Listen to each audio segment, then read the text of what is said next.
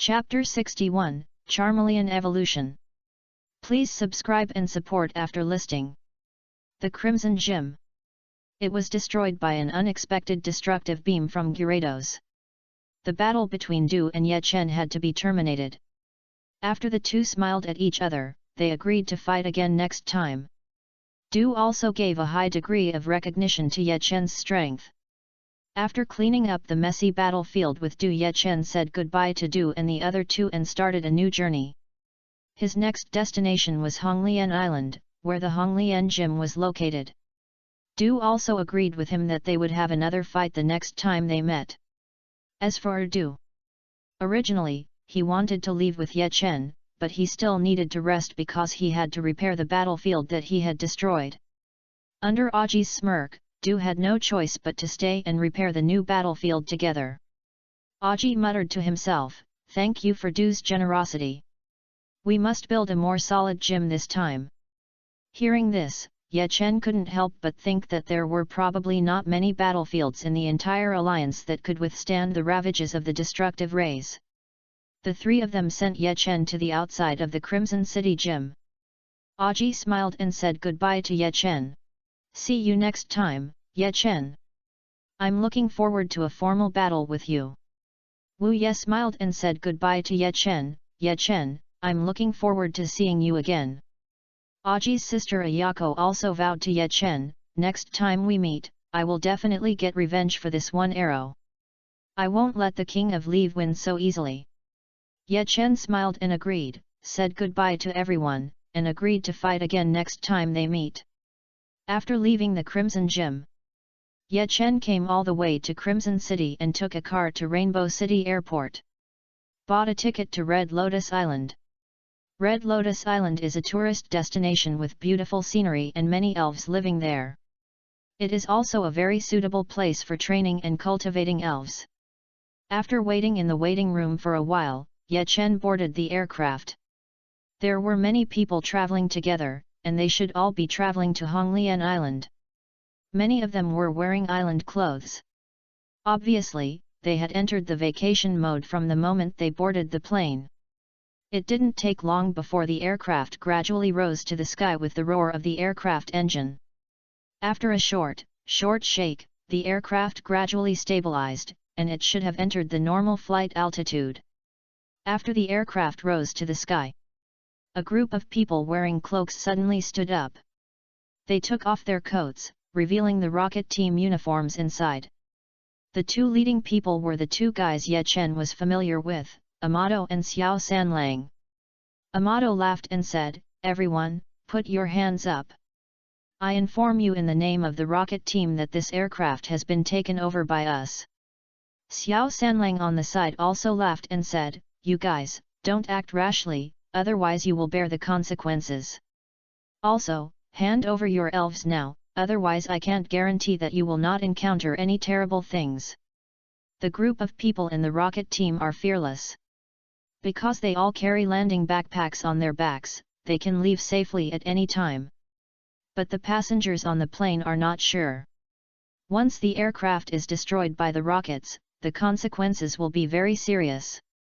No one can guarantee their own safety. Because the aircraft has taken off, it is too late to call the police now. The passengers on the plane dare not speak out, and can only look at the rockets angrily.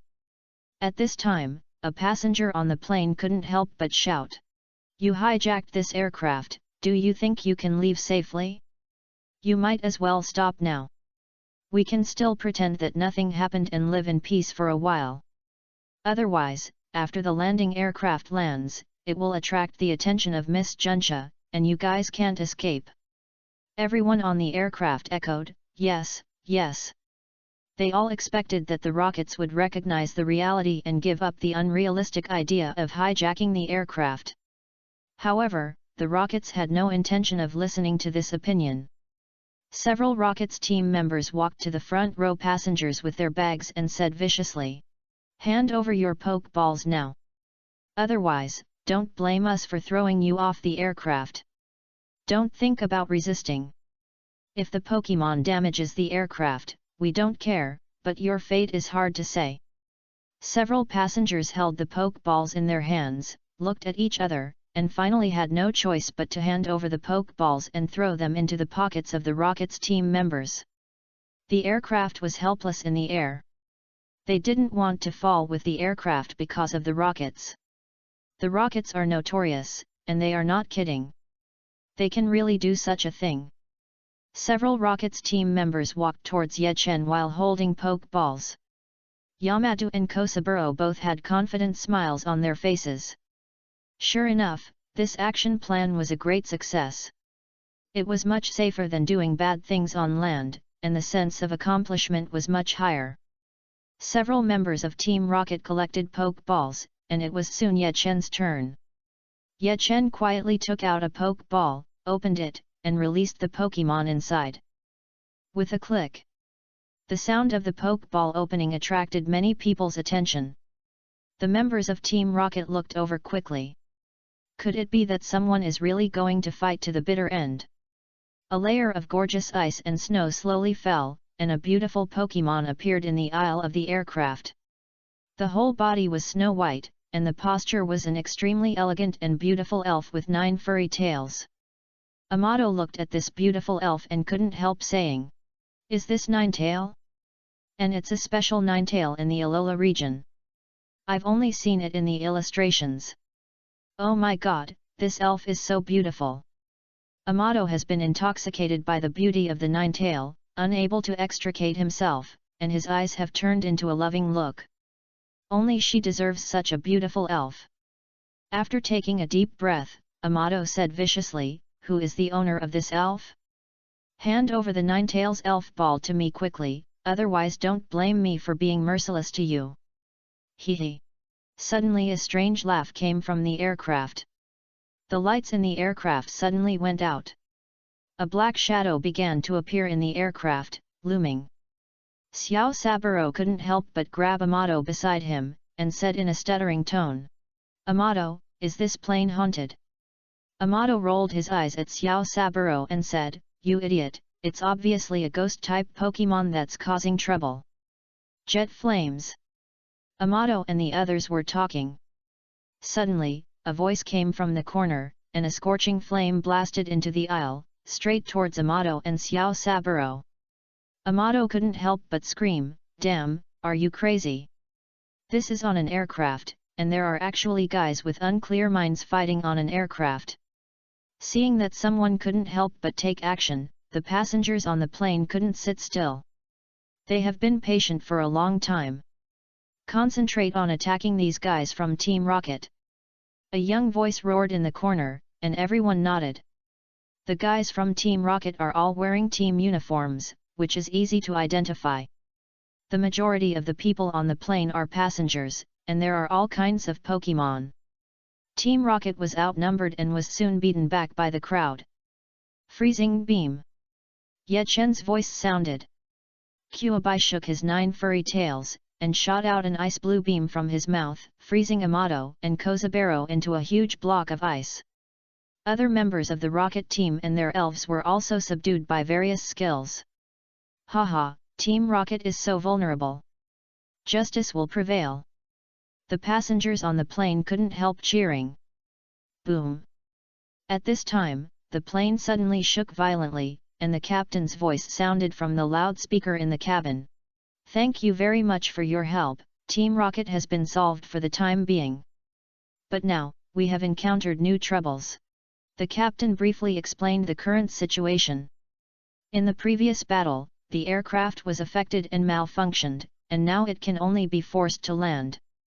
For safety reasons, everyone quickly put on parachutes. Finally, after a turbulence, accompanied by a violent falling feeling, the aircraft stopped. The cabin door slowly opened, the sun shone into the cabin, and Ye Chen also saw the scene outside. The place where the aircraft was forced to land was just the shallows of an island. The captain had notified Miss Junsha to deal with the offending rocket team members. A group of rocket team members were tied up and thrown on the beach beside them, guarded by several elves.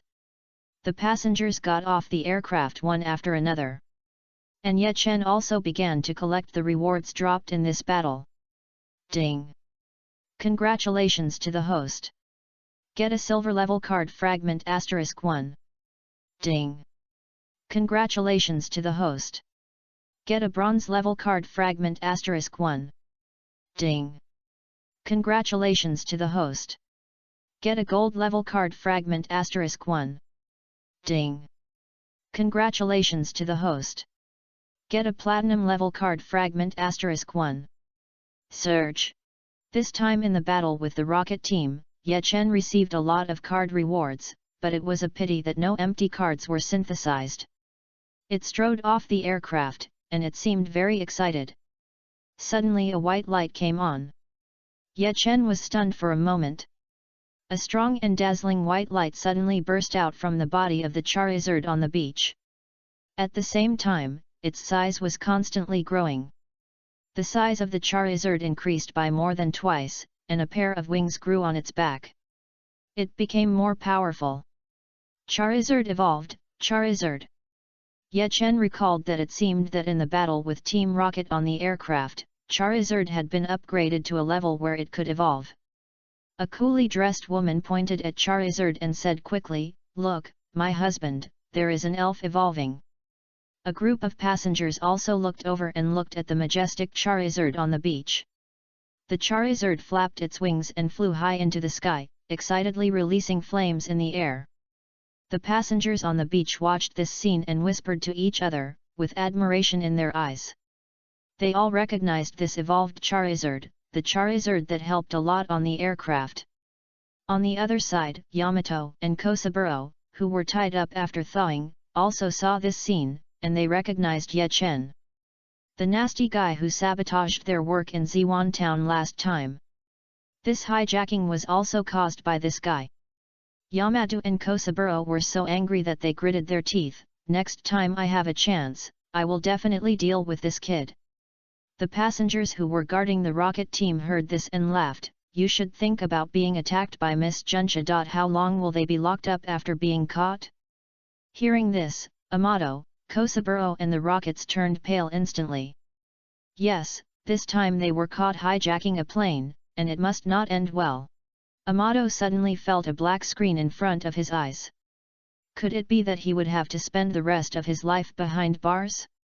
Kosaburo beside her had lost his eyes and sobbed, "Woo, boss, when will you come to save us?" After flying in the sky for a while, Charizard felt much better. It lay on the beach, looking up at the sky, looking very enjoyable. Ye Chen also released a few elves to let them bask in the sun together. Putting on a cool summer outfit, Ye Chen wore sunglasses and lay on the beach, sighing that his trip was so colorful. Even hijacking happened. At this time, a grey-haired uncle came over, looked at Ye Chen's elves, and exclaimed, "Little brother, are these elves your elves? The training is very good." "Yes." Ye Chen smiled and nodded. The white-haired old man looked at the several huge elves in Ye Chen's team again, and asked curiously, "You should be a trainer who is challenging the Quartz League. General trainers can't bring out so many powerful elves." Ye Chen's elves are in very good condition, and they are carefully trained at a glance, and their combat power is not bad. Especially the Leaf King, which gives people a heavy sense of oppression. The old man recalled that he seemed to have only felt this kind of breath on those king-level trainer elves. Hearing the old man's words, Ye Chen nodded and said, "Yes, I am now challenging the gym, collecting badges and preparing to participate in this year's Quartz Conference." The old man said, "Then you are going to challenge the Red Lotus Gym now? The gym owner there is very strong. Many trainers have returned in defeat." "Well, so I wanted to prepare well before the challenge, but I didn't expect to meet the rocket team. I don't know when I can reach Honglian Island." "Haha, this is easy." The old man glanced at the Charizard beside Ye Chen and said with a smile, "This place is actually very close to Honglian Island. If you let Charizard carry you, it won't take long to get there." "Really?" Ye Chen was immediately excited when he heard this, and a hint of excitement and expectation appeared in his eyes. He has been looking forward to flying on Charizard for a long time. "Really, as long as you keep flying towards this side, you will be able to see the outline of Honglian Island in no time." The old man smiled and pointed the direction to Ye Chen. Ye Chen thanked the old man. "Thank you, old man." He trotted all the way to Charizard. At this time, the elves in Ye Chen's team were playing around Charizard. One of the friends had a different appearance, and every elf was curious. Although the evolved Charizard had air sickness, it still looked very majestic. "Charizard, how about it, do you want to fly?" Charizard nodded and spit out a flame towards the sky. Ye Chen laughed and climbed onto Charizard's shoulder. "Now, let's go to Red Lotus Island." Roar! Charizard shouted excitedly, flapped its wings and flew up. This was Ye Chen's first time riding a dragon, and it felt so good. Facing the sea breeze all the way, Ye Chen flew towards the sea. The old man on the beach looked at this scene and couldn't help but sighed. This is the time of young people. Charizard flew very fast. After flying in the direction pointed by the old man for a while, the outline of an island appeared in front. A very beautiful island. After seeing the land, Charizard was obviously a little excited and flapped its wings quickly to get closer. As the distance to the island got closer and closer, Ye Chen also saw the buildings and a figure on the ground. Charizard flapped its wings and fell quickly. People on the road couldn't help but stop and watch. "Is this Charizard? So handsome. Start traveling on a Charizard and visit all over the world? This is also my dream. But it's hard to train flying Pokémon that can carry people. I can't envy such a thing." Ye Chen's high-profile appearance attracted many discussions from passers-by. Enjoying all kinds of looks, Ye Chen felt a little secretly happy for a while. He patted Charizard on the side and said with a smile, "Charizard, thank you, this is a very pleasant journey." Roar! The Charizard also shouted excitedly, and the flames flashed. After flying for a while on the sea and in the sky, its air sickness was relieved and the bad memories were replaced. Putting away the Charizard, Ye Chen began to tour Honglian Island. As a resort, Honglian Island has various services related to elves. Ye Chen took a casual glance and saw many places for massage and relaxation. For elves, after a hard training, it is best to go to these places to relieve fatigue. First, you have to find a place to lend footland. Ye Chen toured along the way and soon came to a park. A group of trainers gathered there, talking excitedly. With a hint of curiosity, Ye Chen also approached. "These two guys are so strong." "Yeah, are the new trainers so strong now? Compared with them, I feel that my strength is not enough." "Who said it wasn't? I got 3 badges anyway, but if I fight with these two guys, I feel that I have no chance of winning at all." Before approaching the crowd, the sound of discussion aroused Ye Chen's great curiosity. Walking through the crowd, Ye Chen approached and was stunned for a moment. In the battlefield of the park, 2 trainers were fighting. And the 2 sides of the battle were really acquaintances of Ye Chen. Shinji and Oro. Compared to the last meeting, the temperaments of Shinji and Oro have changed greatly. Shinji gave people a more stern feeling, and still looked like someone owed him millions. Oro felt much more energetic, his eyes and temperament were much more mature. In the field, the 2 elves fighting were both their main elves. Electric Shock Beast and Giant Claw Mantis. The 2 elves collided with each other, and a huge muffled sound came. The punches hit the flesh, showing the powerful strength of the 2 elves. Ye Chen watched from the side and quickly made a judgment in his heart. These 2 elves should have undergone special training in strength, otherwise they would not have such terrifying momentum and destructive power. The reason why the 2 trained the elves' strength in this way is self-evident, it must be to deal with Ye Chen's Leaf King. Thunder Fist. Shinji's cold voice sounded. In the fight between the 2 elves, Giant Claw Mantis suddenly had a flaw, its body tilted, and lost its center of gravity. Although Giant Claw Mantis quickly adjusted, Shinji still seized the opportunity. The lightning wrapped around the fist of Electric Shock Beast, and a punch was thrown fiercely. The blinding lightning flashed, the arc flickered, and there were bursts of sizzling sounds. Boom! The giant claw was hit hard by this punch and flew out of the field. 0. At the same time, the electric shock beast took heavy steps and quickly approached the giant claw that was knocked away, and another punch fell hard. Another lightning punch. 2 punches hit the giant claw, and a burst of smoke and dust rose, and the lightning flashed. The giant claw suffered a heavy blow and lost its combat ability. Electric shock beast wins. This giant claw is also very strong, but it lost. Yes, the 2 Pokémon fought for a long time, and one was evenly matched. I didn't expect that a small mistake would develop into such a situation and determine the outcome of the game. The trainers watching the game clapped and cheered for Oro and Shinji. Shinji put away the electric beast, glanced at Oro, and said lightly, "Oro, as expected, your Pokémon is still as weak as you, and I said you could give me some surprises." Although Shinji's words were plain, he actually had a hint of solemnity in his heart. Compared to his last battle with Oro, this guy's progress is too obvious. The last time he fought Oro, Shinji almost won by crushing him, but this time, Oro's giant claw mantis fought him to a draw. In other words, in terms of the speed of strength improvement, Oro has surpassed Shinji to a certain extent. Oro used the Pokeball to put away the giant claw mantis on the ground. After hearing what Shinji said, he snorted coldly, "You won this time, just because you were lucky. You won't be so lucky next time."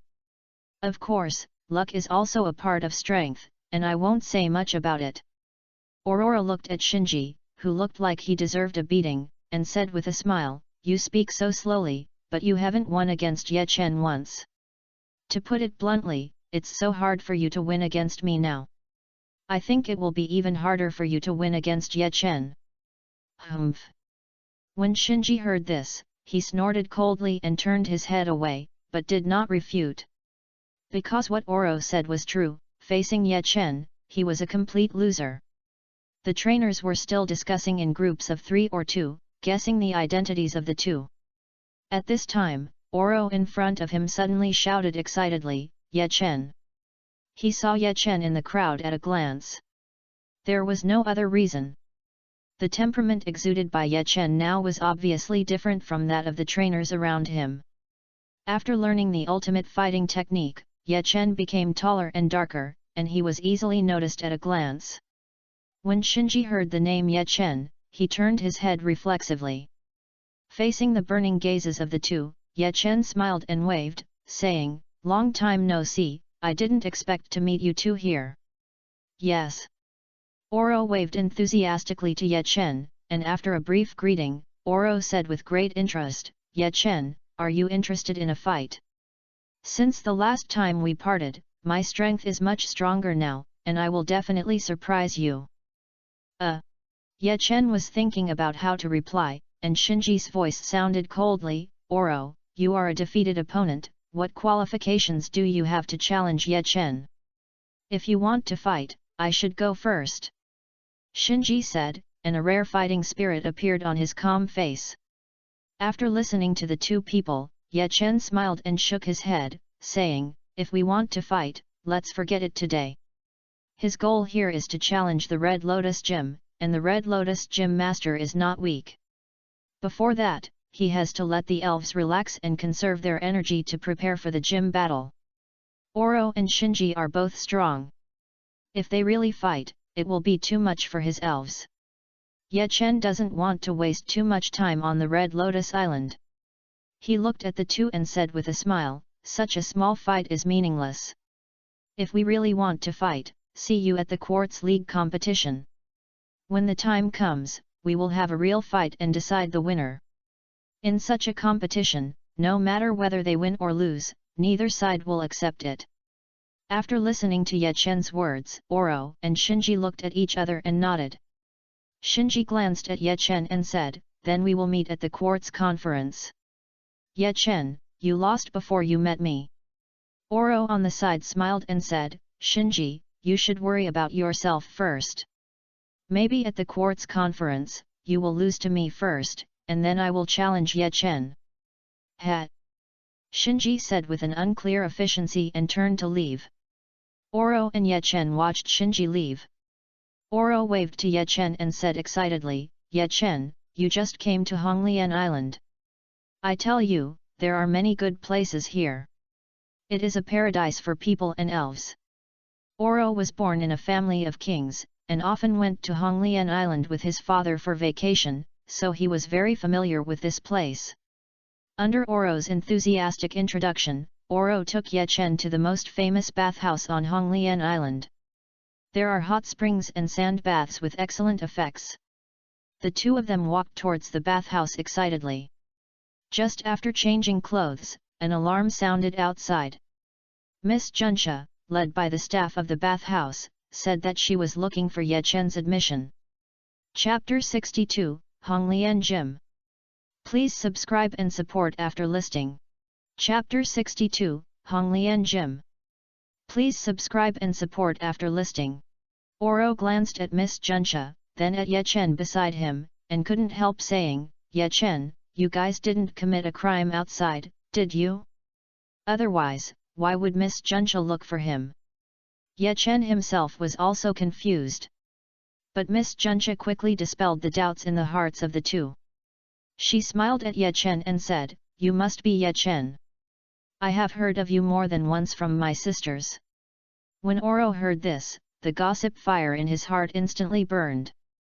Could it be that this guy Ye Chen had a story with Miss Junsha's sister, and then ran away, and now he is being chased and troubled? Ye Chen nodded and said, "Yes, Miss Junsha, I am Ye Chen. What do you want to talk to me about?" Miss Junsha took out a box from the motorcycle behind her and opened it, revealing a banner and a check for 400,000 alliance coins. Miss Junsha said to Ye Chen, "You helped to solve the group of rocket members who hijacked the aircraft on Honglian Island. We asked the passengers present, and they all said that most of the rocket members were defeated by a trainer who used Jengar, Charizard and Ninetales. But at that time, the trainer was said to have left on Charizard. After we checked the boarding records, we found out that it was you, Ye Chen. During this period, Ye Chen, you have helped us a lot. After our headquarters held a meeting and discussed, we unanimously decided to award you this flag of the brave trainer." Miss Junsha said, and handed the box in her hand to Ye Chen. Naturally, Ye Chen would not refuse such a good thing that symbolizes honor. Aurora on the side looked at Ye Chen with envy in his eyes. "You know, the flag of the brave trainer is very difficult to obtain. Only a small number of trainers who stand up to injustice can obtain it. This is not only a flag, but also a potential social status." Ye Chen took the flag handed by Miss Junsha, and the two talked for a while. Miss Junsha was busy with work, so she encouraged Ye Chen and rode away. Aurora looked at the banner in Ye Chen's hand and said enviously, "Ye Chen, it's really annoying to compare with others. If I could get such a flag, my dad would be so happy that he would faint. I'm afraid he could pick the stars from the sky for me if I wanted them. It's not easy to pick stars from the sky. How about I lend you this flag, and you go back to show it to your dad? You can give me half of the stars you pick." Ye Chen said jokingly with a smile. Oro rolled his eyes and said, "Go to hell." A brief episode, Ye Chen handed the flag sent by Miss Junsha to the fishery for safekeeping. Oro and Ye Chen walked towards the bathing beach together. Ye Chen's feeling now is a little unreal. His living expenses used to be only 2,000 alliance coins a month. Now it's good, suddenly he got 400,000. Ye Chen couldn't help but sigh, life is full of surprises. 080. Oro patted Ye Chen's shoulder and said proudly, "To celebrate for you, Ye Chen, all the expenses on this island are left to me." "That's great." Ye Chen laughed and sighed in his heart that Oro was indeed a good person. Oro took Ye Chen and the two of them played on Honglian Island for 3 days. Ye Chen took the elves to experience various elf service projects. The hidden dangers accumulated in the long-term battles were alleviated one by one, and even Ye Chen himself felt a little lighter. The state of each elf was adjusted to the best. Next, it's time to challenge Honglian Gym. When he heard that Ye Chen wanted to challenge Honglian Jim, Oro on the side couldn't help but complain, "Ye Chen, are you serious?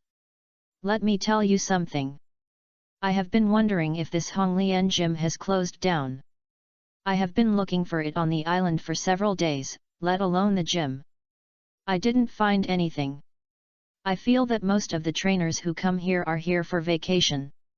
Will Honglian Gym not exist at all?" Ye Chen smiled when he heard this, and said with great certainty, "The Red Lotus Gym must exist. But unlike other places, this gym requires trainers to take the initiative to find it." "Oh!" Oro's eyes lit up when he heard this, and asked excitedly, "Then Ye Chen, do you know where it is?" Oro's question also made Ye Chen speechless.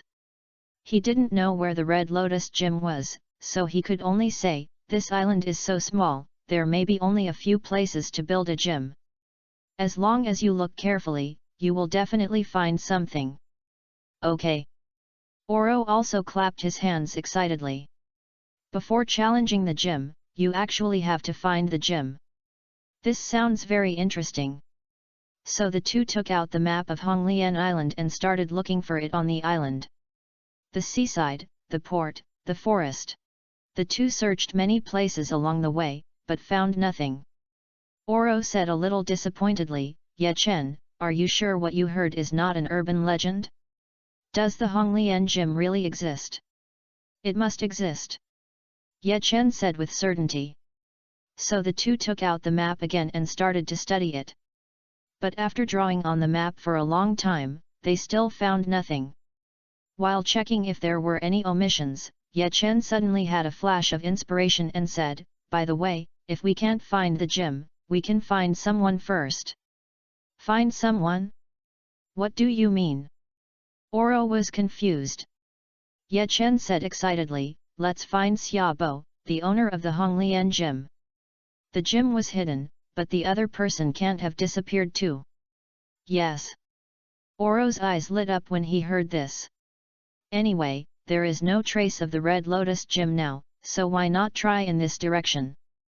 The two took out their phones and started calling the hotels, inns, and hot spring facilities on Red Lotus Island one by one, asking if there was a person named Xiaobo staying there. The hard work paid off, and the two's efforts soon paid off. A hotel located in Dazhong Mountain confirmed the news after receiving Ye Chen's inquiry. The owner of the gym, Xiaobo, lives in that hotel. Then, the location of the Red Lotus Gym is about to be revealed. The two set off excitedly and ran all the way to Dazhong Mountain. Oro said excitedly, "This time the Red Lotus Gym can't escape." "Yes." Ye Chen was also a little excited. After a hard day's search, he finally got something. Half an hour later, the two arrived at Dazhongshan Hotel. A place with beautiful scenery, this is a private hotel, and the hot spring is very famous. Ye Chen and Oro came to the counter and asked, "Excuse me, is Mr. Xiaobo here now?" The receptionist looked at the two and smiled, "Mr. Xiaobo? Yes, he should be exercising in the backyard now." It was not the first time that the receptionist at the front desk had heard such an inquiry. Mr. Xiaobo liked to guess riddles, and he was obsessed with it. As the owner of a gym, he even made his own Red Lotus Gym into a secret code, and needed people to find clues. The Alliance did have opinions on this, but Xiaobo said that seeking knowledge and solving riddles, and good thinking are also an indispensable part of being an excellent trainer. In addition, Xiaobo's own strength is extremely strong, so the Alliance can only turn a blind eye to this. And the first stage of solving the riddle in the search for the Red Lotus Gym is to find the location of the gym leader Xiaobo. Therefore, people often come to ask the receptionist at the front desk, and he is no longer surprised. And thanks to this, although their hotel is built on Dazhong Mountain, its business has always been good. After thanking the receptionist at the front desk, Ye Chen and Oro walked towards the yard behind the hotel. A bald man with a pair of sunglasses, a white coat, and a red tie around his neck, a scientist-like man appeared in front of the two. "This is the owner of the Red Lotus Gym, Mr. Xiaobo." Ye Chen took the initiative to greet him, "Hello, Mr. Xiaobo. I am here to challenge the trainer of the Red Lotus Gym. My name is Ye Chen. Challenge the gym." Xiaobo pushed the glasses, smiled and said, "But it's not that easy to challenge the Red Lotus Gym. Finding me is actually just the first part of the puzzle. If you want to really challenge the Red Lotus Gym, there is another test waiting for you." When they heard the test, Ye Chen and Oro looked at each other and breathed a sigh of relief. Sure enough, just as they thought, they would definitely not let them challenge the Red Lotus Gym so easily. Oro said solemnly, "Excuse me, what is the test you are talking about?" Xiaobo pushed the sunglasses on his nose and smiled, "Test? Of course it is. Guess the riddle." Xiaobo's tone was extremely excited. When Ye Chen and Oro heard this answer, they showed a look of as expected. Xiaobo loves guessing riddles so much. If the challenge to the Red Lotus Gym is not a guessing riddle, it will surprise the two of them. Then I will give you 10 minutes to prepare. I will prepare a few questions. If your answers can satisfy me, you will be qualified to challenge the Red Lotus Gym. I will take you to the real Red Lotus Gym." Ye Chen and Oro nodded and said, "Okay." The two of them quickly took out their mobile phones and began to collect information. It is still useful to cram before the battle. Time passed quickly. 10 minutes later, Xiaobo slowly took off his sunglasses. He prepared the puzzle. He looked at the two and said slowly, "Then, I will start asking questions. You two listen carefully." Ye Chen and Oro nodded attentively. Xiaobo said, "The first question is, on the artificial island of Pagio, some elves are not seen anywhere else. They are unique to Pagio. Is this question right or wrong?" Ye Chen and Oro looked at each other and began to think hard. Are there any unique elves on Pagio? Ye Chen recalled carefully and shook his head to Xiaobo, saying, "There shouldn't be any." Xiaobo glanced at the two of them and said slowly, "Are you two sure? Don't you think about it carefully? If you are wrong this time, you two will have no chance." Ye Chen and Oro looked at each other, and Oro nodded at Ye Chen. He didn't know the answer to this question either, he could only trust Ye Chen's judgment. Ye Chen recalled carefully again and confirmed, "No, the elves on the artificial island Pagio can be seen in other places. In fact, the answer to this question has been given in the title. They are all artificial islands, so how can there be elves that are not found in other places, unless two mythical beasts are released there? And the mythical beasts, except for a few fixed ones that will move in specific places, most of them are homeless." And as Ye Chen knew, although Xiaobo loves riddles, his level of riddle making is really not very high. This may also be the biggest reason why the alliance allowed Xiaobo to hide the Red Lotus Gem. After all, if you can't even answer this level of riddle, you don't need to be a trainer. Xiaobo heard Ye Chen's answer, smiled, nodded in approval, and said, "Not bad, you are not disturbed by my language, you are right." Then next, it's the second question. Xiaobo asked excitedly, "What is the Pokemon that is not a dragon but is called a dragon?" This time, without Ye Chen's answer, Oro answered excitedly, "Gyarados." Xiaobo didn't expect his riddle to be guessed so quickly. He scratched his head and nodded, "Not bad, you are right." Next is the third question. What Pokemon is walking sideways? Big Claw Crab. Giant Claw Crab. Ye Chen and Oro gave answers at the same time and got it right again. Then Xiaobo started to ask the next question. One question after another. After Ye Chen and Oro answered 10 questions, Xiaobo nodded with a lingering feeling. "You two are very good. Your ability to guess riddles has been recognized by me. Now I declare that you two can officially challenge the Red Lotus Gym." Ye Chen and Oro looked at each other and laughed. Xiaobo also smiled, took out the sunglasses from his bag and wiped them, and said to the two, "Then without further ado, I will take you to the Red Lotus Gym now." Ye Chen and Oro followed Xiaobo excitedly. To be honest, the two of them were also very curious about the location of the Red Lotus Gym. Although Xiaobo's ability to make riddles was average, his level of hiding gems was definitely top-notch. The two of them almost searched all the places on the island where gems could be built, but found nothing. Xiaobo led the two of them all the way, but as they walked, their faces began to look strange. Because the place Xiaobo took them to was actually a crater. Ye Chen and Oro smiled bitterly. It would be a miracle if they could find the gem in the crater. On the way to the Red Lotus gem, Xiaobo also chatted with the two. They also knew some of Xiaobo's past. Xiaobo used to work at the Red Lotus Research Institute. He was cheerful and liked to guess riddles. At first, he had no intention of becoming a Pokemon trainer. During a mountain climbing, Xiaobo was killed unexpectedly. Just when he was desperate, a flamingo appeared. The flamingo illuminated Xiaobo's way forward and allowed him to escape. This also became an opportunity. Since then, Xiaobo began to be interested in Pokemon with fire attributes. Slowly, he also became a Pokemon trainer who used fire. The trainer of attribute elves.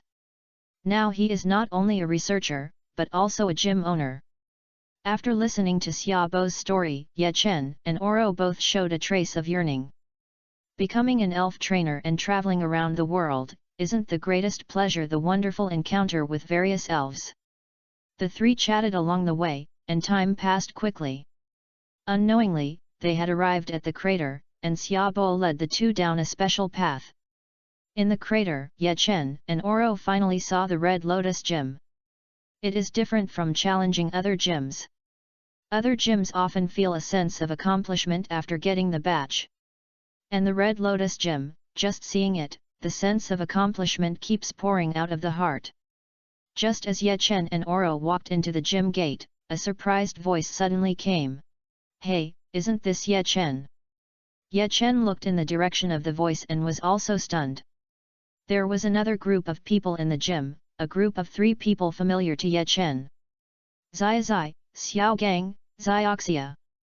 But with the travel route and speed of the 3 of them, they should not meet here. Ye Chen smiled and greeted, "Why are you here? What a coincidence." "Yes." Zioxia nodded in approval. Ye Chen glanced at the 3 people and asked the doubts in his heart, "According to your original plan, it should take a long time to reach Honglian Island, right? Have you changed your travel plan?" Hearing what Ye Chen said, Zai and the other 2 looked at each other and smiled bitterly. Xiao Gang smiled bitterly, "Because 3 guys from Team Rocket showed up to make trouble, we fell into the sea. After we got out of trouble, we found that we had deviated far from the original travel route." Zioxia was speechless and said, "I don't know if those guys are bored and follow us every day. We finally got on a boat and found that Honglian Island was very close to us, so we changed our plan and came to Honglian Island first." The 3 of them told the whole story, and Ye Chen couldn't help laughing after listening. "In my heart, he is indeed worthy of being called Zai. Traveling is colorful. And the annoying rocket trio they mentioned should trouble them for a long time. You should know that Musashi, Kojiro, and Meowth are known as the real protagonists. Each generation has different lines of appearance, and they have traveled through several regions with Zai and Pikachu." Ye Chen greeted the 3 people, patted Oro's arm, and introduced them to Ye Chen and the 3 people. "This is Oro, my classmate. This is Zai, this is Pikachu, this is Xiao Gang, and this is Zioxia." After introducing the 2 sides, the 4 people quickly became familiar with each other. Otherwise, Oro was very heroic during the conversation, especially after he told Xiao Gang that he would take Xiao Gang to a bathhouse with many beautiful girls to play together. Xiao Gang instantly became Oro's unwavering good brother. Xiaobo glanced at the 5 people and smiled, "Since you know each other, it will be easy. Zai and the others will come first. If you want to challenge, you will probably have to wait a while." Ye Chen and Oro expressed their understanding. First come, first served. So everyone entered the battlefield of the Red Lotus Gym together. When seeing this battlefield, even Oro, who had seen many big scenes, took a breath of cold air. because there were magma surges and hot steam on this battlefield from time to time. As soon as I entered the battlefield, a wave of heat hit me, just like being in a sauna. Ye Chen fanned himself like unbuttoning his clothes. In this battlefield, except for fire-type Pokémon, the strength of other Pokémon will be greatly reduced. Yes. Oro nodded solemnly. This venue is the worst for his giant claw mantis. The giant claw mantis, which is 4 times weaker than fire, will probably lose half of its life as soon as it appears. This battlefield is difficult for even water-type Pokémons that have a great advantage over fire-type Pokémons. This is the huge advantage brought by the field. Xiaozai and Xiaobo walked to the center of the field first. Ye Chen looked at the battlefield and suddenly recalled bad memories. He remembered the Crimson Gem that was taken away by Dos Gyarados with a destructive beam. This Red Lotus Gym doesn't look very strong. The battle rules of the Red Lotus Gym are 3v3. Xiaobo and Xiaozai quickly sent out their first Pokémons. Xiaobo's first Pokémon was a Ninetales. Unlike Ye Chen's Ninetales, Xiaobo's Ninetales is a common fire-type Ninetales in the Kanto region. As soon as it appeared, the special energy on the Ninetales condensed into a ball of light and rose to the sky, and strong sunlight fell down. Ninetales, characteristic sunshine. The hot field, coupled with sunshine, this environment, the bonus to fire-type Pokémons is simply terrifying. Aurora sighed on the side, in such a battle environment, except for the fire elves, other elves are at a disadvantage, especially the water elves. Although they have an advantage over the fire elves in terms of attributes, in such a dry environment, the water elves will definitely be in a state of decline once they appear. Yes. Ye Chen and the other two could not help but nod. It is very difficult for the water elves to fight in such a venue. But the 10 people who were chatting, the voices stopped abruptly and it was quiet instantly. Because Zai sent out his own Pokémon. Go, Squirtle! Zai's first Pokémon turned out to be Squirtle. At this moment, Oro, who had just finished the analysis, was instantly embarrassed. Damn, there was actually someone who would send out a water Pokémon in a place with sunlight and magma. This Xiaozai brother is a real man. Xiaoxia and Xiao Gang smiled bitterly and turned their heads away. They wanted to pretend that they didn't know Xiaozai. And Ye Chen could be said to be the calmest one. He silently gave Zai a thumbs up in his heart. As expected of Zai, the master of reverse attribute battle, he has now risen to the level of reverse environment battle. Battle begins. The battle between the two began soon. Xiaozai confidently let Squirtle launch the attack. But ideals are full, and reality is skinny. Such a hot environment made Squirtle lose his state instantly. He was listless as soon as he appeared, breathing heavily. After a brief fight with Ninetales, he was taken away by a jet of fire from Ninetales. Xiaozai also realized that this venue had a terrifying suppression on Pokémons of other attributes. After thinking about it, Xiaozai sent out his second Pokémon. Charizard, I leave it to you. Roar! With a roar, a sturdy and defiant Charizard appeared on the field. It raised its head and sprayed a column of fire into the air. And Oro, who was watching the battle, instantly lit up his eyes. Haha, this is Charizard, I see there will be a good show. Xiaozai first gave a Squirtle for free. Oro was a little disappointed, but he was shocked when he saw Charizard. From the size of this Charizard, it was very powerful. Xiaoxia and Xiao Gang on the side covered their foreheads again. They had a premonition that Xiaozai was probably going to be embarrassed. Because this Charizard didn't listen to Xiaozai at all. Seeing this Charizard appear, Ye Chen also looked forward to it for a while, and silently compared it with his own Charizard in his heart. You know, Xiaozai's Charizard has fought with Articuno. Although its strength is still 1.6 and has not grown to that level, it can be inferred that this Charizard has strong qualifications. But from the expressions of Xiaoxia and Xiao Gang, Xiaozai and this Charizard have not really become partners. Charizard, flame spray! Xiaozai on the sidelines excitedly gave the order. However, the Charizard in the field just glanced at Zai and had no intention of launching skills. It took a look at the surroundings. The temperature was suitable and the environment was very good. For these fire-type elves, this place is simply a paradise. Zai's Charizard shook its tail and lay down on the battlefield to rest. The really excited Oro suddenly calmed down and twitched his mouth. He felt that this brother named Zai was targeting him intentionally. Every time he made a judgment, Zai could always bring him surprises. When Xiaobo saw the Charizard, he also frowned. As an experienced gym leader, he naturally knew the current situation. This is a Charizard that doesn't listen to the trainer's command. Xiaobo began to think about whether to interrupt the gym battle in advance. Bang! Suddenly, a smoke bomb rose in the battlefield. Along with the smoke, 3 figures appeared in the battlefield. Oro couldn't help asking, "Who is it?" A faint voice sounded, "Since you asked sincerely."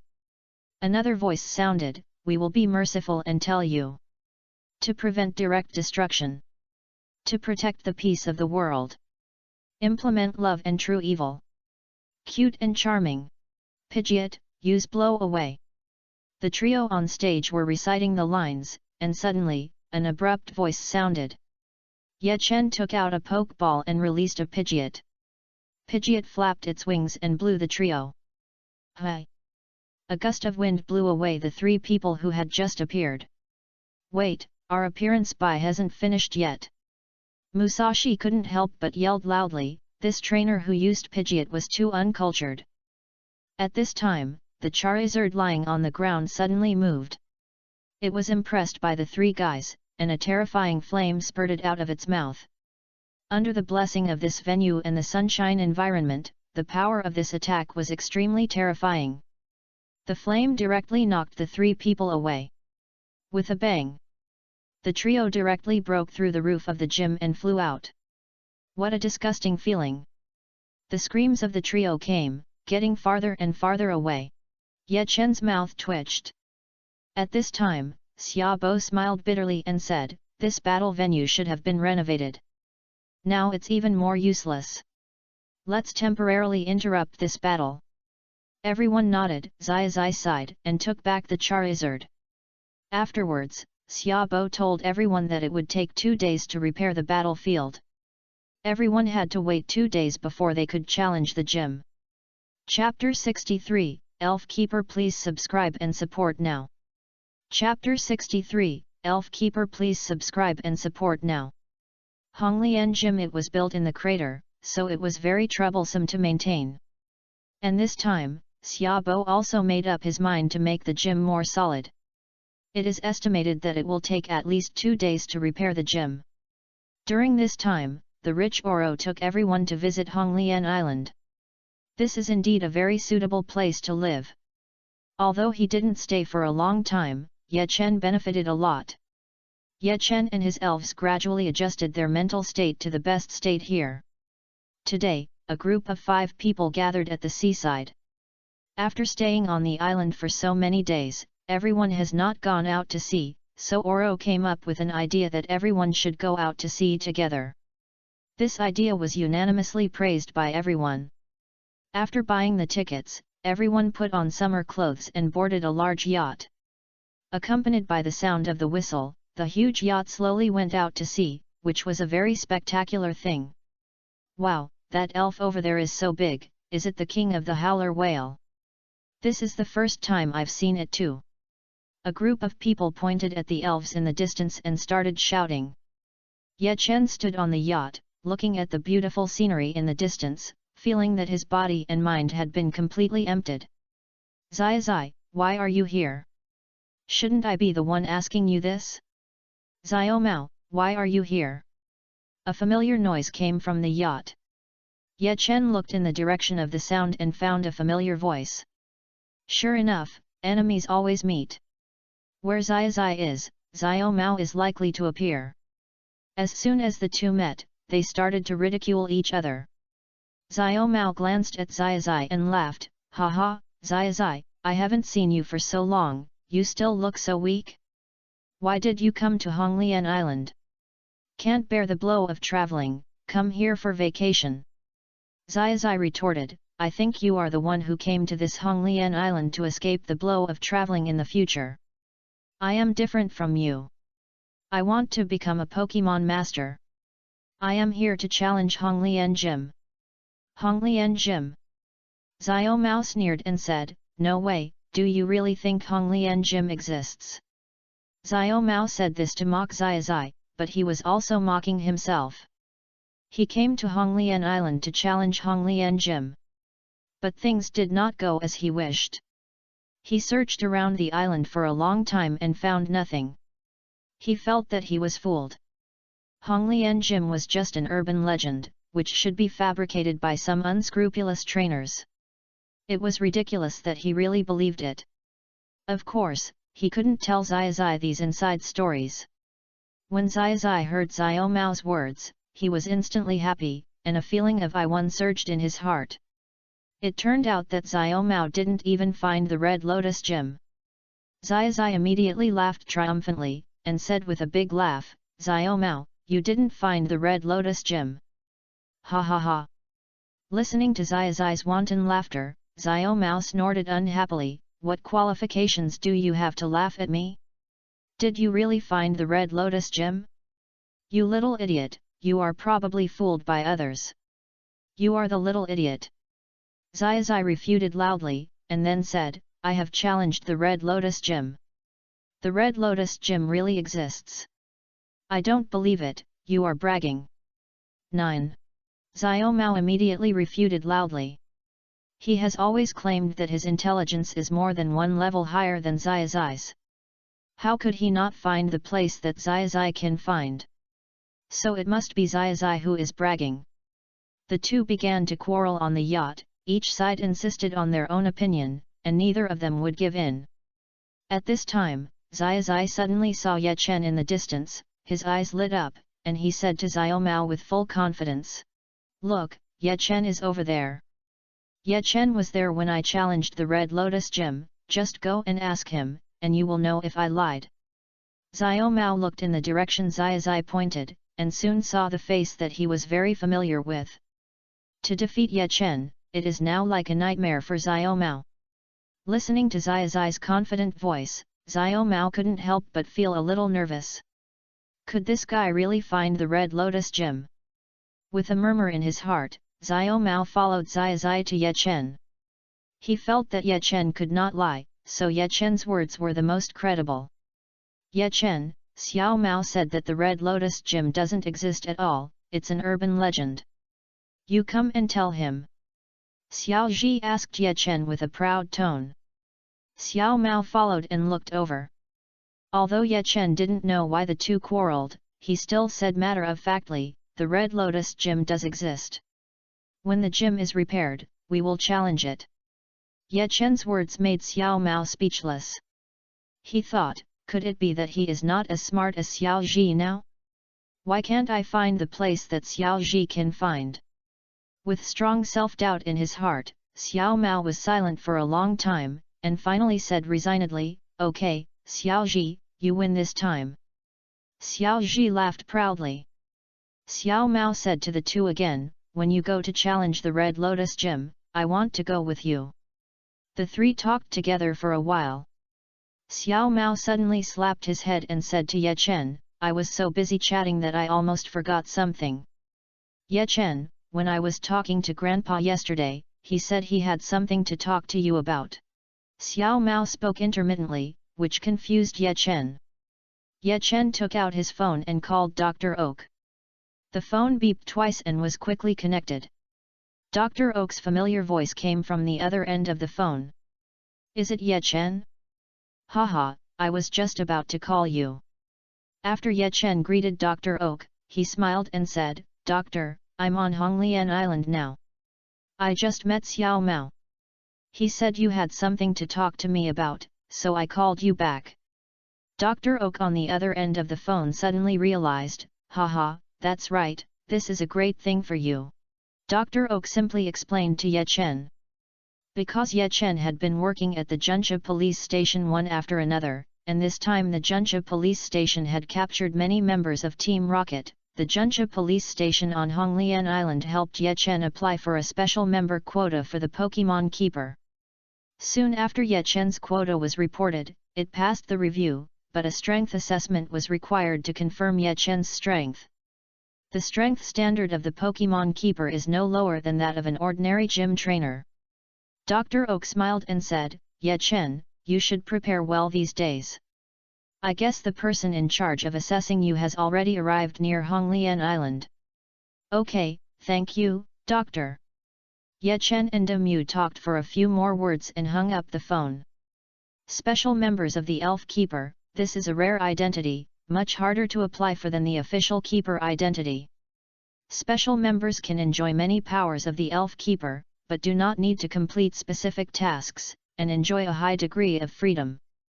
After Ye Chen has this identity, there are many benefits, and his time is very free, and he does not need to run around for tasks issued by the Alliance.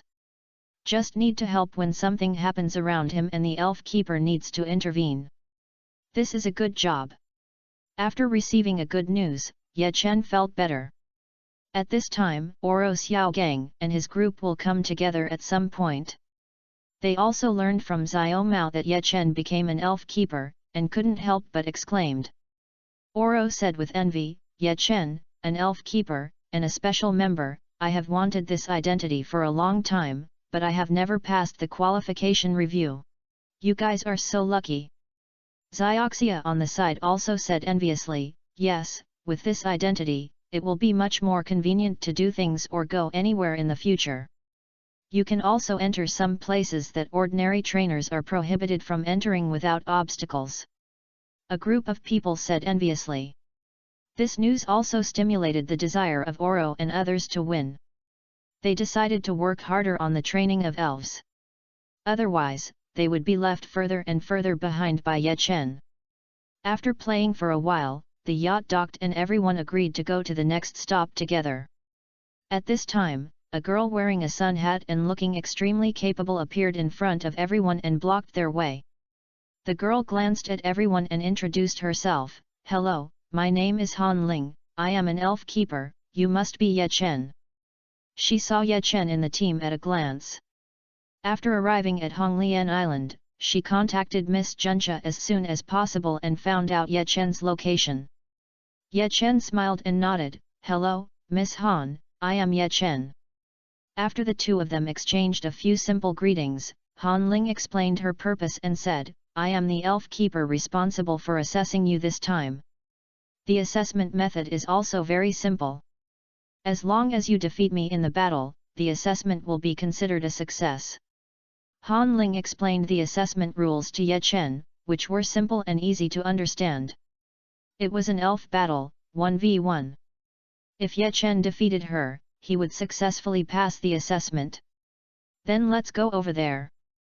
Han Ling pointed to a park not far away, where there was an elf battlefield, which was just right for the test. Everyone followed Han Ling and came to the park together. After setting up the video recorder, Xiao Gang volunteered to be the referee, and the battle officially began. The elves used by Han Ling were very inconsistent with her own style.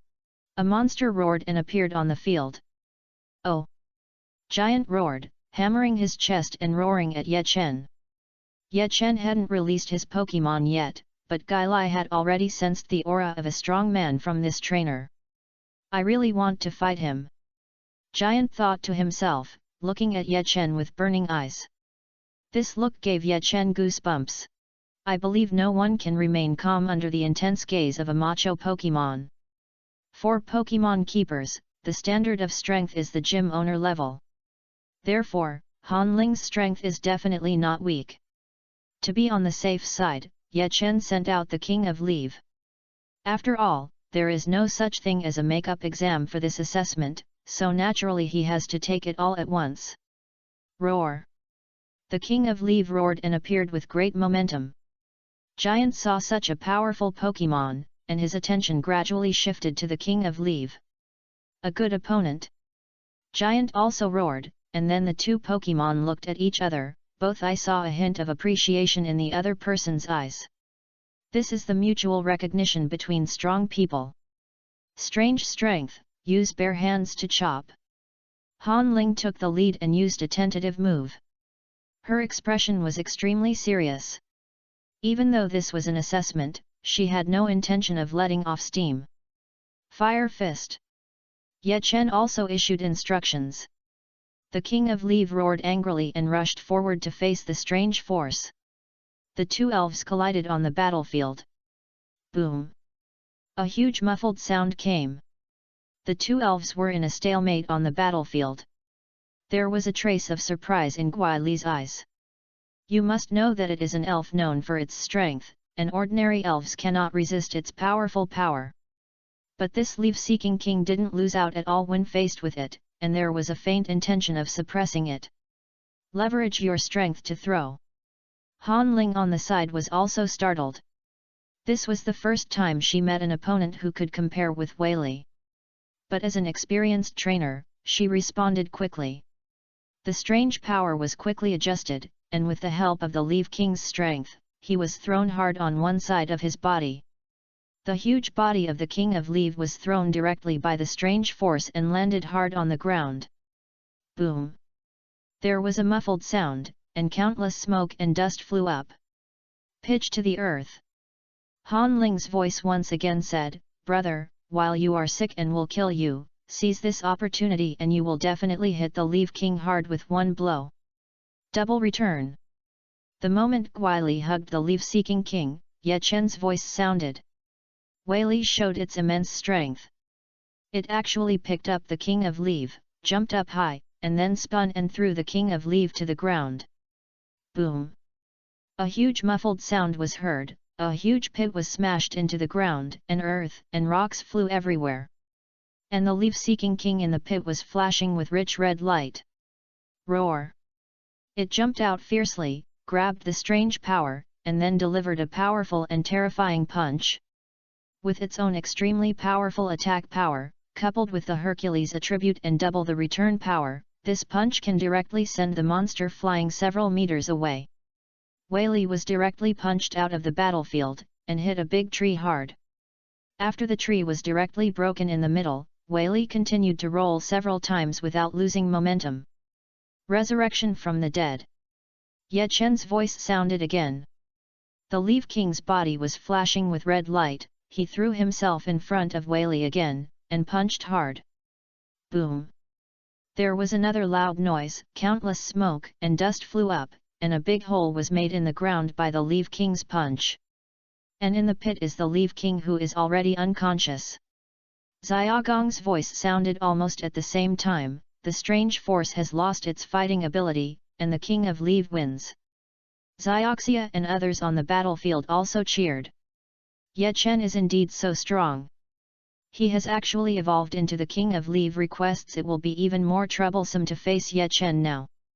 You know, even the lazy King of Leave is still a very troublesome existence. As for Ye Chen's leave-taking king, there is no trace of this biggest flaw.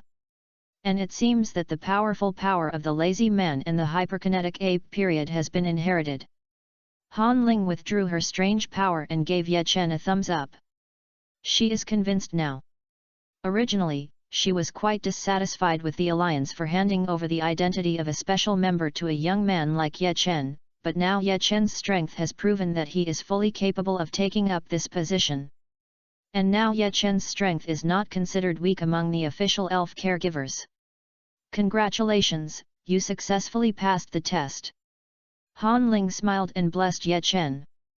Then she walked to the camera and uploaded a video of the battle. After finishing her work, she said to Ye Chen, "As long as the alliance checks the assessment materials, from now on, you will be one of the elf caregivers, and we will be colleagues from now on.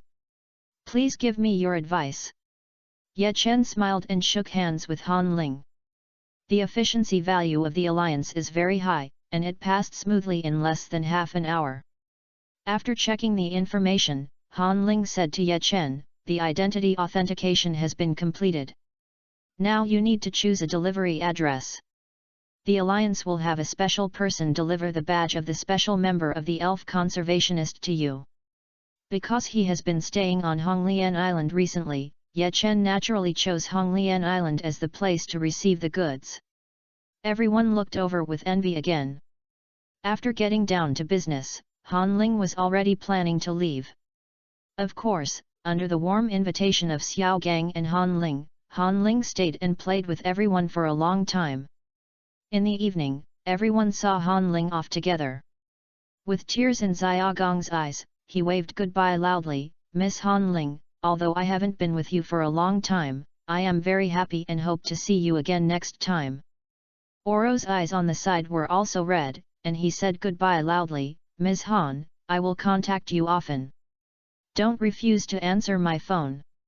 Okay, see you next time. Han Ling smiled and waved goodbye to the two of them. Oro and Xiao Gang looked at each other, hugged each other and cried. At this moment, the two felt that their feelings had sublimated again.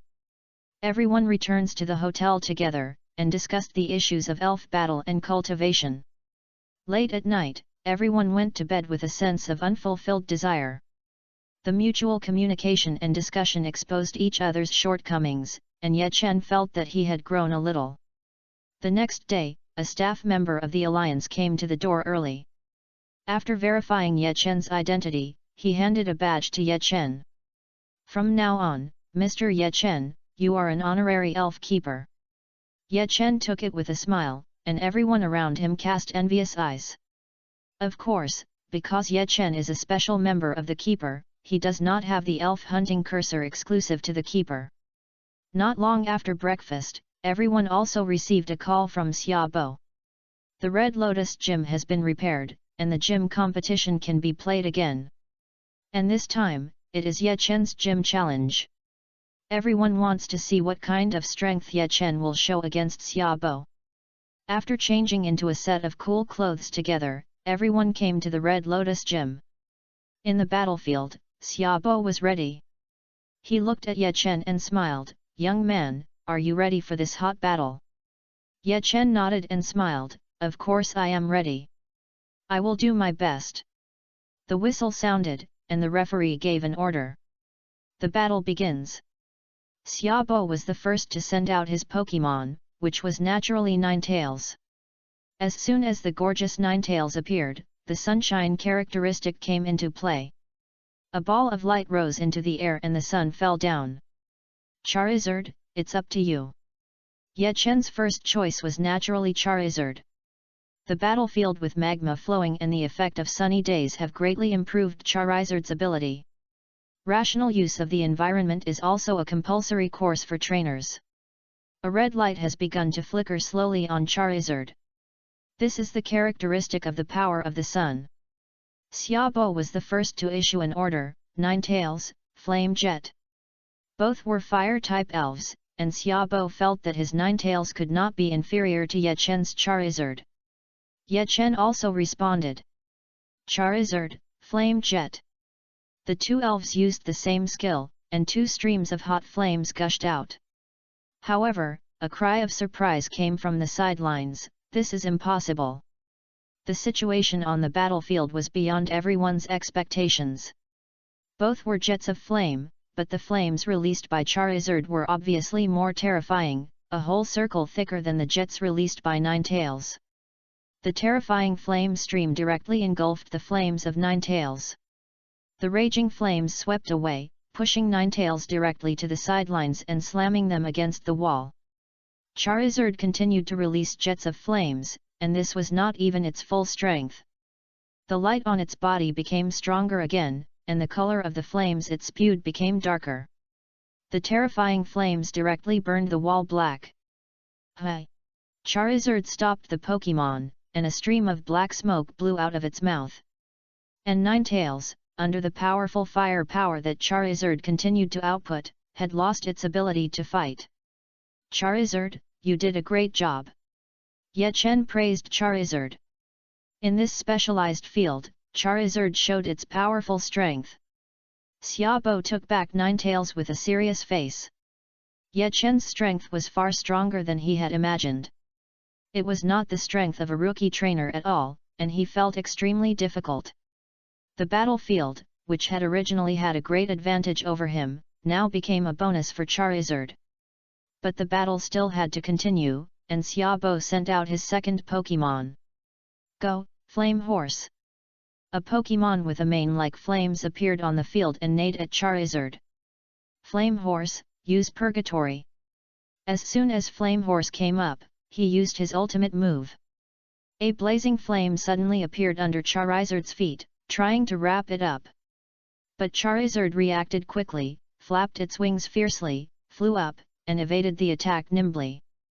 Xiaobo's face became heavy again. Purgatory is a skill that is difficult to master. Once it hits the opponent, it will gain huge benefits. But it is obvious that his Flame Horse has not been trained enough, and luck does not seem to be on his side. Charge Flame Attack!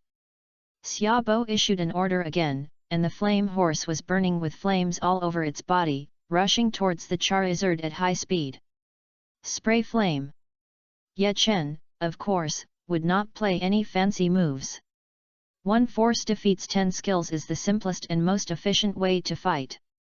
Roar!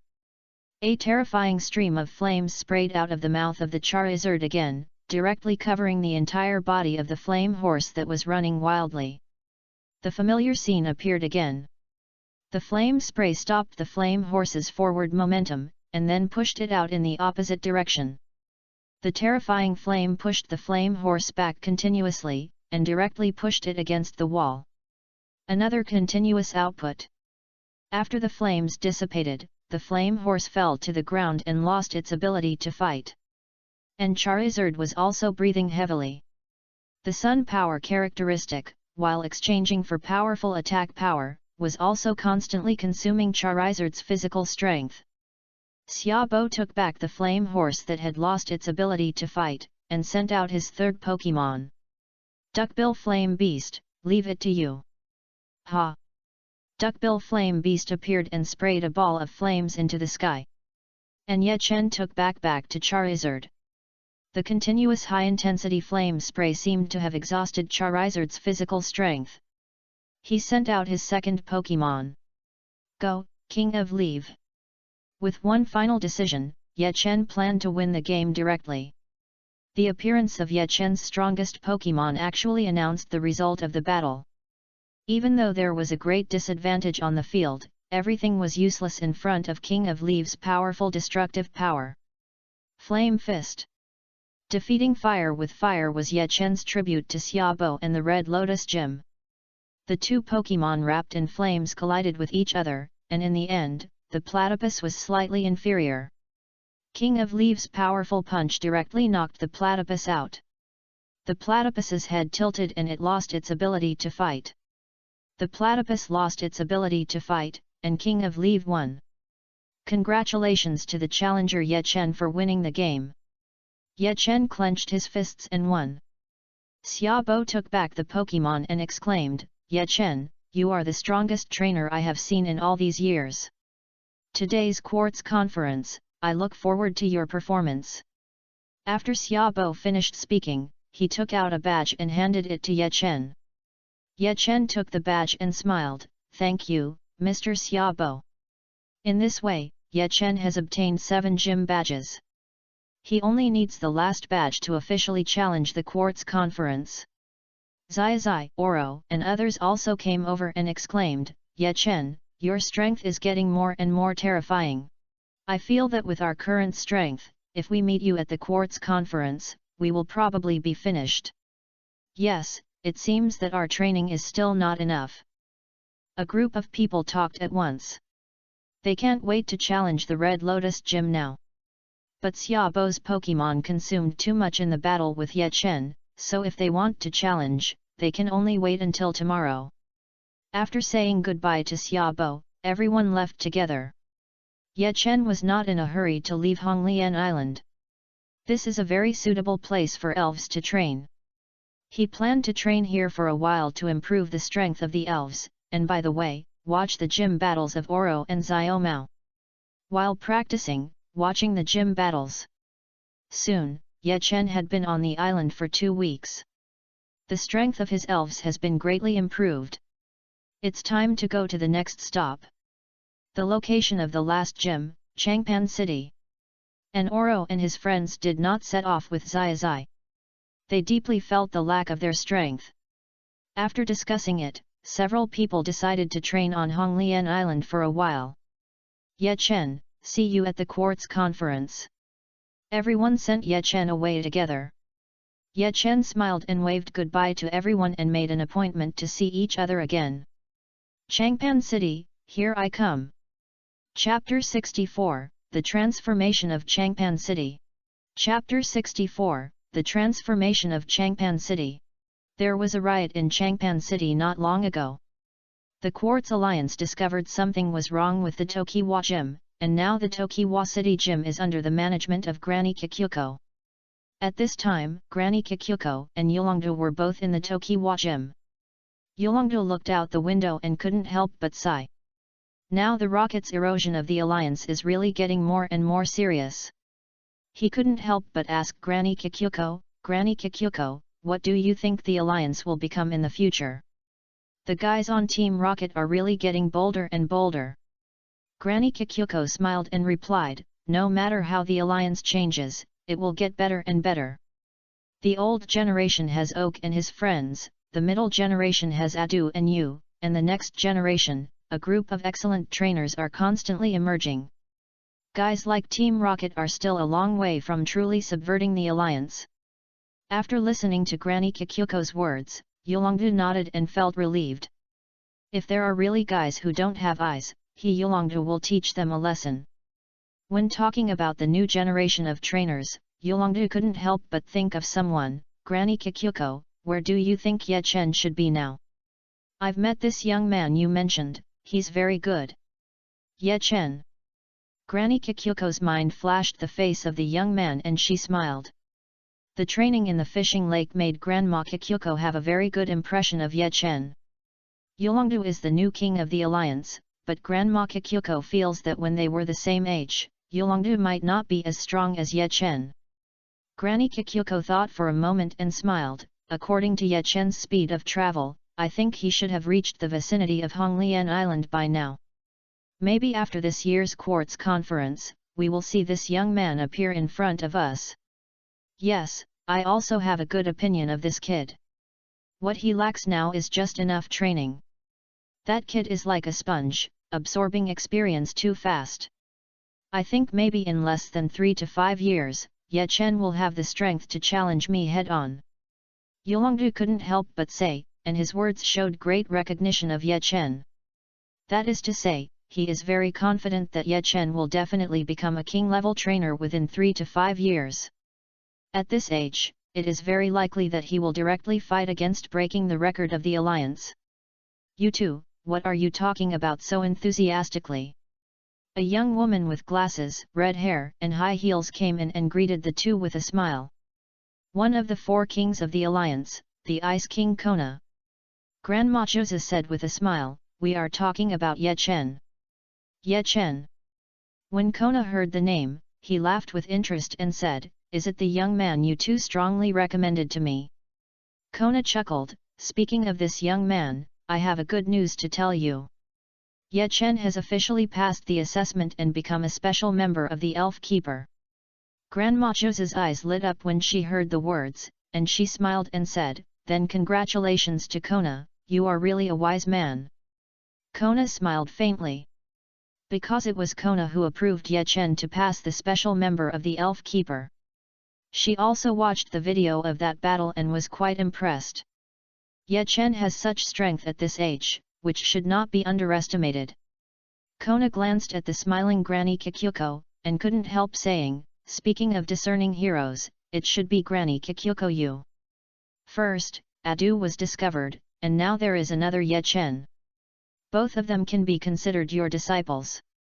Granny Kikyuko shook her head and said, I just gave them some insignificant help. What is working is actually their own strong talents and beliefs. You only see that these 2 rookies would say so, but I have guided many people. Hearing Granny Kikyuko's words, Du and Kona on the side laughed. Granny Kikyuko glanced at Kona and said with a smile, speaking of which, Kona, you are the one who is truly better than the master. My achievements at your age are far worse than yours. Now Kona is not only one of the 4 heavenly kings of the alliance, but also holds a high position among the elf keepers. It is not an exaggeration to describe him as powerful and influential. Kona smiled reservedly. Facing the praise from Grandma Kikyuko, she didn't know what to say for a moment. At this time, Adu on the side interrupted and said, "Kona, since you have finished the things on your hands, why not have another fight?" Yolongdu's eyes were full of fighting spirit. His goal is to become the champion of the Kanto region, and to achieve this great goal, he needs to defeat the other 3 kings at once. And Kona has always been his nemesis, and he has never been able to beat Kona. Kona smiled, took out a poke ball, and said, "It's just right, I just finished my meal, it's just right to digest the food." Kona's tone was extremely confident. Because she rarely loses to Adu, the strength of the two as trainers should be comparable. But Kona uses Ice-type Pokémon, which is very restrained by Yolongdu's Dragon-type Pokémon. "Okay." Yolongdu nodded excitedly, and the two walked towards the battle site together. Granny Kikyuko shook her head and turned away. She also wanted to watch the game, but now she still had a lot of things to do. After all, she was in charge of the Tokiwa gym now, and there were always many challengers that needed her to deal with. Granny Kikyuko had just walked to the door of the gym when a familiar figure suddenly came over. "Ye Chen." Granny Kikyuko looked at him for a long time before she dared to recognize him, because Ye Chen was now much taller and darker than when he was practicing in the fishing lake, and his temperament had also changed dramatically. There was already a hint of a strong man's demeanor on Ye Chen now. Ye Chen was also stunned when he saw Granny Kikyuko, and quickly said happily, "Granny Kikyuko, why are you here? I really planned to go to the fishing lake to see you after challenging the gym." Granny Kikyuko laughed and said, "Thank you for your thoughtfulness. I also came here because there was some trouble in Tokiwa City." Granny Kikyuko waved her hand, and the two started chatting. Granny Kikyuko briefly introduced the current situation of Tokiwa City and told Ye Chen about her temporary role as the gym manager.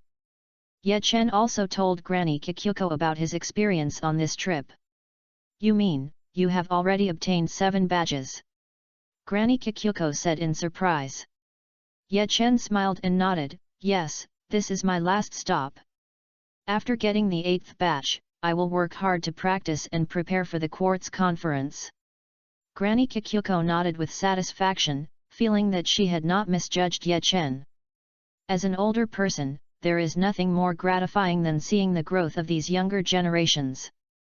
Granny Kikyuko pointed to the battlefield in front of her and said with a smile, "Speaking of which, you have an acquaintance fighting inside. Do you want to go and see?" "Acquaintance?" Ye Chen was confused, but he still followed Granny Kikyuko to the battlefield. Before entering the battlefield, Ye Chen heard the terrifying noise coming from inside through a door.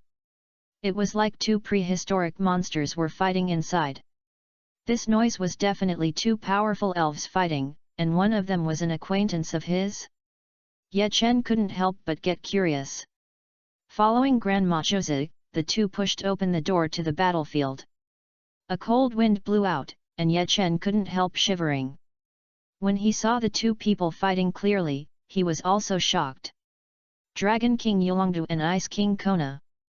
In the battlefield, there were actually 2 king-level trainers fighting. The Pokémon used by Yolongdu was a Dragonite, and the Pokémon used by Kona was a Lapras. Dragonite, Destruction Beam. Yolongdu's high-pitched voice sounded, and he used this skill that Ye Chen was very familiar with. The terrifying energy beam blasted out and attacked the Lapras on the opposite side. And Kona was not panicked at all, and his calm voice sounded, "Lapras, Freeze Beam." When the 2 skills collided, Dragonite's Destruction Beam was more powerful. But Kona used the Freeze Beam to build a solid ice wall around Lapras. Boom! A violent explosion sounded, and countless ice dust flew. Freeze Beam! Kona's voice sounded while his vision was blocked. A beam of ice passed through the ice dust and hit Dragonite directly. There will be a short period of stiffness after using the quick beam. Although Dew has reduced the stiffness time to a minimum after rigorous training. But Kona still seized the opportunity to counterattack. After a powerful freezing beam, Dragonite was severely damaged and lost its combat ability. Adu took back Dragonite and sighed, I didn't expect to lose. Kona smiled and said, Adu, you have become stronger and stronger. Of course, I will become stronger too, so if you really want to become the champion, you need to work harder. The two looked at each other and laughed. At the same time, they also found Grandma Kikyuko and Ye Chen who had just come in. Ye Chen couldn't help but exclaimed, what a breathtaking battle! As expected of a king-level trainer, the strength of these two Pokémon is simply terrifying, which gave Ye Chen a great shock. This also made him feel a fire in his heart. One day, his Pokémon will be so powerful. No, more powerful than these two Pokémon. Hearing what Ye Chen said, Adu rolled his eyes in annoyance and said, you kid, what's the amazing shit? Did I lose amazingly? Haha. Kona laughed when he heard this. Ye Chen was also stunned by what Yulongdu said, and couldn't help laughing. Yulongdu looked at the two guys laughing beside him and sighed helplessly. He made up his mind silently in his heart that when Ye Chen came to challenge him, he must let him understand why the flowers are so red. This battle between the two kings also ignited the fire of fighting in Ye Chen's heart. He took out the Pokeball and said to Grandma Josie with great interest, Grandma Josie, let's start a gym battle right away. Yulongdu on the side laughed when he heard this, haha, Ye Chen, you kid, have you forgotten Grandma Josie's teachings? Patience, you must have enough patience. Ye Chen smiled bitterly, he was indeed a little too excited just now. Granny Kikyuko glanced at the two and smiled with relief. After all, although she said she didn't care, she still regarded them as her own disciples. She looked at Ye Chen and said with a smile, Ye Chen, there is no need for the gym challenge. As she said this, she took out a badge and handed it to Ye Chen, saying with a smile, the purpose of the gym battle is to test the strength of the trainer and see if he is a capable trainer. And I know your strength very well, Ye Chen, and you have proved this early. I am old, so let me save some energy. Everyone laughed when they heard it. Ye Chen scratched his head and took the badge from Granny Kikyuko. Thinking in his heart, he always thought that Zai's early badges were obtained by connections, and he didn't care much. Unexpectedly, it was his turn to connect with people now. Ye Chen's expectations for this gym battle were not that high. Because Granny Kikyuko, as a top-level trainer, would definitely not use the main Pokémon. For Ye Chen, such a battle was just a formality. It would be better to save some energy, as Granny Kikyuko said. Granny Kikyuko glanced at Ye Chen and said with a smile, of course, the badges are not for you to get for free. Recently, the Tokiwa gym is short of staff and there are many things to do. You can stay and help me. It just so happens that your gym badges have been collected, and it's just right for you to practice here for a while. Ye Chen nodded quickly and said, I'm happy to do it. You know, compared with the last training in the fishing lake, this time, you can learn more about battles. This is the most obvious for Ye Chen's strength improvement. By observing the battle decision-making of a top-level trainer, you can find out the deficiencies and make up for them. As a senior top-level trainer, Granny Kikyuko can be said to be the best in the entire league in terms of battle experience. If you ask Ye Chen how he feels now, there are only two words, it smells good. Yulongdu on the side said with some jealousy, Grandma Josie, you are really biased. Why didn't I get this treatment in the beginning? Kona smiled and said, Ye Chen, you are lucky. Grandma Josie is going to take you with her and personally guide you in your practice. This is a treatment that only disciples can have. Yulongdu and Kona have received such guidance, but at that time they already have considerable strength, and they are much older than Ye Chen now. The experience during that period also laid a solid foundation for them to become the king in the future. It can be seen that Grandma Josie is very optimistic about Ye Chen's future. Ye Chen spent the next day under the guidance of the three kings. The large amount of knowledge made Ye Chen's head ache. Yulongdu and Kona saw Ye Chen's dilemma, teased him, and said goodbye. Then Ye Chen, see you at the Quartz Conference." The two kings waved goodbye to Grandma Josie and Ye Chen. Ye Chen smiled and nodded in agreement. Not long after the two of them walked out, Ye Chen heard a quarrel. "Kona, wait for me to train for a while, I will come to challenge you." People must learn to give up and have self-knowledge. There is a big difference between persistence and shamelessness. Yulongdu was somewhat speechless after being confronted by Kona, and Ye Chen couldn't help laughing after hearing this conversation. This is called the evil has its own evil demon. Yulongdu teased him all day today, and now he is finally punished. After saying goodbye to Yulongdu and Kona, Ye Chen stayed in the Changpan gym. In the next few days, Ye Chen began to serve as the referee of the gym battle, watching the battle between Grandma Kikyuko and the challengers at the closest distance. He learned a lot.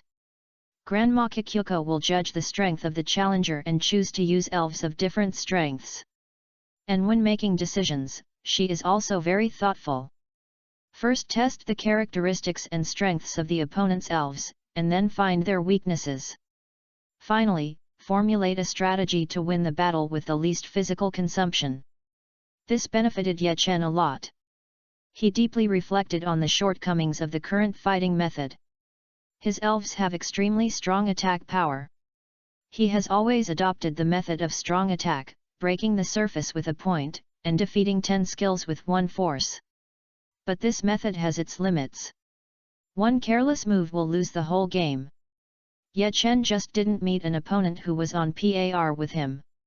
If he met an opponent who couldn't rely on strong attack to win, Ye Chen would face a tough battle. And the Quartz Alliance is a 6v6 rule, and those who can participate in the conference are not weak. Ye Chen's fighting method in the conference is very risky.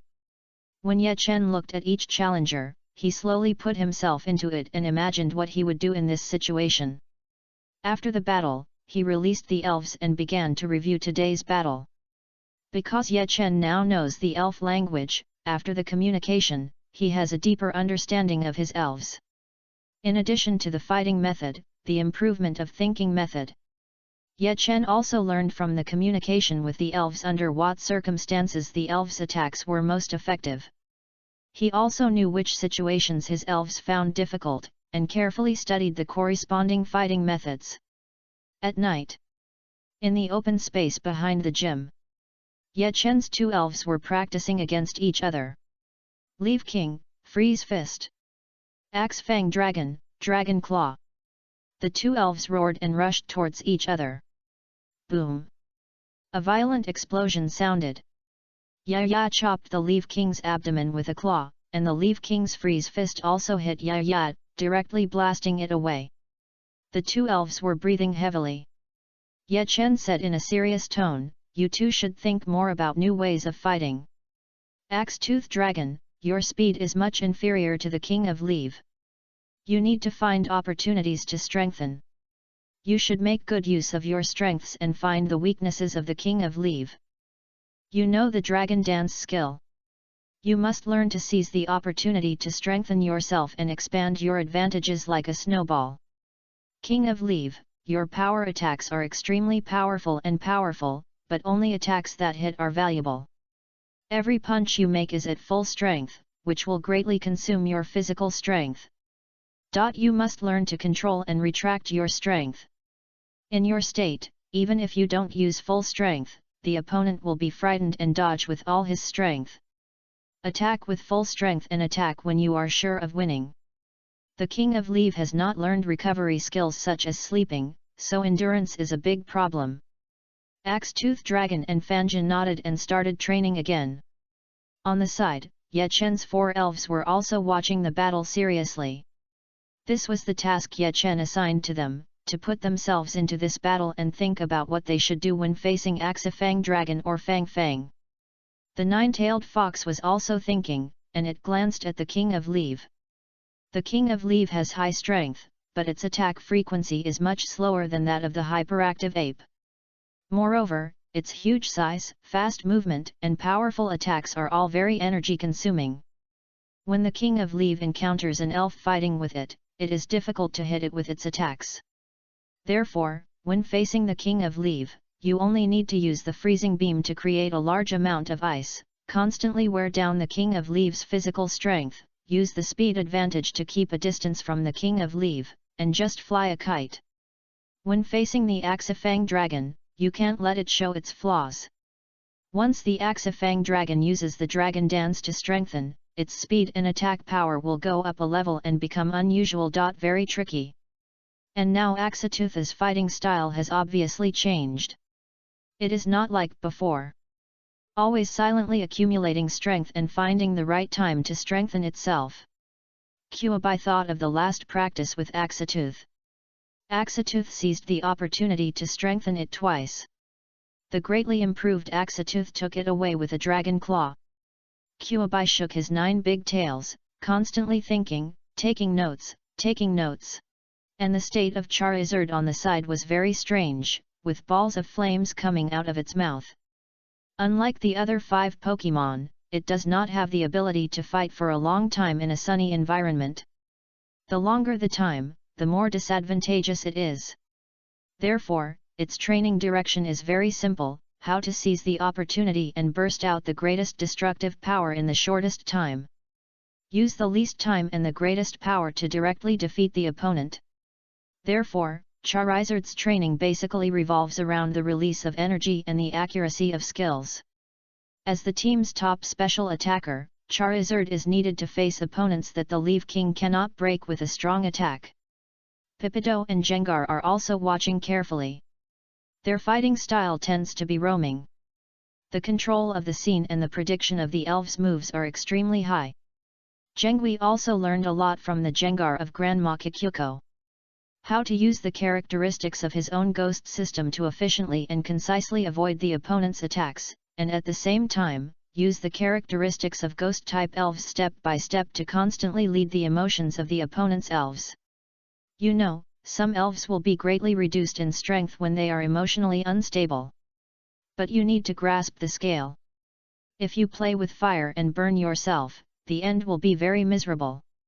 For example, the last time Gengar teased the Leaf King, the latter's emotions did fluctuate greatly, and then Gengar was beaten up.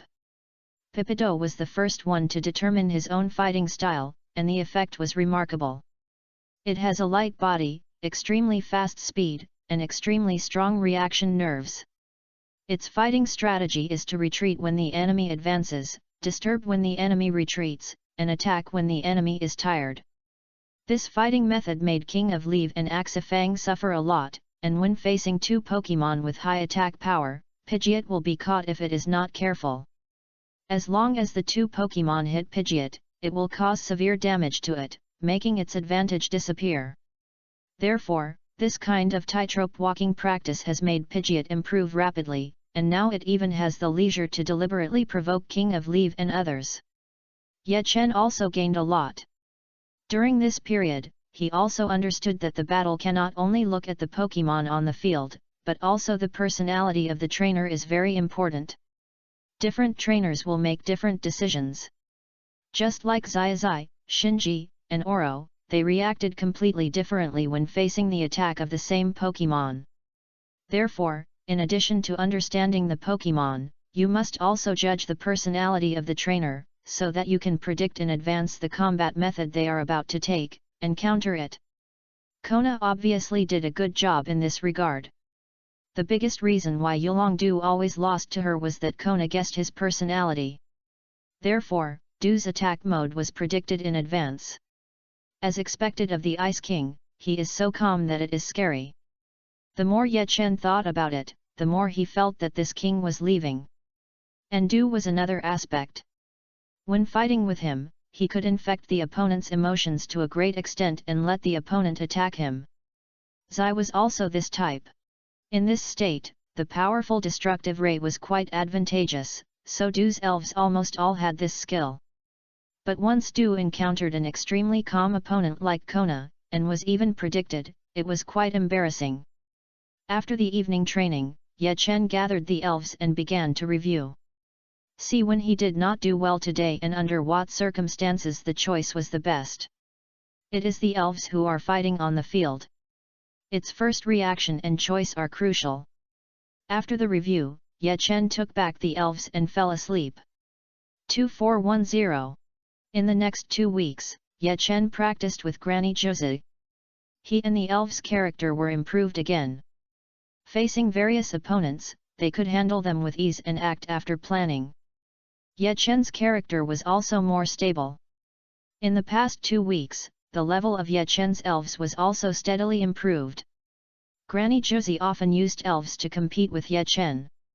Although she lost more than she won, the strength of Ye Chen's elves had made great progress.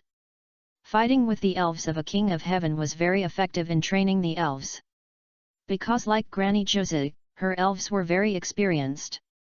Every battle was like a teacher teaching on the field what the right way to deal with was. Among them, the one who suffered the most was the King of Leave. I remember that on the first day when fighting Granny Josie's elves, it couldn't hit the opponent with a single punch, and finally it exhausted itself. And today, the battle on the field was with the other 2 elves, Pidgeot and Jengar. Pidgeot. Pidgeot made a long cry, and its body spun gorgeously in the air, crashing into Jengar Yuan in front of it. After Jengar determined Pidgeot's attack route, it slightly tilted its body and steadily dodged the attack. At this time, Pidgeot showed its strong body control. It quickly pulled up in the air, circled a huge arc, and once again attacked Jengar. Bye! Pidgeot screamed, and dazzling white light gushed out of its body. Pidgeot is going to evolve. Chapter 65, Baby Dragon, please subscribe and support now. Chapter 65, Baby Dragon, please subscribe and support now. In the dazzling white light, Pidgeot evolved into Pidgeot. The evolved Pidgeot looked much more heroic, and its body size was also larger. It chirped in the air, and it was obviously very excited about its evolution. Granny Kikyuko also smiled when she saw this scene, and said, Ye Chen, your Pidgeot is very well trained. During this period of training at the Tokiwa Gym, Ye Chen's Pidgeot's strength increased the fastest. Of course, this is also because its strength was not very strong. Pidgeot flapped its wings and attacked Jengar again. The evolved Pidgeot caused more trouble to Jengar. Compared with Jengar, Pidgeot was still inexperienced. The battle ended, and both Pokémon gained a lot of experience. Ding! Congratulations to the host. Obtained a silver level card fragment *1. Ding! Congratulations to the host. Obtained a bronze level card fragment *1. Ding! Congratulations to the host. Obtained a gold level card fragment *1. Ding! Congratulations to the host. Obtained a platinum level card fragment *1. Ye Chen harvested a large number of card fragments again. He took back Pidgeot. Although there was still a certain gap between him and the king level trainer, he had already seen his own progress. After finishing today's work with Granny Kikyuko, Ye Chen said to Granny Kikyuko, Granny Kikyuko, thanks to your teachings during this period, my elves and I have grown a lot. I decided to set off tomorrow and start my next stage of the journey. Granny Kikyuko smiled and nodded when she heard this. She seemed to have expected what Ye Chen said, and the reality was that apart from experience, she had nothing to teach Ye Chen. During this time, Ye Chen absorbed her knowledge like a sponge, and she also saw great growth and potential in Ye Chen. And the strength of Ye Chen's elves also improved very quickly. Grandma Josie returned to the house and came out with an elf egg. She smiled and said to Ye Chen, Ye Chen, I got this egg from an old friend, but at my age, I don't have more elves to train new elves, so why not give it to you? Remember, treat it well. The elders gave it, and I dare not refuse. Ye Chen nodded solemnly and took the elf egg. Granny Josie, I will definitely cultivate it with my heart. Granny Josie smiled with relief and said, your next journey should be to challenge the Quartz Conference, right? True gold is not afraid of fire. I believe you will impress everyone, but remember, you must not be careless. In the battle between elves, the result of victory is always relative.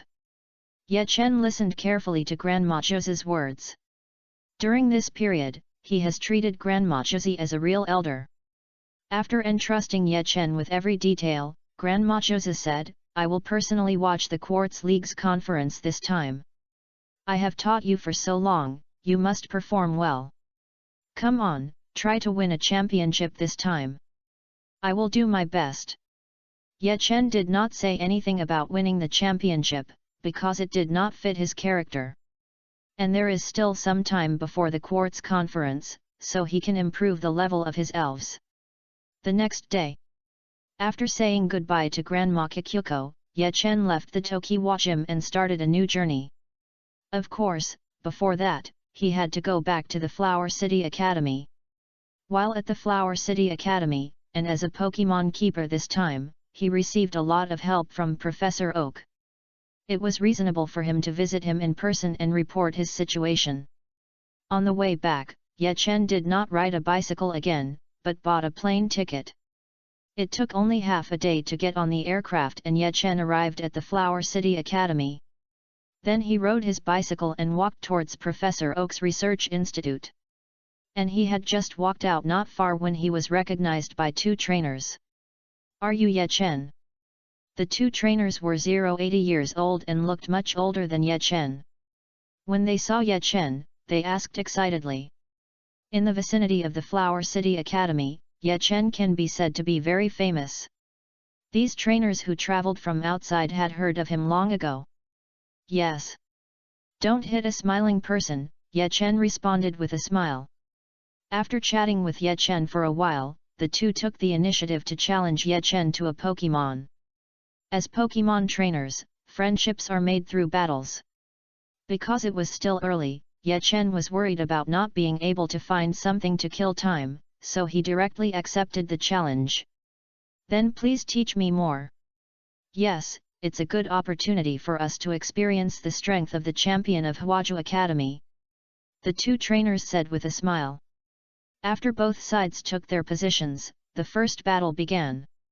The Pokemon used by the other side was a Squirtle. "Squirtle!" As soon as Squirtle came on the field, he shouted excitedly. On the other side, Ye Chen used the Pokemon as Pidgeot. After Pidgeot evolves, it is just right for it to get familiar with the battle. After all, its body size has changed after evolution, and it needs to be skilled. "Squirtle, use water gun." Another trainer is responsible for the referee. After a command, Squirtle attacks Pidgeot in the sky. A blue water column gushed out and shot towards Squirtle at a very fast speed. "Pidgeot, use swallow return after dodge." Ye Chen gave an order, and Pidgeot in the sky hummed softly, and with a beautiful turn, it dodged Squirtle's water gun attack, and then quickly pounced towards Squirtle. Squirtle used water guns continuously to try to stop Pidgeot from approaching in the air, but the experience gap between the two Pokemon was very obvious.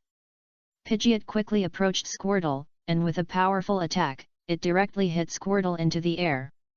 "Wing attack." Ye Chen gave the order again, and Pidgeot used a combo. Squirtle in the air has not landed yet, and Pidgeot has another fierce attack. There was a dull thud. Crumpet was blown away by a wing and flew far away. Crumpet was hit hard on the ground and lost its ability to fight. The first battle ended, and Crumpet was defeated due to the absolute difference in strength. Its trainer was obviously a little surprised. Since he came to Hwaju Academy, he often heard about Ye Chen, a young trainer. He was still quite unconvinced and felt that the people in Hwaju Academy were not knowledgeable enough. What he said was the future king of the league, which was simply ridiculous. And now this battle was a slap in his face. Crumpet was the first Pokemon he got, and it was also the strongest Pokemon in his team. And such a Pokemon was so vulnerable when facing Ye Chen's Pidgeot. You know, according to rumors, Ye Chen's strongest Pokemon should be a Leaf King.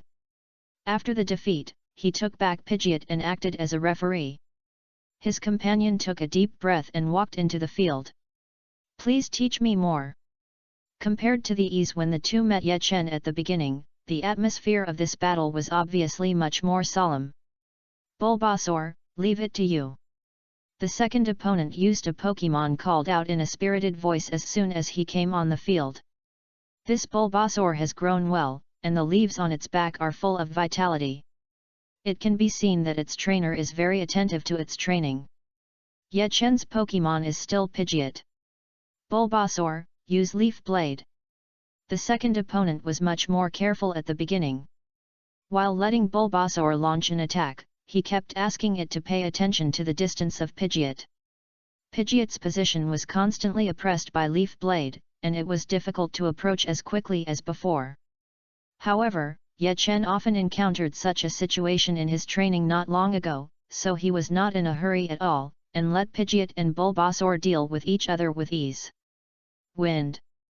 Seizing the opportunity, Ye Chen asked Pidgeot, BJBG, to launch a skill, and a gust of wind suddenly blew. It is quite exhausting to keep the position of Bulbasaur under pressure. The sudden wind attack caught Bulbasaur off guard and it could only fall to the side in embarrassment. Pidgeot flashed through the air, drew a beautiful arc, and attacked Bulbasaur fiercely. Swallow return. From a tricky angle, Pidgeot hit Bulbasaur fiercely and flipped it over. The following plot development is similar to the battle between Squirtle and Card Squirtle. Pidgeot used wings to attack continuously and directly knocked Bulbasaur out of the field. Bulbasaur loses its fighting ability, Pidgeot wins. Without suspense, Ye Chen won the battle again. Two trainers came over and couldn't help but exclaimed, Ye Chen, your strength is too strong. Yes, it's not at the same level as us. I just won by luck. Faced with the flattery of the two, Ye Chen naturally had to be modest. I hope to see you at this year's Quartz conference. Yes, we will go together to cheer you on. After exchanging some experience in elf battles with the two, the three of them said goodbye with a smile. After watching the two leave, a new reminder sounded in Ye Chen's ears.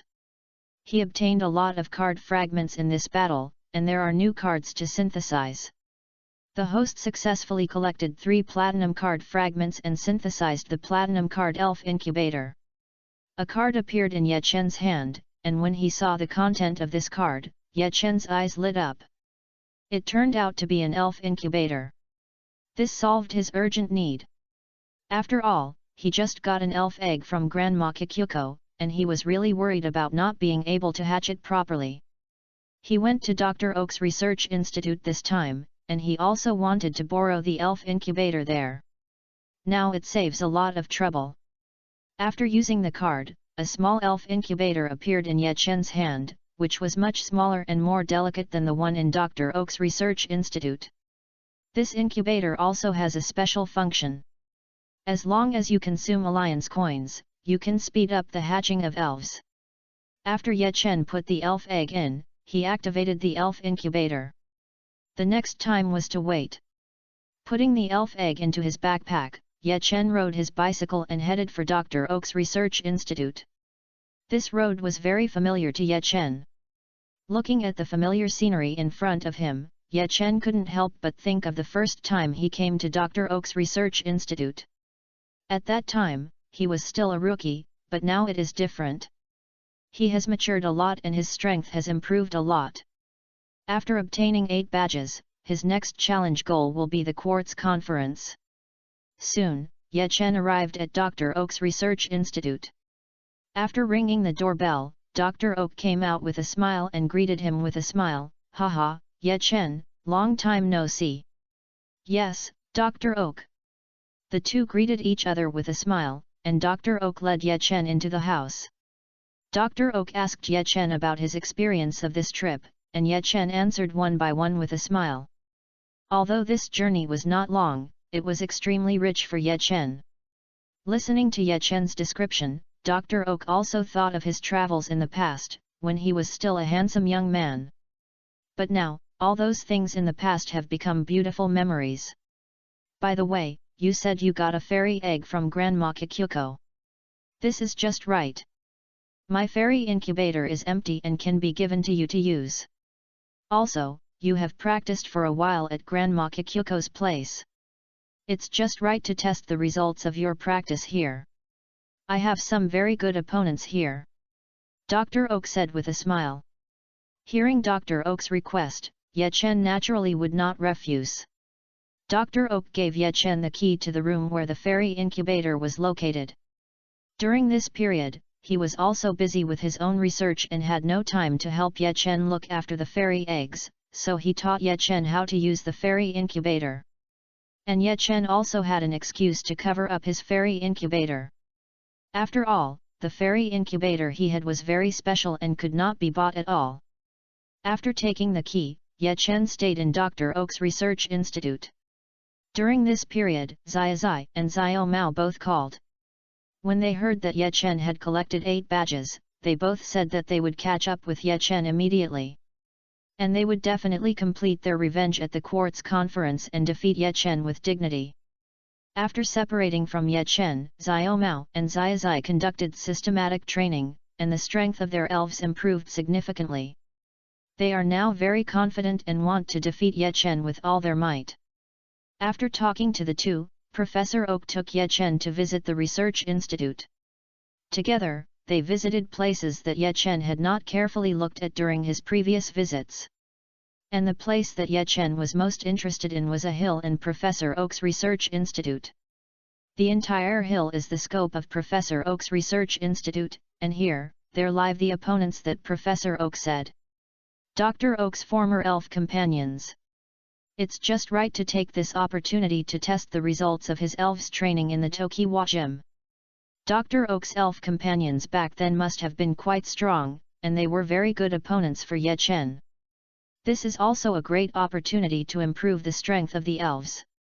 After a good night's rest. The next day, Ye Chen, who was full of energy, put on his backpack and started climbing. During the time of training in the Changpan Gym, the strength of Ye Chen's elves has improved significantly. Leaf King. Level, LV 43. Qualification Limit, LV 39, Quasi King Level. Attribute, Normal System. Feature, Strongman.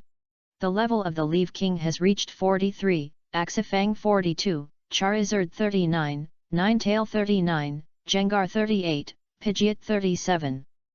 The elves have also learned a lot of skills. During this time at Professor Oak's Institute, it is just right to digest the results of training perfectly and improve the level again. The main elves living on this mountain are the 3 starter Pokémons in the Kanto region, Charmander, Squirtle, and Bulbasaur. Many new trainers got their first Pokémon from here. Not long after entering the mountain, Ye Chen heard a roar with full energy. Charizard's cry. Ye Chen followed the sound and saw a group of Pokémon gathered in a valley. Charmander, Charmeleon, Charizard. It seems that this place should be the area where Charmander lives. Release the 6 Pokémon together and Ye Chen began to explore this area. Soon, he found a large number of Squirtles gathered next to a waterfall. The area near this waterfall should be the living area of Squirtles. Going further in, there is a lush small forest. Not long after entering, you can see Bulbasaur moving around.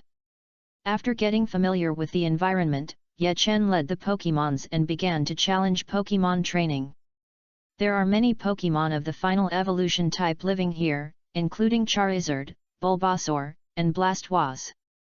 And this mountain was built a long time ago, and the Pokémons often fight with each other, so many Pokémons here are of very high levels and are quite good combat targets. The first challenge was naturally the Charizard Valley, because after the 3 starter Pokémons, Ye Chen was most familiar with Charizard. The 6 elves took turns to play, and soon found their opponents. For a moment, countless flames rolled in the canyon, and some young fire-breathing dragons also watching the excitement. In the battle with the Charizards, Ye Chen did not intervene too much, but just watched quietly on the side, familiar with the fighting style of each elf. This is also what he learned when he was training in the Changpan Gym. Sometimes, his instructions seem correct, but they cannot really bring out the maximum strength of the elves. The Charizards are obviously very interested in Ye Chen's challenge, and excitedly accepted the challenge of Ye Chen's elves. Among Ye Chen's elves, the most excited is the Charizard. Seeing so many of its kind, it also has the idea of proving its own strength. A Charizard that is a circle larger than the other Charizards and looks very strong came out and roared at the place where Ye Chen's Charizard was. The two Charizards looked at each other, roared and pounced on each other. Flapping their wings, the two Charizards flew high into the sky, and the flames of terrifying temperature flashed in the sky of the valley. After some trials, the two Charizards collided violently in the air.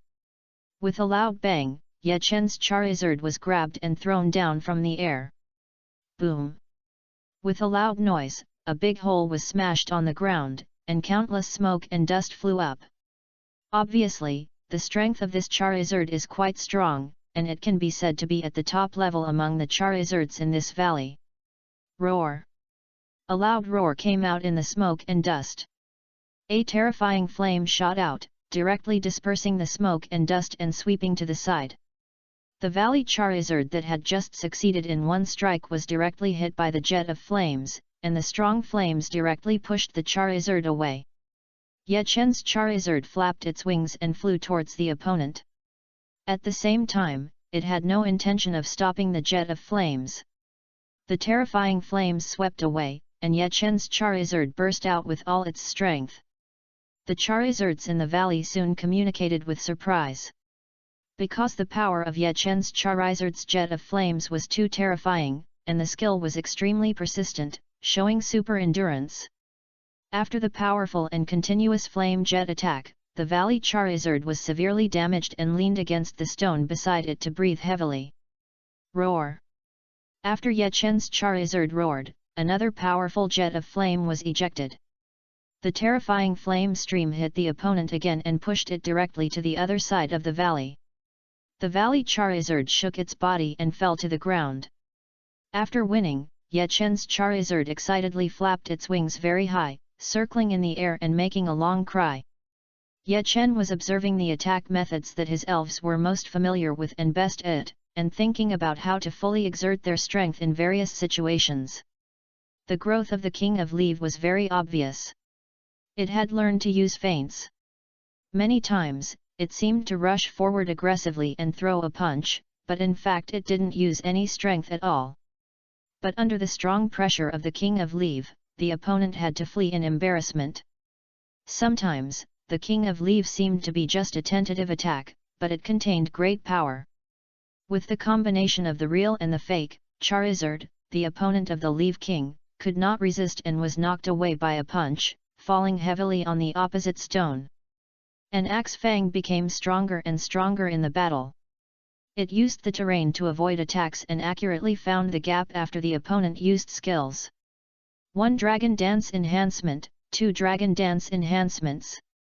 After the enhancement, Axe Fang's speed and attack power were greatly improved, and the originally evenly matched situation gradually became one-sided. The result of the battle is naturally needless to say. Axe Fang hit the close-range Dragon Claw, an effective attack, and directly knocked Charizard to the ground. Next to Axe Fang, the Pokémon fighting was Gengar. Geng's fighting style looks very thrilling. Most of the time, it stands still on the ground and makes faces at the opponent. When Charizard can't help attacking it, Gengar, who has been prepared, will dodge with a laugh. After dodging the opponent's attack, he will not forget to laugh at the opponent. Not to mention the opponent's Pokémon, even Ye Chen, who is a Gengar trainer, felt like beating Gengar when he heard the ridicule. Amid Gengar's constant ridicule and chic movement, the opponent's Charizard became more and more irritable, and its attack became chaotic. Soon, it was hit by several shadow balls from Gengar and blasted out of the field. This fighting method of mobilizing the opponent's emotions is very clever, but it is like walking on a tightrope. If you are hit accidentally, the consequences will be quite serious. But Gengar is obviously very confident in himself, because he has learned a lot of simple and practical experience from his predecessor, Grandma Kikyuko. And Ye Chen's Pokémons are all very strong. In the hands of companions who are familiar with Gengar, Gengar can be at ease. Facing these Pokémons who are not familiar with it, it is naturally more handy to deal with them. On the other side, the fighting methods of Ninetales and Pidgeot are gorgeous and smart. Looking at the two Pokémons, there are also the most fighting Pokémons. Every time Ninetale dodged and every time Pidgeot flew back and forth, the Charmanders would exclaim. Many Charmanders looked at Ninetale with admiring eyes. After several freezing rays, Ninetale's opponent was hit. Many parts of its body were frozen. Facing Ninetale, it can be said that it is speechless. Its jet flame only hit once, while the Ninetale's skill hit rate is very high. Finally, in another oncoming freezing light, Charizard's huge body slowly fell. On Pidgeot's side, it was a gorgeous air battle, a competition of flying skills. In this regard, Pidgeot naturally has the advantage. After the two sides flew and collided in the air for several rounds, Charizard was directly knocked down from the sky under the powerful wing attack of Pidgeot. The 6 elves have become very skilled in their fighting methods, and every action is very experienced, so they will not put themselves in very dangerous situations. The training in the Charizard Valley lasted for half a day. After the elves recovered for a while, Ye Chen took them to challenge another wave of waterfalls where Squirtles lived and forests where Bulbasaur lived. With the confidence to challenge Charizard, Ye Chen's elves were obviously more confident in the subsequent battles, and made fewer mistakes. After this training, Ye Chen also gained a lot of experience for the elves.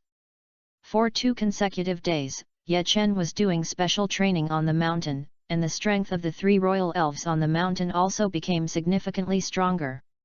In the battle with Ye Chen's elves, they were also improving their strength. As the two sides fought back and forth, the performance of the King of Leave gradually became stable, and they had a grasp of various situations. This is an improvement in the state of mind.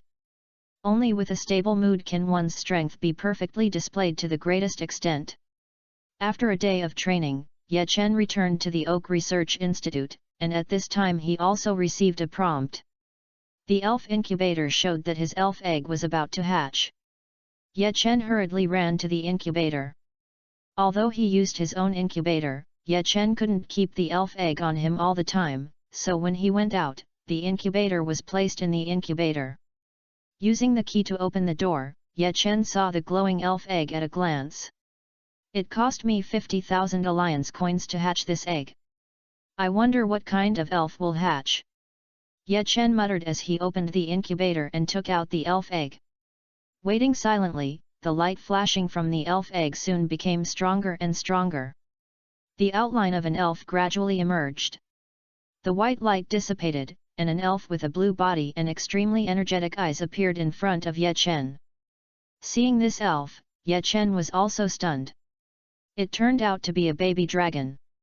You should know that this is a real quasi-god elf, which is very rare. Its final evolution is the extremely popular dragon elf, the flying dragon. Chapter 66, Goodbye Me I Please Subscribe and Support. Chapter 66, Goodbye Me I Please Subscribe and Support. The first person the baby dragon saw was Ye Chen, and he came over very intimately. Ye Chen picked up the baby dragon. The first feeling was that it was solid, giving people a heavy feeling.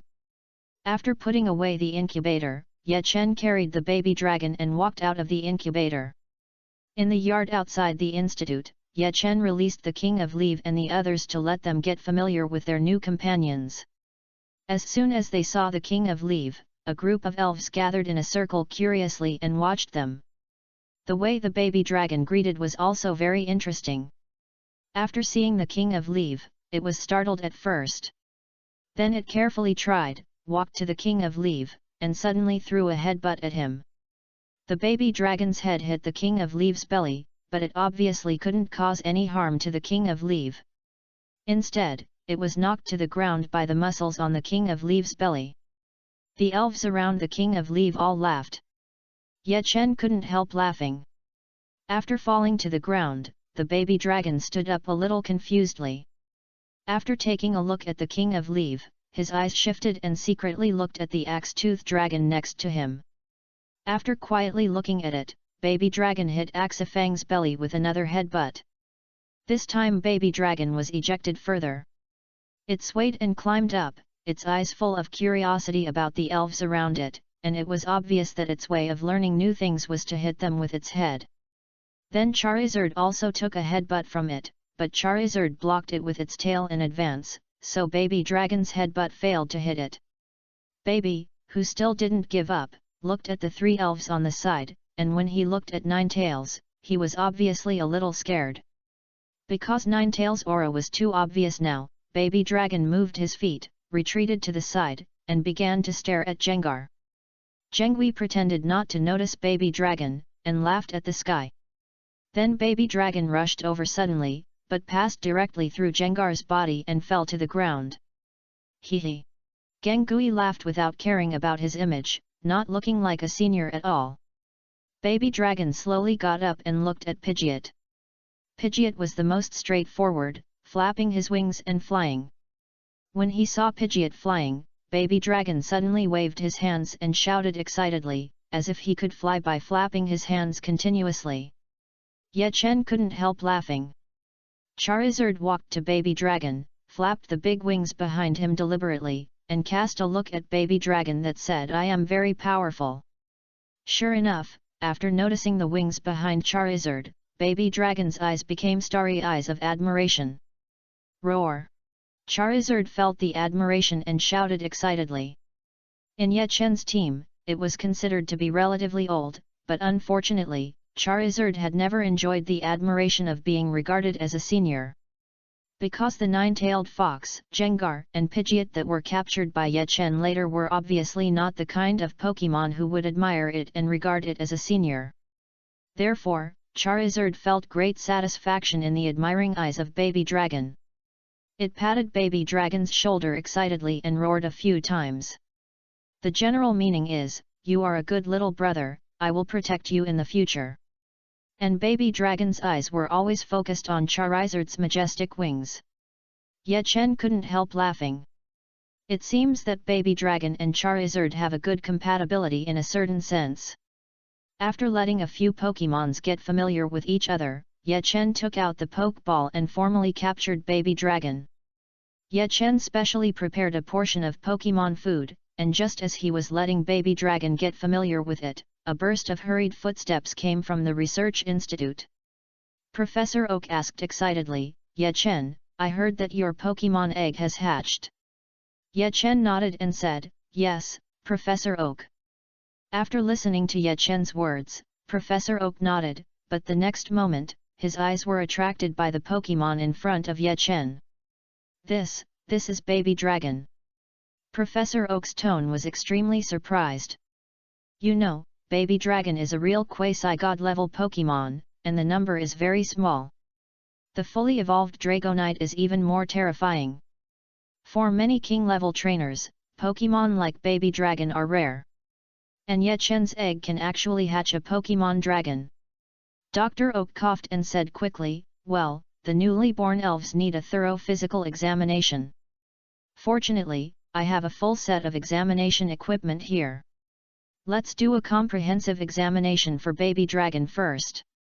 Dr. Oak said this in a very calm tone, but he was already very happy in his heart. Because this is a good opportunity to collect data. It is really difficult to meet an elf like Baby Dragon. Such a good opportunity must not be missed. Ye Chen looked at Dr. Oak's excited eyes and naturally understood that the doctor's research soul was burning.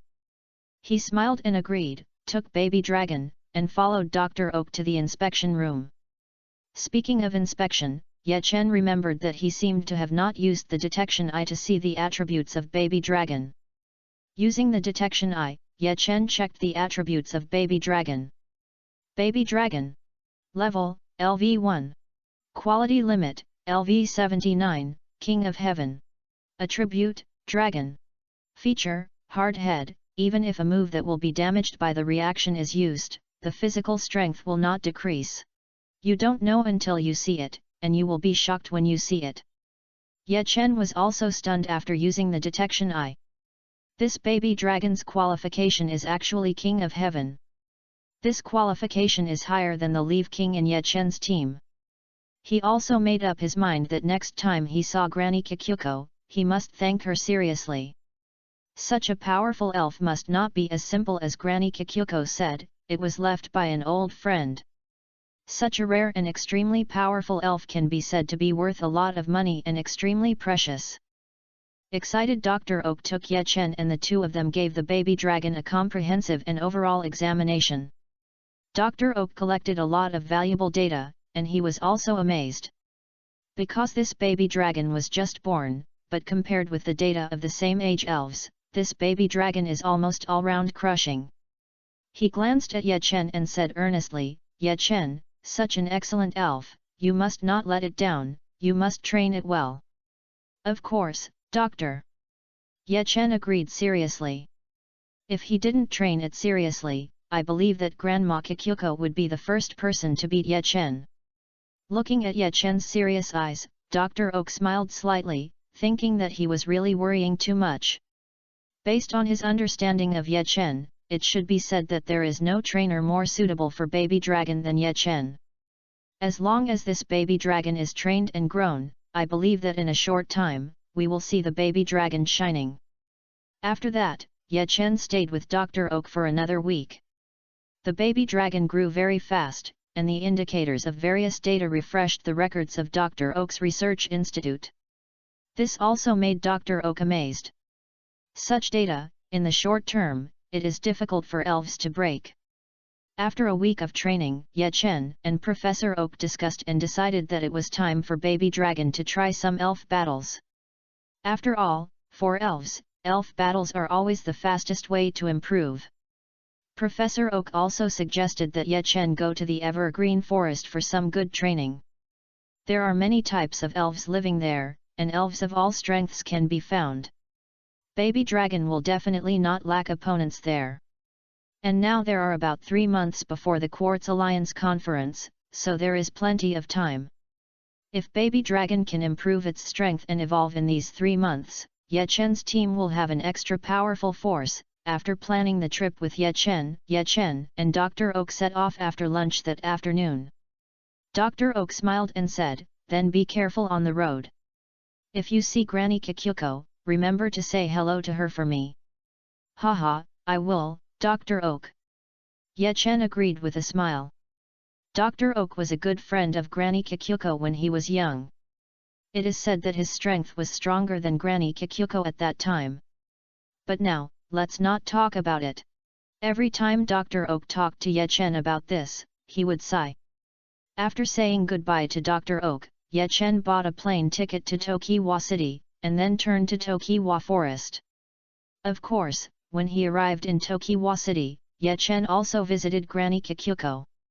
Granny Kikyuko was quite surprised and relieved when she saw the baby dragon beside Ye Chen, and asked Ye Chen to work hard. "Ye Chen, you must work hard in this year's Quartz Conference and strive to win a championship for me." "Of course, I won't let you down, Grandma."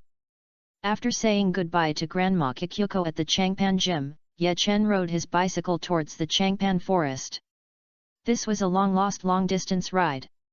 Enjoying the scenery along the way, Ye Chen was full of longing for the future. "I don't know what kind of opponents I will meet at the Quartz Conference. And there are still many elves that I haven't met yet. This time in the Changpan Forest, I must explore more, and I can't just practice with the elves. The best way is to combine work and rest." Soon, Ye Chen entered the Changpan Forest. As he walked along the edge of the forest, Ye Chen soon heard a familiar sound of water. This is a small river that crosses the Changpan Forest. Ye Chen followed the river and began to move into the forest. This is already a habit of his, because elves also need to drink water, and the food on the river bank is very sufficient, and you can see all kinds of elves. This can make his journey less boring. Walking along the river, suddenly, a burst of laughter came. Ye Chen looked in the direction of the sound. 2 girls in white dresses were playing in the water by the river, and one of them turned out to be an acquaintance of Ye Chen. Mei, who had met him once last time. The 2 girls playing in the water also felt someone approaching. When Mei saw who was coming, she was also happy. Mei smiled and waved loudly, saying, "Hey, Ye Chen. Why are you here?" Ye Chen smiled and asked, "Shouldn't I be the one asking this question? Have you traveled to the Evergreen Forest?" "Yes. Mei smiled and nodded, and briefly told Ye Chen about her itinerary. Her purpose was to travel, so she would go to the next stop after she had enough fun at one stop, without a particular fixed destination. This way, she could meet Ye Chen again. It can only be said that there is only God's will in the dark. Is this the legendary fate? After greeting Ye Chen, Mei also took the initiative to introduce the girl next to him to Ye Chen. The girl's name is Tuko. The two met on the travel pillow. They both had the same goal of traveling, seeing everywhere, and accumulating experience. Neither of them had the intention of challenging the gym, so the journey was quite relaxed. Ye Chen looked at the two and asked with a smile, "Where are you going after your trip to the evergreen forest? Have you been to the Red Lotus Island?" Mei and Tuko looked at each other and said with some regret, "We do have a lot of fun places we haven't been to, but the evergreen forest is our last stop." "Is that so?" Ye Chen also felt a little regretful when he heard this. However, Mei and Tuko immediately turned from sadness to joy and said with a smile, "To be precise, the trip is over, but we still have one thing to do." "Yes, we will be back when the Quartz Conference is held. The Quartz Conference will be held in 3 months, and Mei and the others will come to the Kanto region again at that time." Mei smiled and said, "I will cheer for you when the time comes. You must not let me down. Otherwise, I have come all the way here. It will be embarrassing if you lose in the first round." Ye Chen touched his head and smiled awkwardly. "Who knows about this kind of thing? You know, there is a perverted man in the Sinnoh region. If such a guy appears in this Quartz Conference, Ye Chen can't guarantee that he will win." The three chatted for a while. The sun gradually set, and it was time to prepare dinner. The three released the elves and got to know each other. Mei and Tao's elves are all small, so when they saw Ye Chen's huge elves, they couldn't help but marvel. And the King of Leaves seemed to have become the favorite of these elves. They climbed up the King of Leave one by one and swung on the swing. Although the King of Leave looked very powerful, he also had a soft part in his heart. He showed very good patience to the elves of Mei and the others. The baby dragon began to recognize people with its head, excitedly approaching Mei and Tao's elves with its head, and a group of elves played together. When Tao saw Ye Chen's baby dragon, her eyes were full of envy and she said, "Hey, speaking of which, I still have a wish that I haven't fulfilled on this trip." Ye Chen smiled and asked, "What wish?" Tao clenched his fists and said confidently, "I want to capture a little fire dragon. Mei and I heard about this. I came here because I found Charmander in the forest, but I found nothing after searching for a long time." Ye Chen smiled and said, "Looking for elves is something that should be left to the elves." He called out to Pidgeot in the air, "Pidgeot, go find out if there are any traces of Charmander in the forest." Pidgeot nodded and flew quickly into the forest. Bird elves have very good eyesight. Pidgeot flapped its wings and disappeared quickly in the distance. The three did not wait long, and soon Pidgeot appeared above them again, and it was obvious that they had made a discovery. Following Pidgeot's guidance, the three walked into the forest. While walking through the forest, a clearing appeared in front of the three, and an orange-yellow elf was lying on the grass and sleeping soundly. "Charmander!" Tao shouted excitedly and ran over at a trot. She threw out 2 berries first, waking up Charmander. Charmander looked at Tao warily at first, but was still tempted by the sweet smell of the berries and ate them in small bites. After Charmander finished eating, Tao formally challenged Charmander. The Pokémon she used was a Squirtle. This Charmander was not high in level, so the battle was naturally a foregone conclusion. Tao easily captured it. Holding Charmander's Pokeball, Tao had a happy smile on her face, which made Mei and Ye Chen on the side laugh. In this way, Tao's trip in the Kanto region was complete. At this time, a rustling sound suddenly came from the forest. "Ah!" Tao screamed first and quickly hid behind Ye Chen. In the forest, a group of orb spiders and alitos appeared in front of the three people, obviously attracted by the movement of Mei's taming Charmander. Towsy was obviously a little afraid of insect-type Pokemon, and her face turned pale. I took out the Pokeball and looked at the group of orb spiders and Alitos. Tie them up and hang them on the tree. Hang them on the tree. Hang them on the tree. A group of orb spiders and Alitos shouted excitedly at the three people, and Ye Chen also understood what they meant. It seems that these guys are actually playing such a prank. Alitos directly used silk spinning on the three people. Crumb Squirtle, use water gun. Green Vine Snake, use leaf blade. Mei and Tuko immediately released their own Pokemon to fight back. The pressure of being watched by a group of bug-type Pokemon was too great. The two Pokemon quickly rushed towards a group of orb silk spiders and Alitos, but the levels of Squirtle and Green Ivy Snake were not high, and there were many bug-type Pokemon. The silk spinning skills were released one after another. Although Squirtle and Green Ivy Snake blocked a lot, they were still hit by the skills and bound their bodies. A group of orb silk spiders surrounded them excitedly, releasing skills continuously, and directly wrapped the two Pokemon into dumplings. Ariados let out an unpleasant laugh and hung them directly on the tree. A group of bug types let out bursts of excited laughter, which made people feel a little chilling. Mei and Tuko's faces turned pale, and Tuko was so anxious that she was about to cry. Mei hurriedly shouted to Green Ivy Snake, "Green Ivy Snake, don't panic, I'll come to save you right away." While speaking, Mei hurriedly took out the Pokeball. Ye Chen would naturally not sit idly by and watch a group of bug-type Pokemon bully two girls, and it was obvious that these bug-type Pokemon had done this bad behavior many times before. "Charizard, I leave it to you." Ye Chen released Charizard, and the tall Charizard spit out a stream of fire into the sky, which immediately scared a group of bug-type Pokemon. To deal with bug-type Pokemon, you have to use fire.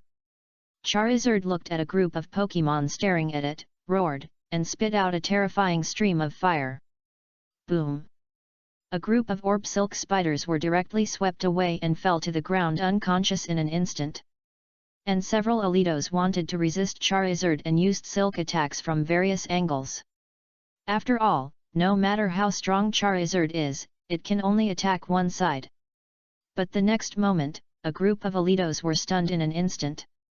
Charizard suddenly rotated its body, and a circle of flames surrounded Charizard. The silk attacks close to it were instantly disintegrated. Then the fire-breathing dragon looked at an Ariados behind him fiercely, and released a jet of flame. Boom! Boom! In the forest, flames flew up, and the bug-type elves hiding in the trees and bushes and preparing to escape fell one after another. Charizard continued to use jet flames, and single-handedly killed a group of bug-type elves. When the last Ariados fell, Charizard burped, and a stream of black smoke came out of its mouth. From its appearance, Charizard seemed to be reluctant to leave. Ye Chen released Pidgeot and asked it to put down the hanging Green Ivy Snake and Squirtle. As soon as the two elves landed, Squirtle instantly jumped into the arms of its owner. It was obvious that these Ariados had brought it a lot of psychological trauma. 0-0. The Green Vine Snake came to an Alitos and angrily slapped Alitos' face with its tail. Pidgeot soon made another cry, guiding Ye Chen and the others forward. Ye Chen and the other two followed curiously. Following Pidgeot, I walked into the forest and soon saw a very speechless scene. Under the canopy of a big tree, elves were hung upside down and cried loudly, and several orb silk spiders were lying on the tree and laughing. It turned out that this was the nest of these guys. Just in time to wipe you out. Charizard, flame spray! Roar! Charizard roared and rushed up first, and the terrifying flames swept towards the insect elves in the distance. And Pidgeot in the sky took the opportunity to cut off the tide elves and put them down. Squeak! Suddenly, a sharp cry came, and a rustling sound came from the darkness behind the big tree. A huge Ariados appeared and roared at Charizard. It was obvious that this elf was the king of the Ariados. Roar! Charizard would naturally not show weakness, and also roared with great momentum. Ariados felt provoked and rushed towards Charizard angrily, while a ball of purple energy gathered in its mouth. A poisonous needle attacked Charizard. But this Ariados obviously overestimated its strength. Spray fire. Ruo 9. Shui 75. Fei 63. Lu 2. Xiao 41. Shuo 0. A stream of hot flames spurted out of Charizard's mouth and swept towards Ariados. The poisonous needle shot by Ariados was directly engulfed by the flames, and the powerful jet of flames continued to move forward, hitting Ariados with a bang and knocking it away. Seeing the leader being suppressed, the orb spiders and Ariados on the side also panicked. At this time, angry voices rang out. It was the elves who hung Ariados up, and they shouted and pounced on a group of orb spiders. This group of Alitos and orb silk spiders have been doing evil in the forest for a long time, and the forests in this area have recognized them for a long time. For a while, various skills flew, and a group of bug-type elves were beaten back step by step. One by one, the bug-type elves fell down and were tied up by various skills. Many grass-type elves also used vine whips to hang them directly on the tree. Boom! At this time, a loud noise came from the side, and a terrifying flame rose. The battle between Charizard and Alitos has ended, and Charizard won. Ariados fainted directly on the ground. At this time, May's green vine snake and several grass-type elves crawled over, and they used the vine whip skill together to tie up the leader of Alitos and hang him at the highest point of the tree canopy. Kamimaya used a water gun and sprayed Alitos in the face. Ariados woke up in a daze, and it was a little strange at first, why the world in its eyes was upside down. Then it began to struggle non-stop, and at this time, it heard angry cries in its ears. Ariados looked down and saw a group of elves looking at it angrily, and shuddered immediately. A group of elves began to list Alitos' crimes and threatened to hang Alitos on the tree for life. When Alitos heard this, his body immediately trembled with fear and began to beg for mercy loudly. Now it also knew that being hung upside down was not a good feeling. It quickly told a group of elves that it would never do such a thing again. A group of insect elves also begged on the side. The wild elves discussed it and finally unanimously decided that Alitos could be forgiven, but it needed to hang itself on the tree for 3 days as punishment. Compared to a lifetime, 3 days is definitely acceptable, and Alitos nodded in approval. Roar! Charizard roared on the side and spit out a flame. The threat was obvious. If Alitos dared to do it again, he would let him taste the pain of being hung upside down and burned by fire. Ariados shook his head like a chicken pecking at rice and promised loudly that he would never do it again. On the side, Taozi touched Squirtle and said to Ye Chen, you are so strong. May also nodded in agreement and said, yes, Ye Chen, I always knew you were strong, but I didn't expect you to be so strong. You should know that this time, it was almost Ye Chen's Charizard who took on Alitos' entire family. This strength is simply terrifying. May and Taozi couldn't even survive a round of attacks from this group of insect-type elves. The gap between the two sides is too obvious. After comforting her elves, May asked, what are you going to do next, Ye Chen? Ye Chen thought for a moment and said, my baby dragon is not very high level. I want to find a place for it to exercise. The elves are not too high level. At this time, Alitos on the tree suddenly said loudly, I know such a place. Charizard has scared it. What it wants now is to please this group of people so that it can suffer less. From Alitos' words, Ye Chen knew the specific location. After the three said goodbye to the wild elves in the forest, they set out for the new destination. Chapter 67, Night Exploration of Changpan Forest. Please subscribe and support. Chapter 67, Night Exploration of the Evergreen Forest. Please subscribe and support. After resolving the incident with Ariados, the three returned to the creek. It was already late, and Ye Chen Sanri began to prepare dinner. Taozi also released the Charmander she had just captured, letting it get familiar with its companions. The Charmander looked confused and greeted Mei Yi and Taozi's elves carefully. At this time, with a bang, one of Ye Chen's elf balls opened by itself. Charizard ran out of the elf by itself, and then acted like a big brother in front of Charizard. Roar! Charizard spit out a flame to the sky, and at the same time showed its strong body. In front of its younger generation, Charizard, it naturally couldn't lose face. Charizard's behavior was still very useful. Tauze's Charizard was a little scared at first, but soon its curious nature emerged and began to quietly approach Charizard. As the big brother, Charizard was also very patient. After Charizard got familiar with it for a while, it suddenly became bolder. It actually chased Charizard's tail, but how could Charizard let it catch up? Charizard flicked its tail lightly, and Charizard missed and fell to the ground. 083. The elves on the side all laughed. Charizard got up, patted the dirt on its body, and started chasing Charizard's tail again. After a while, Charizard had become familiar with Charizard, and Charizard had another little brother. The three of them were going to prepare dinner. Seeing Charizard and Charizard playing so happily, Ye Chen also released all his elves. Elves appeared on the field one by one, instantly attracting Charizard's attention. After the emotional exchange with Charizard just now, it is now much bolder and began to actively approach Ye Chen's elves. Because these newly appeared elves look very strong, beautiful, and powerful. Baby Dragon also found Charmander, and the two elves should be about the same age. It used its special skills again, and took advantage of Charmander's inattention to quietly hit Charmander with its head. Charmander was startled by Baby's sudden hit, but Baby Dragon didn't feel it. So Charmander shook its head and hit back after a moment of hesitation. The two elves started to play like this, hitting each other, and the King of Leave and the others all laughed when they saw this scene. And Charizard made a thoughtful look, and began to think about how to make its two little brothers more stable. After all, it is now the senior of the two elves.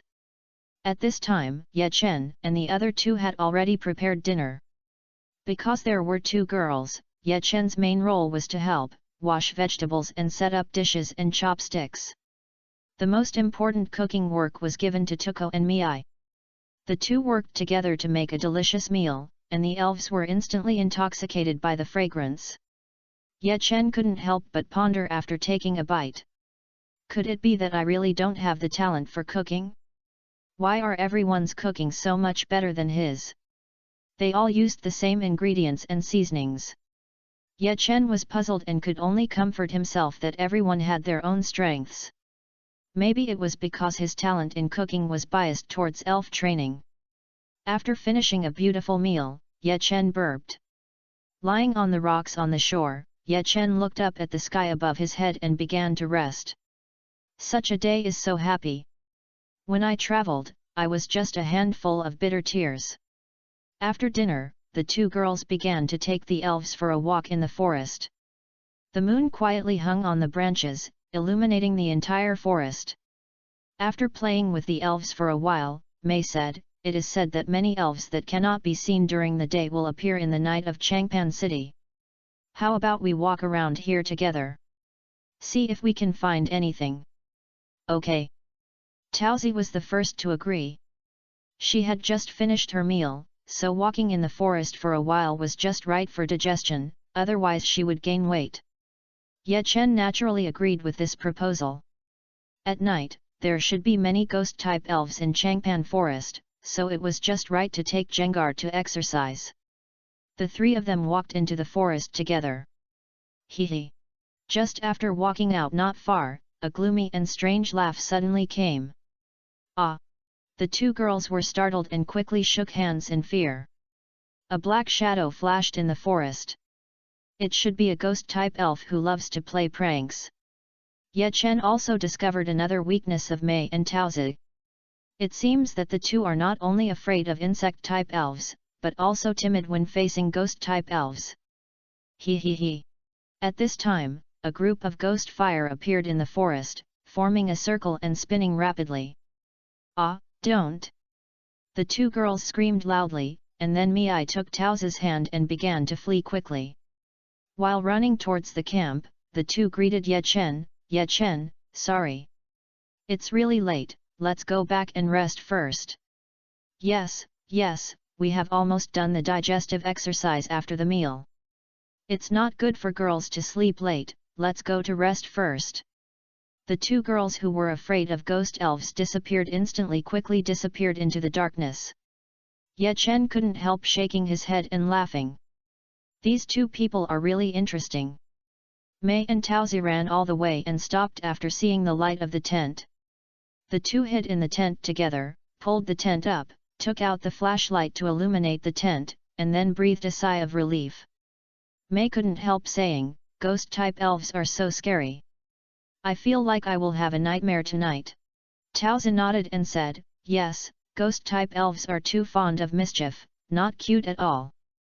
The two looked at each other and unconsciously closed the distance. Mei whispered, "What do you think, what if those ghost elves come to play pranks at night?"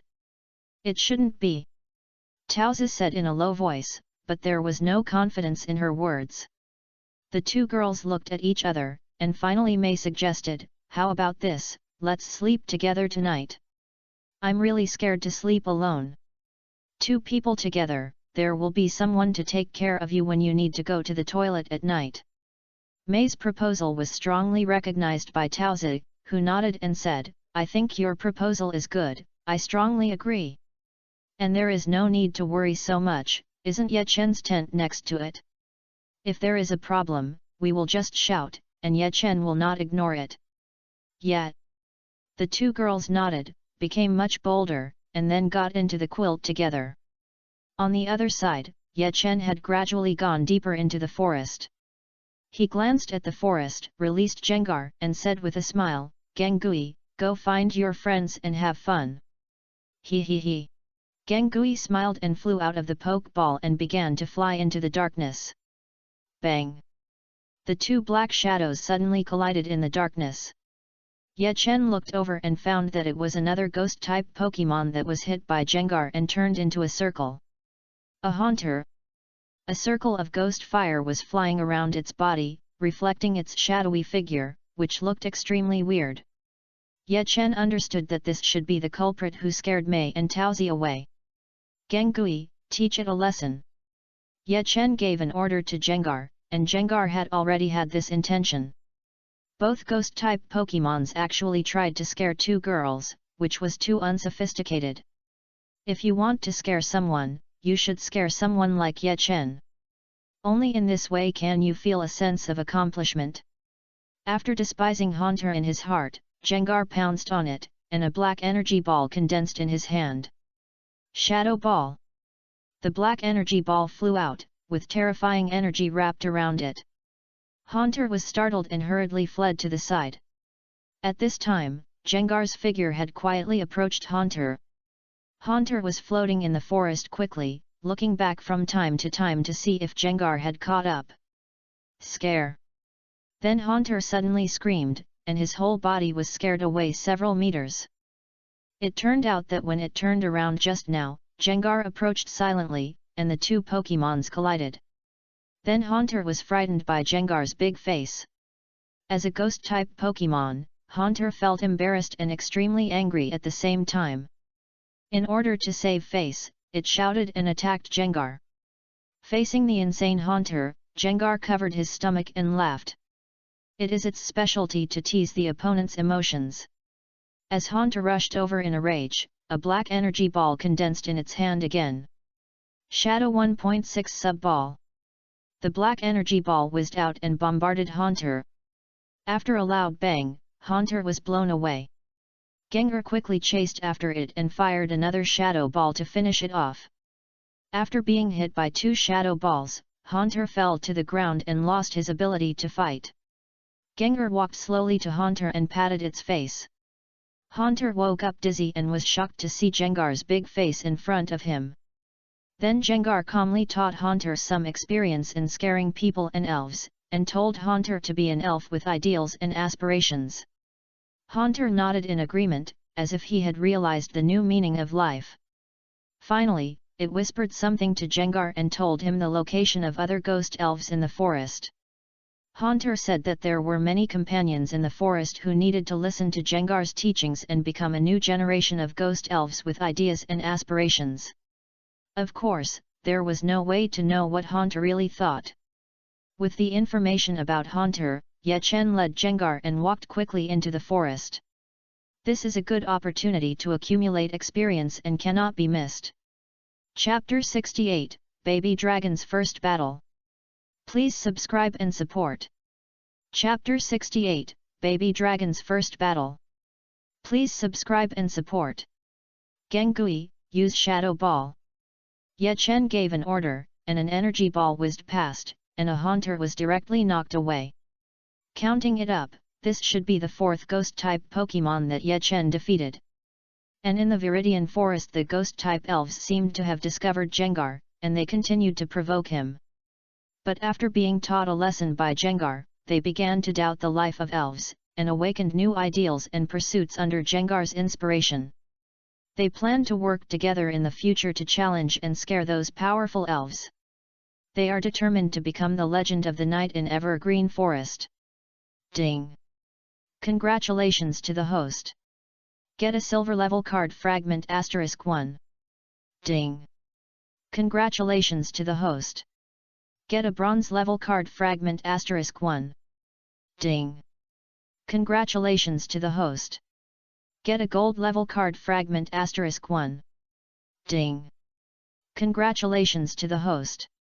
Get a platinum level card fragment *1. The battle with the ghost-type elves also allowed Ye Chen to harvest a large number of card fragments. Combined with the previous battle with Ariados, Ye Chen can be said to have reaped a lot of rewards.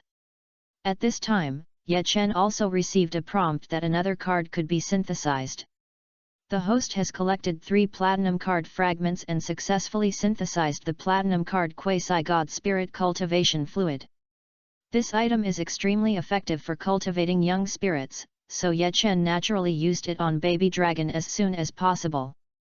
After using the Quasi-God Spirit Cultivation Fluid, Baby Dragon's foundation has been laid even better. Coupled with its innate strong talent, Ye Chen is more and more looking forward to what it will become in the future. It was getting late, and it was time to rest. Ye Chen took Jengar and began to return to the camp. Before entering the camp, Ye Chen saw the lights on in the tent, and the shadows of the 2 girls were reflected on the tent.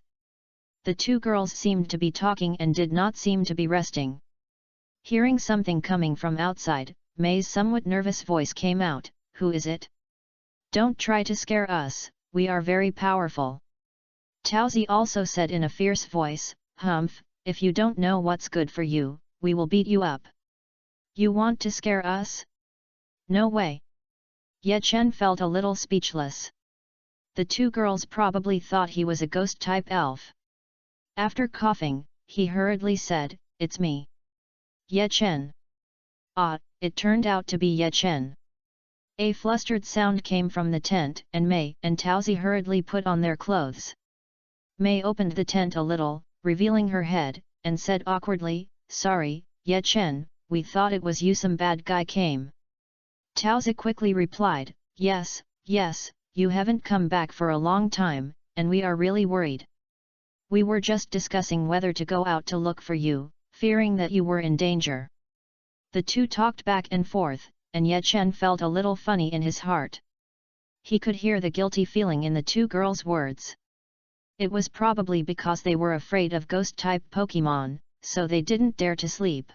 Of course, seeing through it but not saying it, Ye Chen smiled and said, "I walked around in the forest for a while and got familiar with the environment. After all, there are still many places we have to go tomorrow. It's getting late, you 2 should rest first." Ye Chen said good night to the 2 of them, opened his tent and went in. The 2 girls looked at each other and breathed a sigh of relief. May whispered, "Hoo, Ye Chen is back, we can finally sleep peacefully." Yes. Taozi patted her chest and expressed her strong agreement. The 2 said that resting together can give them courage, but the fact is that they are more afraid. Faced with the noises around the tent, the 2 often startled. Many times, they were not scared by the noises outside, but by the people in the tent. So the two couldn't sleep directly.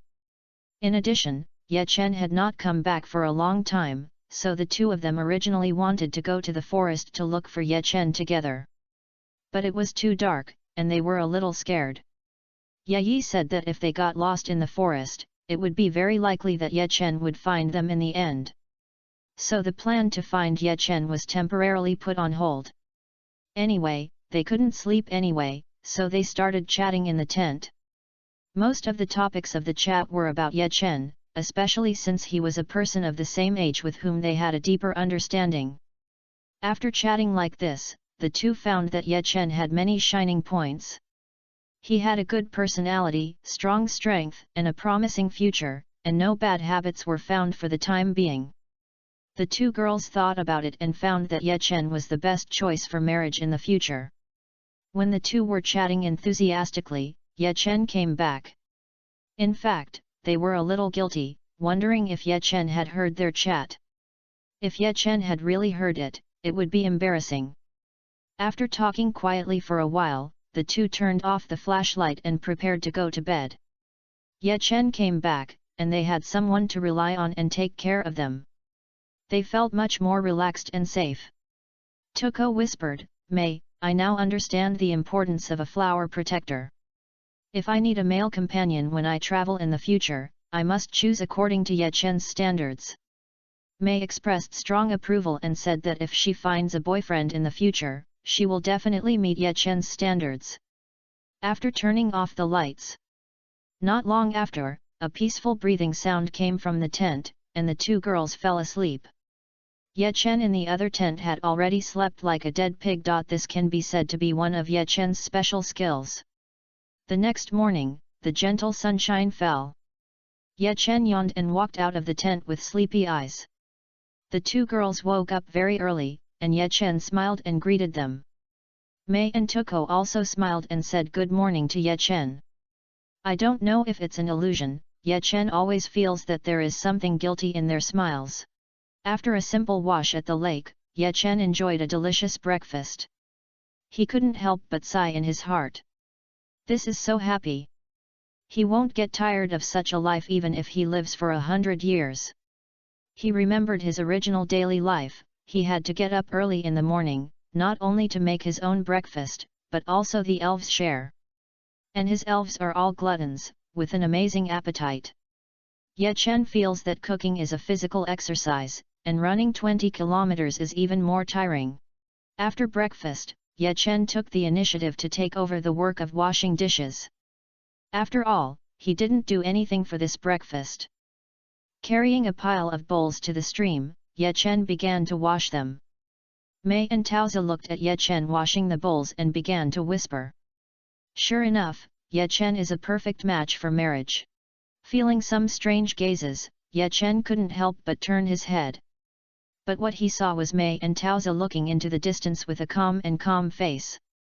Ye Chen couldn't help but mutter in his heart, am I too suspicious? With all kinds of doubts, under the strange gazes of the two girls, Ye Chen finally finished washing the bowls. For some reason, he felt relieved. The sun gradually rose and the temperature became warmer. Ye Chen released his elves and let them get free. Mei and Taozi also released their elves. Baby Dragon began his collision exploration again, crashing into various strange things. The most interesting thing is that it stood on a stone, jumped suddenly, waved its hands and made a flying gesture. Looking at Ye Chen and the other two, they couldn't help laughing. At this time, Mei took the initiative to propose, Ye Chen, do you want to let Baby Dragon and my Charmander fight once? Both elves have little experience, and now is a good time to accumulate experience. As a battle opponent, it is perfect. Ye Chen would naturally not refuse such a request. He waved his hand to call Baby Dragon over. After Baby Dragon knew that it was going to fight, he nodded excitedly. It felt very excited to try new things. On Tuko's side, Charmander also came over with an excited face. After the two elves were ready, Mei served as the referee of this battle. This was also Baby Dragon's first battle. Mei took the lead in issuing an order, Charmander, use sparks. Charmander shook its tail, and the flame on its tail shook, and it can be seen that Charmander is quite excited. It remembered the teachings of its big brother Charizard. When facing an opponent, you must first show your momentum, and you must not lose in momentum. After suppressing the opponent in momentum, the situation of the battle will greatly favor your side. A shining spark finally spewed out from Charmander. Baby Dragon, use sparks. Ye Chen also issued the same command. Baby Dragon also remembered the teachings of Charizard, the big brother who could fly. You must suppress the opponent in momentum first. So it also put in all its strength, and a spark also flew towards Charmander. The two elves roared at the same time with great momentum. The two sparks collided, and soon cancelled each other out in the air and shattered. Ye Chen's command sounded again, Baby Dragon, use stare. Ha! Baby Dragon shouted, staring at Charmander with a pair of big eyes. His eyes were extremely fierce and full of momentum. The teachings of the flying big brother kept echoing in its mind, and the momentum must be sufficient. So it glared even harder. The little dragon was startled by the glare, but it quickly reacted and could not lose in momentum. The little dragon glared back fiercely. Spark! Taozi and Ye Chen's orders sounded almost simultaneously. Both elves were not high in level, and this battle was actually a competition of who had more endurance. Finally, after circling around, the baby dragon knocked the little dragon away fiercely, and then added a spark skill. The little dragon lost its combat ability directly. Ha! The baby dragon, who won the victory, waved his hands excitedly. Obviously he liked the elf battle very much. Chapter 69, As long as the momentum is enough, it is not a problem. Please subscribe and support for the post. Chapter 69, As long as the momentum is enough, it is not a problem. Please subscribe and support for the post. As expected, the baby dragon won the victory. It is a quasi-god elf, and Ye Chen has used the quasi-god elf culture fluid, so it would be strange if he lost. In this battle, Baby Dragon only consumed some of his physical strength.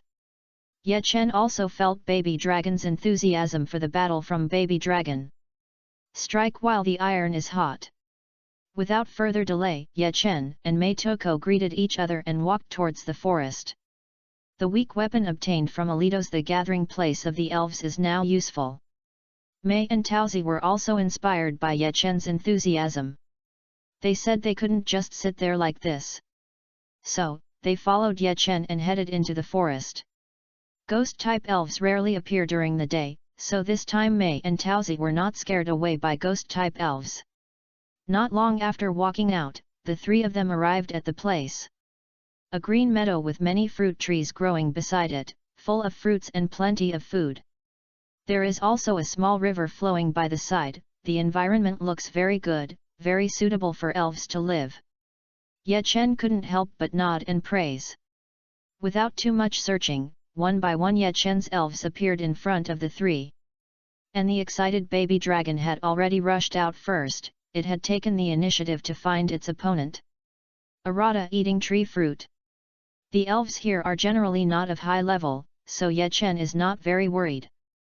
Baby Dragon rushed over quickly and used his signature skill, the headbutt greeting. Although the force was not great, Rada was also knocked to the ground by the baby dragon. Rada! Rada looked at the baby dragon angrily and roared angrily. The baby dragon once again remembered the teachings of the flying big brother, that he must not lose in momentum. It yelled and roared back even louder. Rada was stunned for a moment, glanced at the baby dragon, and then rushed over angrily. This guy not only disturbed it while eating, but also dared to be mean to it, which was simply too much for Rada. The battle between the two elves was about to break out. The baby dragon soon showed its fighting talent. Its skull was extremely hard, so every time Rada rushed over, it would aim its skull at Rada. Rada knocked himself out after several collisions. Sparks! With a command from Ye Chen, the baby dragon sprayed sparks, hitting Rada and defeating him directly. The upgrade sound of the baby dragon also rang in Ye Chen's ears. Baby dragon won the battle, and the level was raised to level 7. With a 5-fold increase in experience, Baby Dragon's upgrade speed can be said to be very fast. After defeating Rattata, Baby Dragon quickly selected the next opponent. Another Rattata. It was still a headbutt gift. Rattata was enraged and attacked Baby Dragon. This Rattata was much stronger than the previous one, but Baby Dragon won the victory without any danger. The Baby Dragon upgrade prompt sound rang in Ye Chen's ears again. And this time the upgrade allowed Baby Dragon to directly comprehend a new skill. Bite. A very powerful evil skill. After letting Baby Dragon recover some physical strength, Baby Dragon, who had obtained a new skill, became more and more courageous and soon defeated several opponents. Mei and Tuko on the side also murmured in their hearts. Is this the difference between a genius trainer and an ordinary trainer?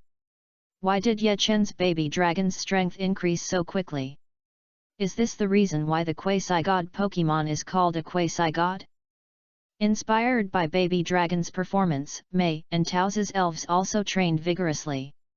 We can't let Baby Dragon catch up. Otherwise, it would be too embarrassing.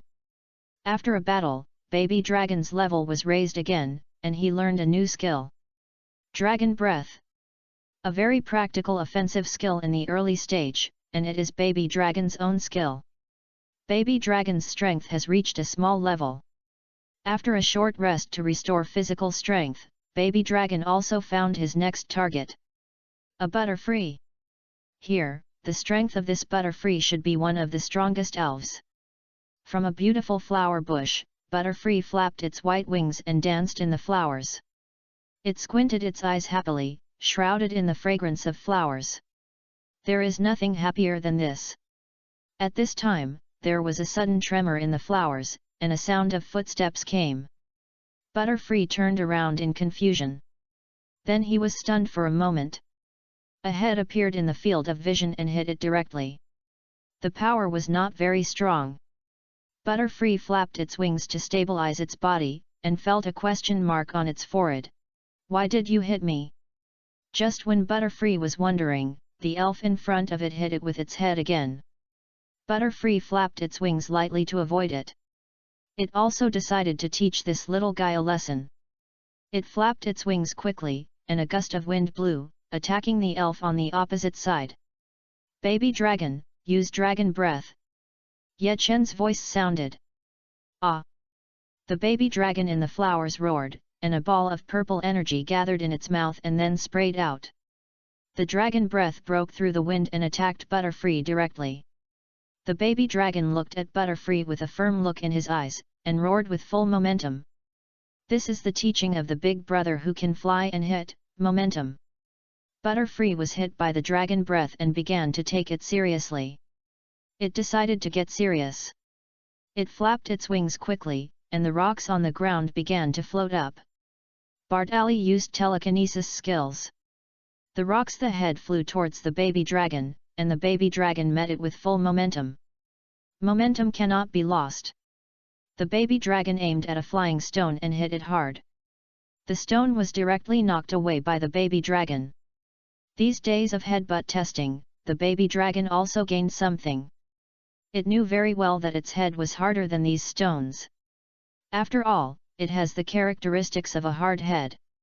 The Baby Dragon knocked the stones away all the way and quickly approached Butterfree. Ye Chen's voice sounded at the same time, bite. This skill is most suitable for such a close distance. The Butterfree who was using the skill was bitten by the Baby Dragon.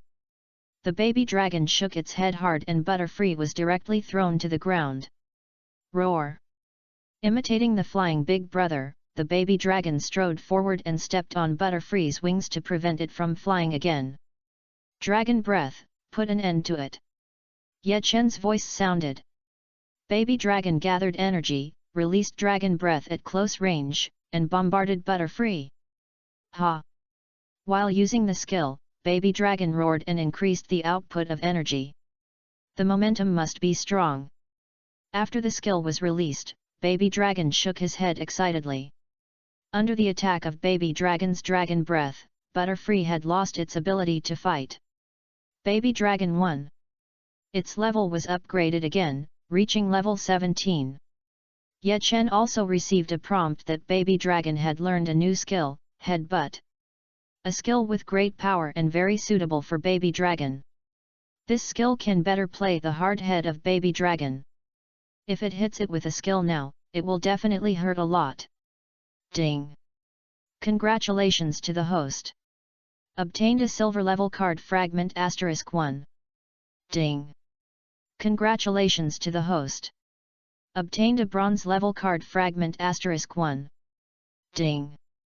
Congratulations to the host. Obtained a gold level card fragment *1. Ye Chen picked up the card fragments that fell on the ground at once. Baby Dragon had gained a lot from this battle. Ye Chen also received a prompt that another platinum card could be synthesized. The host has collected 3 platinum card fragments and successfully synthesized the platinum card 24-hour 10-fold experience increase. Experience increase card? Ye Chen's eyes lit up. For Ye Chen, who needed to upgrade his level, this reward was very useful. I have to find a good place and practice well for a day. At this time, Mei and Taozi came over. They both witnessed the whole process of Baby Dragon defeating Butterfree. You know, not long ago, Baby Dragon's opponent was Charmander. And now, Charmander has a hard time dealing with Rattata. But Baby Dragon can already challenge Butterfree. Mei couldn't help but say, Ye Chen, you are so abnormal. Taozi also agreed, the gap between people is really too big. It's just a temporary lead. I believe my Charmander will definitely catch up with Baby Dragon. Ye Chen smiled implicitly. He has heard this for countless times, and he doesn't know how to respond. After a training, it was noon. It's time to prepare lunch. The training of the elves came to an end temporarily, and the 3 returned to the river again. Beginning to prepare lunch, Ye Chen and the others released the elves and let them move freely. Baby Dragon and Charmander got together and began to exchange insights about momentum. Roar! The huge figure of Charizard appeared and deliberately shouted with full momentum. This quickly attracted the attention of the 2 little brothers. Baby Dragon and Charmander quickly came to Charizard and began to tell him about their understanding of momentum. Charizard nodded frequently, saying that the 2 little brothers did a good job and needed to continue working hard. Baby Dragon said that he had learned new skills from the momentum and hoped that Charizard could give him some advice. As the big brother, Charizard would naturally not refuse such a request.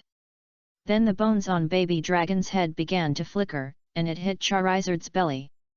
Charizard took this move without dodging. Then it could be clearly seen that the meat on its belly sank deeply, and the meat on the side began to tremble. Pain. Very painful. But as the big brother, Charizard naturally couldn't scream, and looked calm. Baby Dragon raised his head and looked at the big brother, and his heart was immediately more admired. The flying big brother said calmly that as long as there was momentum, these were not a problem. It also solemnly told Baby Dragon and Charmander that as long as they didn't lose in momentum, they would definitely be able to fly into the sky. The 2 little brothers nodded excitedly. The King of Leaf and Axe-Toothed Dragon beside them felt speechless when they saw this scene. Ye Chen and the other 2 couldn't help laughing. Chapter 70, Special Training in Changpan Forest. Chapter 70, Special Training in Changpan Forest. The next morning. After the 3 of them finished breakfast, Ye Chen started washing dishes by the river, while Mei and Toko started packing up their luggage. The 2 had been in Changpan Forest for quite some time, and it was time to leave. After the 2 left, they had to wait until Quartz to meet again. It's time for the Alliance Conference. After helping the 2 pack their gifts, Ye Chen looked at them and said with a smile, "Time flies so fast. Several days have passed in the blink of an eye." Mei and Taozi nodded. Mei said with a smile, "Yes, if our schedule had not been booked, I would have liked to stay a few more days." Taozi smiled playfully and said, "I don't have any regrets. After taming Charmander, I feel that my journey has been perfect and there are no regrets. I hope we will see each other again soon." "Yes, Ye Chen, you must bring us a championship this time. The two clenched their fists to encourage Ye Chen.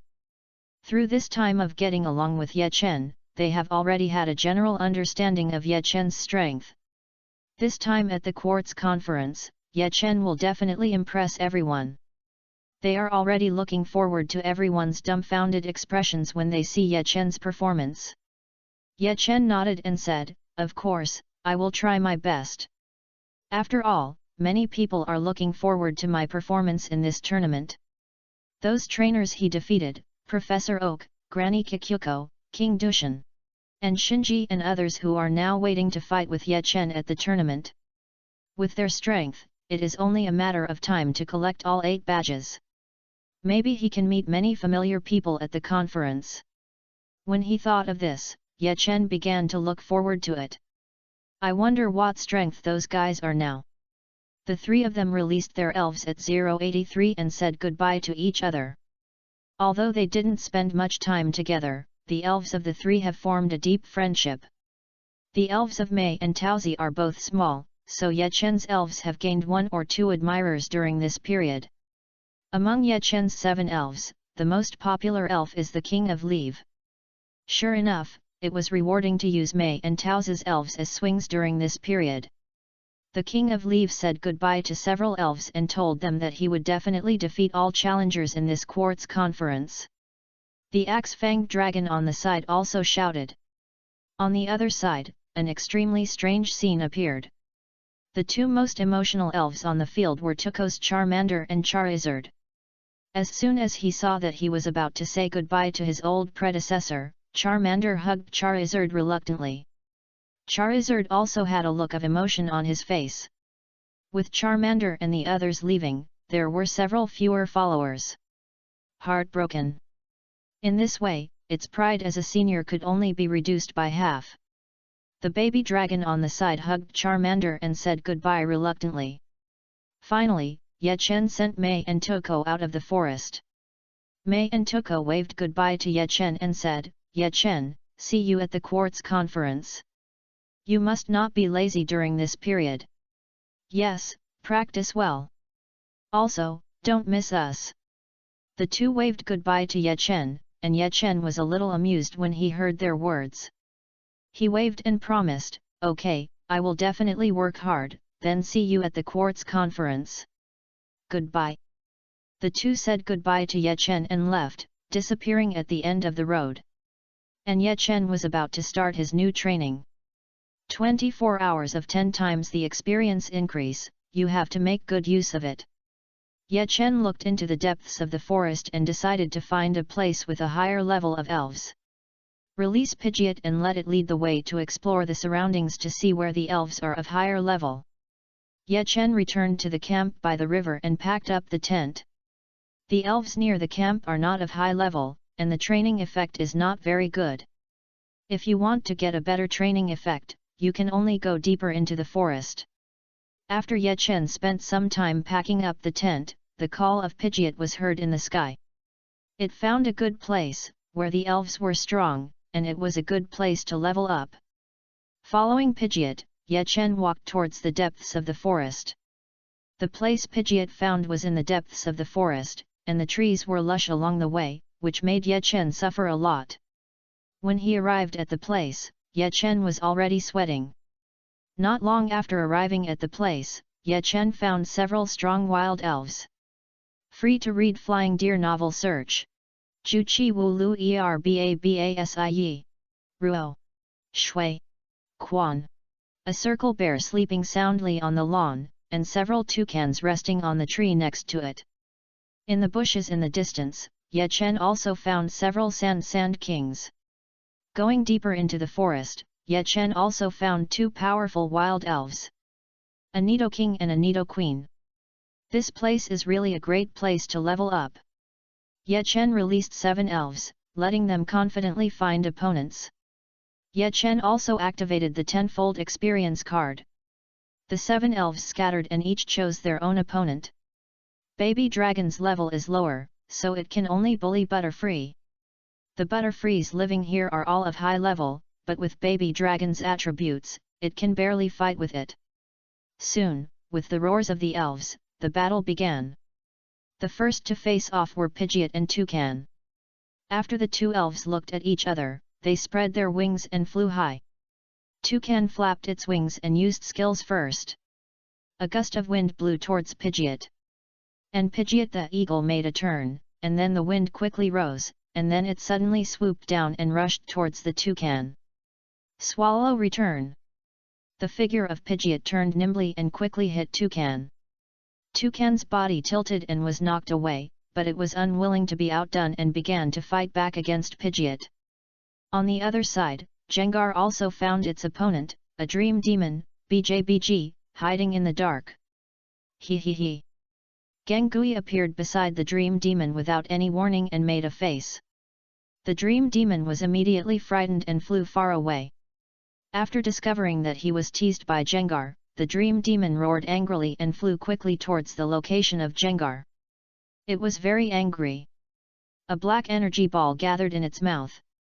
The dream demon shouted angrily, and the energy ball flew out and attacked Gengar in the distance.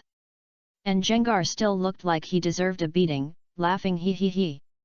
It also condensed a shadow ball and attacked the dream demon. After a violent explosion, the skills of the two elves were cancelled out in the air. Gengui laughed and pounced on the dream demon, saying a lot of mocking words. The dream demon was so angry that he pounced on Gengui without any reason and fought with it. On the other side, the opponent of Ninetales was the Circle Bear. The appearance of the Circle Bear looked very oppressive, and the slender white figure of Ninetales seemed a little petite in front of the Circle Bear. Just from the picture, the power of the two elves is absolutely unequal. But fortunately, Ninetales is not the kind of elf that relies on strength to win. Its fighting style is more agile, mainly nibbling step by step.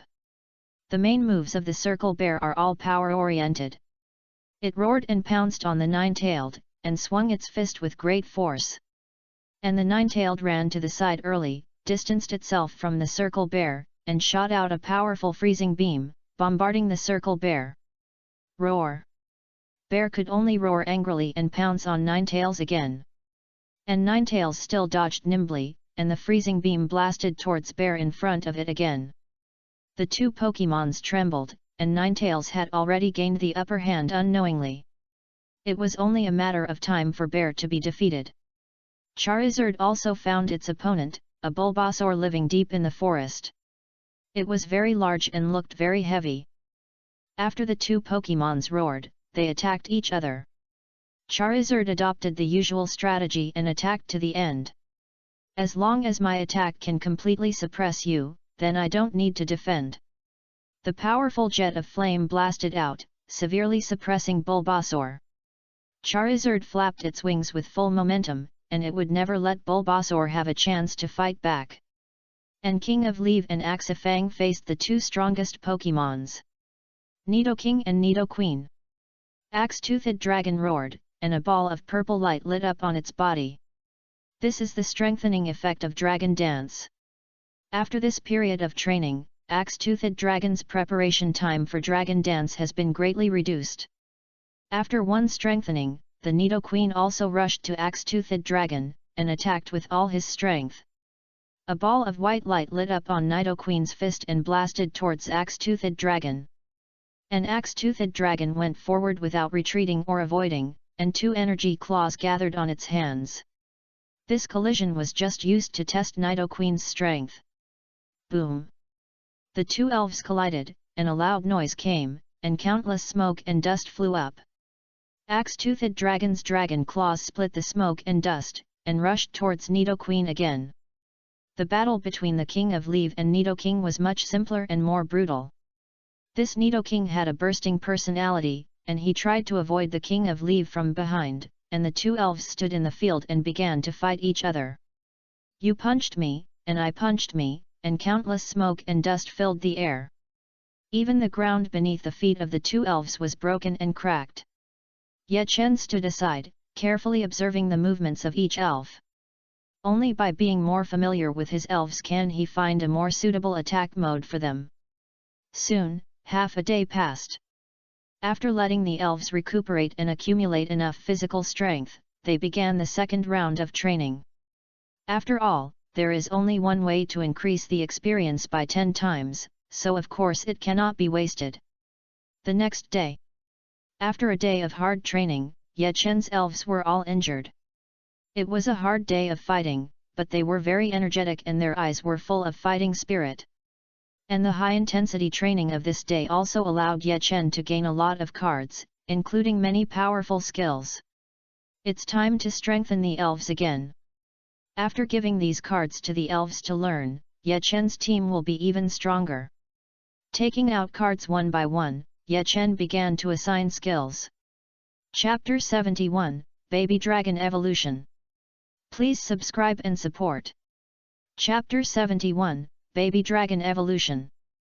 Please subscribe and support. First is the King of Leave.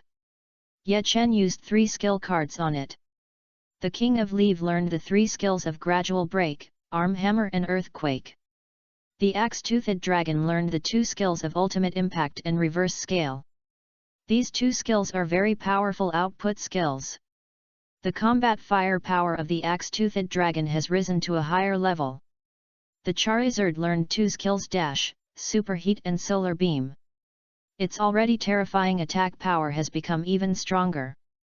The newly learned Solar Beam skill can also be better coordinated with Sunny Sky. Kuabai has also learned 2 skills, Blizzard and Aurora Curtain. His overall strength has been greatly improved and he can make more contributions to the team. On Jengar's side, the tower learned the 100,000 volts and sludge bombs, further strengthening the strike surface. Bai Diao has learned 3 skills, Storm, Feather Chi and Brave Bird Attack. 2 powerful attack skills and a powerful recovery method. As for the Baby Dragon, it has learned 2 skills, Repaying Kindness and Spraying Flames. After consuming all the cards accumulated during this period, Ye Chen's team strength has been significantly improved. Ye Chen had to say that Viridian Forest was really a very suitable place for elves to exercise. There are many types of wild elves and they are also very powerful. Ye Chen settled down in Viridian Forest to train his elves here. Time passed quickly. At this time, there were only more than 20 days left before the Quartz Conference was held. The strength of Ye Chen's elves has been significantly improved during this period of time. Both King of Leave and Yaya have reached level 49. The other elves are all above level 40. Only Baby Dragon is at level 29. Only 1 level left to evolve. The training in Viridian Forest should come to an end. Ye Chen breathed a sigh of relief. Now he was confident in challenging the Quartz Conference. During this period, the strength of his elves has been significantly improved, and he has begun to look forward to it. I wonder what kind of opponents I can meet at the Quartz Conference? He can't wait to fight. After packing up the tent, Ye Chen set out to leave Viridian Forest and head to the Quartz Plateau. The training during this period of time also made Ye Chen a lot darker, but he was also much stronger. Just from the appearance, you can understand that Ye Chen is an opponent that cannot be underestimated. Because such a healthy complexion is tempered by the sun and wind, trainers who have not experienced hard training cannot obtain it. Riding his bicycle, Ye Chen left Viridian Forest.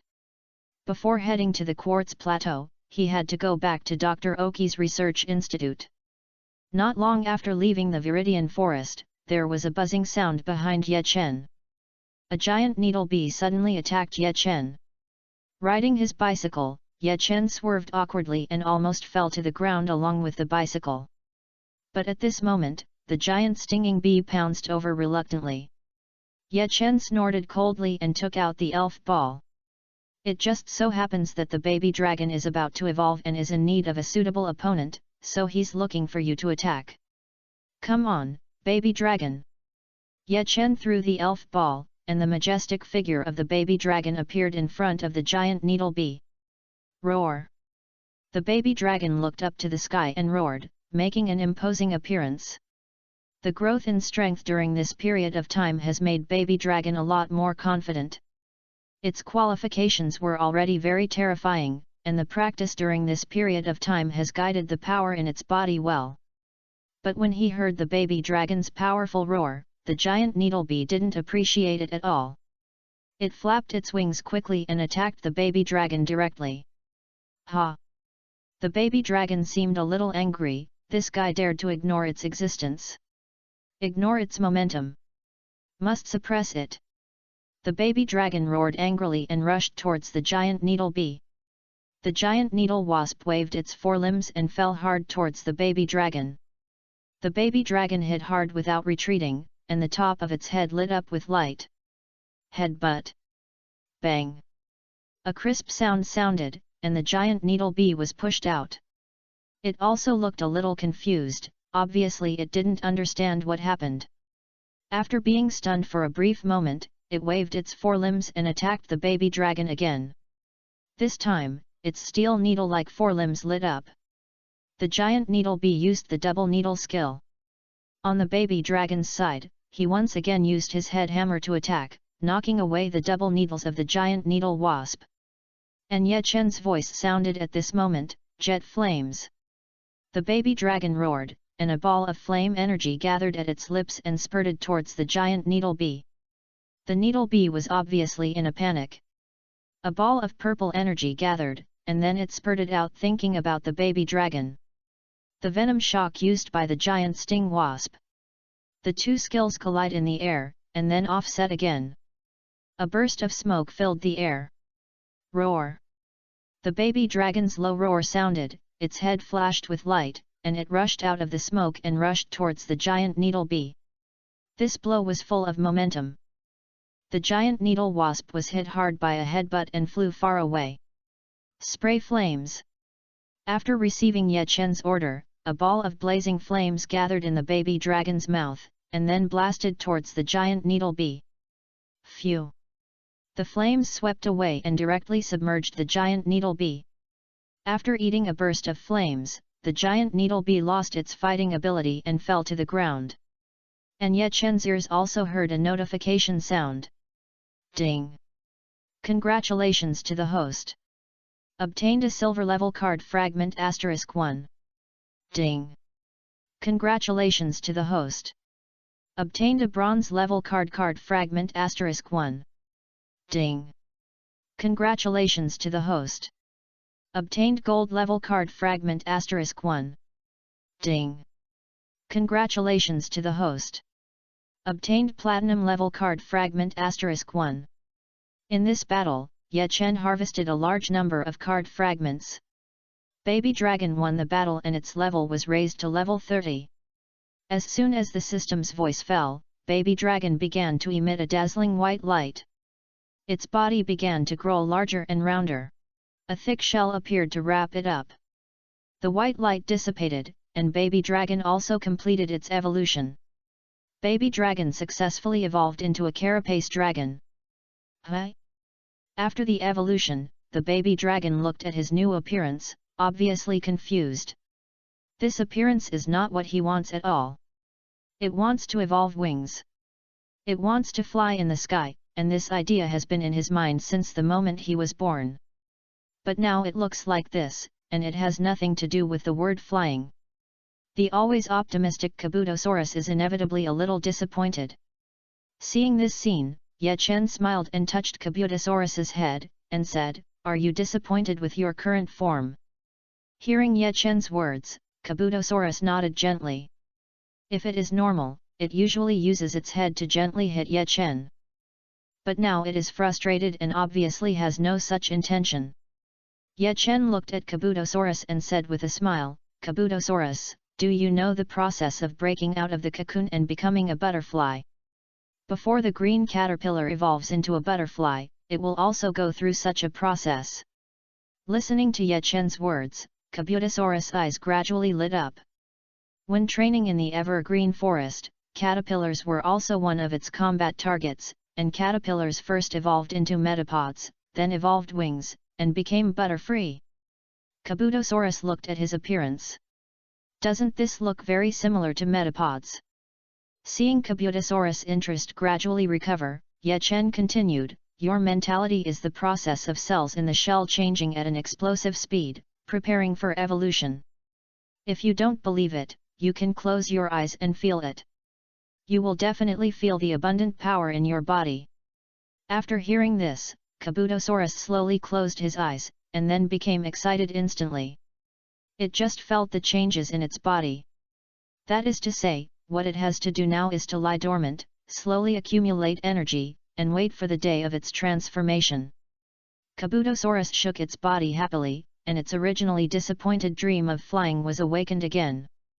0. And this time, the expectation burned even more fiercely. After taking the evolved baby dragon back into the poke ball, Ye Chen rode his bicycle and started the interrupted journey again. First, he returned to Changpan City and visited Grandma Kikyuko. Ye Chen bought a plane ticket and returned to Huaji College. He had received a call from Professor Oak before, asking him to go to Professor Oak's research institute if he had time. At that time, he was practicing in Changpan Forest, so he was delayed. Now that he has time, he naturally has to go to Professor Oak's research institute first. I don't know what the doctor wants. Ye Chen guessed in his heart, but Dr. Oak's actions were too unpredictable, and Ye Chen was also confused. I don't know what Dr. Oak's gourd bought. But it shouldn't be a bad thing. A day later, Ye Chen came to Dr. Oak's research institute. As soon as he arrived at the door, Dr. Oak greeted him with a smile.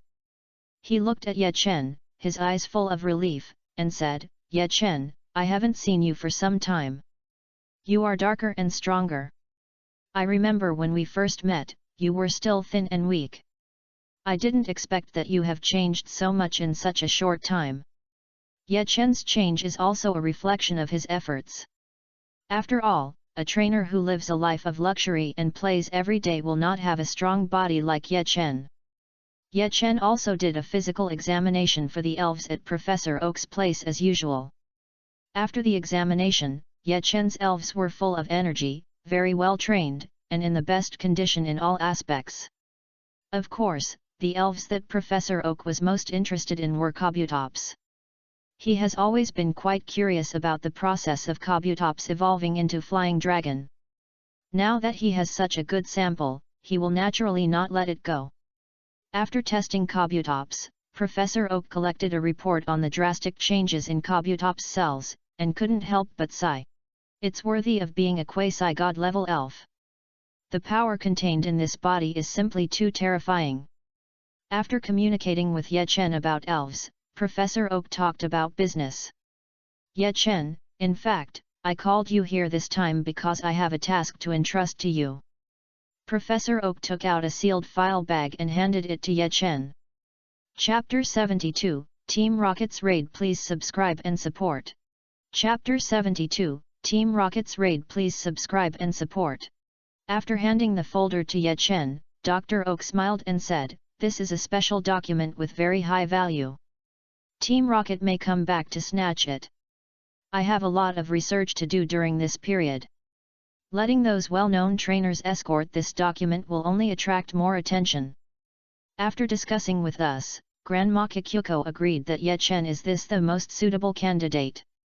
Ye Chen, with enough strength, is no weaker than some senior trainers. Most importantly, he is very young. Team Rocket never thought that Professor Oak would give such an important document to a fledgling like Ye Chen. After explaining the task in detail to Ye Chen smiled and agreed. Grandma Kikyuko, Professor Oak and his team have helped Ye Chen so much, so Ye Chen would not refuse such a small favor. Of course, the biggest reason why Ye Chen chose to take on this task was his confidence in his own strength. Ye Chen smiled and said, "Dr. Oak, don't worry, I will definitely hand the information to Grandma Kikyuko in person." Dr. Oak smiled and nodded, took out a card and handed it to Ye Chen, saying, "This is a task assigned by the Alliance, and the reward will naturally not be less. Here is 150,000 Alliance coins, 087 your reward for delivering this document." Ye Chen took the card from Professor Oak and couldn't help smacking his lips. 150,000 was given for escorting a document. The Alliance is indeed rich.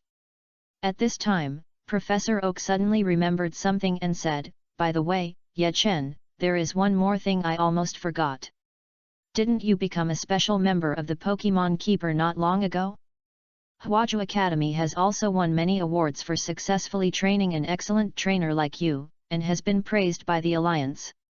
The Dean met me last time and asked me to inform you that you have earned a lot of glory for the school.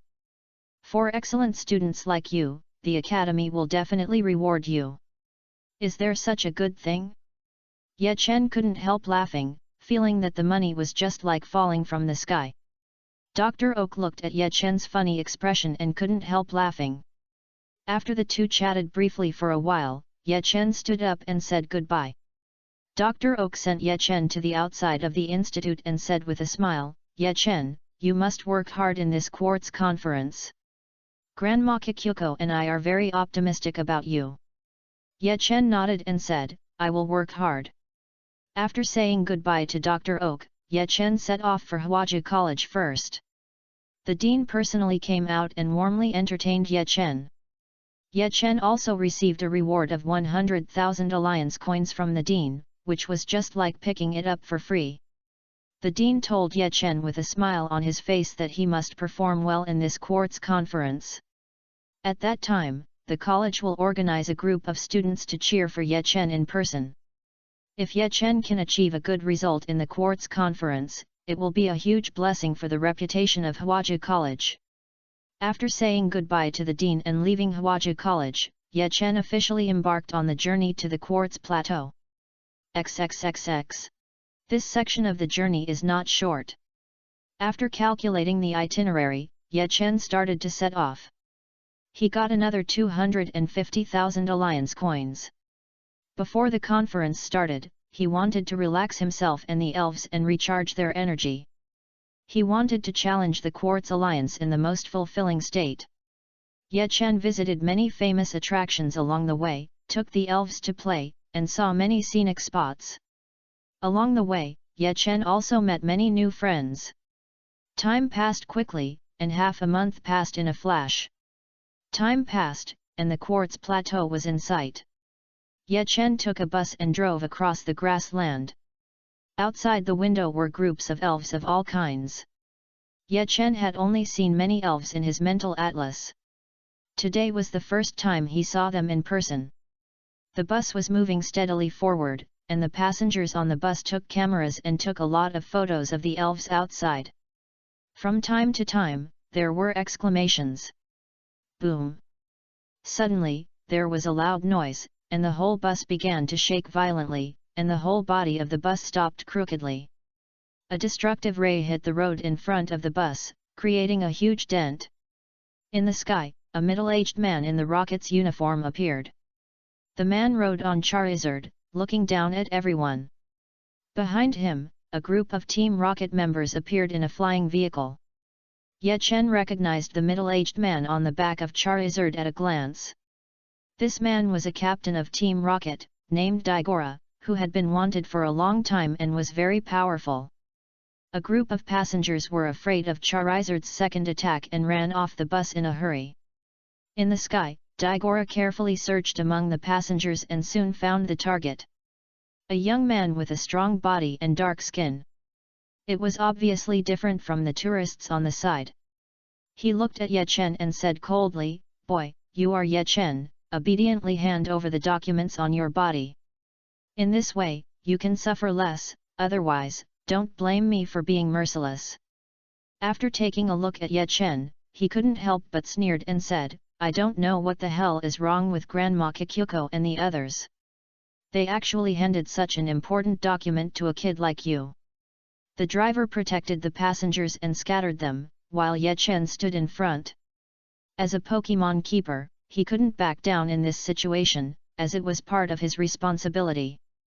He looked at the trainer on Charizard's back with a serious expression. Daigora was notorious for escaping from a king-level trainer and was called wanted. But he can still appear in front of Ye Chen freely, which has proved his strength. This guy is probably the strongest opponent Ye Chen has ever met, except for the group of king-level trainers like Grandma Kikyuko. Catch him for me. At Daigora's command, the rocket team members jumped off the aircraft one by one, roaring and attacking Ye Chen. One by one, the elves appeared in front of Ye Chen with great momentum. Destroy them! This situation does not allow Ye Chen to retreat, as there is a group of passengers evacuating behind him. Roar! One by one, the elves with great momentum appeared in front of a group of rocket team members, and everyone was stunned. The King of Leave roared and rushed forward first, hitting a powerful arm hammer and directly knocking a big mouth bat away. And Ye Chen's elves also showed their magical powers, blasting out various skills, beating the elves sent by the rocket team into a mess. Daigora rode on the back of Charizard and sneered. He is indeed a junior with good strength, but he is far inferior to him. He stepped on the Charizard under his feet and ordered, Charizard, use the destruction beam to finish this kid. The Charizard roared, and a lot of energy began to gather in its mouth. Boom! A powerful energy beam blasted out and blasted towards Ye Chen in the distance. Roar! A powerful roar sounded. A blazing white energy ray blasted out from behind Ye Chen and collided with the destruction beam of the Charizard. Ye Chen's Charizard used the solar beam. The solar beam and the destruction beam offset each other in the air, and a violent explosion sounded. Boom! The huge shock wave sent a huge vibration. The two elves looked at each other in the air and roared at the same time. After a short recovery, Daigora asked Charizard to use the destruction beam again. And Ye Chen's Charizard also used the solar beam skill.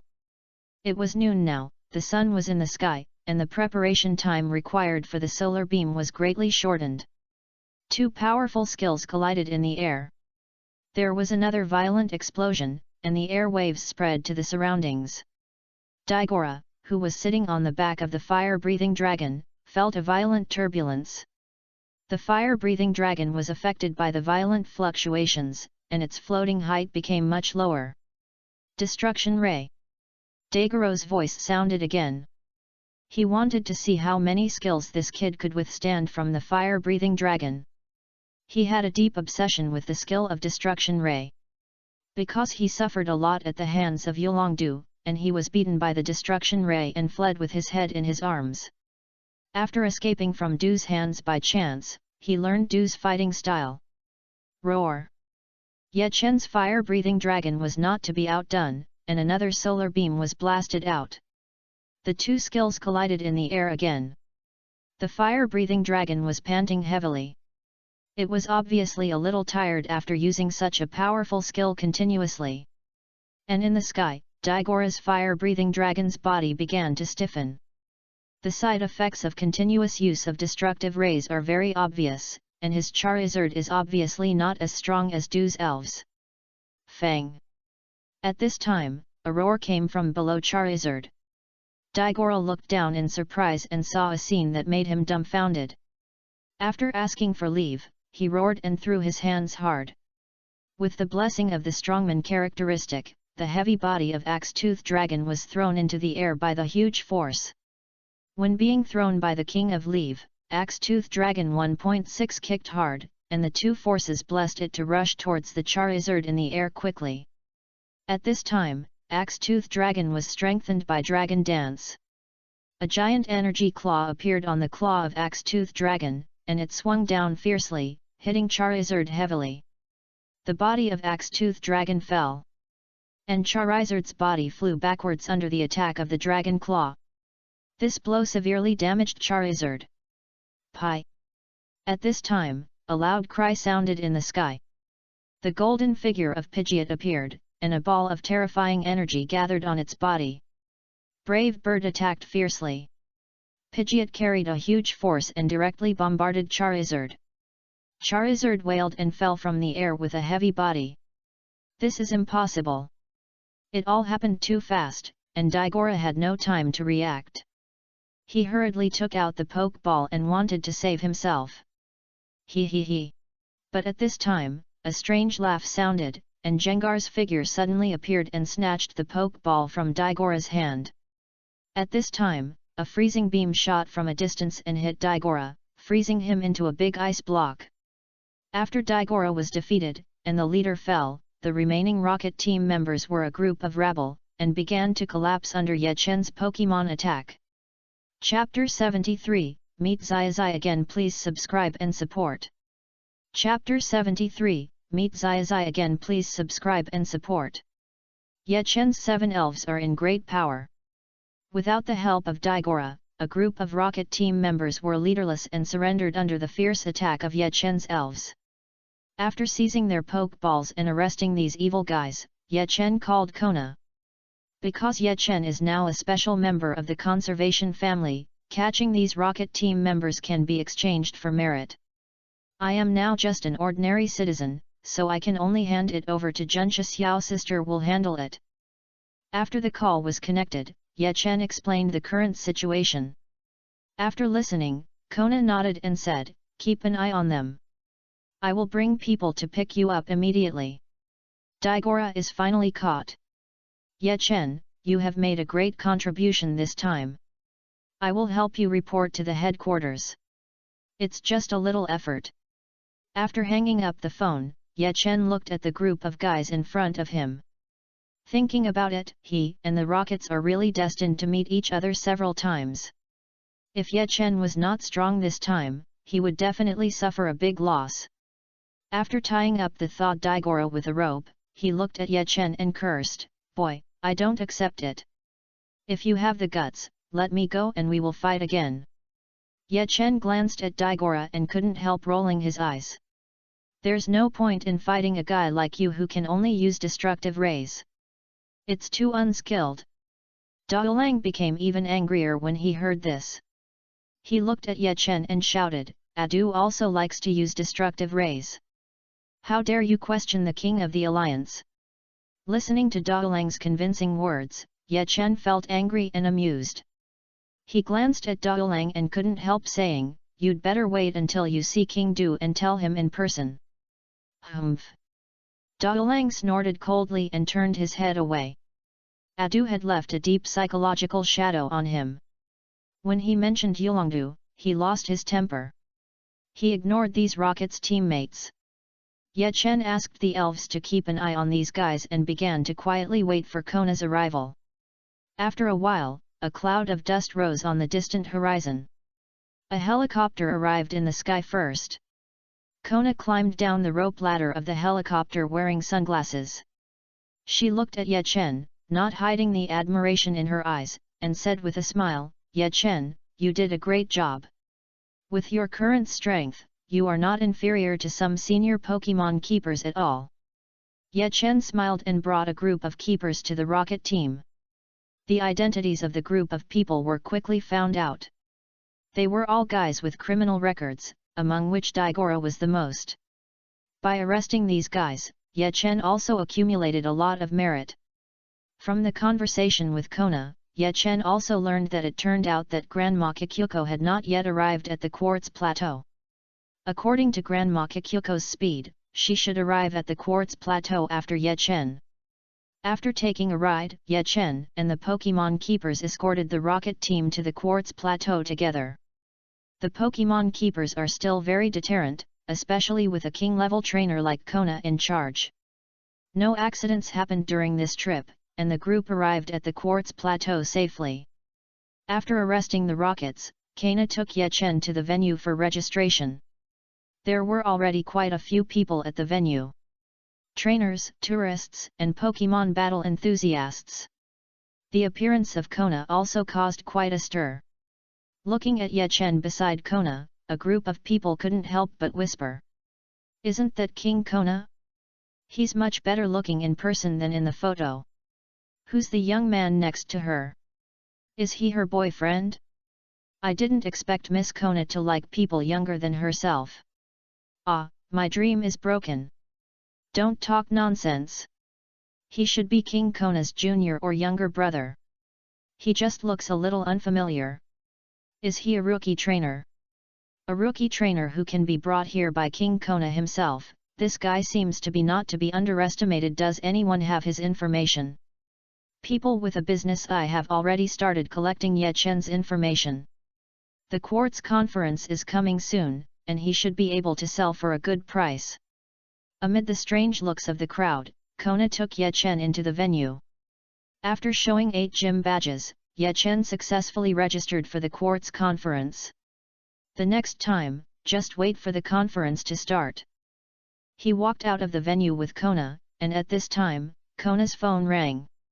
After talking on the phone for a while, she looked at Ye Chen and said with a smile, "Good news, Granny Kikyuko has arrived, let's go see her together." "Okay." Ye Chen touched the information in his backpack and felt relieved. After handing the file to Granny Kikyuko, the task was over. The secret information that Dr. Oak and Granny Kikyuko valued very much should be very important. They got on Kona's car together and went to pick up Granny Kikyuko. Compared to the last time they met, Granny Kikyuko was in much better spirits. After seeing Ye Chen, she nodded with satisfaction. After receiving the information handed over by Ye Chen, Granny Kikyuko said with a smile, "Ye Chen, thank you for your hard work this time." Ye Chen smiled and said, "No, as a member of the elf conservation family, this is what I should do, and I am not working for nothing, I have received compensation." Granny Kikyuko laughed when she heard this. Then Granny Kikyuko and Kona took Ye Chen to stroll around the venue. Ye Chen was also fortunate to enter some highly confidential research institutions and gained a lot of knowledge. After staying in the Quartz Plateau for a few days, the opening day of the Quartz Conference is finally coming. While strolling around the specialty store at the venue, Ye Chen suddenly heard a surprised shout, "Ye Chen! Are you here too?" Ye Chen turned his head and saw the familiar trio again. Now it should be said that it is a group of 4. Xiaozai, Xiaoxia, Xiaogang, and a boy who looks a little unfamiliar. Ye Chen looked at the 3 and greeted them with a smile, "Long time no see." Xiaozai and the other 2 came over excitedly. Ye Chen glanced at the boy next to the trio and asked with some confusion, "Who is this?" Hearing Ye Chen's question, Xiaozai excitedly pulled Ahong over and said with a smile, "His name is Ahong, a friend I just met, don't underestimate him. Ahong is very strong." Hearing Xiaozai's confident words, Ye Chen laughed dumbly. Hearing the name Ahong, he also remembered the identity of this young man. It should be the one who defeated Xiaozai in the Quartz Conference in the animation. Xiaoxia also came over at this time and said to Ye Chen excitedly, "Oro seems to be here too. Xiaogang has been shouting that he wants to find him." Xiaogang immediately said with a serious face, "Oro is my forever good brother and good friend." Xiaozai quickly said, "Let's go find Xiao Mao first. I have an appointment with him." So the 3 people who disagreed began to argue about who to meet first. Ahong and Ye Chen looked at each other and laughed helplessly. Finally, everyone came up with a compromise solution, sending them an address and everyone agreed to meet there. Xiaozai and Xiaogang's eyes lit up and they all agreed to this good idea. Everyone determined the meeting place, a training hall near the main venue of the conference. There is a battlefield inside. It seems that Xiaozai and the others all have the intention to compete before the battle begins. The group quickly arrived at the training ground. Xiao Mao and Oro had arrived first, and Ye Chen also saw a somewhat unexpected face. Shinji was there, looking cool. After everyone met and greeted each other, Xiao Mao looked at Xiaozai and joked, "Xiaozai, it's really surprising that you actually collected 8 gym badges and signed up for the conference." Xiaozai didn't hear the irony in Xiao Mao's words at all, and nodded excitedly, "Don't you see who I am? I want to be a Pokemon Master. How can I not collect all 8 badges?" Shinji, who was standing next to him, glanced at Ye Chen and said coolly, "Ye Chen, you've become stronger again." As soon as he said this, everyone quieted down. Ye Chen's appearance was the one that changed the most among the group. At first glance, he was a person who often went out in the wild. Ye Chen's Pokemons were not weak to begin with, and Ye Chen did not slack off at all. Now his Pokemons will only be stronger. Shinji and his group all had a raging fire of battle in their eyes. Xiaozai looked at Ye Chen and said in advance, "Ye Chen, wait for the day. I have become much stronger during this period of travel. I can't wait to fight with you." Ye Chen glanced at Xiaozai and shook his head, the conference will start the day after tomorrow. I don't want to waste too much energy of the elves. And once they accept your challenge, Oro and Shinji will definitely challenge me." After Ye Chen finished speaking, Oro and others laughed. At this time, Shinji glanced at everyone and said coldly, "You guys don't have to show off. I am the only one who can defeat Ye Chen." Oro raised his eyebrows and said, "Shinji, you are so arrogant. You are so arrogant because you won me by chance last time." Shinji glanced at Oro and said coldly, "What? Oro, you are not convinced and plan to fight me first. Fight, who is afraid of who?" Oro immediately agreed. Before taking revenge on Ye Chen, he had to seek revenge on Shinji first. This is the perfect way to make this conference. The battle with Shinji can be used as an appetizer for the battle against Ye Chen. The two men walked into the battlefield together. Ye Chen and his group came to the periphery of the battlefield to watch. Aurora and Shinji discussed for a while and simply determined the rules of the game. Since they are going to fight, they should not spar casually like last time. The rule this time is 3v3. After all the elves on one side lose their combat ability, the winner will be decided. Xiao Gang served as the referee again. After confirming that both of them were ready, Xiao Gang gave an order, "Shinji vs Oro, the battle begins." Chapter 74, Warm-up Battle, Shinji vs Oro. Please subscribe and support for the post. Chapter 74, Warm-up Battle, Shinji vs Oro. Please subscribe and support for the post. The battle begins. The two threw out their elves at the same time and released their elves. Oro used his main Pokémon, Mantis, right from the start. And Shinji sent out Totoro. When the two Pokémon appeared on the field, the atmosphere suddenly changed. I guess the changes of these two Pokémon were very obvious since they met last time. Totoro must have gained weight, and every step was extremely heavy and full of power. And Mantis was even more impressive, its red shell was full of metallic feeling, and the color became darker. The opponent's Pokémon was much faster than his own, and a long battle was not favorable. Shinji issued an order right away. "Turtle, use parasitic seed." A ball of green light flashed on the turtle's body, and it shook its body. Several energy seeds flew out from its back and attacked the distant mantis. As long as the parasitism hits the mantis, even if the mantis uses speed to attack the turtle, it will have the capital to fight. And Oro's response was also unexpected. He shouted and issued an order, "Mantis, use sword dance." A layer of red light lit up on the mantis. The parasitic seed hit the mantis, but it also used sword dance to strengthen it. This move was learned by Oro from Ye Chen's Axe-Tooth Dragon. If you can't break the opponent's meat shield, then strengthen the attack power. "Mantis, use bullet punch." Oro shouted, and Mantis flashed its wings, turning into a red stream and rushing towards Tutai at high speed. At this time, Shinji's expression also became solemn. Although the parasitic seed hit Mantis, he knew that he was now at a disadvantage. Tutai has a high defense, and it could have slowly dealt with Mantis and let the parasitic seed take effect. But after the sword dance, Mantis has been strengthened, it has the powerful destructive power to break through Tutai head-on. Tutai is too slow, and it is unlikely to dodge. Then let's fight head-on. Although Mantis has strengthened its attack power, its defense is still the same. It depends on who falls first. Tutai, flying leaf knife. Shinji gave the order loudly, letting Tutai feel his determination. Roar! The Tutai turtle roared, shaking the big tree on its back, and the blades as sharp as knives attacked the giant claw mantis. Facing the attack of the Tutai turtle, the giant claw mantis had no intention of retreating. Its claws flashed with light, and the giant claw mantis rushed forward quickly with the flying leaf knife. The characteristic of the bullet fist skill is that it is fast, and the frequency is very high. And Oro's giant claw mantis obviously has a very good grasp of this skill.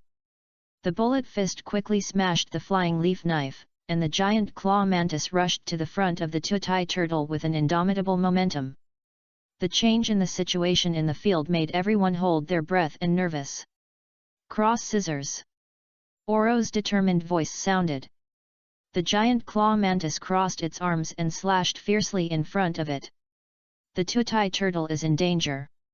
Tutai turtle, ultimate absorption. Shinji's voice sounded. Although he looked calm, his heart was already in turmoil. The giant mantis rushed in front of him in a way that Shinji had never expected. 8610644746 975632410. You should know that his Tutai turtle is very powerful, and the flying leaf blade has been specially trained. Not only is it powerful, but the density of its skills is also extremely high. But this giant mantis was able to kill the flying leaf blade alive. This also caused the Tutai turtle to face a very bad situation. You should know that this is a giant mantis strengthened by sword dance. A ball of green light flashed on the Tutai turtle and bombarded the giant mantis. The giant mantis's cross scissors have also fallen. Boom! A huge noise sounded. An extremely surprising scene appeared. The Tutai turtle's ultimate absorption hit the giant mantis perfectly, but the giant mantis's cross scissors also hit the Tutai turtle. The powerful blow of the giant claw mantis actually knocked over the earth turtle with terrifying weight. There was a dull sound of heavy objects falling to the ground, and countless smoke and dust rolled up. A smug smile appeared on Oro's face. In order to target Ye Chen's Leaf King, his giant claw mantis had undergone special strength training, and he had never slacked off during this period. After being strengthened by the sword dance, the attack power of the giant claw mantis has reached a very exaggerated level. Hoo! A heavy breathing sound came from the smoke and dust. The earth turtle climbed up with difficulty, gasping for breath. Even if the giant claw mantis was hit by the ultimate absorption, it was also severely injured. At this time, Oro's voice sounded again. Cross scissors. While you are sick, you will die. Oro will naturally not miss this good opportunity. The giant claw mantis quickly rushed towards the earth turtle, and the two giant claws slashed fiercely. Toto, hold on with your courage and use solar beam. Shinji shouted loudly and issued an order. The current situation can only be gambled once. Even if the giant claw mantis has a high attack power, it can't withstand the solar beam of the Toto. But the key is that it is not a sunny environment now. Toto needs time to accumulate strength to release the solar beam. The two elves collided again in the field. This time, the Toto bent down and used its hard back to resist the attack of the giant claw mantis. At the same time, the big tree on its back flickered and began to accumulate strength. Oro naturally discovered Shinji's intention, but how could he let the Toto smoothly accumulate energy? Oro shouted loudly, "Giant claw mantis, use cross shears continuously. Kill it!" The giant claw mantis's claws glowed, and it began to attack the Toto. And the Toto resisted with its strong will. Boom! Boom! Muffled sounds came one after another, and while the Tutai turtle was under attack, the power gathered on its back was increasing. The sunbeam was about to be completed. But it was too late. Bang! With a muffled sound, the giant claw mantis hit the Tutai turtle with a powerful blow, directly knocking the Tutai turtle to the ground. Then there was another cross scissors, hitting the Tutai turtle's abdomen. The huge body of the Tutai turtle was directly hit several meters away. The Tutai turtle struggled to stand up, but still couldn't get up. Its head tilted and fainted. The Tutai turtle lost its ability to fight, and Oro and his giant claw mantis took the lead. On the field, there was a strengthened giant claw mantis, and Oro could be said to have a huge advantage. Shinji took back the Tutai turtle, took a deep breath, calmed down, and sent out his second Pokémon. He looked at Oro and said coldly, "Oro, I will not lose this battle." Shinji threw out the Pokeball and released his second Pokémon. It can be heard that he is very confident in the strength of this Pokémon. Roar! A violent voice sounded, and a huge Pokémon appeared on the field. As soon as it landed, it shocked the entire battlefield. A terrifying Pokémon with a metallic luster. Boscodora. Another heavyweight Pokémon. And its powerful defense makes it not afraid at all when facing the enhanced giant claw mantis. What a tricky guy! Oro's face became solemn. This is the first time Shinji has used this Pokémon, and Oro is completely unknown about the strength of this Boscodora. Iron Wall. Just as Oro was thinking in a daze, Shinji's voice sounded. A ball of metallic light began to cover Boscodora. Oro cried out in his heart that it was not good, and quickly issued an order, Giant Mantis, use lightning flash. Giant Mantis rushed forward quickly and rushed to Boscodora in an instant. Break the tile. The claws glowed red, and the giant mantis cleaved down with one claw. Oro cried out in his heart that he was lucky. Fortunately, in order to target Ye Chen's Leaf King, it let the giant mantis learn the fighting skill of splitting tiles. And fighting skills have 4 times the effect on Boscodora. Even if Boscodora is successfully strengthened, the giant mantis can still severely injure it. Dang! A tremor sound of metal hitting each other sounded. Roar! Boscodora was knocked back half a step by a claw and wailed. The fighting skill of splitting tiles caused severe damage to it. Shinji's face became solemn. This giant mantis actually learned the skill of splitting tiles, which was beyond his expectation again. If Boscodora had not been strengthened by the iron wall, this tile-splitting attack would almost determine the outcome of the game. Split tiles. Taking advantage of the victory, Oro gave the order again. He already had a smile of victory on his face. Another tile-splitting attack, Boscodora would definitely not be able to withstand it. Metallic sound. Shinji's voice sounded at the same time. The giant mantis flew towards Boscodora at high speed, and at this time, an extremely harsh noise sounded in the field. The sound was like rubbing metal, which made Ye Chen and others who were watching the game on the sidelines couldn't help but cover their ears. The huge noise attack stopped the giant mantis. Its body surface is all metal, so it is extremely sensitive to this kind of metal noise. Cannon light cannon. Shinji's voice sounded again. Roar! Boscodora roared, and terrifying energy gathered in its mouth. A terrifying energy ray blasted towards the giant mantis. Giant mantis, I believe you won't fail just like that. Think about our training during this period. Use the tile splitting to kill it. Aurora's roar sounded.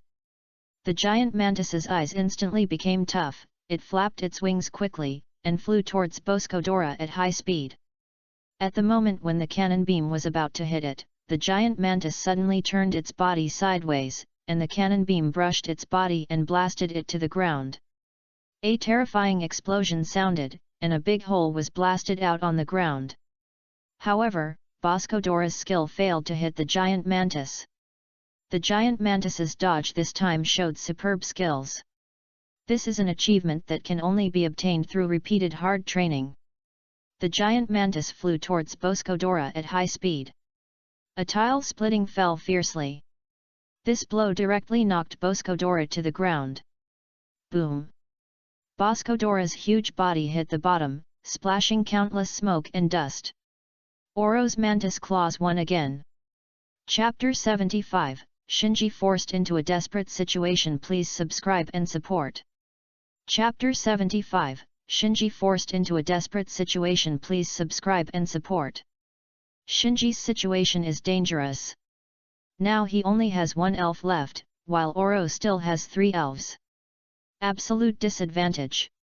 Oro clenched his fists excitedly. The hard training during this period was indeed useful. He is now only 1 step away from victory. He is only 1 step away from winning this victory. Mantis Claws, the last opponent. Oro cheered Mantis Claws, and Mantis Claws nodded with full fighting spirit. It waved the pincers pointed at Shinji, full of provocation. There was a blazing fire of fighting spirit in the eyes of Mantis and Oro. Because they all knew who the last Pokémon that Shinji was about to send out was. That was the electric beast that made Oro and Mantis swallow the bitter fruit of failure. Shinji took a deep breath, took out a poke ball, and looked at Oro on the opposite side. He said seriously, "Oro, I admit that you are a respectable opponent. But you haven't won this battle yet." Shinji threw the poke ball, and a lightning-like yellow figure appeared on the field. Roar! The electric beast roared with full momentum, his eyes were firm and there was no tension at all. This is a very good Pokémon. With Shinji's character, this electric beast can always stay by his side and not be released, which has proved its strong talent. The electric beast rubbed his palms and looked at Mantis. Oro roared with full of fighting spirit, "Giant Mantis, Bullet Fist."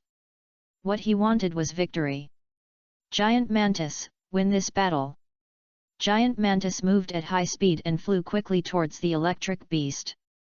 And the electric beast responded very calmly. It half crouched down and focused on the giant mantis flying at high speed. In a flash, the giant mantis had already pounced in front of it, and its pincers fell fiercely. 087 At this time, Shinji's voice sounded, "Flame Fist." When he heard these three words, Oro cried out in his heart that something was wrong, thinking that he was too careless. Boom! With a loud bang, the electric monster's flaming fist directly hit the giant mantis. And the giant mantis's bullet fist also hit the electric beast. The huge power carried by the giant mantis's pincers made the electric beast retreat several steps. The electric shock monster's fire punch also blasted the giant claw mantis back. After two fierce battles, the giant claw mantis's physical strength was already at its limit. This fire punch targeting its weakness, the giant claw mantis could no longer withstand it. It fell to the ground and tried to flap its wings to get up, but it still couldn't hold on. The giant claw mantis fainted and lost its ability to fight. Oro took the giant claw mantis and breathed a sigh of relief, slowly calming down. Even if the giant claw mantis was defeated, he still had 3 elves, he still had the advantage. Oro gradually calmed down. He was too excited just now and a little abnormal.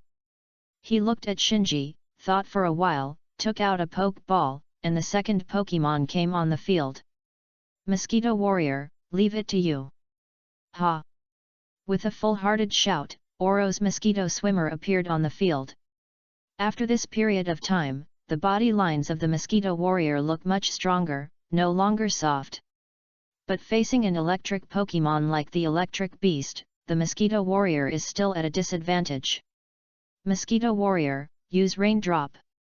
Oro adopted a consistent strategy. In order to fully utilize the leisurely and free characteristics of the mosquito warrior, the rainy environment is a must. Compared to the last battle with Ye Chen, the current Oro is obviously stronger. On the other side, Shinji abnormally, BJBG, did not stop the mosquito warrior from using the Raindrop skill. Electric Beast, use electric shock on yourself.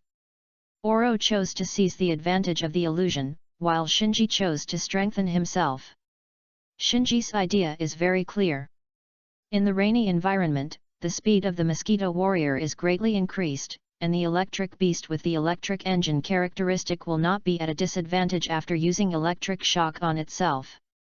In an instant, the two Pokémons on the field have undergone great changes. A white ball of light flew into the sky, and a drizzle began to fall on the battlefield. The body of the mosquito-repellent swimmer was moistened by the water, and his movements became noticeably more agile. The electric shock monster, which had been fully charged, had a layer of electric light on its body, which looked extremely cool. Mosquito-repellent swimmer, use waterfall climb. A quick fight, a quick decision. Oro did not intend to drag this battle on. In terms of the attributes of the two elves, he was at a disadvantage, so a quick fight. Even if he could not defeat the electric shock monster, he had to do his best to consume it. In this way, when Oro's last elf faced the electric shock monster, he would have a huge advantage.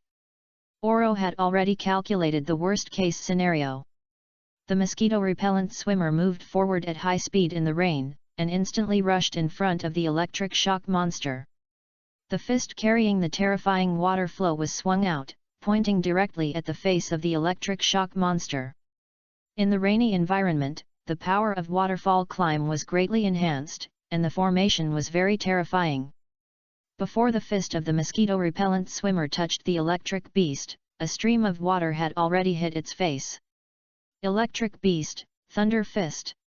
Facing a water-type elf, the Thunder Fist is definitely the best choice. The electric beast's fist was wrapped in lightning, and it hammered towards the mosquito-repellent swimmer fiercely. The two fists collided in the rain curtain, and countless water waves flew in all directions. Boom! With a muffled sound, a circle was blasted out in the rain curtain by the huge power of the two elves, and the invisible air waves pushed the raindrops and blasted in all directions. The two elves retreated at the same time, and they both felt each other's powerful strength. Oro, if you are only at this level, you can't beat me.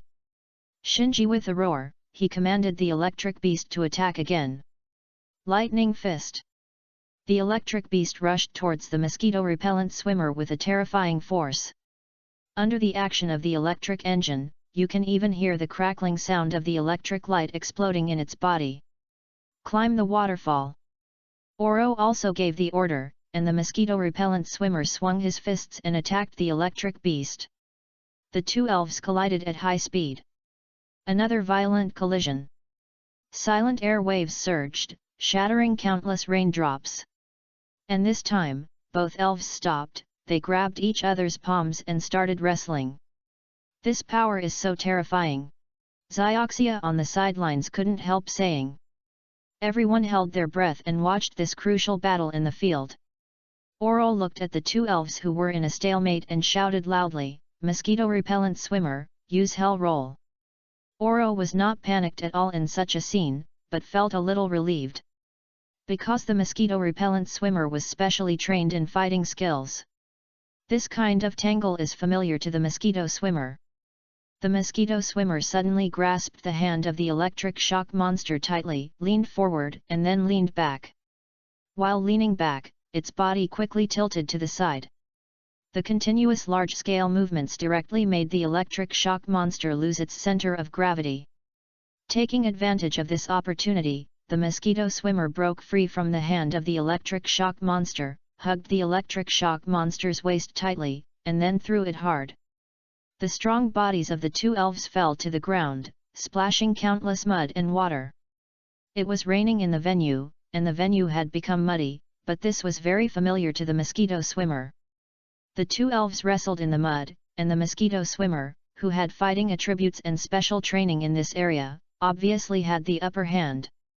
Its tangle was very skillful, and the electric shock monster was eaten away step by step, and its body was locked tighter and tighter.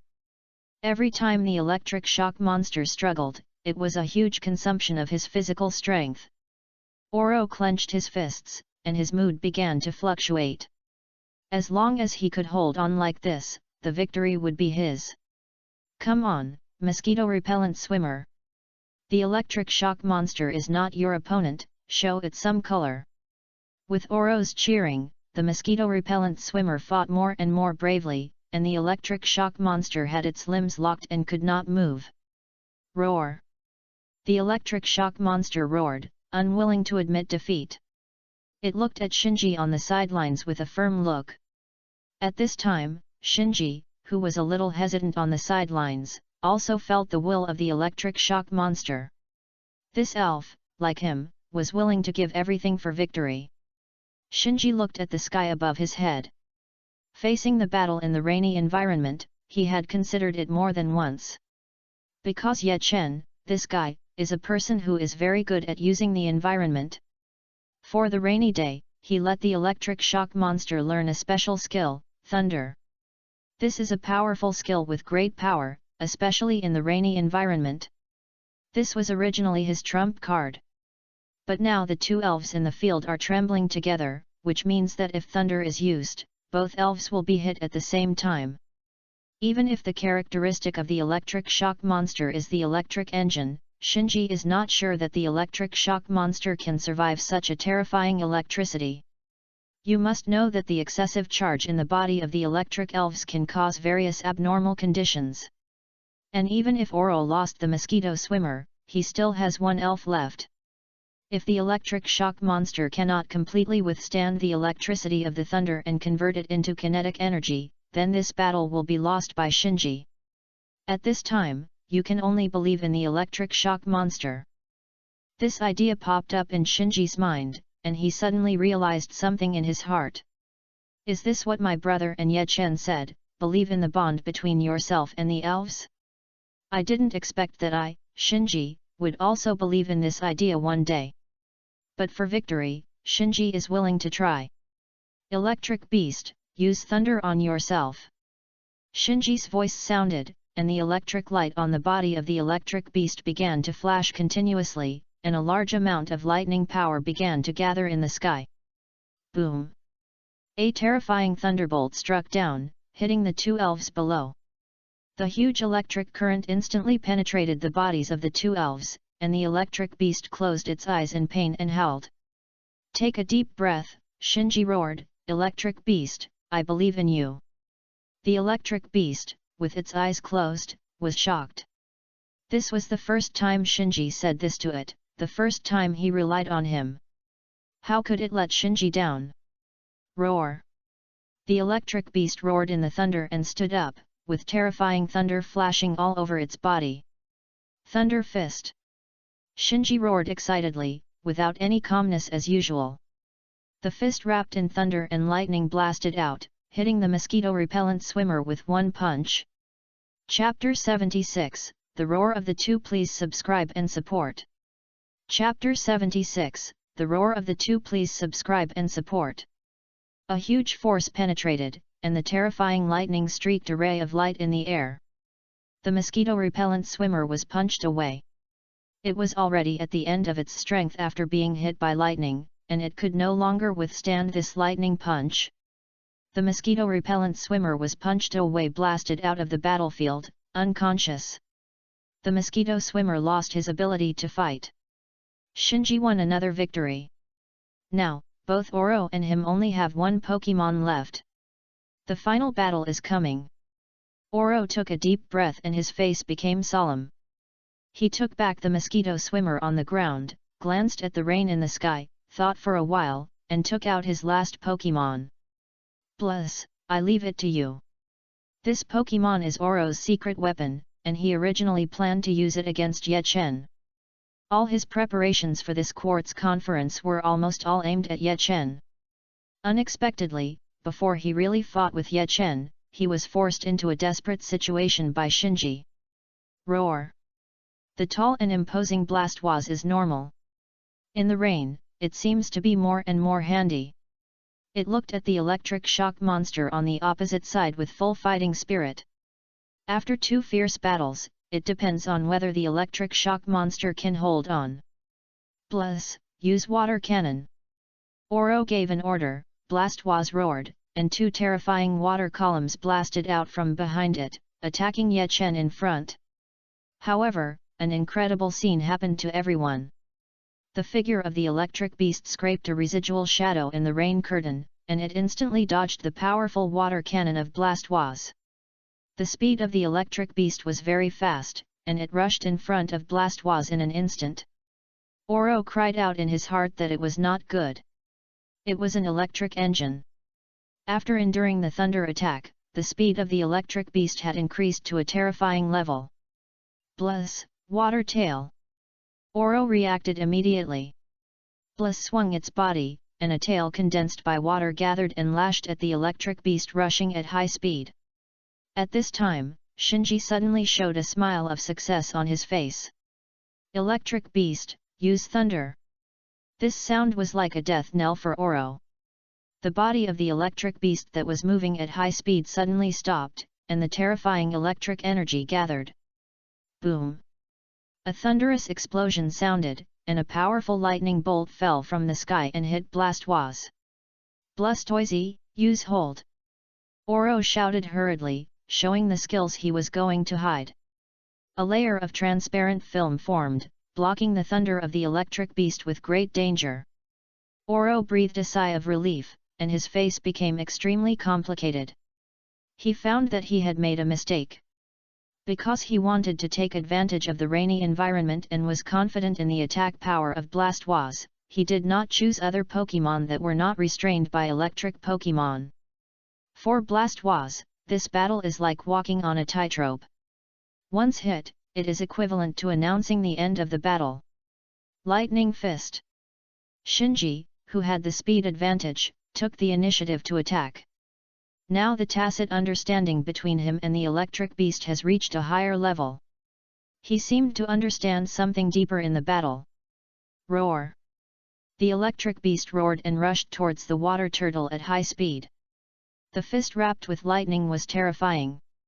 Water turtle, water tail! Oro roared and issued an order. He would never give up until the last moment. The two elves collided with each other, and the lightning intertwined the water flow, and there was a loud bang. The two elves retreated quickly and looked at each other fiercely. Shinji looked at Oro on the opposite side and shouted, "Electric Beast, use Crazy Volt!" He used his hidden trick. The electric beast practiced for a long time to master the ultimate move. The terrifying lightning wrapped around the electric beast, it roared, rushed towards the water turtle at high speed, and the whole figure turned into a yellow lightning. Oro also issued the final order. Bless, use the water cannon. Roar! Bless roared, and the terrifying water cannon blasted out, stopping the electric beast carrying crazy lightning. Electric Beast, win this victory! Shinji roared, and his voice contained unprecedented passion. Electric Beast was inspired, and the lightning on his body surged again. Bliss's powerful water cannon was actually repelled by the electric beast. Electric Beast pushed the water cannon and approached Blaus step by step. Bliss, I believe in your strength. I believe in our practice. Water cannon! Oro also roared loudly. Bliss used up the last bit of its strength, and the power of the water cannon increased again, bombarding the electric beast. Electric Beast struggled forward. The two elves finally collided with each other. Boom! An explosion sounded more terrifying than all previous confrontations. Countless waves splashed. The two elves flew backwards at the same time and fell heavily on the walls on both sides of the battlefield. Everyone watching held their breath. Who won? Blastoise stood up first, and Oro's eyes were happy, but the joy in his eyes did not last long. Blastoise, who had just stood up, did not last long, and fell to the ground with a bang, losing the ability to fight. On the other side, the soaked electric beast stood up and roared to the sky. Roar! This roar seemed to vent the emotions in his heart for a long time. Shinji walked to the electric beast in front of him, he hugged him. Electric Beast, we won! Electric Beast nodded excitedly. In the field, Xiao Gang, who had been shocked for a long time, just came to his senses and said quickly, Bliss lost its ability to fight, and Electric Beast won. The winner of this battle is, Shinji. Pa pa pa! Ye Chen and others who were watching on the sidelines couldn't help but clap their hands. This was really a hearty battle. The improvement in the strength of these two guys, Shinji and Oro, was really impressive. Xiao Xia clapped her hands excitedly. There was nothing more exciting than being able to see such a wonderful battle on the spot. On the sidelines, Ahong, who was not familiar with Shinji and Oro, was also shocked.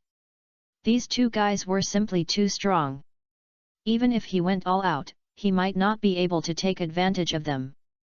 The victory or defeat might only be a matter of thought. Ahong couldn't help but look at Ye Chen on the side.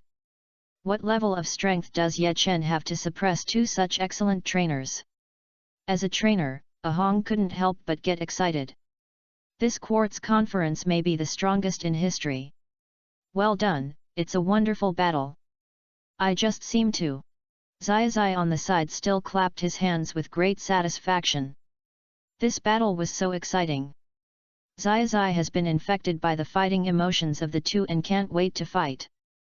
In the battle, Oro and Shinji came together and shook hands. This is the first time the two have fought so many times.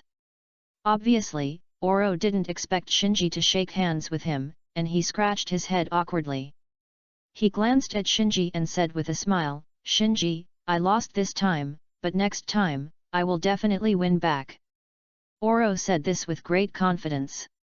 Because compared to the first time he fought with Shinji, the distance between the two has been getting closer and closer. This time, he was just one breath away from failure. When Shinji heard this, he nodded and said, "Oro, you are very strong. I take back what I said to you before.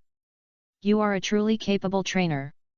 Oro grinned, and his impression of Shinji changed greatly, but the next sentence from Shinji instantly made the good impression on Oro disappear completely.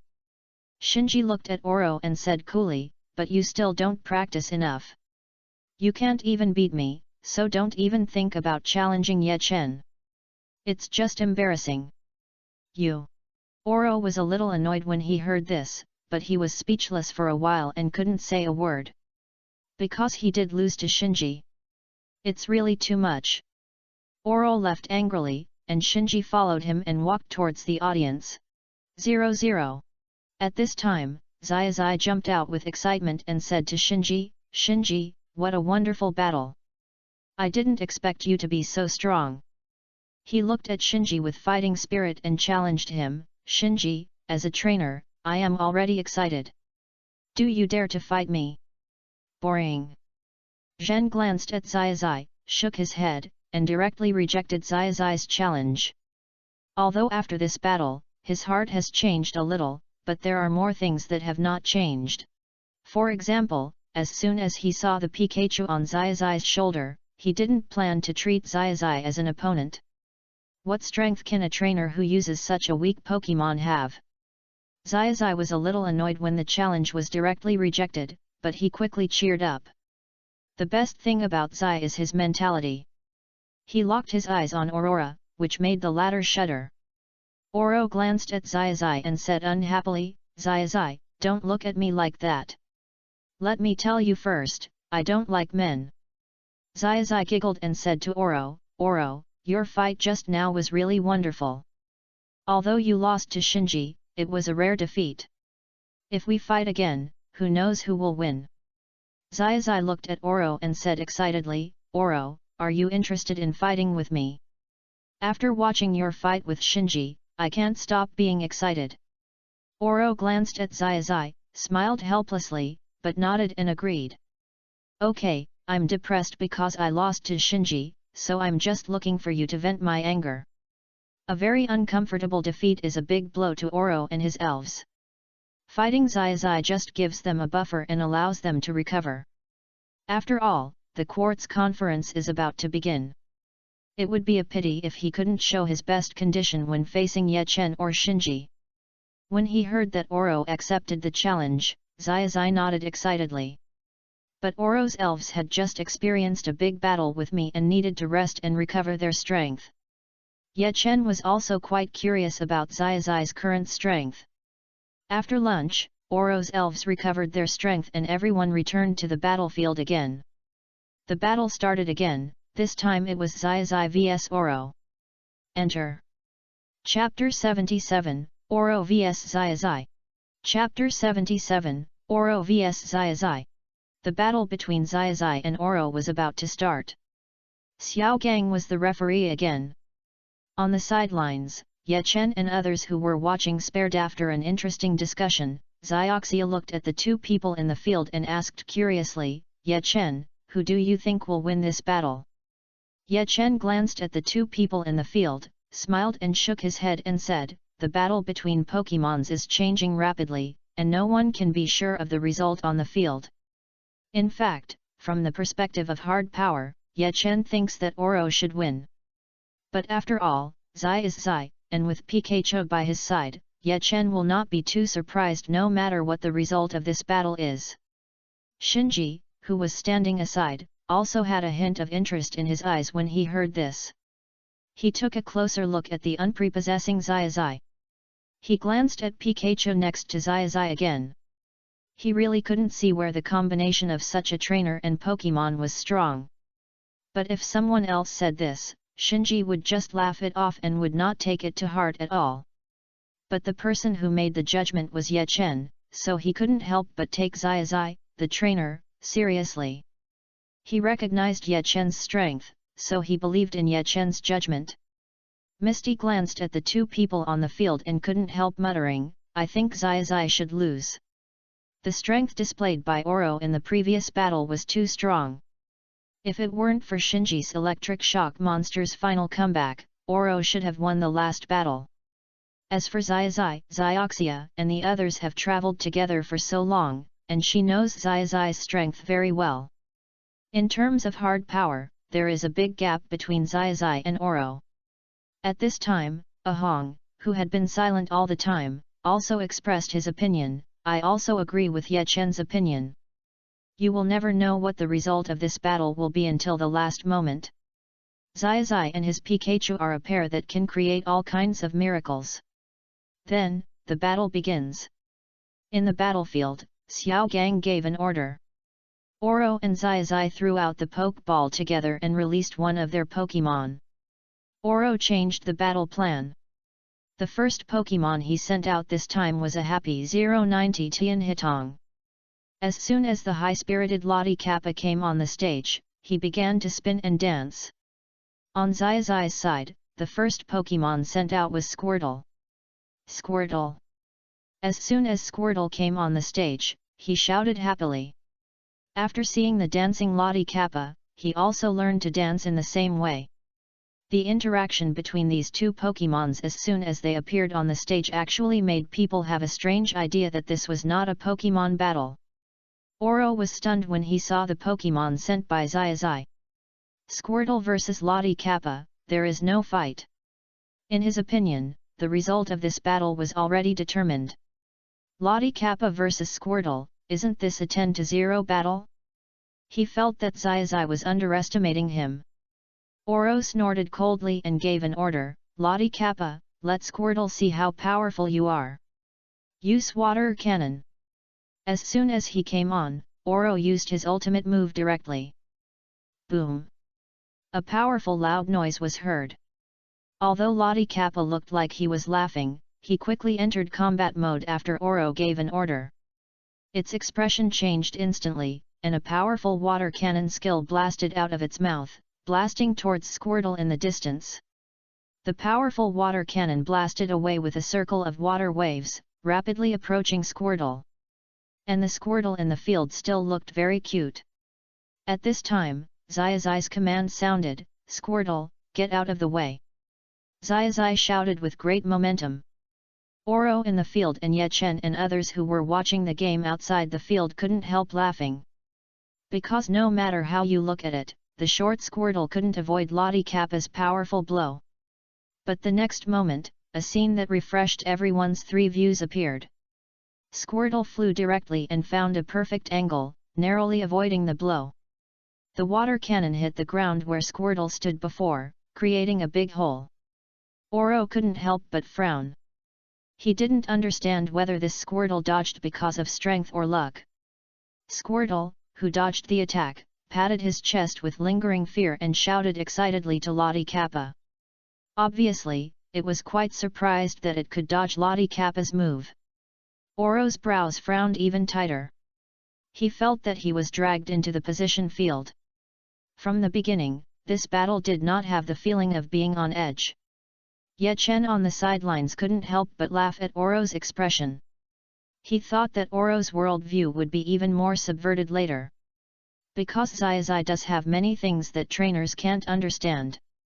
For example, it has various passive skills, such as powerful buff skills such as stand up, dodge, and come on. Many times, a Pokemon with not so strong strength can burst out with strong strength in the hands of Master Yi. Squirtle, use Bubble Beam. Zai ordered again, and Squirtle shouted excitedly, and a Bubble Beam blasted towards the opposite Lottie Kappa. Oro frowned again. Because the power of this Bubble Beam looked ordinary. But he began to make conditional reflexes to deal with it. Lottie Kappa, use Super Absorb. A green light blasted out from Lottie Kappa, colliding with the Bubble Beam skill used by Squirtle. The result was exactly as Oro expected. The power of the two skills was completely different. The skill used by Lottie Kappa directly swallowed the bubble beam and blasted at Squirtle again without losing momentum. Then, Zai familiar voice sounded again, "Squirtle, dodge!" Squirtle! Squirtle pounced to the side again, and once again narrowly avoided Lottie Kappa's attack.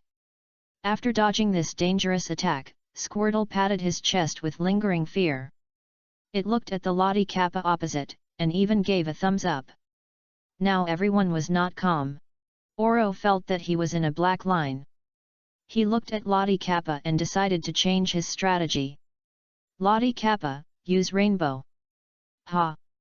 Lottie Kappa clapped his hands and shouted. A ball of blue energy gathered in his hands, and then rose from his hands to the sky. Zai naturally would not let Lottie Kappa use his skills comfortably. He quickly issued an order and shouted loudly, "Squirtle, use water gun!" Squirtle! Squirtle fired his skills fiercely, and the water gun quickly hit Lottie Kappa. However, Lottie Kappa was like nothing happened, and completed the release of Rainbow with Squirtle's water gun skill. Hwalala! Raindrops fell from the sky, and the water drops hit the ground, making crackling sounds. The moisture in the air began to increase and became moist. Oro smiled confidently and looked at Zai on the opposite side. He felt that he had already won. "Lottie Kappa, catch Squirtle!" Oro immediately gave the order. His Rocketen Kappa characteristic is that it swims freely and has an absolute advantage in speed in rainy weather. Alternate transfer group 8610644746. Since the long-range attack cannot defeat this Squirtle, then catch it and leave it no room to dodge. Haha! The raindrops fell, and the cheerful Rocketen Kappa shouted excitedly. Then its movements quickly accelerated in the rain and pounced on the opposite Squirtle. Rocketen Kappa's speed is extremely fast. Looking at the Rocketen Kappa rushing over, Squirtle was immediately startled and hurriedly began to flee with big strides. So an extremely funny scene appeared in the field. Rocketen Kappa followed Squirtle closely. And Squirtle jumped up and down all the way, shaking his body, and it narrowly avoided Rocketen Kappa's attacks several times. Zai's voice kept ringing, as if there was a magic power in the dark. Shouting "Get out of the way" really gets you out of the way. Shouting "Come on," Squirtle can always avoid all kinds of dangerous situations. If you give this Squirtle a score, its strength is at most 20 points, but its luck can be at least 120 points. The two Pokémons began to play a ghost-catching game in the battlefield. Although Rocketen Kappa has the advantage in speed, Squirtle obviously has maxed out its dodge attribute. The two Pokémons chased and fled on the field. Finally, Rocketen Kappa seized the opportunity. It rushed forward and suddenly jumped to the side of Squirtle. Squirtle reflexively dodged to the side, and Rocketen Kappa, who had been prepared, finally caught Squirtle. The two Pokémons chased each other for a long time, and Rocketen Kappa had gradually become familiar with Squirtle's action mode. This time, Zai's orders on the sidelines were useless. Oro's heart was filled with uncontrollable joy, and he felt even more excited than fighting with Shinji. It was a very strange feeling at this time. This slippery Squirtle was finally caught. Oro wanted to shout excitedly, "Lottie Kappa, use super absorption!" Oro roared, and a ball of green light appeared on Lottie Kappa, quickly covering the captured Squirtle. Squirtle!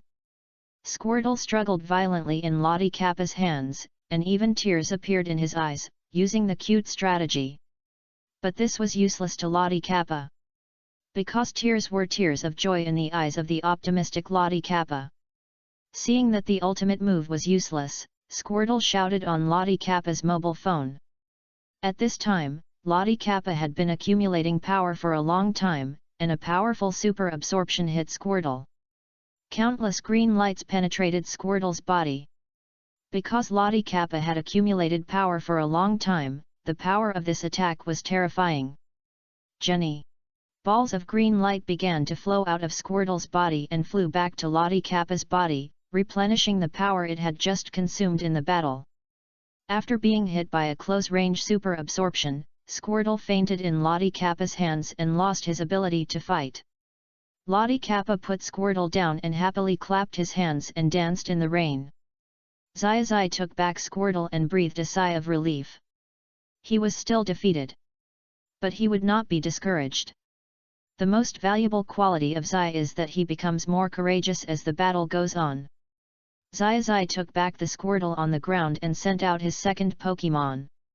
He patted Pikachu next to him and whispered, "Pikachu, I leave it to you." A pale yellow figure shadow ran into the field. Ye Chen's eyes lit up immediately. He was looking forward to what kind of performance Ash's Pikachu would have. When Oro saw this Pikachu, he couldn't help frowning.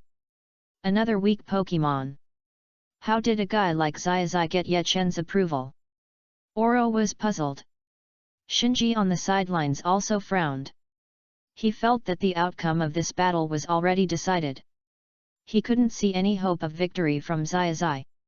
In the rainy environment, Lottie Kappa was definitely beaten against a Pikachu. And the electric skills had no restraint on Lottie Kappa at all. The basic attributes of the two Pokémons were really too different. However, Zioxia and Ahong had a different view. As soon as they saw Pikachu coming, they excitedly cheered on the side. "Come on, Pikachu! Defeat Rocket and Kappa!" Unlike Shinji and the others, the two were impressed by Zai's Pikachu. They believed that Pikachu's performance would definitely surprise everyone. Ye Chen was also looking forward to it. He wanted to see how strong this Pikachu was. "Pikachu!" Pikachu shouted excitedly and looked at the Rocket and Kappa on the opposite side with a fighting spirit in his eyes. "Pikachu, use 100,000 volts."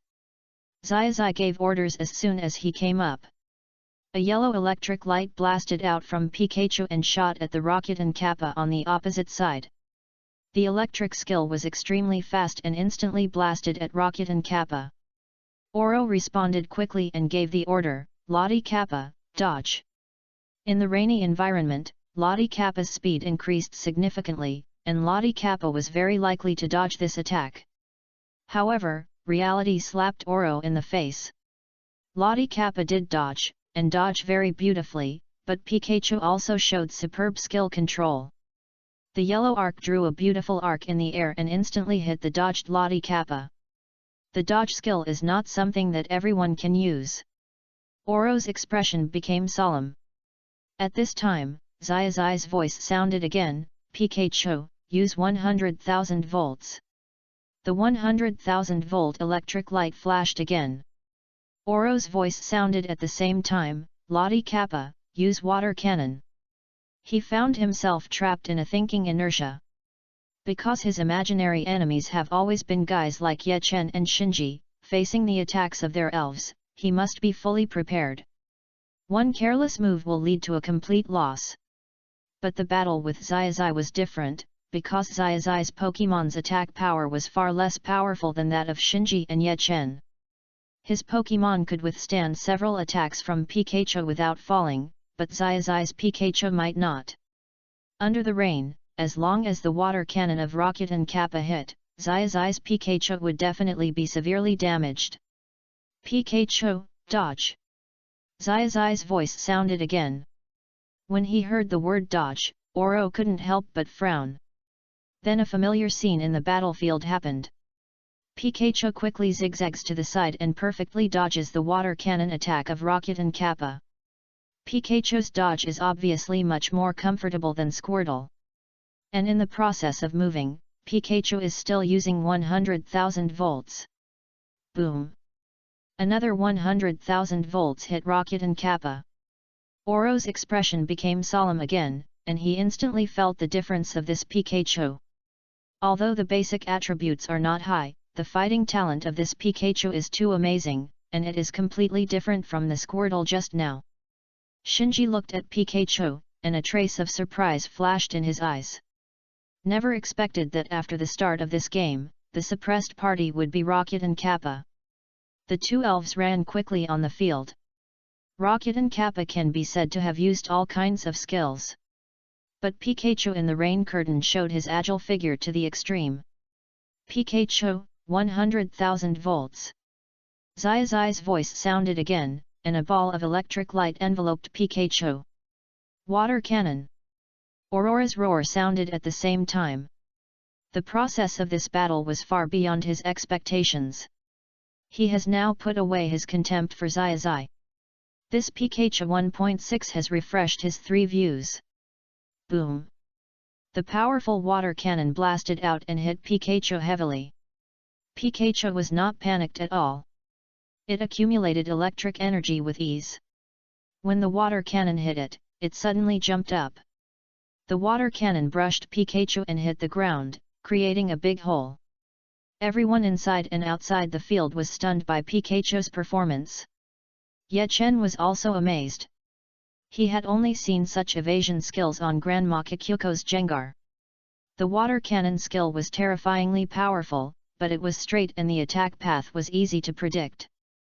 But there were very few Pokémon who could dodge it as easily as Pikachu. Because the opportunity to dodge was only a moment, if it could not be seized, it would be greeted by a powerful water cannon. Pikachu jumped high and flashed with electric light. A yellow thunder came from on it, 100,000 volts hit the opposite Rocketen Kappa. The Rocketen Kappa, which had already received several 100,000 volts, could no longer bear it and fell to the ground with a bang. Pikachu landed steadily and looked at Oro on the opposite side with full fighting spirit. Pikapi! An arc flashed on Pikachu's cheek. Oro took back the Rocketen Kappa and took a deep breath. The strength of this Pikachu has been recognized by him, and he will not take the next battle lightly. Giant Claw, leave it to you. Oro ran out of the poke ball, and a smart and handsome red figure appeared on the field. He defeated Zai's Squirtle and thought that Giant Claw would not be needed in this battle.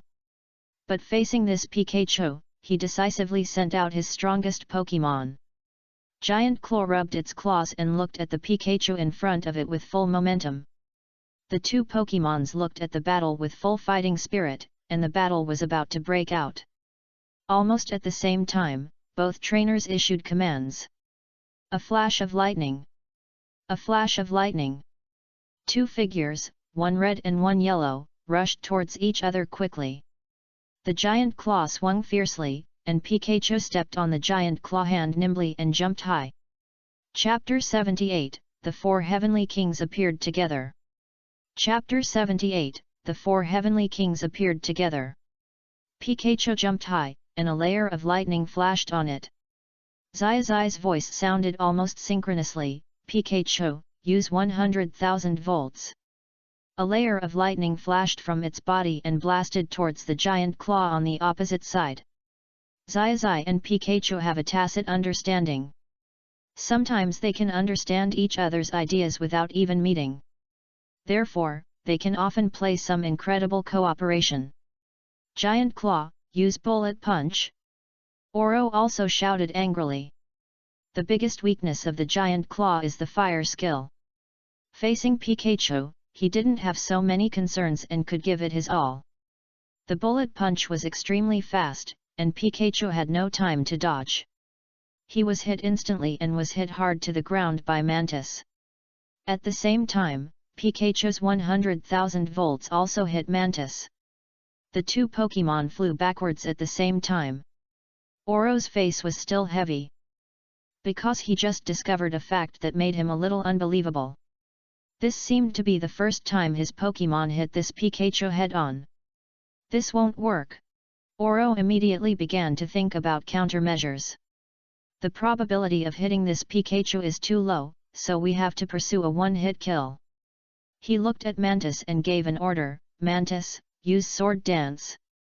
A layer of red light appeared on Mantis, and Mantis began to strengthen. Zai shouted loudly, Pikachu, stop Mantis! In the battle with Shinji, Mantis' performance after Sword Dance was strengthened was too impressive. Almost at the same time as Zai's voice sounded, an arc of electricity blasted out from Pikachu and attacked Mantis. The 100,000 volts hit Mantis right on the spot. At the beginning of the battle, it had already taken 2 skills from Pikachu. It took Pikachu's 100,000 volts, and Mantis was also strengthened. Oro roared and launched a fierce attack, Mantis, lightning. Mantis turned into a red stream and quickly pounced on the opposite Pikachu. Zai would naturally not be stupid and fight with Mantis. With the destructive power of Mantis now, it is difficult for Pikachu, with its small body, to withstand one of its attacks. Pikachu, fight it! Pikachu quickly moved to the side. It had watched the battle between Shinji and Oro just now, so it naturally understood the power of the giant mantis. So, the strange scene was staged again. Just like Lottie Kappa chasing Squirtle, the scene of giant mantis chasing Pikachu began to be staged in the battlefield. 19. The 2 elves, one chasing and the other fleeing, circled in the battlefield. In sharp contrast to Squirtle, during the escape, Pikachu even had the energy to use skills to harass the giant mantis and keep the distance between the two. Pikachu once again showed its amazing fighting talent. Oro directly watched the 2 elves in the battlefield and thought about countermeasures. If it drags on like this, the fate of giant mantis is likely to be the same as Lottie Kappa, and it will be slipped away alive. The rain fell on his face, and he suddenly looked at the puddles on the ground. There is a way. Oro hurriedly shouted to Mantis, "Mantis, attack the puddle on the ground." Mantis did not hesitate at all, and its giant claws attacked the puddle fiercely, splashing it hard at Pikachu. It and Oro have been together for many years. Naturally, at the first moment, he understood what Oro meant. A ball of muddy water splashed directly on Pikachu's face, blinding Pikachu's eyes. Oro clenched his hands. This was his chance. And such an opportunity may only come once. With Pikachu's agility here, the same tactics will not work a second time. Mantis, use cross scissors. Mantis approached Pikachu at high speed, and its 2 giant claws swung down fiercely. At this time, Zai's shouting sounded synchronously, "Pikachu, use thunder." This was his in the battle with Shinji. Learned. In rainy weather, thunder is a skill with great advantages. At the moment when Mantis hit Pikachu, the thunder in the air fell at the same time, hitting the 2 Pokémon. Boom! A huge explosion sounded, and the lightning hit the ground, creating a big pit. Countless mud and water splashed. The 2 Pokémon flew backwards at the same time and fell on the ground in the distance. Oro shouted loudly, "Mantis, stand up!" Zai was also calling Pikachu, "Pikachu, come on! I believe in you!" In the rain, the 2 Pokémon stood up trembling, their bodies swaying, and they gasped heavily. A flash of lightning. The voices of the 2 trainers sounded almost at the same time. Mantis and Pikachu looked at each other, and the 2 Pokémon started at high speed, and 2 streams of one red and one yellow collided again in the air. Bang! Without any dodge, the bodies of the 2 Pokémon collided in the air, and fell at the same time after a brief stalemate. The 2 Pokémon fell to the ground and never stood up again. Giant and Pikachu lost their fighting ability at the same time. The 2 Pokémon fought to a draw. Pikachu picked up Pikachu and touched Pikachu's head. Oro also took back Giant. Now there was only one Pokémon left between the 2. Oro had recognized Zai's strength. This Pikachu really impressed him. On the side, Shinji frowned. Why can a weak Pikachu show such strength? Then, it's the last battle. Oro took out the Pokeball from his arms and threw it out. Zai also sent out his last Pokémon. Roar! 2 powerful roars sounded on the field. The Pokémon sent by Oro was Blastoise. And the Pokémon sent by Zai was Charizard. Hi! As soon as Charizard appeared, it snorted and flapped its wings unhappily. It glanced at the sky. Such a humid environment was too annoying for it. It spit out a flame towards the sky and vented its dissatisfaction. Rocket, who was opposite Charizard, knelt with a more serious expression. It failed to win in the last battle of Oro. Facing the failure of Electabuzz, Blastoise felt that it had the greatest responsibility. Because before it, Giant Claw Mantis and Mosquito Swimmer had fought against Electabuzz. But it failed to win against an opponent that it had fought for 2 games. Therefore, after the battle with Shinji, Blastoise blamed herself the most. It looked at the Charizard opposite. It must win this battle. Aurora looked at Blastoise's back and nodded with satisfaction. This is also the reason why he sent out Blastoise at the end of this battle. In the rainy environment, the Scorpion is actually more advantageous. But as a trainer, you have to consider the psychological problems of the Pokémon. In the later Quartz Conference, Blastoise is the absolute main force, and it does not want Blastoise to go on the field with a heavy burden.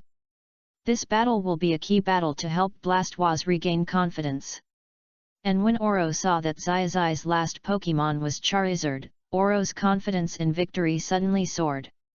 Because his biggest imaginary enemy is Ye-Chen, Oro feels that Ye-Chen is definitely the strongest among this generation of trainers. Therefore, his goal has always been Ye-Chen. His team configuration is largely based on Ye-Chen's team. And Blastoise's expected opponent is Charizard. As Blastoise's trainer, Oro has let it fight against opponents like Charizard countless times, and has accumulated a lot of experience. Charizard, use Jet Flame. Zai-Zai's voice sounded. Humph! Charizard snorted coldly, and a powerful flame spurted out of its mouth. Rainy days are too annoying, and Charizard now just wants to finish this battle quickly and go back to rest. Blastoise, use Water Cannon. At the same time, Oro's command sounded. Blastoise roared, and a thick water cannon blasted out, attacking the flames spewed by Charizard. The 2 skills quickly merged in the air, and countless water vapors rose up. A wave of heat blasted around. The hot air blew the onlookers on the side, and Ye-Chen glanced at Zai-Zai's Charizard and nodded silently in his heart. Zai-Zai's Charizard is really powerful. If it and Zai-Zai really have the same mind, Oro's battle will be dangerous. But Charizard's careless eyes clearly told him that it was actually perfunctory to Zai-Zai's orders. The 2 skills collided in the air and disappeared. Oro's calm voice sounded again, Blazz, Water Cannon. Roar! With a roar, a thick water cannon blasted towards Charizard again. And Zai-Zai still used the jet of fire to deal with it. The 2 skills collided again, and countless water vapors rose up, making the vision on the battlefield blurred. Boom! Charizard's flames dissipated, but Blastoise's water cannon did not disappear, and it still blasted out of the steam with full power, hitting Charizard hard. The terrifyingly powerful water cannon directly hit Charizard's huge body rushed to the wall at the other end of the battlefield. This time, the collision of skills turned out to be a complete victory for Oro's Blastoise. Oro looked at Charizard and ordered again, Water Cannon. Yes, it was still bubbles.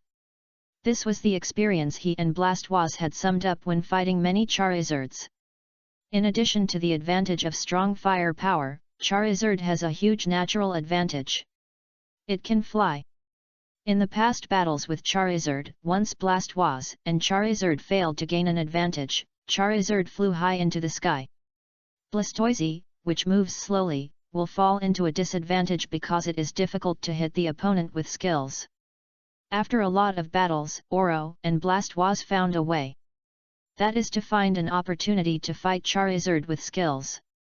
And Blastoise's first skill will not use full power, giving the opponent a false impression of equal strength. In this way, when Blastoise uses a skill for the second time, it will suddenly use full power. By surprise, Blastoise can gain a huge advantage. A water cannon will make a weaker Charizard lose its ability to fight on the spot. Even a powerful Charizard will be severely damaged by the water cannon. If you quickly make up for it at this time, you can win the game.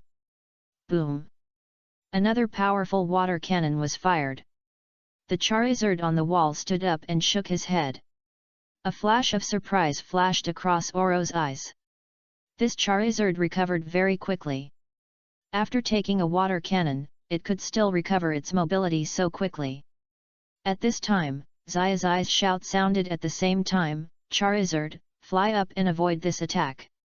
Charizard naturally heard Xiaoxi's order. But it did not act immediately. Roar! Charizard roared, and a ball of flame condensed in its mouth, blasting towards Blastoise. Charizard has an extremely strong personality. It cannot tolerate being suppressed by Blastoise. He ignored Xiaoxi's order. It chose to use Jet Flame to fight Blastoise head-on again. Jet Flame collided with Water Cannon again. But the result is self-evident. It was originally at a disadvantage in terms of attributes, and now it was a rainy day, coupled with Blastoise's already powerful attack power. This time, Charizard was defeated again. Boom! Water Cannon hit Charizard again, hitting it again and pushing it hard against the wall. Panting heavily, Charizard stood up again, but it could be seen that it was in a very bad state now. At this time, another Water Cannon came. Xiaoxi shouted anxiously, "Charizard, get out of the way!" But Charizard still did not move. It took the Water Cannon hard and was pushed against the wall. Charizard's huge body fell down with a bang. Xiao Gang, the referee, glanced at Charizard and sighed. This guy is still as disobedient as ever.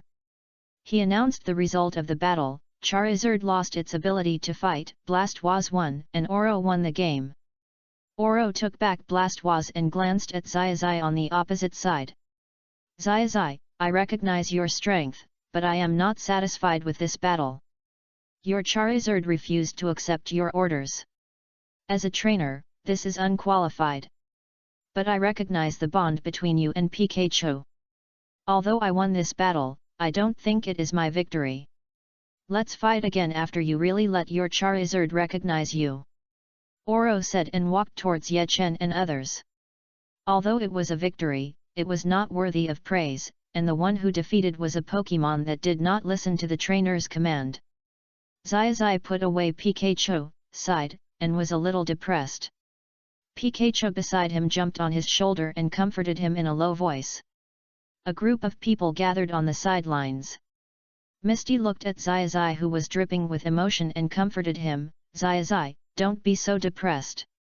I believe that one day, Charizard will understand your heart. You have to believe in the bond between you and the elves, right?" "Yeah." Xiaoxi nodded, his expression became more normal. Xi was not a person who would be hit by setbacks. When Shinji heard the word bond, he couldn't help but curl his lips.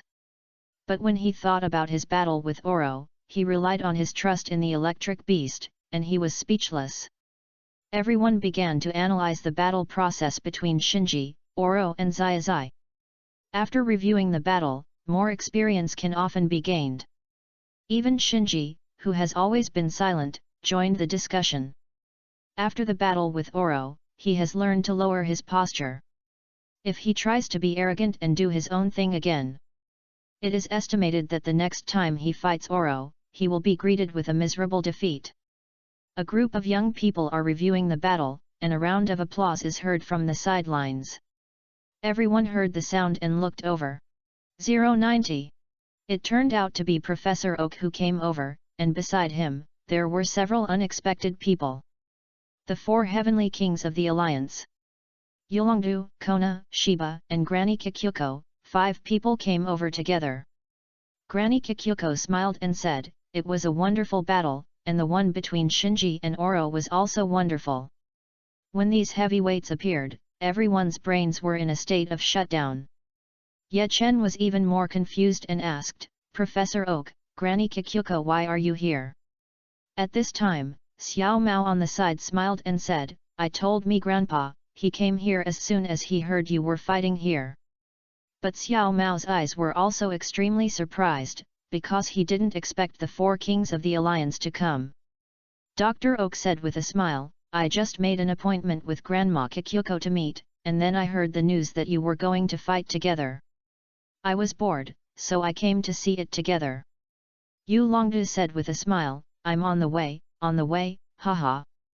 Kona also covered his mouth and laughed. This is called the herd effect.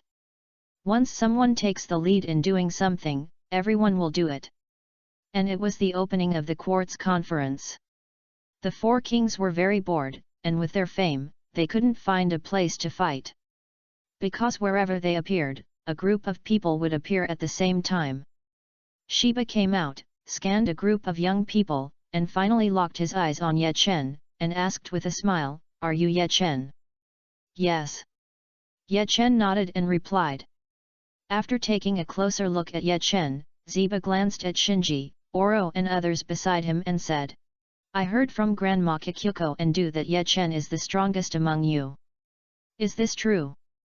After watching the performance of Shinji and Oro, Ziba had some doubts about the evaluation of Grandma Kikyuko and Adu.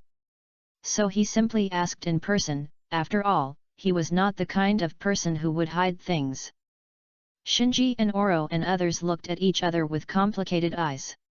Finally, he could only sigh and nod. "We have never won against Ye Chen, but if we can fight at this Quartz Conference, we may not lose. It has been a long time since the last fight, and now they all think they have the capital to challenge Ye Chen." When Hiba heard this, he nodded in surprise. After all, it is difficult for trainers to recognize each other. From this point of view, the strength of Ye Chen may really be worth looking forward to. Yolongdu patted Hiba on the shoulder, looked at Ye Chen and said, "Ye Chen, you must perform well in this Quartz Conference. I boasted in front of Hiba that you will be able to challenge us soon." Hiba nodded and smiled, "Haha, yes." Granny Kikyuko glanced at the two of them, and finally smiled at Du and said, "Let's not talk about anything else. Du, when Ye Chen was your age, you definitely couldn't beat him." A group of people laughed when they heard this. And Professor Oak smiled and said, "Okay, it's getting late, let's go have dinner together. Now standing in front of us are the best young people in the league." Naturally, everyone would not refuse to have dinner with the four heavenly kings. This is a good opportunity to learn from them. Professor Oak and others had agreed to get together, and it would be more lively with more juniors. A group of people left the battlefield and walked towards the restaurant. Chapter 79, The Preliminaries Begin. Chapter 79, The Preliminaries Begin. At the dinner table, everyone finished their meal together and discussed a lot about the Pokémon battle and future plans. A group of young people were a little restrained in front of the four heavenly kings. Fortunately, the four heavenly kings were not very quick-tempered, so Zai and his group quickly relaxed. After dinner, when they walked out of the restaurant together, it was already late. Yolongdu looked at Ye Chen and said with a smile, "Ye Chen, I am looking forward to your performance in this Quartz Conference. Don't let me down." Grandma Kikyuko, who was standing by, glanced at the two of them and said to Adu, "Du, Ye Chen is much stronger than you at this age. You have to work hard, too. The Yangtze River's waves behind push the waves ahead. You have to be careful not to be knocked down on the beach by these rising stars." Du laughed dryly, complaining in his heart that if someone was knocked down on the beach, it should be you, Grandma. But he only dared to think about it in his heart, and he certainly didn't dare to say it out loud. Zai and others on the side looked at Ye Chen, who was chatting and laughing with the four kings, and they were hit hard again. It turned out that Ye Chen had already pulled such a distance from them without realizing it. Zai glanced at the four kings, strode out, and said excitedly, "King Du, can I challenge you?" Yolongdu glanced at Zai and frowned slightly. He still had an impression of Zai. Zai's Pikachu left a deep impression on him in the battle between Zai and Oro just now. But in the end, Charizard was disobedient. In Yolongdu's opinion, it was extremely unqualified as a trainer. This also lowered his evaluation of Zai a lot. But Du was still very tolerant of young people. He looked at Zai and smiled, "Young people should not be too ambitious. The Quartz Conference is about to begin. It is not a wise move to challenge a king before such a major competition begins." Zai nodded a little disappointedly. It was a pity for him not to fight a king. He looked at Yolongdu and said loudly, "Du Tianwang, I will definitely make you look at me with new eyes, and Ye Chen, I will definitely catch up with you.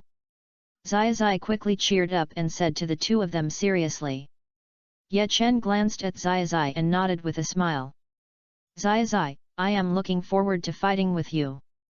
Short after the gathering, a group of people said goodbye and left. Oro and Shinji were the first two to leave. They had gained a lot from today's battle, and it was just right to digest it after returning. In today's battle, they both discovered many of their shortcomings, and the improvement in strength was obvious. Although a lot of things were exposed, they gained more. Both of them believed that they would win next time they met Ye Chen. Before the competition began, the atmosphere in the venue had changed a lot. The audience's emotions were getting higher and higher, and the atmosphere of the trainers was getting more and more solemn. Finally, the quartz conference opened. One trainer after another walked into the venue, and the venue was already full of people at this time. Cheers came one after another. The battlefield used in the conference was also much larger than the general battlefield, allowing the elves to fully display their strength. On the podium of the opening ceremony, the four kings appeared together. Cheering like a tsunami came. The four kings are extremely popular in the Kanto region. Yulongdu, as a representative, walked out first.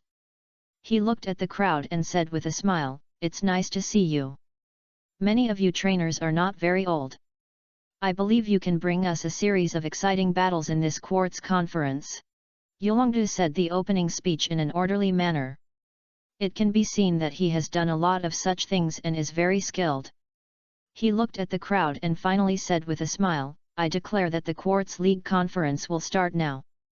As soon as Yulongdu finished speaking, there were bursts of warm applause and cheers. Obviously, the audience has been waiting for this moment for a long time. The participating trainers in the field also cheered excitedly. After the opening ceremony, the preliminaries will begin. There are 2 preliminaries in total.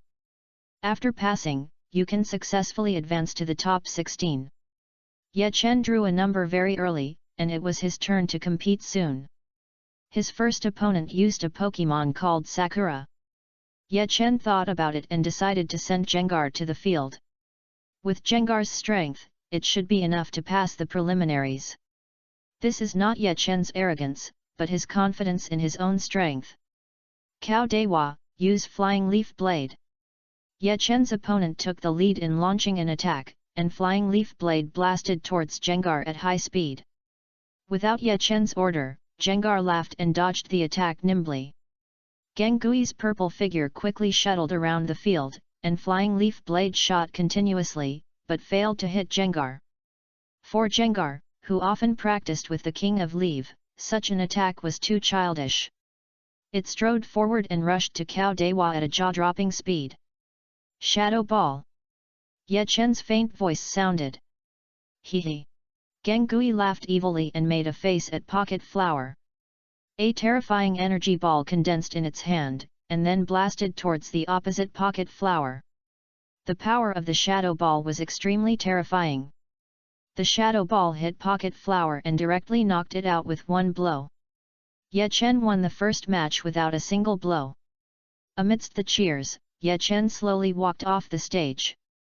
In the lounge, he met Shinji and Oro. Both of them were very strong and naturally passed the first round of preliminaries. After a short break, the second round of preliminaries began. This time, Ye Chen's opponent used a Pokemon. As soon as the battle started, the Pokemon started buzzing, and a cloud of smoke immediately enveloped the entire battle. The trainer on the opposite side looked confident of winning and issued a command loudly. "Pokemon, use the sludge bomb." The Pokemon in the smoke quickly launched an attack, and a ball of purple energy blasted into the smoke. Obviously, after some special training, this Pokemon can accurately find the opponent's support in the smoke. Boom! The sludge bomb hit the ground and exploded. But where it attacked, there was no trace of Gengar. Hee hee hee! Another eerie laugh came. Gengui's figure suddenly appeared in front of Double Ball Gas. It made a face at Double Ball Gas, which scared the latter. At this time, Ye Chen's command sounded, "Double Foot Gas, use Shadow Ball. Boom! Black and purple energy gathered and hit Double Ball Gas. A violent explosion sounded. The terrifying air wave directly blew away the fog covering the entire venue. Double Ball Gas was directly blown out of the field and fell hard on the opposite wall. Another Shadow Ball, Double Ball Gas was directly taken away by Jengar's attack. Double Ball Gas loses its combat ability, Jengar wins. Congratulations to player Ye Chen, officially advanced to the top 64. The referee read out the results of the game. And Ye Chen's avatar also appeared on the big screen. The preliminaries were going on very quickly, and now many places have been decided. Ye Chen breathed a sigh of relief. Finally, he successfully advanced to the main competition. In a big competition like the Quartz Conference, there are many hidden talents. If Ye Chen encounters a pervert, he will probably fail. After advancing to the main competition, he couldn't help but feel a little excited. After walking out of the battlefield, not long after, Shinji, Xiaozai and others also came out. The young people who gathered together a few days ago all advanced to the top 64 and entered the main competition. Xiaozai glanced at the big screen outside the venue and said nervously, "I don't know who my opponent in the first round is. I hope it's a stronger opponent."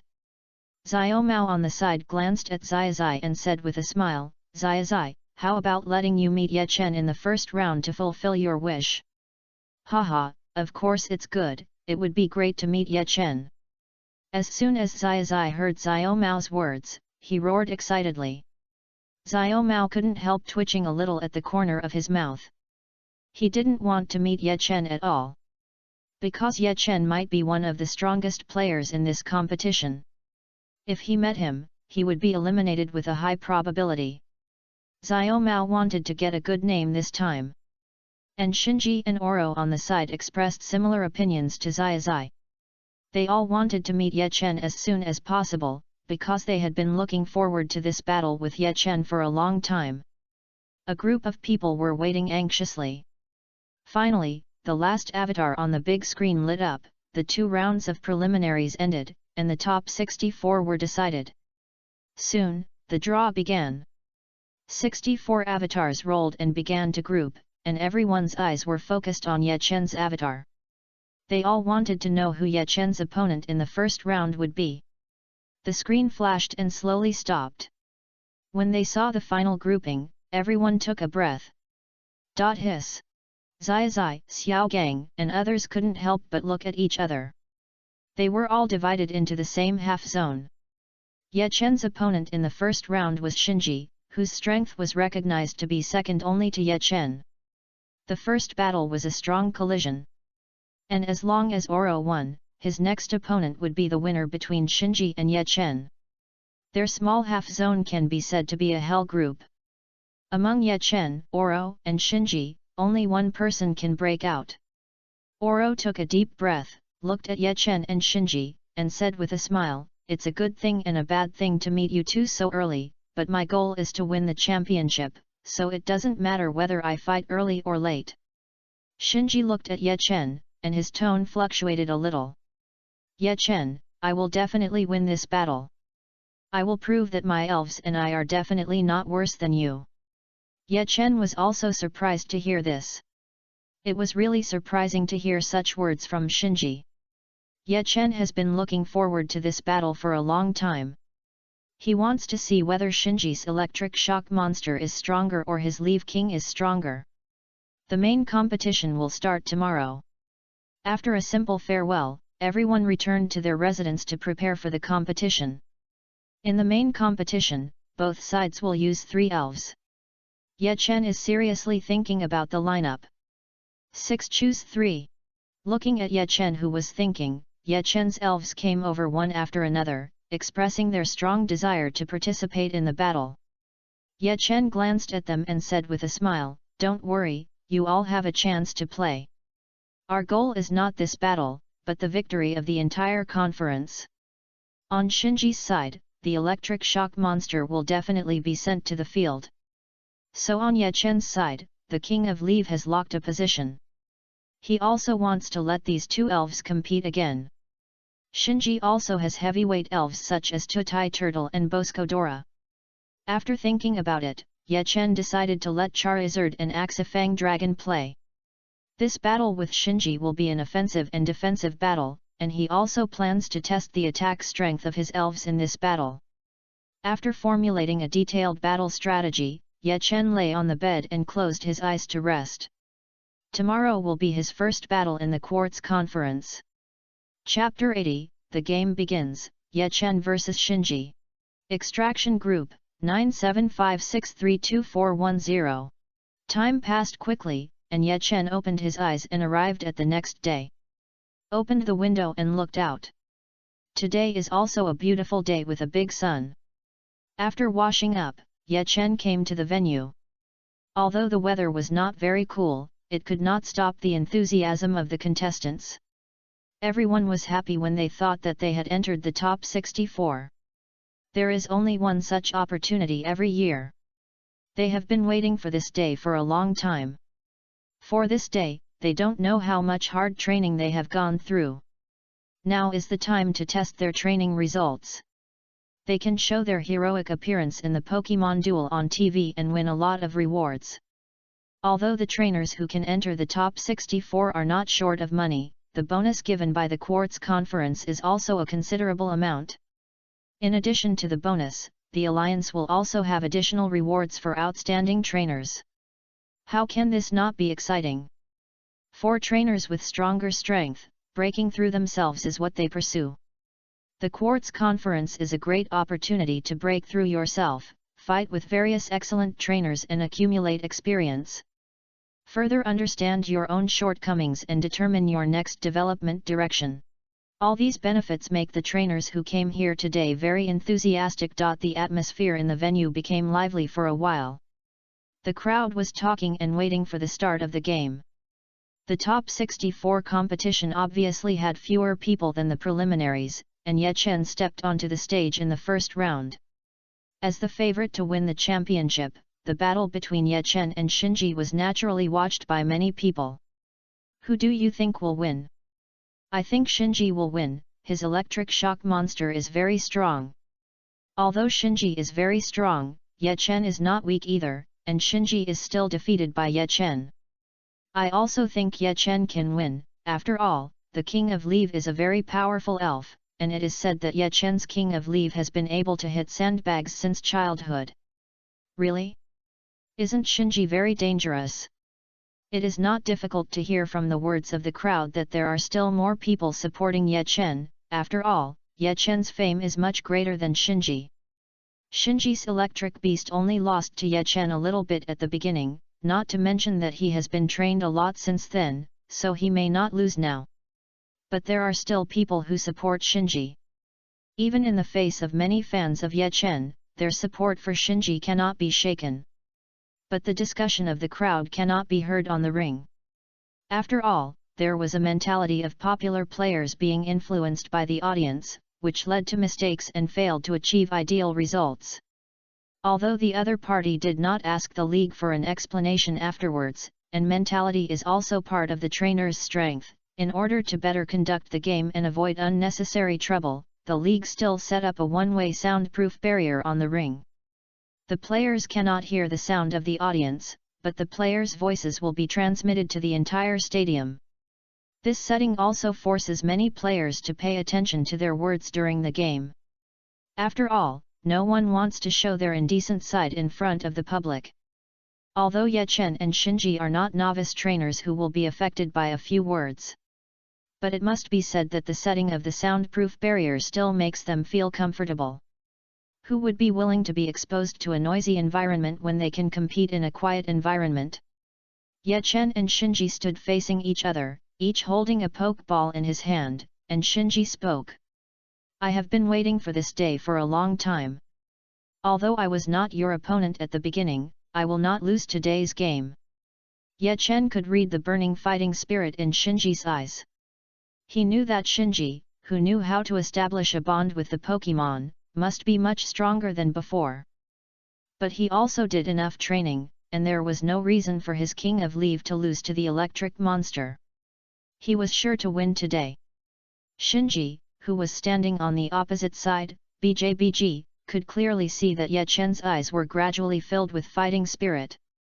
Just when the fighting spirit reached its peak, Ye Chen spoke. "Although you are much stronger than before, I will not lose to you. Let's have a good fight." Listening to Ye Chen's words, Shinji showed a smile that he didn't even notice. It seems that it feels good to have such an opponent. Outside the venue, on the commentary desk, Professor Oak sat there at some point. At this time, he was introducing Ye Chen and Shinji to the audience. Shinji showed his outstanding combat power when he was in Hwaju Academy. He was one of the few students in the academy who successfully challenged the gym. However, he once fell into the belief that the strength of the Pokémon is the main reason for the strength of the trainer. But now he has successfully realized his past mistakes. Now he has established a good bond with his Pokémon. I am looking forward to his performance. Ye Chen is a player I have always been paying attention to.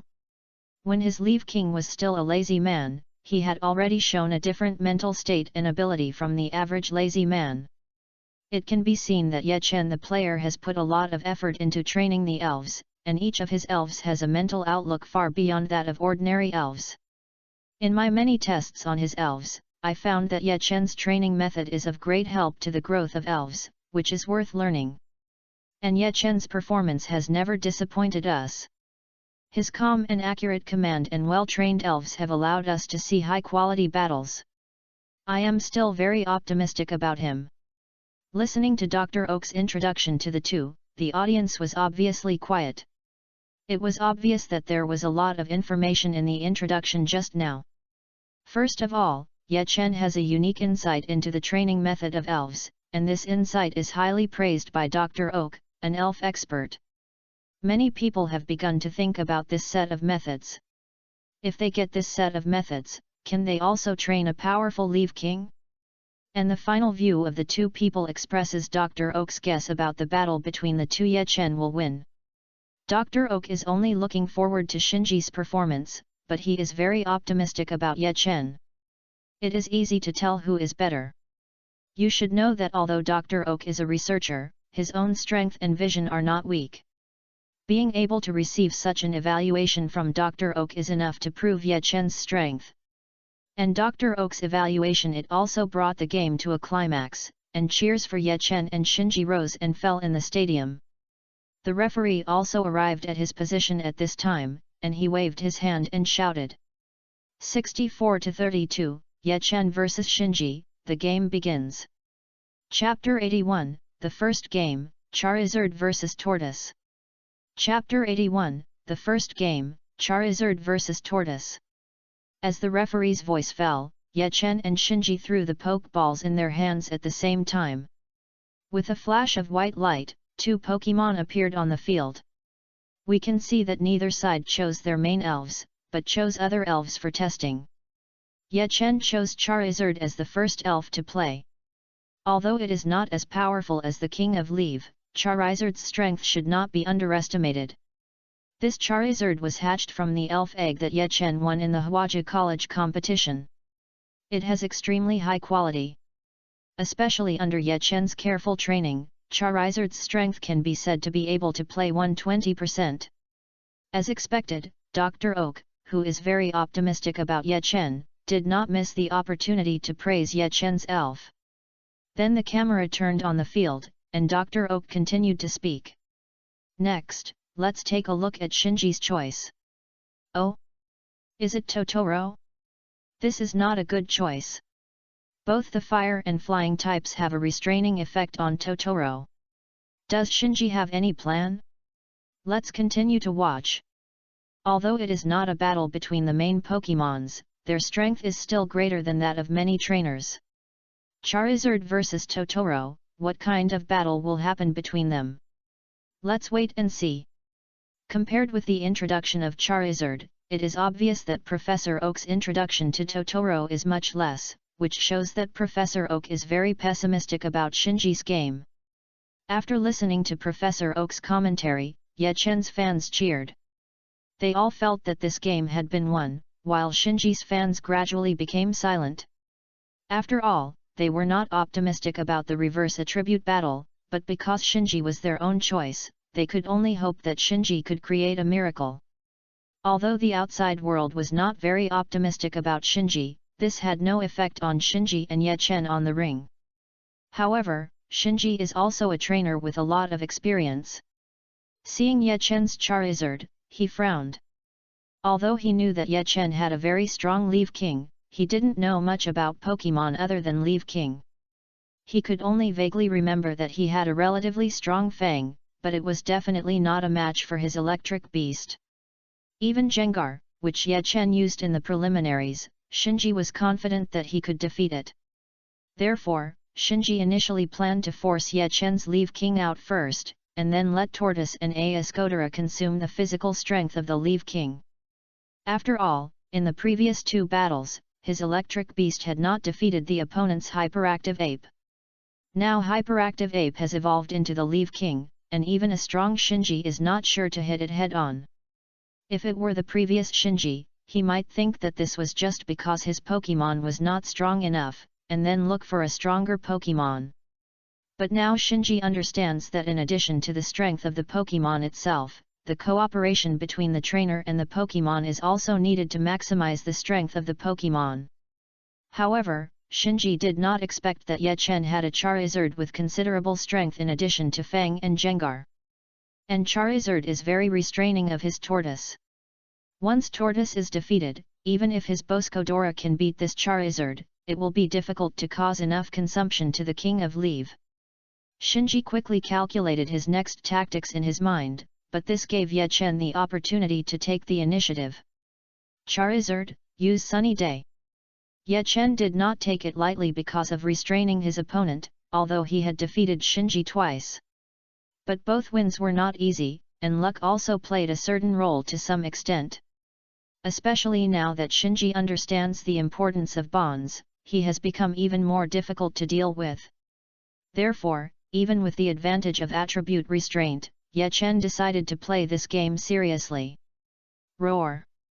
After receiving Ye Chen's order, Charizard roared and then sprayed a yellowish-brown ball of light from its mouth.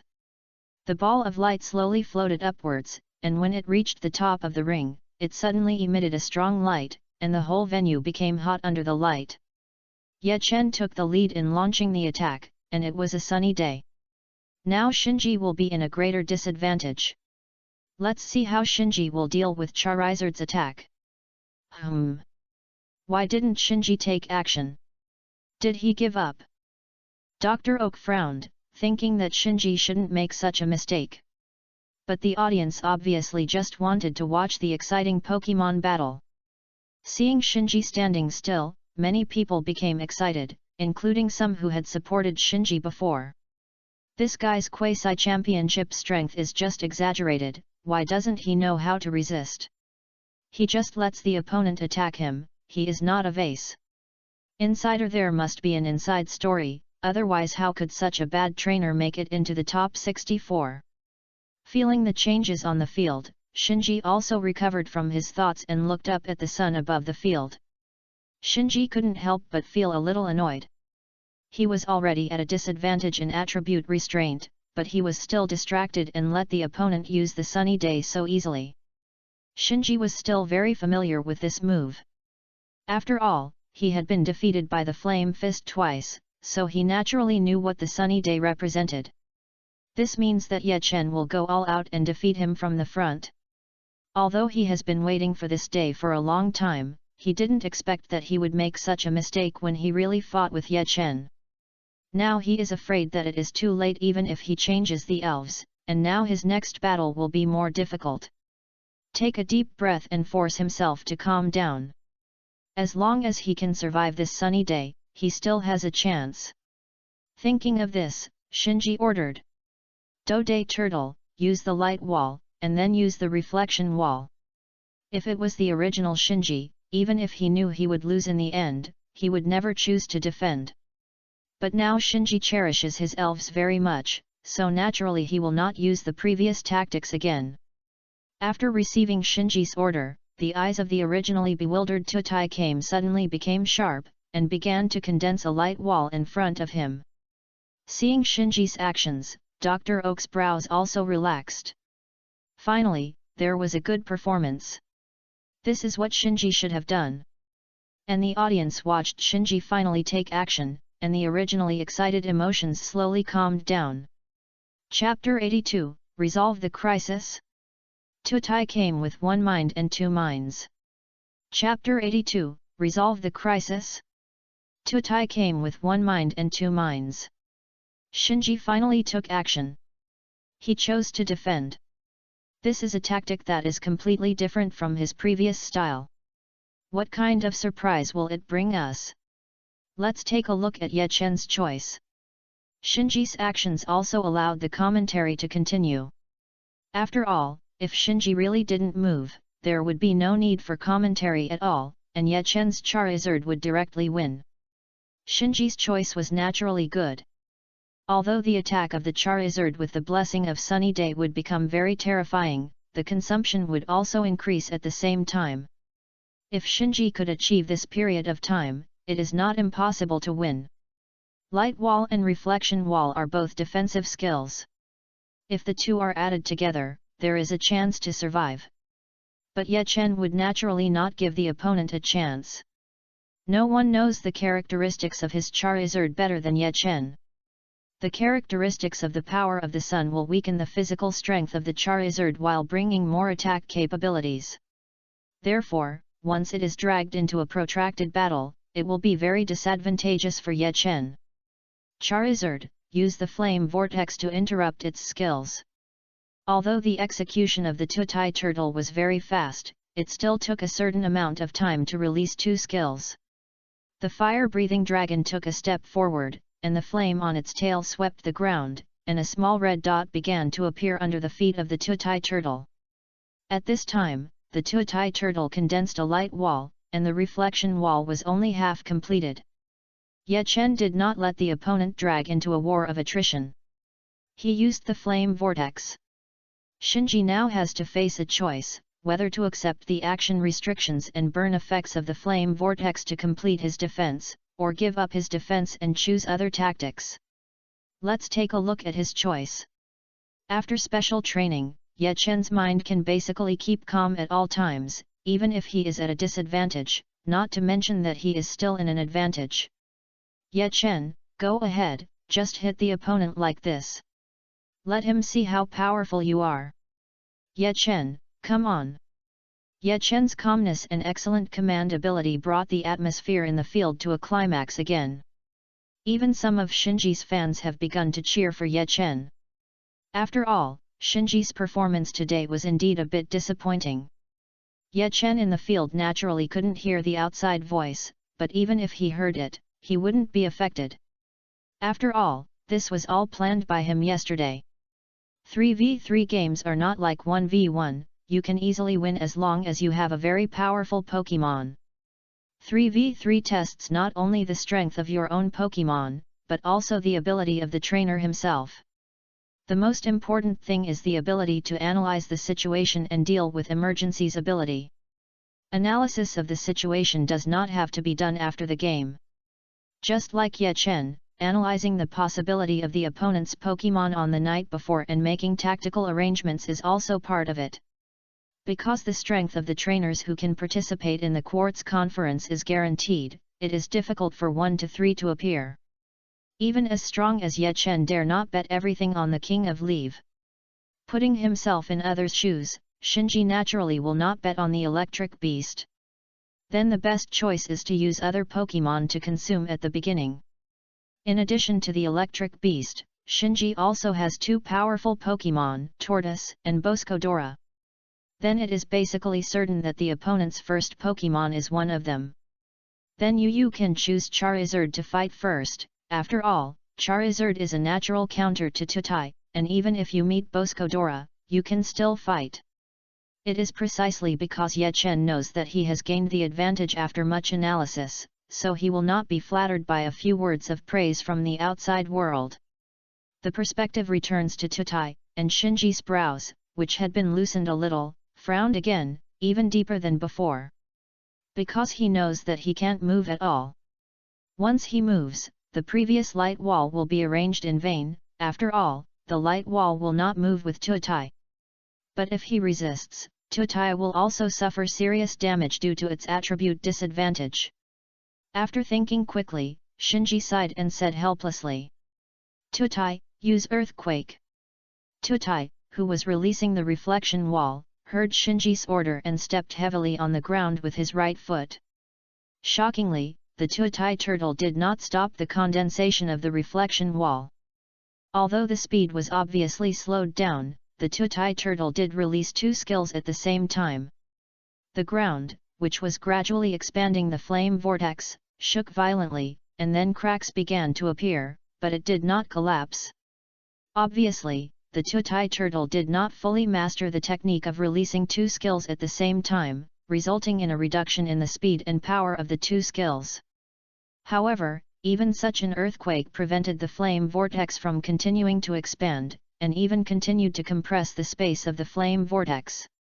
Shinji's Tutai turtle can actually release two skills at the same time. Although he is not proficient, he has successfully resolved this crisis. It's a pity that the earthquake cannot affect the flying Charizard, but this also proves Shinji's strength. Although Dr. Oak is optimistic about Ye Chen, Shinji's performance is remarkable except for the initial performance. The audience's voices cannot be heard inside the venue, but the commentary seat can be heard. Some people's words are so extreme that Dr. Oak can't listen. Now that Shinji has shown a very difficult skill, Professor Oak also took this opportunity to vindicate him. The audience suddenly became quiet. Many trainers who looked down on Shinji just now lowered their heads. Those fans who turned to cheer for Ye Chen were even more embarrassed. They were neither happy nor unhappy. You know, releasing two skills at the same time and releasing two skills continuously are completely different concepts. The former only takes one part of the time to release two skills at the same time, which generally requires decades of training to do, while the latter only takes 1.6 to do with a little training. Although Tortoise has barely mastered it now, how old is Shinji? They still have plenty of time to train in the future. And when they fully master it, their combat effectiveness will be doubled. It can be said that if nothing unexpected happens, Tortoise will definitely master this skill. However, although the flame vortex was resolved, as Professor Oak said, Charizard is a flying-type Pokémon, and earthquake has no effect on it. Sure enough, Ye Chen gave the order next. Charizard, fly up, use jet flame. Without Ye Chen's order, Charizard had already spread its wings. Ye Chen's order gave it clear instructions. Charizard began to accumulate energy in its mouth, while on the other side, the reflection wall of Tutai was still being built. Chapter 83, Defeat Tutai, Charizard's Victory. Chapter 83, Defeat Tutai, Charizard's Victory. Under normal circumstances, the condensation speed of the reflection wall should be faster than the jet flame. But unfortunately, in order to resist the flame vortex, Tutai used immature skills. The condensation speed of the reflection wall slowed down, and it was obvious that it could not be completed before the jet flame concentrated on itself. Tisk, Tutai, dodge no, use retract into the shell. Although the earthquake successfully solved the flame vortex, Charizard, with the bonus of Sunny Day, can be said to be very powerful. What's more, the jet flame itself is also a powerful move. With rich combat experience, Shinji naturally understood that the light wall alone could not block this attack, so he wanted Tutai to dodge. But he forgot that Charizard was faster than Tutai, and at the same time he gave the order, Charizard also released the jet flame from its mouth. Unlike the trickle of water guns, the jet flame column was obviously much thicker, plus there was the bonus of a sunny day. The jet flame rushed straight to Tutai with its super high speed, and in a blink of an eye it had flown half the distance. At this time, Shinji also realized the inappropriateness of his command and hurriedly changed the order. 19. Fortunately, Tutai moved slowly and did not leave the protection range of the light wall, otherwise Shinji would really be in tears. However, it was a beat late, and the jet flame hit the light wall first, and the originally strong light wall shook violently. and cracks quickly appeared, as if it was about to collapse. Sure enough, the next second, the light wall collapsed directly, but the speed of the jet flame also slowed down. The light wall bought the turtle a few seconds, allowing it to retreat into its shell. The jet of flames weakened by the light wall hit the turtle's back. Although it had the attribute restraint and the bonus of sunny days, it did not cause much damage to the turtle after being weakened by the light wall and the turtle shell. But the tortoise was not completely unscathed. From its red back, it can be seen that the jet of flame still caused some damage. Obviously, it can't use its shell to block the damage again in a short time, and the trembling legs of the tortoise also symbolize a large consumption of physical strength. We can see that player Ye Chen did not miss this opportunity. A powerful jet of flame successfully replaced the defense skills of the tortoise. What awaits Shinji and his tortoise next will be a hard battle.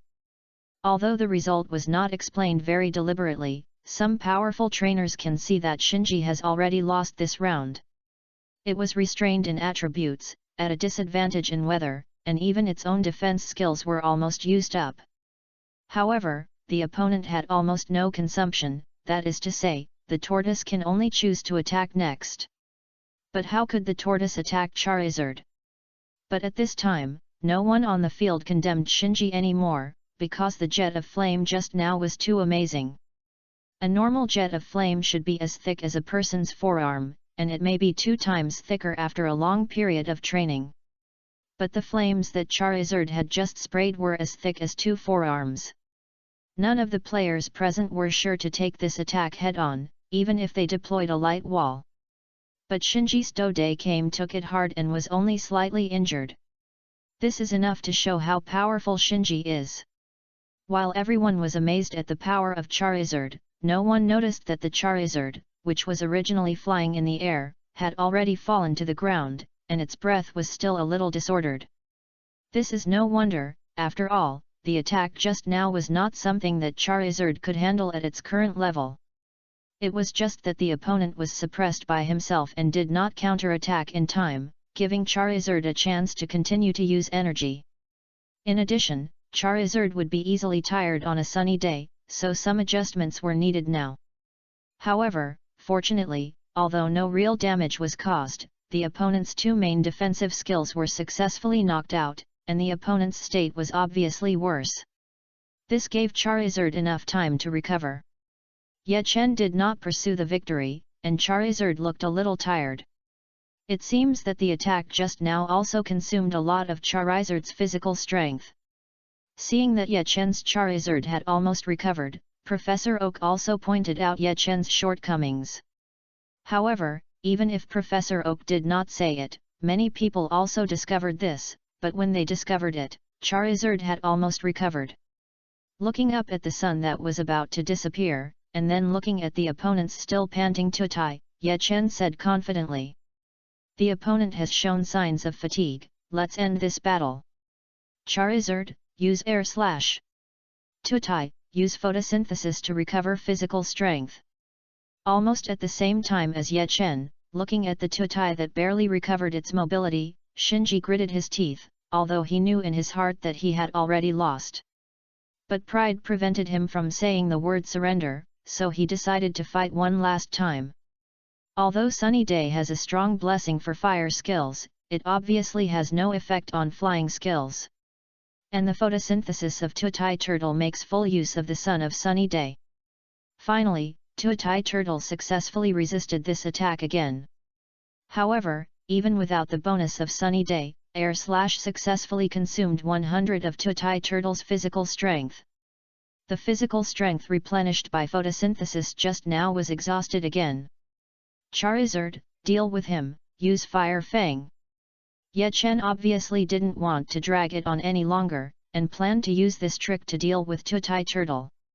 Shinji looked at Tutai Turtle, who was still barely holding on, clenched his fists, raised his head suddenly, and said with a determined look on his face. Tutai Turtle, use Bite.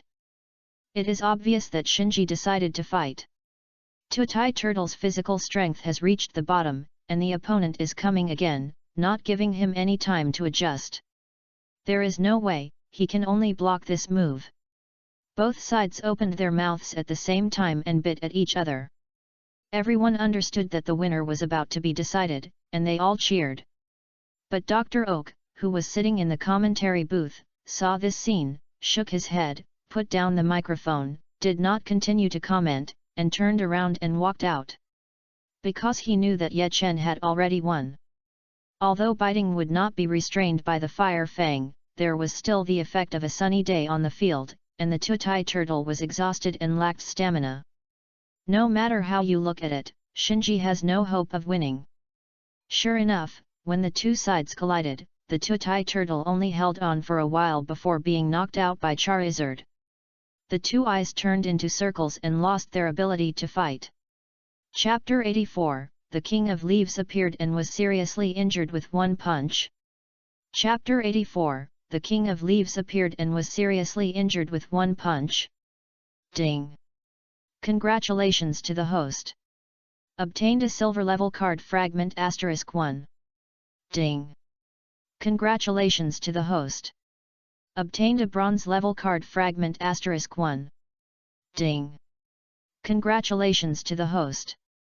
Obtained a gold level card fragment *1. Ding! Congratulations to the host. Obtained a platinum level card fragment *1. Ding! Congratulations to the host. Obtained a platinum level card fragment *1. Spitfire Dragon won the battle, and the level was raised to level 46. As the referee's voice fell, the system's prompt sounded. There were actually 2 platinum fragments. Ye Chen raised his eyebrows. He didn't expect the reward to be so generous. It was just one game, and he got 2 platinum fragments. If he succeeded in winning the championship, he could at least get 3 or 4 platinum cards. This made Ye Chen full of fighting spirit for the next game. But after thinking about it, Ye Chen was relieved. Shinji is at least a popular candidate for the championship, and his strength is also extremely strong among many trainers. It is normal to have such a reward. I believe that there will be no such good rewards when fighting with others. As for the Charizard on the side, it also recovered some physical strength after the upgrade. But the heavy breath in its mouth means that it is no longer able to play the next game. So Ye Chen touched Charizard's body and said with a smile. Charizard, you did a good job, thank you for your hard work. Charizard also growled to express his joy. Then Ye Chen took Charizard back. On the other side, after Professor Oak left the commentary booth, someone soon took over the commentary position. Let us congratulate Ye Chen for winning the first game, and thank Shinji for bringing us a wonderful game. But according to Charizard's state, the second sentence seems to be unable to continue. What will be Ye Chen's next choice? Oh! Ye Chen released his Leaf King, which is Ye Chen's main Pokémon. It seems that Ye Chen is planning to quickly end the next game. Let's see how Shinji will deal with it.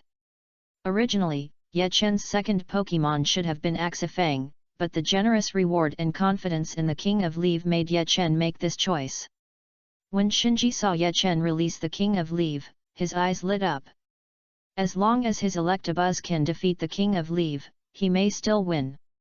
Don't rush to fight the opponent head-on, be calm, consume the King of Leaf's physical strength, and then use Electabuzz to defeat it.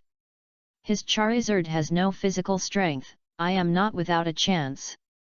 Thinking of this, Shinji clenched his fist and released his Boskator. As for Tortoise, it had long been taken back into the Pokeball by Shinji to rest. Now Shinji is different from before, and treats his Pokémon very friendly. We can see that Shinji did not choose to use Electabuzz, but chose Boskator. Is he planning a war of attrition? Or does he have other ideas? Let's witness this battle together. On the stage, in order to prevent Shinji from making the same mistake as in the first round, the referee shouted loudly that the game was about to begin. Not only that, he also looked at Shinji while shouting the start. Seeing that he looked normal, the referee was relieved. After all, if the situation in the last round really happened again, he would be the first to be questioned. He had finally gotten such a job in the league, so he naturally didn't want to give it up. Although Boscodora is a Pokémon with rock and steel attributes and is more defensive, he must not just defend against the King of Leave. Shinji has fought Ye Chen twice, so he naturally knows the attack power of the King of Leave. That is not an attack that can be defended by relying on a little attribute advantage. Therefore, he has no other choice but to attack instead of defend to consume the King of Leave's physical strength to the maximum extent. Boscodora, use Iron Tail. After formulating a new tactic, Shinji gave the order to let Boscodora rush forward. Looking at the Boscodora rushing over, Ye Chen smiled. He had also fought with Shinji twice before, so he naturally knew him very well. After knowing that the electric beast could not defeat his Leave King head-on, the opponent would definitely adopt a consumption tactic. But unfortunately, the opponent's strongest consumption ability, the Tutai Turtle, had been beaten by his own Charizard and lost its combat effectiveness. As for Boscodora, although his Flame Fist had no restraining effect on it, he still had the Absorption Fist. This was one of the reasons why Ye Chen was confident in taking out the King of Leave. After all, the King of Leave, whose attack power was already very terrifying, plus the Absorption Fist that restrained Boscodora 4 times, I believe it would definitely give him a big surprise. I saw Boscodora getting closer and closer to Ye Chen, and the commentator's tone gradually became excited. Until the King of Leave punched Boscodora away, the commentator's tone was already extremely excited. Player Shinji took the lead in launching an attack, and Boscodora rushed towards the opponent quickly. The distance between the two sides was rapidly shortened, and player Ye Chen had not yet responded. What exactly was he going to do? The distance between the two sides is still getting closer, and the two sides are already very close, but player Ye Chen has not made any move. What exactly is he planning to do? The King of Leave moved, and with one punch, just one punch, he neutralized the opponent's attack. Not only that, he also caused heavy damage to Boscodora. Ye Chen's King of Leave showed overwhelming strength.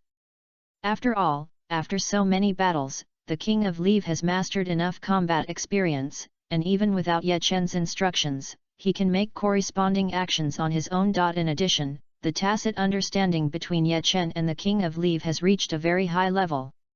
With just a glance, the King of Leave can understand Ye Chen's thoughts. For this kind of Pokémon that mainly attacks at close range, it is naturally easy to resolve the opponent's attack. Seeing that his Boscodora was seriously injured with just one blow, Shinji's face was full of incredible expressions. How could he become so strong? You know, in terms of defense alone, Boscodora is stronger than Tutai Tortoise, but even so, it was still knocked away by the opponent's punch. What kind of attack power is this? Shinji can be sure that his electric shock monster can't do this. Not only Shinji, but also the audience outside the field has not reacted yet. After all, the last game lasted for a long time, and no one expected that this game would go so fast. Some sharp-eyed trainers saw the light in the hand of the King of Leave and showed an expression of "I see," but more people showed puzzled expressions, not understanding why the battle that should be evenly matched turned out like this. It was obvious that the commentator was also one of them, but soon, a smile appeared on his face. I believe that many friends, like me, did not understand what happened just now. Let's watch the replay together. Chapter 85, Fight Again, King of Leave vs Electric Beast. Chapter 85, Fight Again, King of Leave vs Electric Beast. Accompanied by the commentator's voice, the big screen in the center of the venue showed the previous scene again. Ye Chen and Shinji released their own elves respectively. Then there was a fast forward, until Boscodora rushed towards King of Leave, the speed returned to normal. When the distance between the two sides gradually closed, the playback speed also slowed down, so that everyone could clearly see the next action. In the slow motion, Boscodora's actions were seen clearly by everyone. It rushed in front of King of Leave, began to turn around, and used the forward inertia to continue to approach King of Leave. Boscodora's tail was shining in the sun. Just looking at the thick tail makes one's scalp tingle, and the power of this iron tail can be imagined. However, just when the iron tail was about to hit the King of Leave, the lazy look on the King of Leave's face was swept away. Instead, a serious expression appeared, and then he took a breath and punched. The Boscadora, who was originally going to hit the King of Leave, suddenly flew out as if hit by something. Originally, everyone was still wondering why the King of Leave's ordinary punch could knock such a terrifying Boscadora away. But then the light on the King of Leave's fist perfectly explained it all. That was the light of the fighting skill Absorption Fist, one of the skills that a trainer should pay attention to. Absorption Fist, as the name suggests, is a fist that absorbs the opponent's physical strength. Every trainer will learn it in school. As one of the few endurance skills of the fighting system, Absorption Fist can be said to play a very important role in battle. Once the opponent is hit, half of the physical strength cost can be restored. In addition, the fighting Pokémon's terrifying attack. It can be said that it combines output and recovery. Although Yechen's Leaf King is not a fighting Pokémon, the Leaf King with the Hercules characteristic can be said to be no less offensive than any Pokémon of the same level. In addition, the Absorption Punch has a restraining effect on Boscodora, so it is not so strange to knock it away with one punch. After thinking it through, everyone's faces showed envy. In the information collected by everyone, in addition to the Absorption Punch, Yechen's Leaf King also learned the Flame Punch. This is enough to prove the Leaf King's attainments in boxing. Such a Leaf King can be said to be as rare as the Divine Beast, BJBG. After all, it is very difficult for an ordinary lazy man to evolve into a Leaf King, not to mention comprehending skills of different systems. If they knew that the Leaf King also comprehended the Frozen Punch, their expressions would probably be even more surprised. However, Boscodora's defense is still very strong. Although he was knocked away and seriously injured, he has not completely lost his fighting ability. If it were an ordinary elf, he would have fainted long ago. Shinji's expression was unprecedentedly solemn. Although he lost to Yechen in the previous battles, there was no situation where the gap in strength was so large. Shinji still lacked experience of failure. He only noticed that Boscodora was knocked away, but did not notice the unnatural blush on the face of the King of Leave. It's no wonder. The Absorption Punch originally restores physical strength according to the damage caused. If the opponent is seriously injured by one punch, I believe that the physical strength absorbed is not small. In addition, the King of Leave did not consume much, and now it can be said that he is in a state of excessive experience. The King of Leave only felt dizzy, although he has been very energetic since he stopped being sleepy like before. But it was the first time that he felt so comfortable. The King of Leave now felt that he was extremely powerful and omnipotent and could knock anything away. Yechen naturally noticed the strangeness of the King of Leave. Seeing the King of Leave's flushed face, Yechen, who was familiar with the skills of the elves, naturally understood the current state of the King of Leave. At the same time, he also knew that the King of Leave would gradually lose control in this state. Only by letting it vent the excess physical strength can it avoid losing control. So Yechen decisively ordered, "King of Leave, use a surprise attack and then go crazy." Although the King of Leave had begun to lose the perception of the outside world, he still vaguely heard Yechen's command, followed his instinct, and rushed towards Boscodora. On the other side, although Shinji was shocked, he quickly reacted and realized that he had not lost yet and still had a chance. Even if he could not beat the opponent, at least he had to see how big the gap was with him. "Dr. Kadara, are you okay?" Just when Shinji was still asking about Boscodora's situation, he found that the King of Leave suddenly rushed over. Obviously, there was no time to dodge, so Shinji could only shout hurriedly, "Boscodora, use guard!" Shinji in the arena failed to find the abnormality of the King of Leave in time, but the audience and commentator outside the arena saw it clearly. The King of Leave looks a little strange. It is obvious that it can't control its body. It seems that the Absorption Punch just now made the King of Leave absorb too much physical strength. Now it continues to vent. Ah, it rushed towards Boscodora. Boscodora is in danger. Back to the field. Although Boscodora used guard to block the attack of the King of Leave in time, it no longer had any strength to fight back and could only hold on. Shinji has seen that once guard fails, Boscodora will be directly beaten by the King of Leave and lose its combat effectiveness. So he decisively chose to take back Boscodora and chose to admit defeat. The King of Leave, who was having a good fight, obviously didn't want to stop, but the continuous attacks also made it gradually regain its sanity. Only the red on his face told everyone that it had plenty of physical strength. Therefore, although he was unhappy, he still obeyed Ye Chen's order and stopped attacking with his fists. Contestant Shinji chose to give up in time, preventing Boscodora from suffering more damage, but this way he only had one Pokémon left. In such a disadvantageous situation, can contestant Shinji turn the tide and defeat contestant Ye Chen? Let's see how his next Pokémon performs. Facing the unhappy King of Leave, Ye Chen obviously understood the frustration of being interrupted, so he comforted him. If you continue to fight, Boscodora will not be able to bear it. Wait for the next game and let you fight to your heart's content. When he heard that there was still a fight, King of Leave was obviously excited again, and the unhappy look on his face disappeared, turning into an expectant look. Looking at Ye Chen, who was whispering to King of Leave, Shinji smiled bitterly, spread his hands, and said to Ye Chen, "I never thought that I would be so far behind you, but now that we have met, let me see your full strength." As he spoke, Shinji released his strongest spirit, the electric beast. "Of course, I will satisfy you." Ye Chen looked at Shinji and said confidently. The King of Leave beside him also waved his arms, indicating that he would not show mercy. Chapter 86, Fight Again, King of Leave vs Electric Beast. Next, please subscribe and support. Chapter 86, Fight Again, King of Leave vs Electric Beast. Please subscribe and support. Ding! Congratulations to the host. Obtained a silver level card fragment *1. Ding!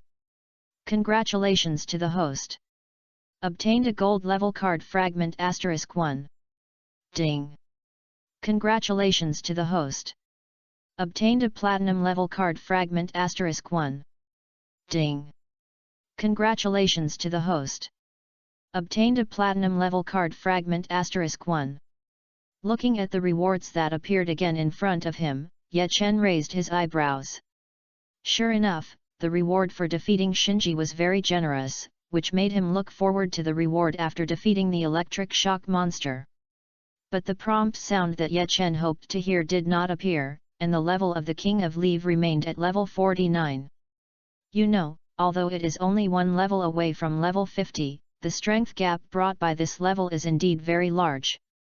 If the level of the King of Leave had reached level 50 before, Ye Chen would be fully confident that he could use the King of Leave to win 3 in a row. But as expected, level 50 is difficult to reach, which is why many trainers have been stuck at the level of elite trainers. However, although the King of Leave is still at level 49, it can definitely defeat Shinji's electric beast with almost full status, and Ye Chen is sure of it.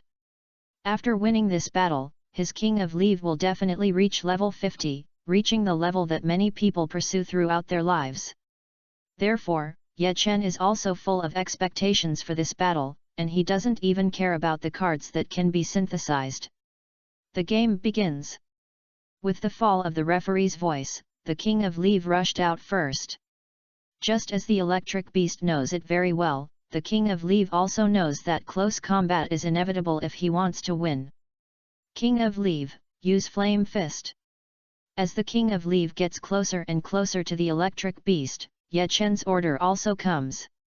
Red energy began to condense on the fist of the King of Leave. Although the King of Leave almost killed his Boscodora with one punch before, Shinji also has great confidence in his electric beast. Besides, he wanted to know how big the gap between him and Ye Chen was, so he used the fighting method he was most familiar with. Electric Shock Monster, use Lightning Fist. Familiar elves, familiar skills, familiar collisions, the King of Leave and the electric shock monster, the two finally collided again. The lightning fist and the fire fist did not give in to each other, emitting dazzling light. In the end, Ye Chen's King of Leave was better and successfully repelled the electric shock monster. Blocked. Blocked. The electric shock monster successfully took the fire fist of the King of Leave. Although it was repelled by the King of Leave, it is undeniable that the electric shock monster took the attack of the King of Leave head-on. The commentator's tone became excited again. After all, although the absorption fist had a fourfold restraining effect in the last game, many people ignored the attack power of the King of Leave itself. But if they put themselves in his shoes, they would understand. Even if they were asked to use fighting elves to fight Bosco-Dora, they might not be able to make a terrifying attack like the King of Leave. However, as a commentator, he naturally has a vision beyond ordinary people. Therefore, he dared to conclude that the number of elves in the entire arena who could take the attack of the King of Leave head-on did not exceed 2 hands. Although he had information about Shinji's electric shock monster and understood the terrifying attack power of the electric shock monster, even so, he didn't think that the electric shock monster could take the attack of the King of Leave. After all, the King of Leave left a deep impression on him, but the current development was beyond his expectations. Although it was at a disadvantage, the electric shock monster could actually fight the King of Leave head-on, which turned the originally one-sided game into a wonderful offensive battle. The thought of seeing such a wonderful game would make anyone very excited. As for Shinji, although he didn't think he could win, he couldn't help but see that the electric shock monster successfully resisted the attack of the King of Leave. Sure enough, the gap between him and Ye Chen was not that big. There must be some details that he overlooked in the last game. Although he realized the truth, the battle in front of him did not give Shinji enough time to think. The King of Leave punched one after another. Although his electric shock monster could barely resist, it was still retreating step by step. Outside the arena, there was silence, and the audience was immersed in the fierce attack and defense of both sides. Even the commentator widened his eyes, fearing that he would miss a second. Electric shock monster, use discharge. Seeing that his electric shock monster was about to be forced to the edge of the ring, Shinji hurriedly changed his fighting style. Leave King, get out of the way. Although Ye Chen gave the order in time, the Leave King who was fighting happily had no way to get away in time. He could only watch the electric shock monster in front of him shrink. His body gradually began to glow, and made crackling sounds. The light dissipated, and although the Leave King had pulled away from the electric shock monster, the charred black on his arm showed that it had not escaped unscathed just now. Please give flowers. Seeing that the electric shock monster successfully focused on the Leave King, even Shinji, who had always been cold, couldn't help but show a happy expression. Waving his fist vigorously, Shinji continued to give orders. Electric Beast, use electric shock. After realizing that skills like electric discharge were difficult for the King of Leave, Shinji decisively chose long-range skills to attack. Unfortunately, the King of Leave was almost able to defeat the electric beast, but even so, the attack and defense of both sides made us very satisfied. Oh! Player Shinji changed his attack method again. Is the situation going to change? The commentator on the side also woke up from the fierce attack and defense of the two in time and continued his commentary. 0. On the other hand, although Ye Chen was forced to retreat and his arm was burned black, there was no pain on his face. The discharge just now did not cause any damage to it at all. Looking at the electric beast condensing the electric shock, Ye Chen showed a disdainful smile, and then issued an order that confused everyone. King of Leave, rush straight over and use absorbing punch. Straight, rush straight over. It seems that player Ye Chen has great confidence in his Pokémon. Based on the commentator's surprised tone and the half-sentence he had already said, everyone could roughly guess what he was going to say next. Many people also thought so, thinking that Ye Chen was too arrogant. But what happened next made them, including the commentator, shut their mouths in time. King of Leave rushed towards the electric shock, then slapped his big hand and slapped the electric shock to one side, and then continued to rush towards the electric shock monster without slowing down. On the other side, Shinji suddenly felt a sense of crisis after hearing Ye Chen's order, but before he could react, he saw King of Leave slap his electric shock away with a slap, and then rushed towards him. Electric shock monster, light wall. The unexpected approach made Shinji unable to react for a while. When he realized that the electric shock monster was dangerous, it was too late to dodge. There was no choice but to use the few defensive skills of the electric shock monster, hoping to escape. But since he chose to keep a distance and use long-range attacks to deal with the King of Leave, his defeat was doomed. Chapter 87, Win, King of Leave Upgrades. Please subscribe and support. Chapter 87, Win, King of Leave Upgrades. Please subscribe and support. As a strong man among the general elves, the King of Leave has an extremely strong physique. Even if it is a wild King of Leave who only knows how to sleep every day, its physique is much better than that of elves of the same level. Generally, it is difficult for skills that focus on consumption to cause effective damage to it. Not to mention that Ye Chen's King of Leave has also gotten rid of the lazy characteristics. After strict training, his physique will only become stronger. What's more, the electric shock monster is a Pokémon that excels in physical attack. Let alone discharge, the attack power of the electric shock is definitely not as high as its direct punch. Originally, the boxing of the electric shock monster could not break the defense of the King of Leave, let alone the electric shock. The King of Leave was hit by the electric shock because of a momentary carelessness, which was a good opportunity for the electric shock monster to adjust.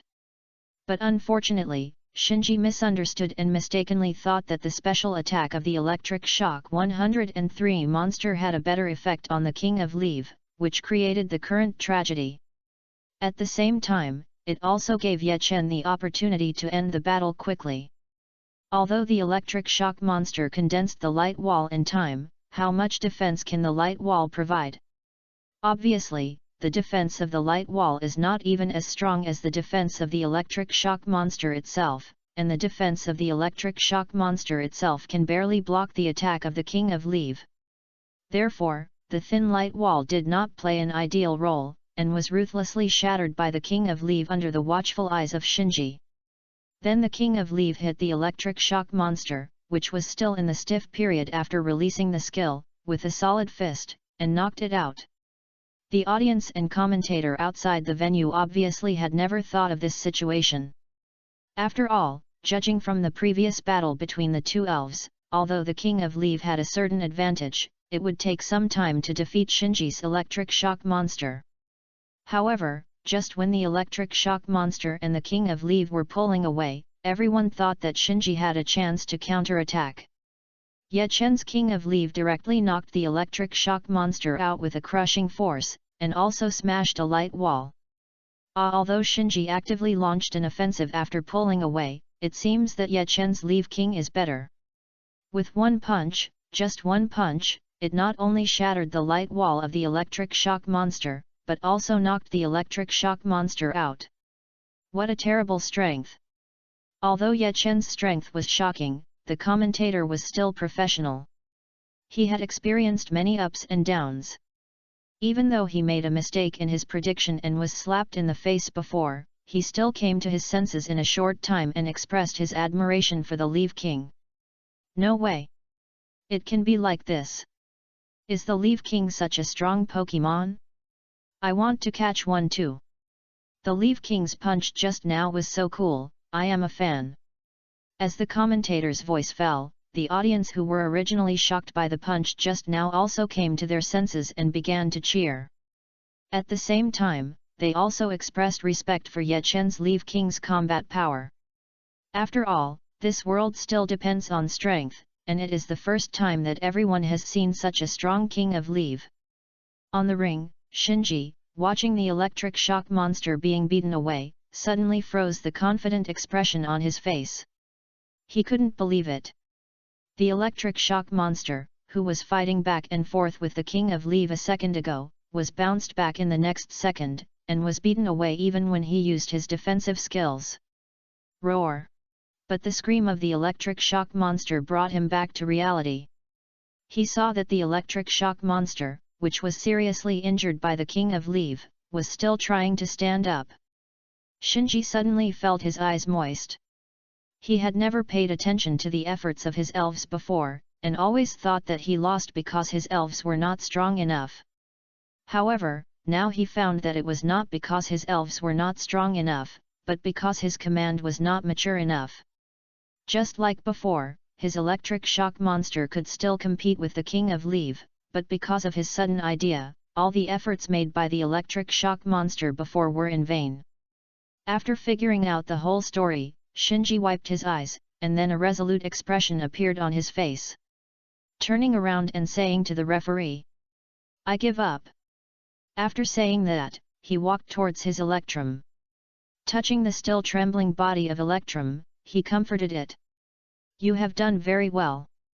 This time it was my mistake. I will work hard to become a trainer worthy of you in the future." Feeling the care of his trainer, Electrum's trembling body gradually calmed down and returned to the Pokeball obediently. After doing all this, Shinji came to Ye Chen again. The referee was also stunned by Shinji's sudden action just now. He didn't react until Shinji came back again. He waved his hand and announced, "Shinji admits defeat, Ye Chen wins." Ignoring the referee's decision, Shinji looked straight at Ye Chen and said to him, "I have found the biggest gap between you and me, and I will catch up with you soon."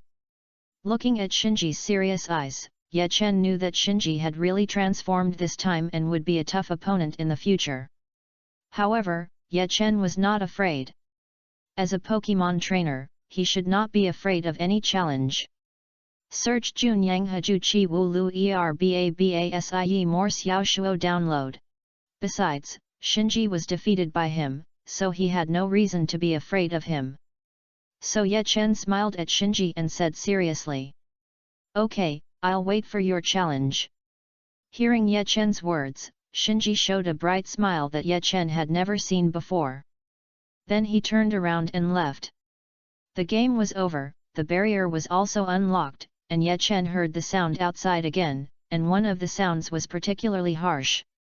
Obviously, it was the commentator's voice, but Ye Chen didn't pay attention to the outside voice. Because just now, he received a prompt from the system. Ding! Congratulations to the host. Get a diamond level card fragment *1. Ding! Congratulations to the host. Get a diamond level card. Although there were many fragment prompts behind, Ye Chen's attention was indeed attracted by two prompts. Diamond level card fragments. You know, since Ye Chen started to get cards, except for a diamond level card in the novice gift pack, the highest level card is the platinum level. Now I promised Shinji that he actually gave me 2 diamond 1.6 level fragments, which means that as long as I get another fragment, I can synthesize another item with the characteristic level that is not inferior to that of the strongman. However, fragments are fragments. There is no last piece. Even if 2 parts have been collected, there is no difference from bronze fragments. What really makes Ye Chen happy is the next prompt. The Battle of the King of Leaves has won, and the level has been raised to level 50. Level 50. I finally have my first gym owner level Pokemon. Although my King of Leaves has always been strong, this is obviously facing many novice trainers. After all, the weakest of the real elite trainers has an elite level Pokemon.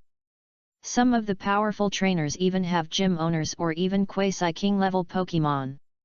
And now, I have successfully possessed the strength of an elite trainer master. Chapter 88, Draw Lots, Meet Acquaintances Again. Please subscribe and support. Chapter 88, Draw Lots, Meet Acquaintances Again. Please subscribe and support. Although it feels like a long time has passed, in fact, the battle between Ye Chen and Shinji is relatively fast. After leaving the ring, Ye Chen found that Xiaozai and others were still playing their own games. Even Xiaozai now is considered a little master here. After all, in the original book, Xiaozai entered the top 16 before losing to a Hong. Although his arrival had some impact on the game, it obviously did not affect Xiaozai. Ye Chen took a rough look and it was similar to what he thought. Although Xiaozai's battle looked difficult, he actually had a great advantage. After all, Xiaozai is a master of reverse attributes. Only in this case can the opponent fight him evenly. Ye Chen estimated that the opponent would be like this. Sure enough, not long after, Xiaozai's opponent chose to admit defeat, and Xiaozai successfully advanced to the top 32. Seeing Ye Chen was under the ring, Xiaozai ran over happily. Ye Chen, I won. Great! Xiaozai said, while shaking his fist vigorously. 19 Ye Chen was also a little helpless. When I read the original book, I felt that stupid people were really stupid sometimes. I didn't expect that I would have to add an extra word when I saw the real person.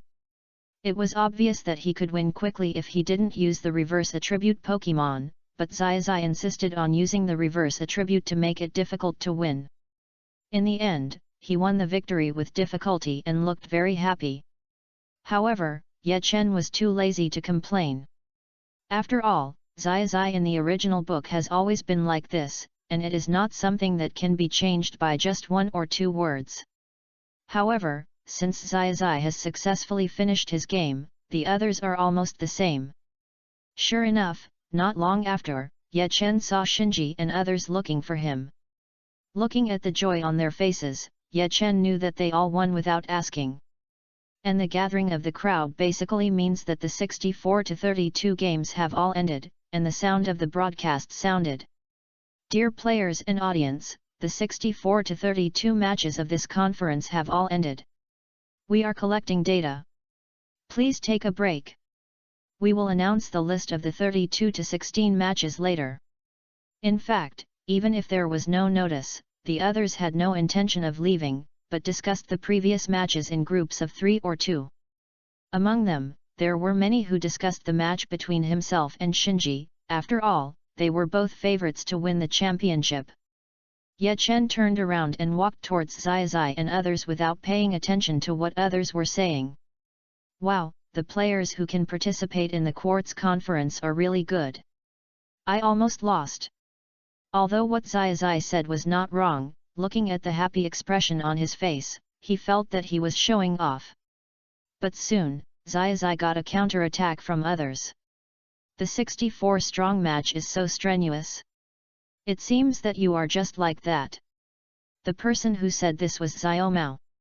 In the entire team, Xiaozai and Xiao Mao quarreled the most frequently. Although Shinji and Oro sometimes quarrel, they are usually very quiet. Xiaozai is a talkative person, and he has known Xiao Mao since childhood, so he is very familiar with him. Naturally, there are quarrels. However, Ye Chen does not hate this, but finds it quite interesting. Because although it is a quarrel, most of the time Xiaozai is bullied by Xiao Mao, because he always takes jokes seriously. It is also interesting to see a fool get humiliated at such a close distance, and it can also be a good way to spice up life. How is it possible? I am very strong now, otherwise let's have a game. As expected by Ye Chen, Xiaozai's tone became excited in the next second, as if he was going to fight hard.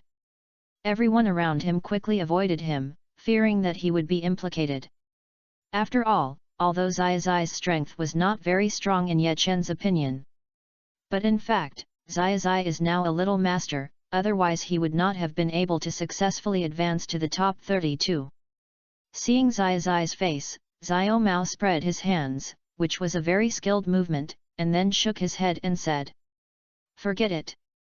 If I hurt your Pokemon again, it will affect your next game. Let's fight it out in the ring." Ye Chen, who didn't spend much time with him, knew Xiaozai's character so well. Xiao Mao, who grew up with him, would know it. After rejecting Xiaozai's invitation to fight skillfully, he challenged him to another game. As long as it makes sense, Xiaozai will accept it. It can be said that it is very easy to fool. Sure enough, the next second, Xiaozai looked thoughtful, and then decisively decided. "Okay, let's fight out in the ring." Just when the quarrel between the two ended, Ye Chen found that Oro seemed to want to say something, but coincidentally, the sound of the radio also sounded at this time. In fact, Oro wanted to ask Ye Chen where Shinji was at the beginning, but he was always silent and was not good at interrupting when others were talking. He had to wait until the two finished to ask Ye Chen, but he didn't expect to repeat the radio, but he also saw Ye Chen's gesture. I had to put aside my doubts and ask Ye Chen for clarification later.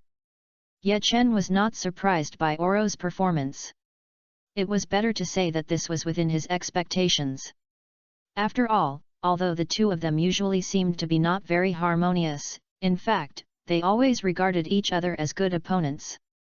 Chasing each other, the tacit understanding couldn't be better. Wait until 103 groups are divided and talk to him. Ye Chen thought silently in his heart. Next, please pay attention to the players. The draw for the 32-16 competition is about to begin. I will notify you again.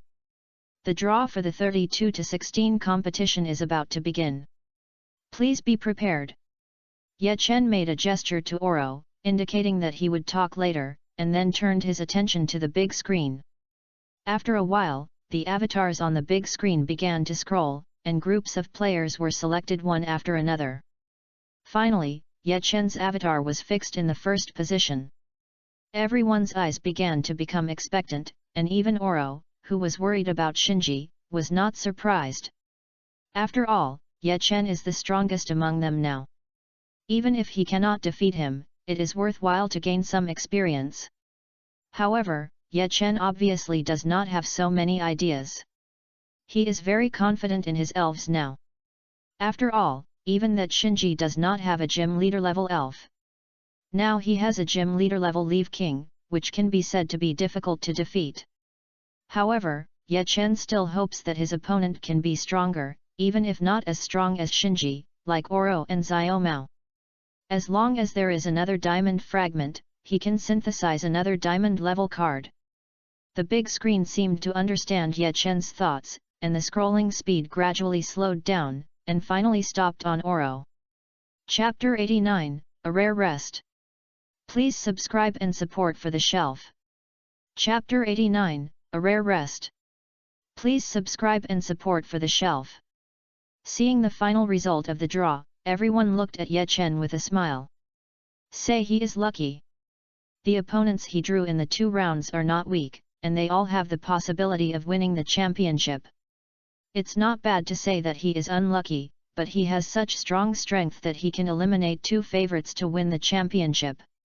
Obviously, almost no one thinks that Oro can beat Ye Chen now.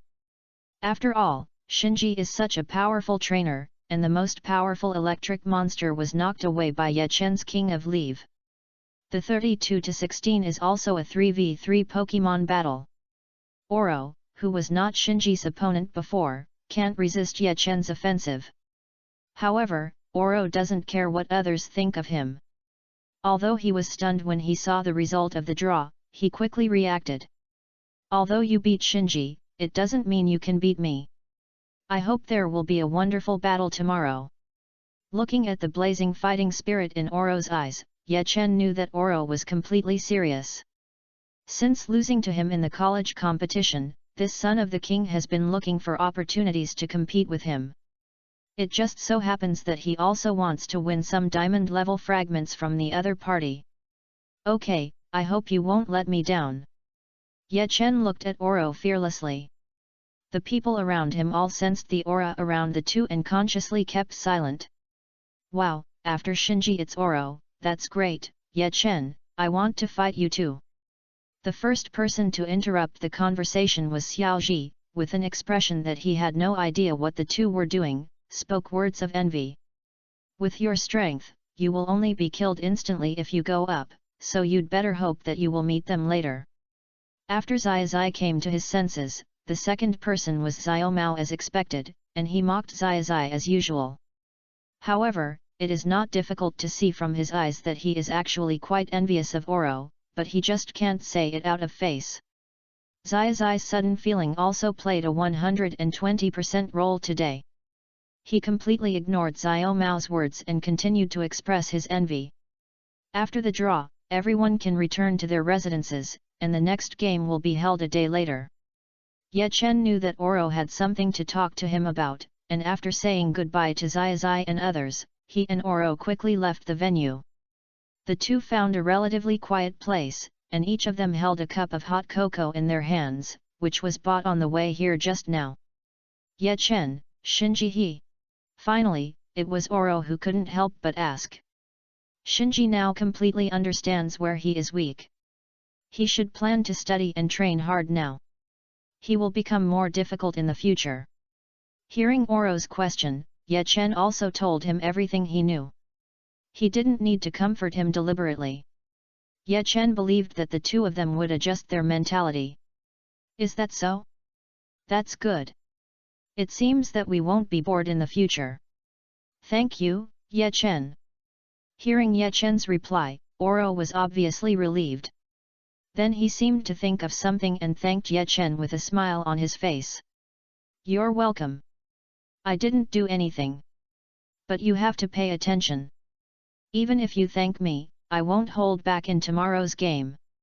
Haha, of course, I won't hold back either. You are the one. Don't be defeated by me by accident. After talking, Oro was obviously much more active and would make jokes appropriately. Ye Chen knew that he didn't have to worry about tomorrow's reward. Yes, Ye Chen had the confidence to win from the beginning, because like Shinji, he also knew Oro very well. Oro's strongest Pokemon is Mantis, which is a Pokemon that focuses on speed, unlike Shinji's Electric Beast. Oro's Pokemon pays more attention to the number of attacks, and the quality is a little worse. In this case, as long as the opponent wants to cause effective damage to his King of Leave, he must engage in close combat. But how can the King of Leave with the characteristics of a strongman be afraid of close combat? Even Shinji's Electric Beast can be knocked away with one punch, let alone Oro's Mantis.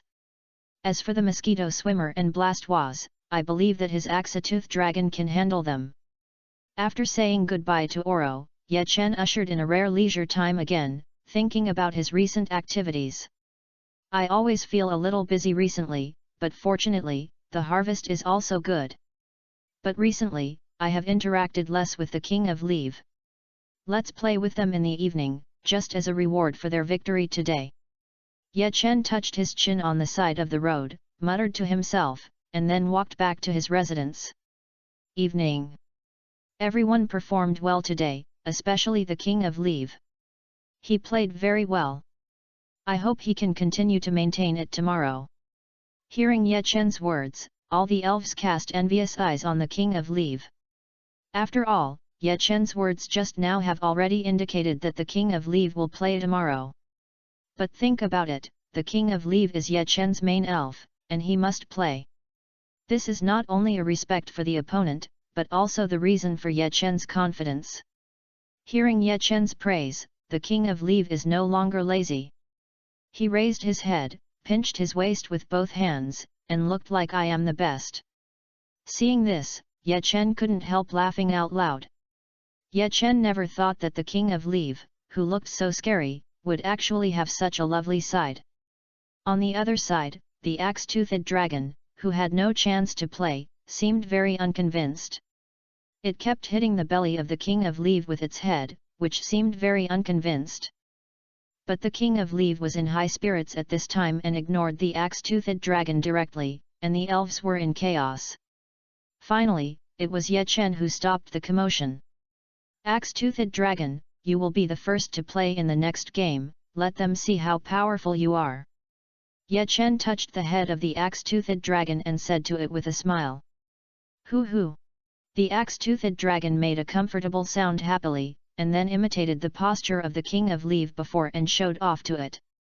The King of Leave was obviously very unconvinced, and walked towards the axe-toothed dragon aggressively. Seeing that the two elves were about to fight again, Ye Chen had to stop them again.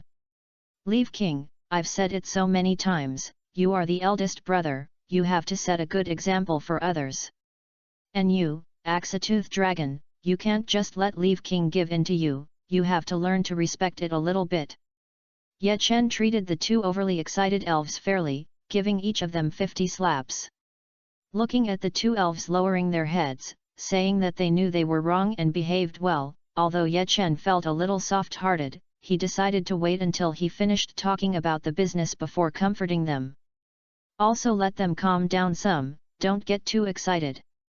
Turn his gaze back to the other elves, Ye Chen knocked on the table and said. Who should I choose for the last battle? Chapter 90, The lineup is determined, Happy Elves. Subscribe now, please support. Chapter 90, The lineup is determined, Happy Elves. Subscribe now, please support. Since Ye Chen had just taught the King of Leave and the Axe-Toothed Dragon a lesson, the room seemed very quiet. Ye Chen's whisper was heard clearly by the elves. Suddenly, the room was in chaos again. Except for the King of Leave and the Axe-Toothed Dragon, two elves who had already confirmed their participation but bowed their heads to admit their mistakes because they were taught a lesson, every elf wanted to go on stage to show their strength. However, Ye Chen had already made a decision in his heart. So he touched the nine-tailed fox that looked at him with big watery eyes, and touched a pidgeot that flew around his head, trying to attract his attention, and said, I'm sorry, but don't lose heart. I promise you that I will give you a chance to play. Ye Chen couldn't bear to reject such a cute Pokemon, but he didn't want to see Ninetails and Pidgeot get hurt. After all, Ninetails' attributes were restrained by the giant claw mantis, and it couldn't exert its full strength against the mosquito swimmer. It was not the best choice no matter how you thought about it. Although Pidgeot was not restrained by attributes, it still had too little combat experience. Ye Chen planned to train it more before putting it into actual combat. As for the newly acquired Kabutops, although its level of more than 30 made it 103 strong among ordinary Pokemon, in a place like the Quartz Conference where masters gathered, its high-level strength was not enough. Therefore, even if it looked at Ye Chen with a pitiful look, Ye Chen would not let it fight. At this point, it was clear who would be chosen for the last battle spot. Gengui, tomorrow's game is up to you. SSSSSSSSSS. Most people may not understand what Gengar is saying, but Ye Chen is certainly not one of them. What Gengar said translates to, don't worry, leave it to me. Ye Chen is still very confident about Gengar.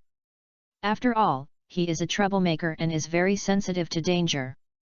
Sometimes he can even prepare for it before his orders. Also, in terms of attributes, although it has no obvious restraint relationship with water system, it has an immune effect on fighting system. Although it may not be so powerful against giant claw mantis, it is definitely a good hand against mosquito swimmer. Since the lineup has been decided, let's play. When the elves heard Ye Chen's sudden words, they all tilted their heads, as if they didn't understand what Ye Chen was saying. Even the King of Leave and Axefang Dragon, who were originally bowing their heads to admit their mistakes, raised their heads with a puzzled look on their faces. Well, I was busy a while ago, so I'll play with you guys whenever I have time. But I'm free tonight, but be careful not to play too crazy. Being stared at by his own elves, even Ye Chen couldn't stand it at the moment. But even though Ye Chen was a little shy, his meaning was very clear, and the elves cheered immediately.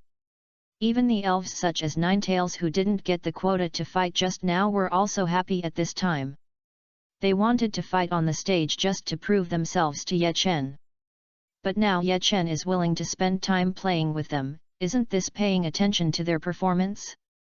However, even in such a cheerful atmosphere, the King of Leave and the Axe-Toothed Dragon still seemed a little reluctant to let go. After all, they had just been taught a lesson by Ye Chen. Ye Chen also felt the embarrassment of the two elves, walked over, put their hands together, and said to them with a smile. Leave King, you are the hero today, how can you just stay here? Go play with Axetooth, but don't quarrel.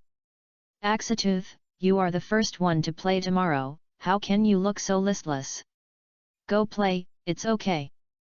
After receiving Ye Chen's affirmation, the two elves immediately regained their vitality and began to raise their arms and cheer. Woo woo woo woo woo woo. Axe axe. Ye Chen looked at the backs of the two elves and thought that their Leaf King actually had the potential to be a tsundere. That's right, BJBG, what the Leaf King wanted to express just now was one of the classic tsunderes. I can't help it. I'll be generous and take you out to play. I'm the eldest brother. Don't get me wrong. I'm only taking you out to play because it's Ye Chen's order. The axe-toothed dragon obviously noticed something was wrong with the King of Leave.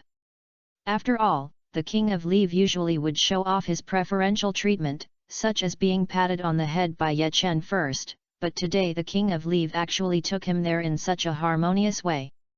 This was not normal no matter how you think about it.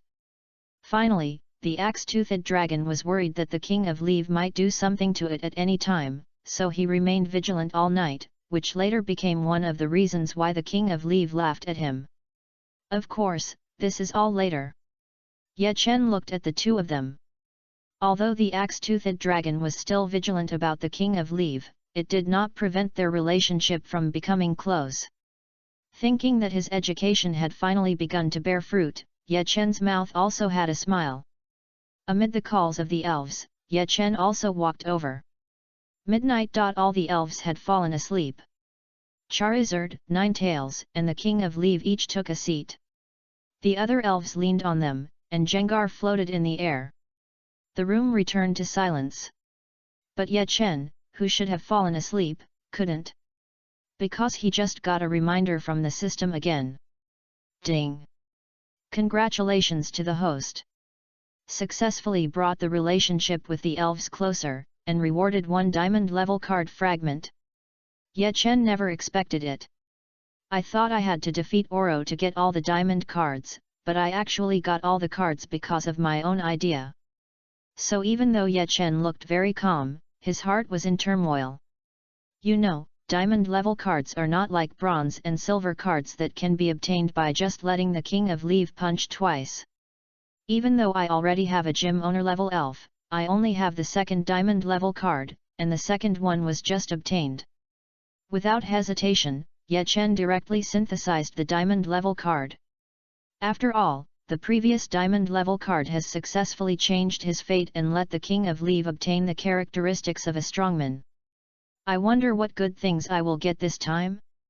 Ye Chen looked at the diamond card in his hand with full expectations, and his mind moved. Open. The diamond card in his hand once again emitted a hazy glow, and also emitted a diamond-colored light. However, Ye Chen was quick-witted and covered the card with a quilt, so that the light of the card did not disturb the rest of the other elves. But the next system prompt made Ye Chen completely insomniac. Host opens the diamond card and obtains the elf item, Curse Talisman, Enhanced Version. Curse Talisman, Enhanced Version increases all attributes of Ghost Elves by 40%. Chapter 91, New Equipment, New Skills. Please subscribe and support after listening. Chapter, New Equipment, New Skills. Please subscribe and support after listening. It's actually the enhanced version of the Curse Talisman. Even with Ye Chen's temperament, he couldn't keep calm at this moment and cried out in surprise, but fortunately, the elves were not woken up and continued to sleep soundly. You know, ordinary equipment can only add 20%-5%, which can only allow your elves to gain some slight advantages in battles of the same level. And some more powerful equipment such as the Curse Talisman can enhance the attributes by about 20%, allowing the elves to fight across a certain level. But it is the first time that Ye Chen has seen equipment that can increase attributes by 40%.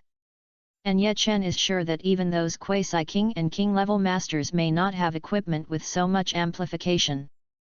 The enhanced version can actually increase so many attributes, it is worthy of being a diamond-level card, this wave of blood profit.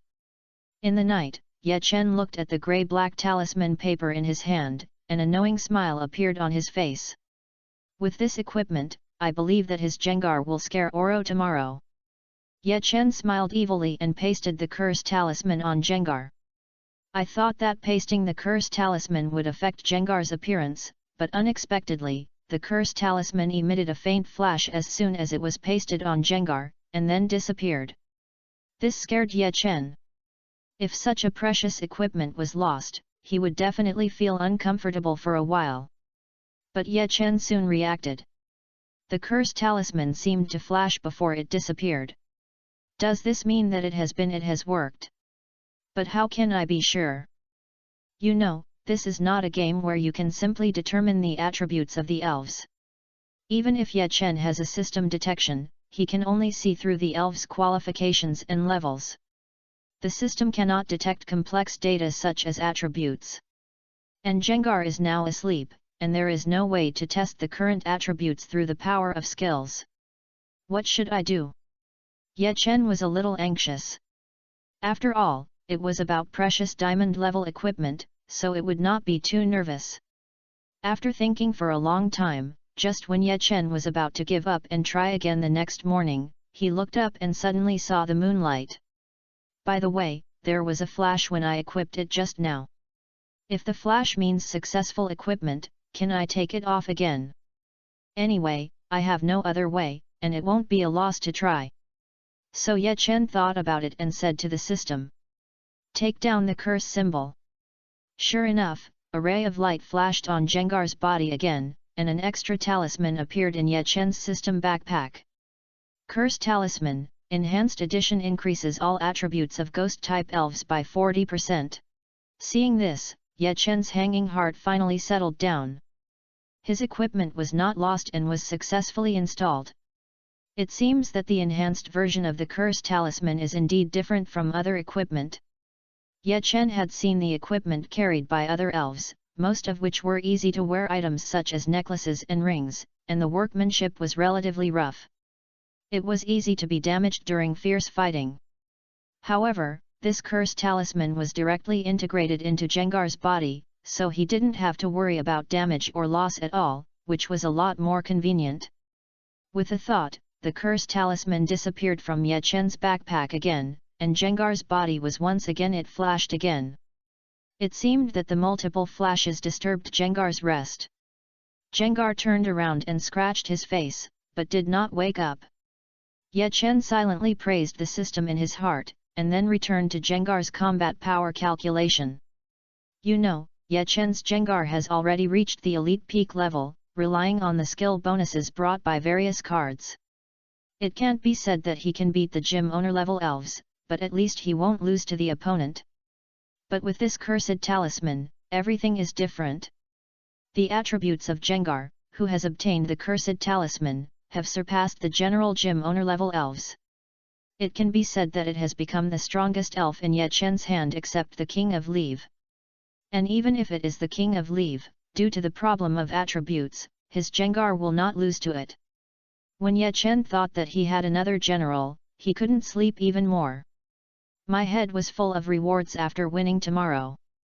Soon, Ye Chen, who had just fallen down not long ago, sat up again. Since I can't sleep, I might as well open all the cards that can be opened. Ye Chen didn't actually have many fragments in his hand, after all, the previous fragments were synthesized by him to strengthen the strength of the elves. What he had now were just some fragments obtained by defeating Shinji. Originally, Ye Chen planned to collect diamond fragments and synthesize them together. After all, looking at the 2 diamond-level fragments all the time would still make him a little anxious. But he didn't expect that he could get fragments by playing with his elves, which further strengthened Ye Chen's determination to treat his elves well. But now that the diamond-level cards have been synthesized, let's synthesize the rest. Looking at the platinum fragments in the backpack, he finally took action. I have to say that the battle with Shinji is still a good harvest. Looking at the 2 platinum cards and 3 gold cards in his hand, Ye Chen couldn't help but sigh. He once fought so hard, but all he dropped were bronze and silver level card fragments. The highest is only gold level fragments. Now I just won a game in the quartz conference, but I can get 2 platinum cards and 3 gold cards. 0.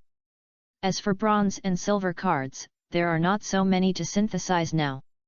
Ye Chen first opened 3 gold level cards. Got 2 skill cards and a 5-fold experience card. The 2 skill cards are Self-Motivation and Rock Blockade.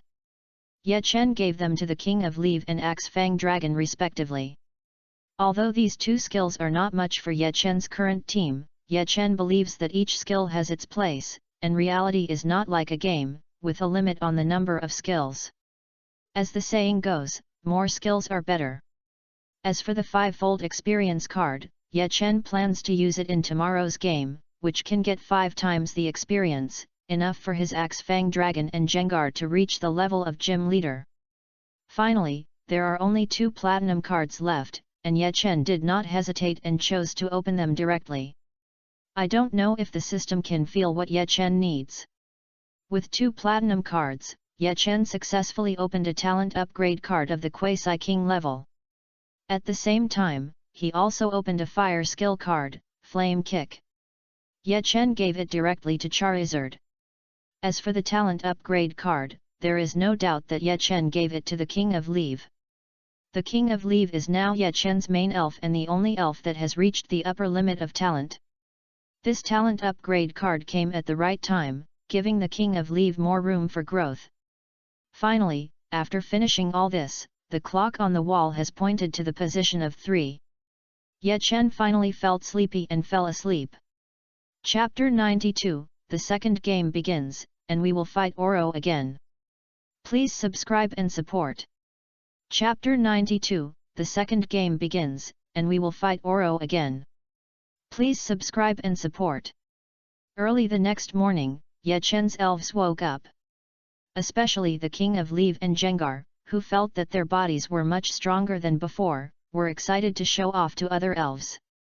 Originally, Jengar, who was subdued by Ye Chen later, did not believe in the theory of sleeping to become stronger. But as the time spent together became longer, and seeing other elves getting stronger little by little, Jengar could not help but believe it. Originally, it would play pranks at night and began to try to sleep. It just didn't work, but last night, after playing tired and falling asleep, suddenly, a flash of inspiration flashed in his head, and then many things that were not easy to master seemed to be mastered at once. Especially when he woke up this morning, he could clearly feel the increase in his strength. This practical effect made Jengar feel the benefits of sleeping at once. I believe that in the future, even if the elves such as the King of Leaves don't recommend it to it, it will choose to sleep obediently. This is the first time that Jengar has been given a card by Ye Chen, and it feels very fresh, but it is not the first time for the King of Leaves.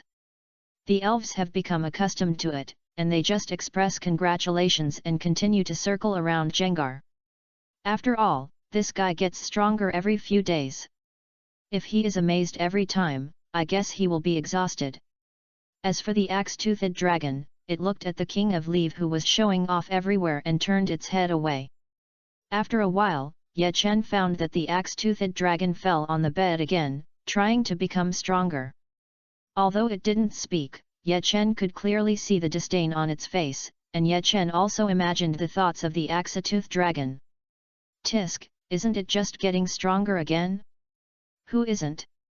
When I surpass you in strength, I will definitely surprise you. It seems that the misunderstanding that sleeping can increase strength cannot be solved. Well, it doesn't have any effect. Anyway, sleeping more does help grow up. Ye Chen yawned and rubbed his sleepy eyes and said. After all, Ye Chen just fell asleep at 3 in the morning last night, and it was very good to get up early in the morning. However, although he got up, the sleepiness that came still made Ye Chen deeply understand the harm of staying up late. However, seeing his elves talking happily, Ye Chen felt that his hard work last night was not in vain. Since today's game was in the afternoon, Ye Chen returned to bed again after collecting the elves into the elf ball and took a good sleep. Noon. Ye Chen woke up, stretched, looked at his phone, and found that there was still enough time, so he washed up carefully before rushing to the venue.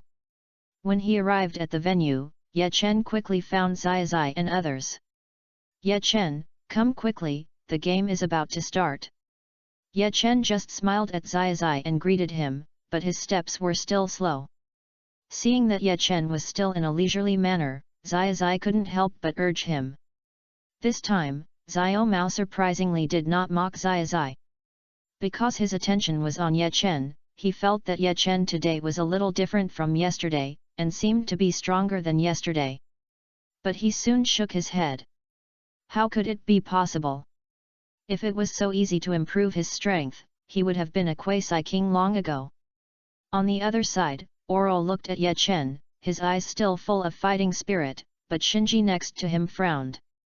He also noticed the difference in Ye Chen's momentum today, but he didn't understand what was different, so he could only remind Oro.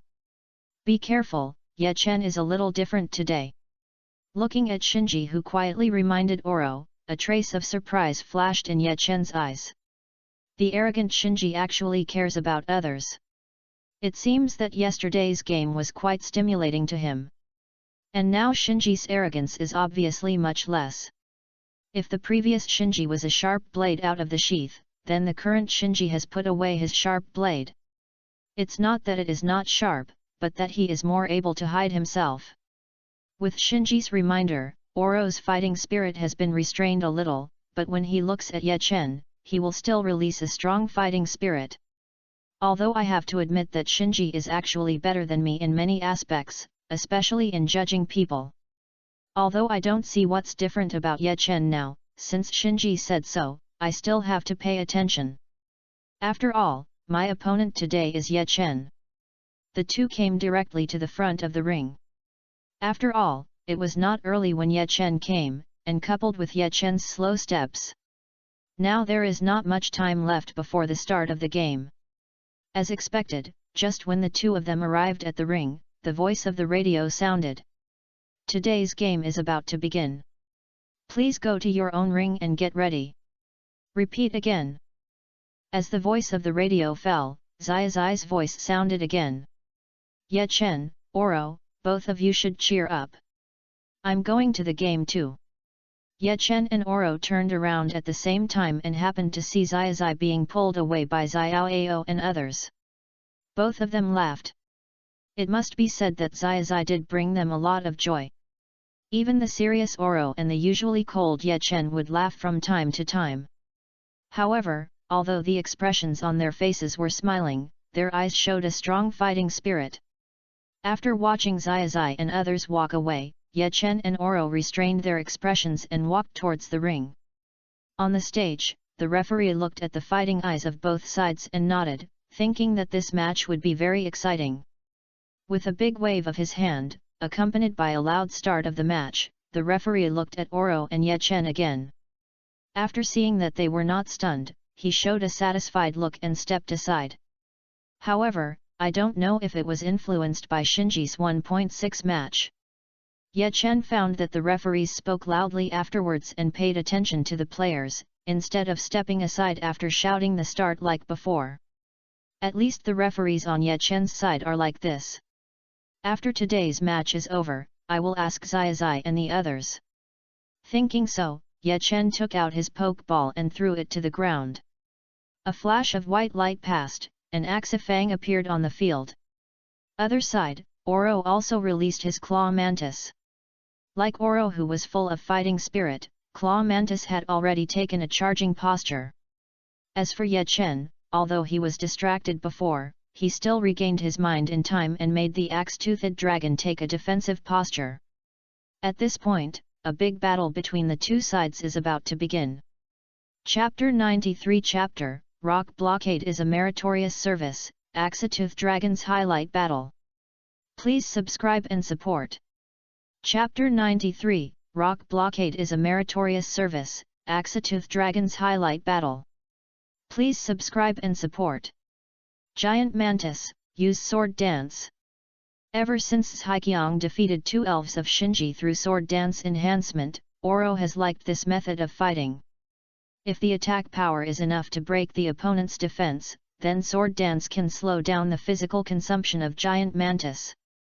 If the attack power itself is not enough to break the opponent's defense, then Sword Dance enhancement is even more necessary to help the battle. Especially today, I am facing Ye Chen. Although I know that I can't beat Ye Chen, I still can't help but want to challenge him and test the gap between the two sides. For this reason, I need to be more cautious. I can't just focus on one elf. I must always pay attention to Ye Chen's Leave King. After all, that is Ye Chen's trump card. If it was Ye Chen before, he might have a headache for the next battle. After all, a Pokemon like Mantis, which is very fast in itself, would be very dangerous if it was strengthened by Sword Dance. But just yesterday, his axe-toothed dragon learned a new skill, Rock Blockade. Although the power of this skill is not great, the key point is that it can block the opponent's route of action, thereby achieving the effect of reducing the opponent's speed. It is perfect for dealing with Pokemon like Mantis, which is known for its speed. Axe-toothed dragon, use Rock Blockade. Hearing Ye Chen's voice, Axe-toothed dragon stepped forward with its right foot, and then the sound of stones colliding sounded in the venue. This sudden sound made Mantis, which was using Sword Dance to strengthen, pause for a while, but with Oro's comfort, it quickly entered the state of strengthening again. However, just when the strengthening was about to be completed, the noisy sound suddenly stopped, and then stones of different sizes appeared around Mantis. The rocks surrounded the giant Mantis, and some even drilled out from under its feet. But the giant Mantis's body was still very hard and was not affected by the rocks. It completed its own strengthening, but at the same time, it was completely surrounded by the rock blockade, leaving only an exit to rush out from the front. Oro used his best tactics again. Although other directions were blocked, the attack of the strengthened giant Mantis should not be underestimated. Will the giant Mantis, strengthened by the Sword Dance, sweep the opponent like the previous battle? Let's wait and see. Although Ye Chen had a greater chance of winning, Axe-toothed Dragon did not appear in the previous game after all, and the giant Mantis was still the main elf of Oro. Therefore, the commentator still favored the giant Mantis, but the next scene made the commentator fall into an awkward state again. Axe-fanged Dragon, use Dragon's Fury, be careful not to destroy the surrounding rocks. Facing the claw mantis that can move freely in only one direction, Axe-fanged Dragon can be said to have many ways to attack. However, although the claw mantis is known for its speed, its attack power after being strengthened by the Sword Dance cannot be underestimated. Therefore, it cannot fight head-on with the opponent. Since the opponent still has one direction to go out, be a good person and help it block the last direction. Looking at the light of Dragon's Fury flying towards the claw mantis, Ye Chen showed a smirk on his face.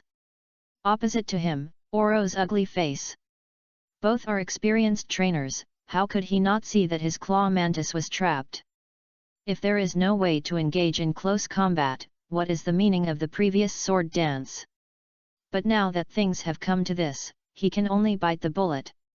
Giant Mantis, rush out! Lang! Giant Mantis roared.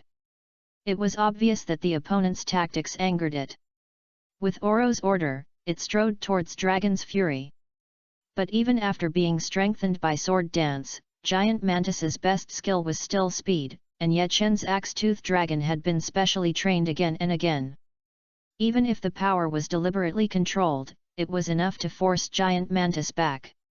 Sure enough, although it blocked Dragon's Fury smoothly, it was still repelled.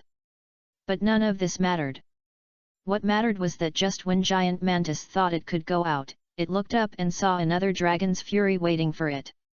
After repeating several times, Oro finally realized that he might have lost from the beginning.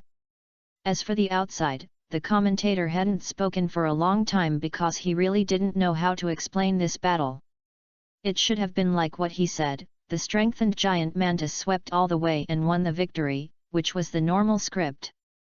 But why is Oro's giant mantis just being beaten now, and can't even break out of the opponent's rock blockade?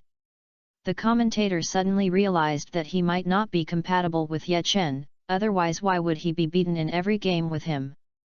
However, the situation of the commentator is not important to Ye Chen, what is important is that everything is under his control now. It was a bit too smooth, which made people doubt whether the opponent had any other plans. But Ye Chen knew that if it weren't for the rock blockade that blocked the opponent's direction of travel, this battle would definitely be a hard battle, and he might even lose. But unfortunately, he had a rock blockade, and the giant mantis was not good at destroying the terrain, so he could only passively take the beating. Outside the field, many spectators had raised their mobile phones to share this. The battle was recorded. After all, this is a classic battle that can be put into textbooks. It can effectively teach new trainers how to deal with faster Pokémon. At the same time, it can also teach trainers who are good at speed Pokémon to make good use of their speed advantage, otherwise if they are trapped, the giant claws will be there. 107. In the field. After being repelled again and again, the giant claws finally became completely angry. The two giant claws protected the vitals and began to rush out desperately. Aurora also knew that this was the last chance. If even this didn't work, then he really had no chance. To be honest, until now, Oro still couldn't believe that the giant claws and its speed that he was proud of were actually destroyed by the opponent's rock blockade. But looking at the giant claws rushing forward, Oro had to admit that Ye Chen's move was just right. It not only blocked the speed of the giant claw mantis, but also blocked the giant claw mantis's attack, and at the same time it could consume its physical strength very well. Finally, the giant claw mantis successfully rushed out, but it was also left with many scars on its body. But before it could cheer, it heard the voice of the human who sealed it again. Axe-Tooth Dragon, use double slash. Looking up, I don't know when Axe-Tooth Dragon has stood on the rock that blocked it.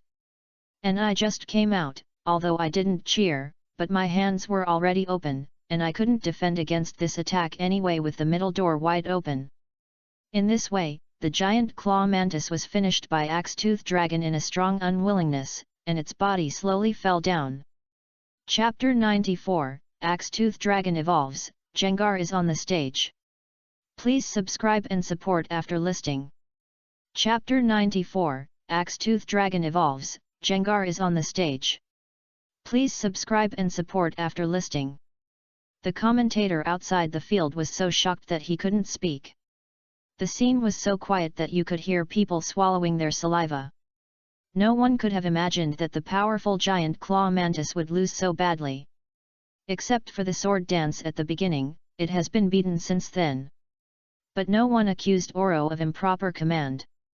After all, no one could have imagined that an axe-tooth dragon could use the rock blockade of the rock system. And the strength was enough to trap the giant claw mantis strengthened by the sword dance. Although there is also the factor that the giant claw mantis is not good at destroying the terrain. But this does not prevent the rock blockade from becoming the magic of this game. In fact, strictly speaking, the speed of the giant claw mantis is enough to avoid the rock blockade.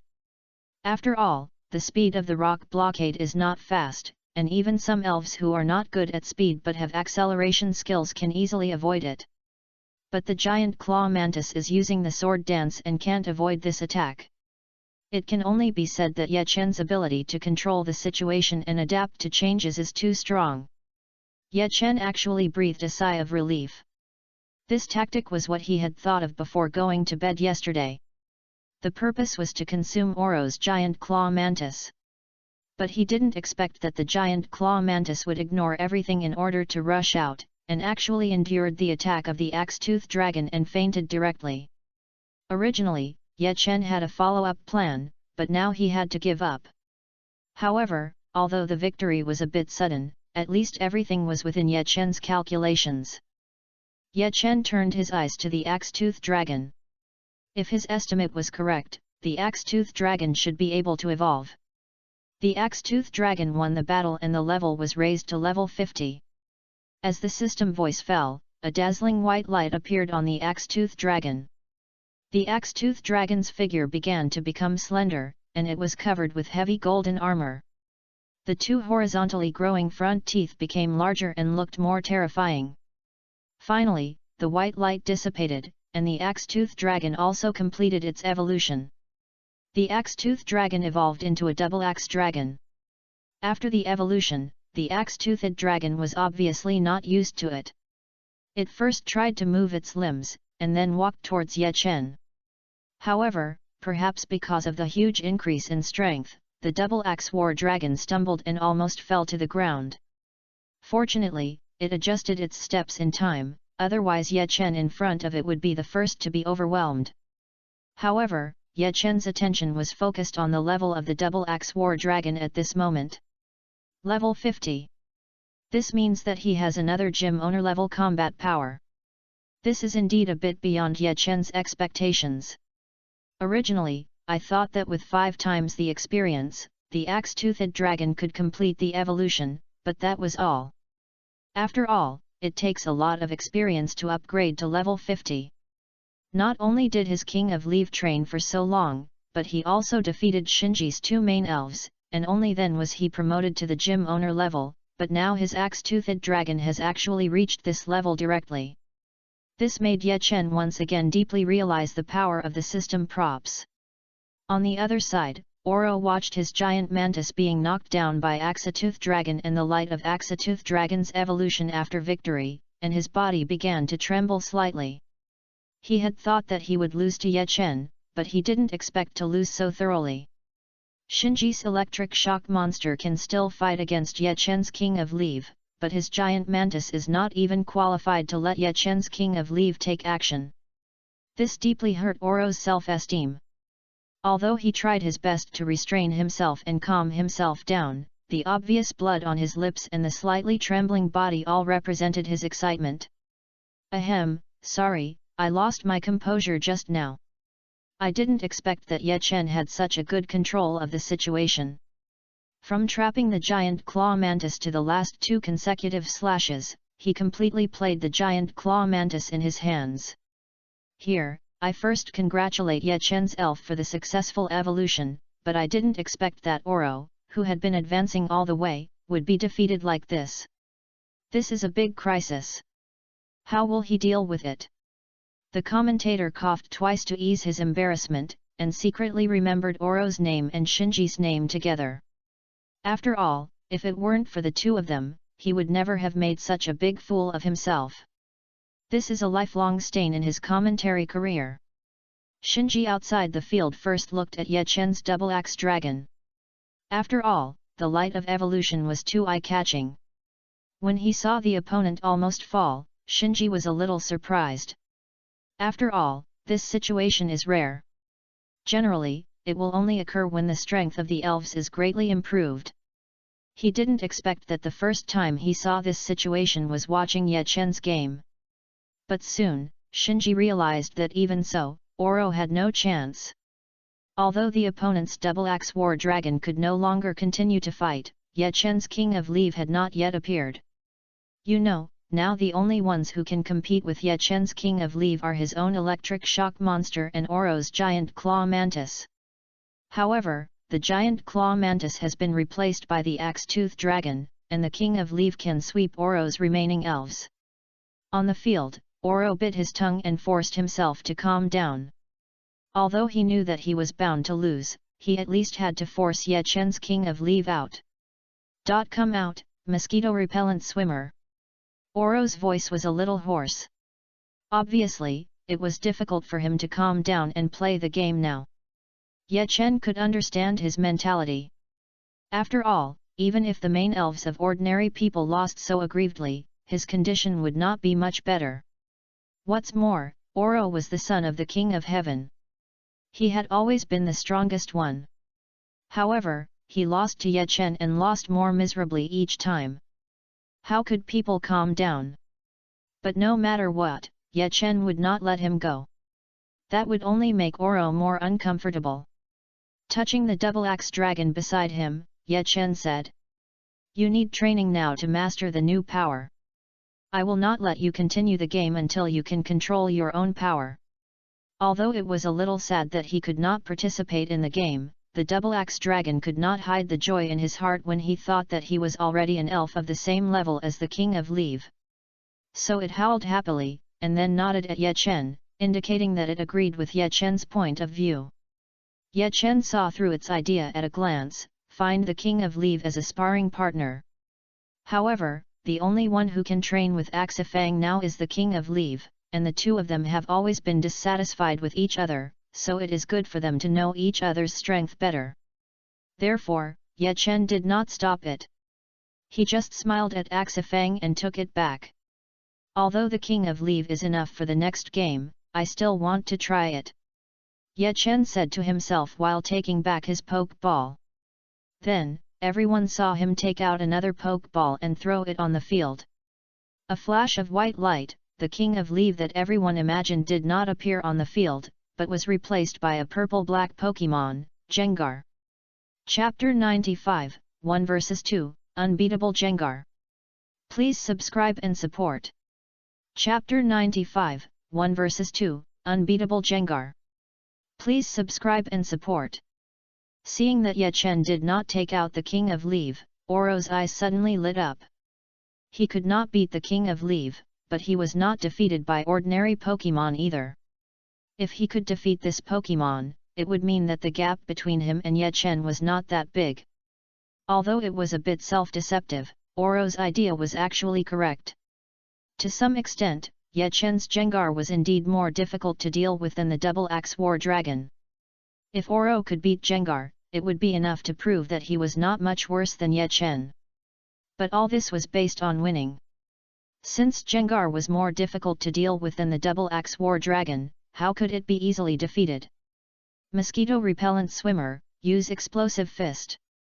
However, Oro became a little irritable at this time, and wanted to defeat Gengar and prove himself, but ignored Gengar's attributes. But it was not Oro's fault. After all, Ghost-type Pokemon were very rare, and even the commentator saw a real Ghost-type Pokemon for the first time. Because he was not sure, he did not speak at this time. In addition, Gengar's purple body was very misleading, and it would be mistaken for a simple Poison-type Pokemon if you were not careful. 9756288841. Add to that the poisonous fog surrounding it, and it was impossible to associate it with the ghost attribute. Even Oro, the son of the king, and the knowledgeable commentator did not recognize Gengar, let alone the general audience. Seeing that Gengar was not moved at all by the rushing mosquito swimmer, everyone became worried about it. Only a small number of the audience expressed doubts, because they knew that Ye Chen, a powerful trainer, would not bring out a Pokemon that can't even dodge attacks. Shinji, who was beside the ring, frowned at Ye Chen's calm face, thinking that things were not that simple. Sure enough, the next moment after the two sides came into contact, Mosquito Swimmer passed through Gengar's body. Seeing this, the commentator said excitedly. Ghost-type Pokemon, Ye Chen actually has a Ghost-type Pokemon. Most people don't know about Ghost-type Pokemon, but as a commentator, although his strength may not be strong, his eyesight must be one of the best. Seeing that the audience's emotional reaction was not as excited as he imagined, the commentator realized that they didn't know Ghost-type Pokemon as well as he did, so he explained. Ghost-type Pokemon are very special Pokemon. They usually like to live in dark places. If someone invades their territory, they prefer to scare the other party away rather than expel them with force. Therefore, it is difficult for ordinary people to see their true bodies, let alone gain their recognition. And the preferences of Ghost-type Pokemon determine their special characteristics, virtual real conversion. This characteristic can make Ghost-type Pokemon immune to most physical attacks, and only energy attacks can hit them. I didn't expect that player Ye Chen actually has a Ghost-type Pokemon.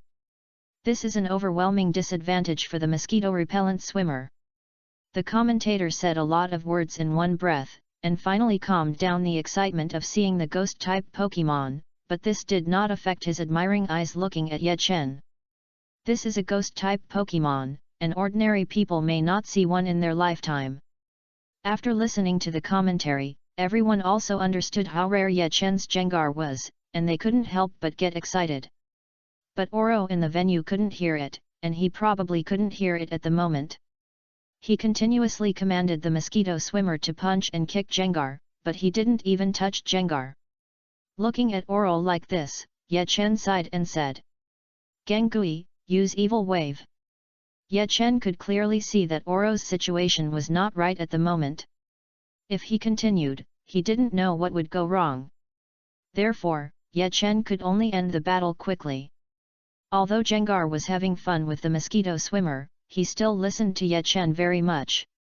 After the mosquito swimmer passed through Gengar's body again, circles of ring-shaped waves began to appear around Jengar. The mosquito swimmer, who had just finished a wave of attacks and was adjusting his breath, was directly blown away by this attack. The eyes turned into the same mosquito-repellent shape as the pattern on its chest. Although it was a time to race against time, Ye Chen was still distracted by Jengar's attack. A move that killed an elite peak Pokémon instantly, such an attack must have reached the gym owner level. But his Jengar's level is still elite, which shows how terrifying the bonus brought by the cursed talisman is. But before Ye Chen finished being surprised, Oro released his last Pokémon Bliss. Looking at Oro's red eyes, Ye Chen knew that he didn't have much time left. He had to concentrate his mind and put his attention back on Oro. Bliss, Water Wave. Gengui, Dark Shadow. Although he could use the evil wave to attack Oro's Blastoise bit by bit, it was too slow to do so. If he wanted to win quickly, Ye Chen could only choose to expose some trump cards in advance. Bliss had just released a circle of water waves, and before it even had time to spread out, it was surrounded by Dark Shadow. Everyone didn't know what happened inside, but when the shadow dissipated, Oro's Blastoise had already lost its combat ability. Bliss loses its ability to fight. The winner of this battle is Ye Chen. Hearing the referee's decision, Oro fell to his knees as if all his strength had been drained, and his eyes no longer had the brilliance they had before. He could never have imagined that the target he had been chasing was now so much stronger than him. If Ye Chen's victory in the first game was due to his surprise, then the next two games were an absolute crushing victory. His own mosquito-repellent swimmer and Blastoise didn't even have the ability to resist, and were directly beaten to lose their fighting power. Just when he was doubting his life, Shinji came up, looked at Ye Chen on the opposite side, and said coldly, "Is this your true strength?" Not only Oro, but even Ye Chen was stunned for a moment by this sudden questioning, but soon, Ye Chen reacted. Oro's strength is similar to Shinji, but Ye Chen's match with the two has a completely different process. In this regard, Ye Chen could only smile bitterly and acquiesce. He couldn't sell the system after all, he was bound to the system. "I will catch up with you." Shinji left a cold sentence, and then took Oro away from the ring. Oro, who was taken away inexplicably, also reacted at this time. Indeed, the strength played by Ye Chen in today's game and yesterday's game was completely different. When dealing with himself, Ye Chen obviously used a stronger strength. Thinking of this, Oro suddenly became less pessimistic. An accident, couldn't help laughing out loud. Chapter 96, Against Xiaomao. Please subscribe and support after posting. Chapter 96, Against Xiaomao. Please subscribe and support after posting. Oro has been working hard to catch up with Shinji and Ye Chen, but not long ago, he lost to Shinji. And Shinji was defeated by Ye Chen. This seems to indicate that he is the weakest of the three. Although in the eyes of others, he is the son of the king and has enough strength. But only he knows that he is not the son of the king, he is him, Oro. However, almost everyone only regards him as the son of the king and thinks that his victory is natural. And he naively thought that as long as he kept winning, he would surpass his father sooner or later. At that time, he would no longer have to worry about the name, and at that time, he could be himself. But his road to the championship was destroyed from the beginning. An unknown student in Hwaja College actually defeated him. This was the first time that Oro tasted the taste of failure. Although it was not pleasant, he was very happy in that game. Therefore, he had another goal to surpass Ye Chen. He thought Ye Chen was his biggest opponent and his only opponent, but he was wrong again. In the subsequent game, a trainer who was on par with Ye Chen appeared. His name was Shinji. So there was another name among Oro's opponents. In order to defeat them, Oro not only trained harder, but also traveled outside to increase his knowledge. But just when he thought he could defeat them openly at the Quartz Conference and prove his strength, he was defeated by Shinji again, but this result was not unacceptable. After all, he had already pushed Shinji into a desperate situation. If Shinji had not made a breakthrough at the last minute, it would be hard to say who would win or lose. What's more, from the past to now, he has obviously made greater progress, which also makes Oro extremely satisfied. However, just when Oro was immersed in his own strength, the match with Ye Chen ruthlessly shattered his illusion. His giant mantis was trapped and unable to move, completely unable to fight back, and his mosquito-repellent swimmer and water turtle were even killed instantly by the opponent. This made Oro begin to doubt himself. Is he really so weak? Has his efforts for so long really been in vain? When Ye Chen ruthlessly defeated his elves, Oro already understood these answers. He really couldn't compare with Ye Chen, at least his current strength was not Ye Chen's opponent at all. Fighting Ye Chen was like a baby against an adult, and he would only be killed instantly. But how could he accept such a result? He had gone through countless efforts to prove himself, but in the end he couldn't even play a decent game. He regretted and was unwilling, but all this was useless. He almost lost his mind and knew that Shinji was standing by his side. His words woke Oro up. Oro then realized that Ye Chen's strength today was completely different from that of the one he showed in the battle with Shinji yesterday. Otherwise, he would not have lost so badly. Looking at Ye Chen's embarrassed expression, Oro felt a little happy. Although he lost, at least Ye Chen recognized him, otherwise there would not be today's game. Aren't these what he pursued? Now that he has successfully gained recognition from others and has friends who will help him, everything is getting better, so winning or losing is not so important. But no matter what, he will still be unhappy to be beaten like that. He will go back and increase the amount of training, and strive to surprise Shinji and Ye Chen in the next game. When he thought of their surprised expressions, Oro couldn't help laughing. Looking at Oro and Shinji going away, Ye Chen knew that he couldn't run away next, but then he smiled again. Although the battle was a little more difficult than usual, the rewards were simply too rich. In the game with Oro, Ye Chen directly obtained 4 diamond card fragments. There were 18 gold and platinum fragments, which made Ye Chen feel very satisfied. As for the silver fragments, there were much fewer, not even enough to synthesize a card. However, Ye Chen was already very satisfied. Silver-level cards were not much for his current improvement. Looking at the diamond card fragments in his hand, Ye Chen felt that he had grasped hope in his hand. Although the last 2 battles of Jengar took almost no time, the time of the first game was dragged too long. As a result, although Ye Chen had 2 instant kills, he was still the last one to enter the top 16. This also fully proves the power of Oro Giant Claw Mantis. Even if it was a war of attrition, if it was not for the last impatience and the flaws, his Axe-Tooth Dragon might not be able to outlast it. After all, releasing Dragon's Fury continuously is also a big burden for Axe-Tooth Dragon. Ye Chen walked down from the ring and saw Xiao Ji and the others looking at him strangely, and he couldn't help but be very confused. What's wrong? Why are you looking at me? I seriously suspect that you have some special hobbies, brother Ye Chen. Otherwise, why would everyone who is with you, the opponents you have fought, all look autistic? Xiaozai was still straightforward and said it directly.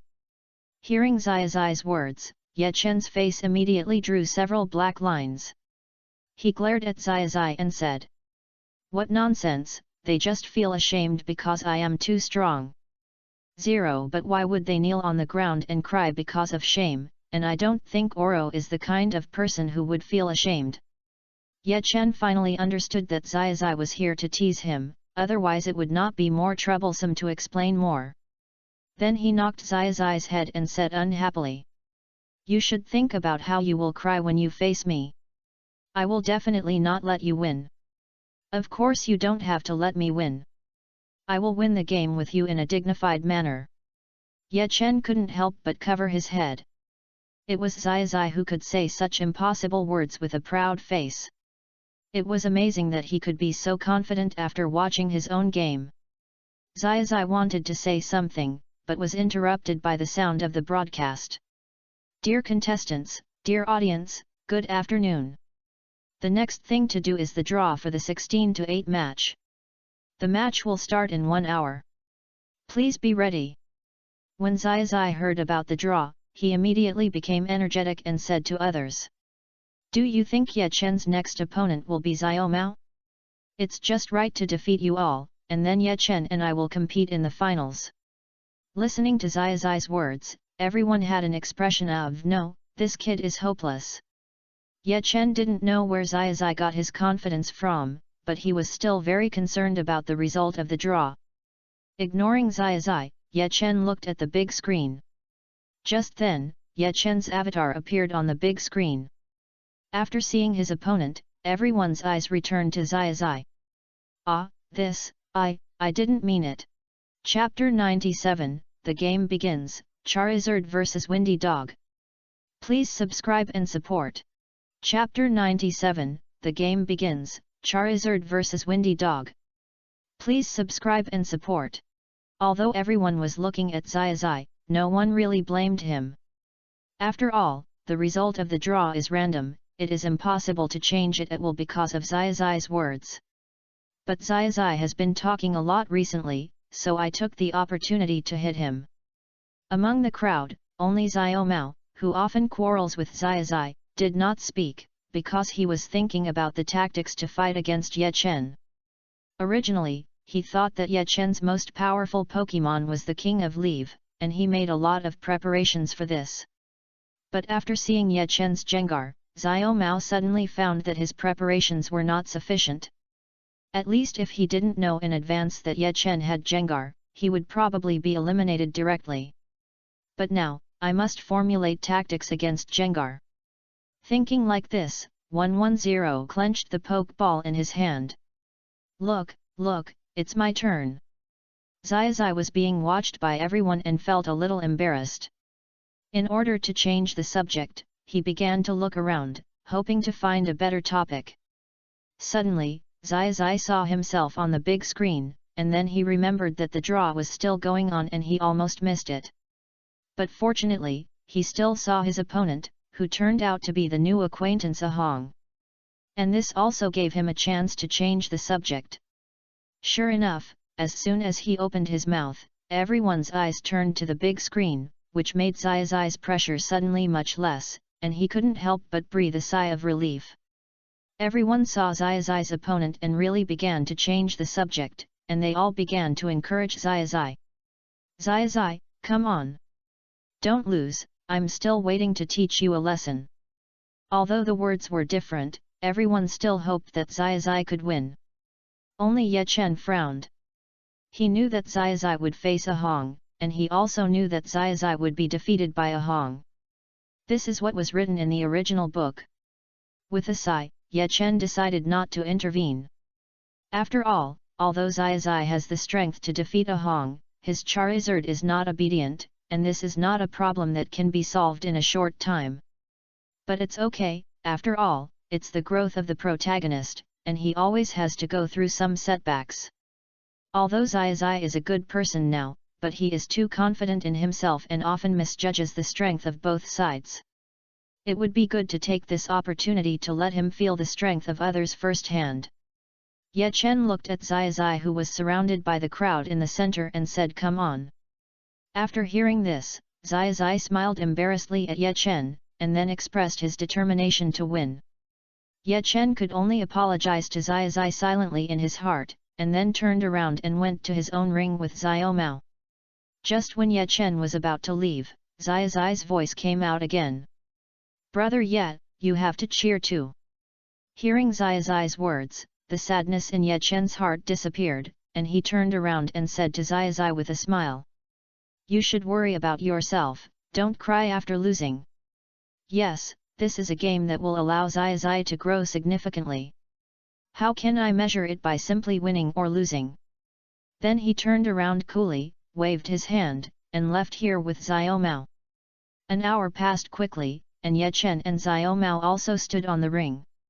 Looking at Ye Chen with a calm face, Xiao Mao made the same declaration as Shinji and Oro. Brother Ye Chen, I will do my best to defeat you. Please give me more advice in the next game. Okay, let me see your full strength. Ye Chen was also a little helpless. Why did they say the same thing to him one by one? His ears were calloused from listening to it. But out of politeness, he still replied to Xiao Mao. But in fact, Ye Chen knew that although Xiao Mao was already very strong, he did not have a particularly powerful elf like Xinji and Oro. Therefore, the 3v3 battle was quite disadvantageous for Xiao Mao. After all, the strength of his elves was relatively average, which enabled him to perform at a higher level in the 6v6 battle.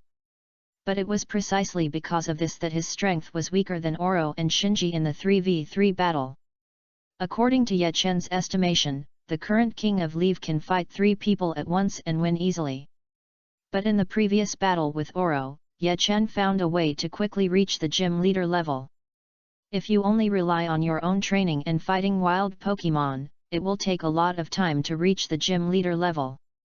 But in this quartz conference, every trainer who can participate has at least elite level strength. Therefore, the experience gained after the victory is also very rich.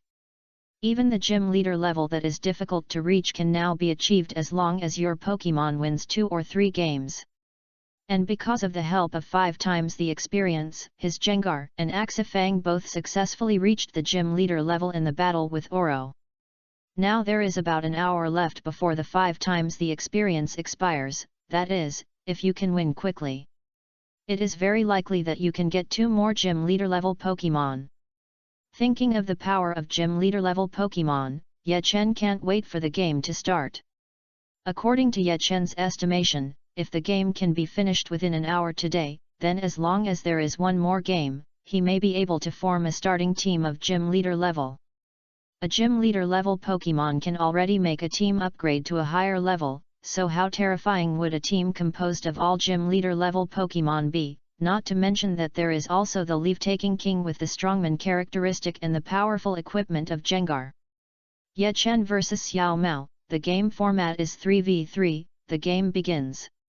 The referee's voice pulled Ye Chen's thoughts back in time. Looking at Xiao Mao with a cautious face, Ye Chen smiled and released his Charizard. Although Ye Chen's Charizard had won a victory against Xinji, because it did not have the blessing of 5 times the experience, Charizard was still at the peak of the elite level 1.6. Ye Chen could clearly feel that Charizard was only 1 step away from the gym leader level. On the other side, Xiao Mao looked at Ye Chen's Charizard, and the movement in his hand suddenly paused. Then, in Ye Chen's eyes, Xiao Mao decisively took out another Pokeball and shouted, "Come out! Windy Dog!" Ye Chen didn't expect Xiao Mao to play tricks. Although it didn't have any effect on him, it still gave him a reminder.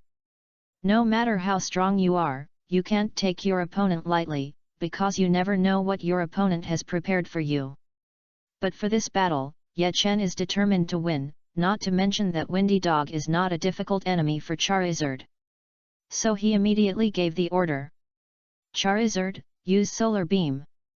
Chapter 98, Fire Duel. Please subscribe and support. Chapter 98, Fire Duel. Please subscribe and support. Windy Dog, use Jet Flame. Although it was the time when the sun was at its highest in the afternoon, which increased the power of Solar Beam. But Solar Beam is a grass skill after all, and is restrained by Jet Flame. In addition, Xiao Mao's Windy Dog itself is not weak. Therefore, although the Solar Beam looked powerful, it was on par with the Jet Flame in the air.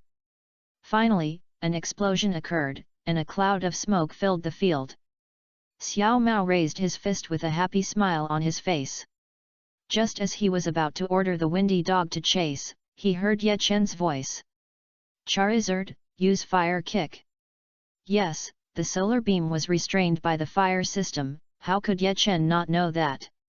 What he wanted was just the smoke produced after the Solar Beam exploded. Using this smoke, he could eliminate the opponent's vigilance and hide the whereabouts of Charizard. Although Xiao Mao also thought of this way of attack, he was still proud of breaking up Charizard's attack. Therefore, when he wanted to attack, Charizard's big feet had already approached the Windy Dog. Xiao Mao instinctively wanted to defend, but he still remembered the way Oro was beaten after defending without any chance to fight back. So he gritted his teeth and decided that he could not lose his momentum even if he lost, and said, "Arcane, use Flame Fang." The audience and commentators outside the venue were all excited. Especially the commentators, who felt that the commentary of this quartz conference was worth it. First, a rare ghost-type Pokémon appeared, and now a battle between fire-type Pokémons is about to begin. You know, fire-type Pokémons elves are good at attacking, but lack physical strength. Therefore, it is rare to see a match against fire elves. What's more, it was a fight between two fire elves. This battle can be said to be one of the most exciting battles since the Quartz Conference was held. Charizard's attack arrived, and Windy Dog pushed forward. The two sides had a fierce collision. Unfortunately, Yechen's Charizard was better. Windy Dog was repelled, but Windy Dog didn't seem to be hurt. Both sides should cheer up. The commentary became more and more excited, and finally reached the peak when the two sides collided, but he felt a little sorry that Windy Dog was repelled. After all, if the collision between the two sides lasted longer, it would mean that this game would be extremely exciting.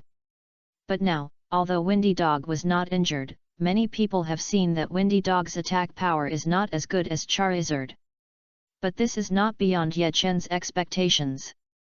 Although the elite peak level elves are no longer in the first echelon here, they are definitely the strongest in Xiao Mao's hands.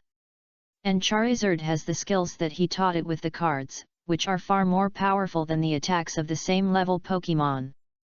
It is impossible for Windy Dog to win against Charizard.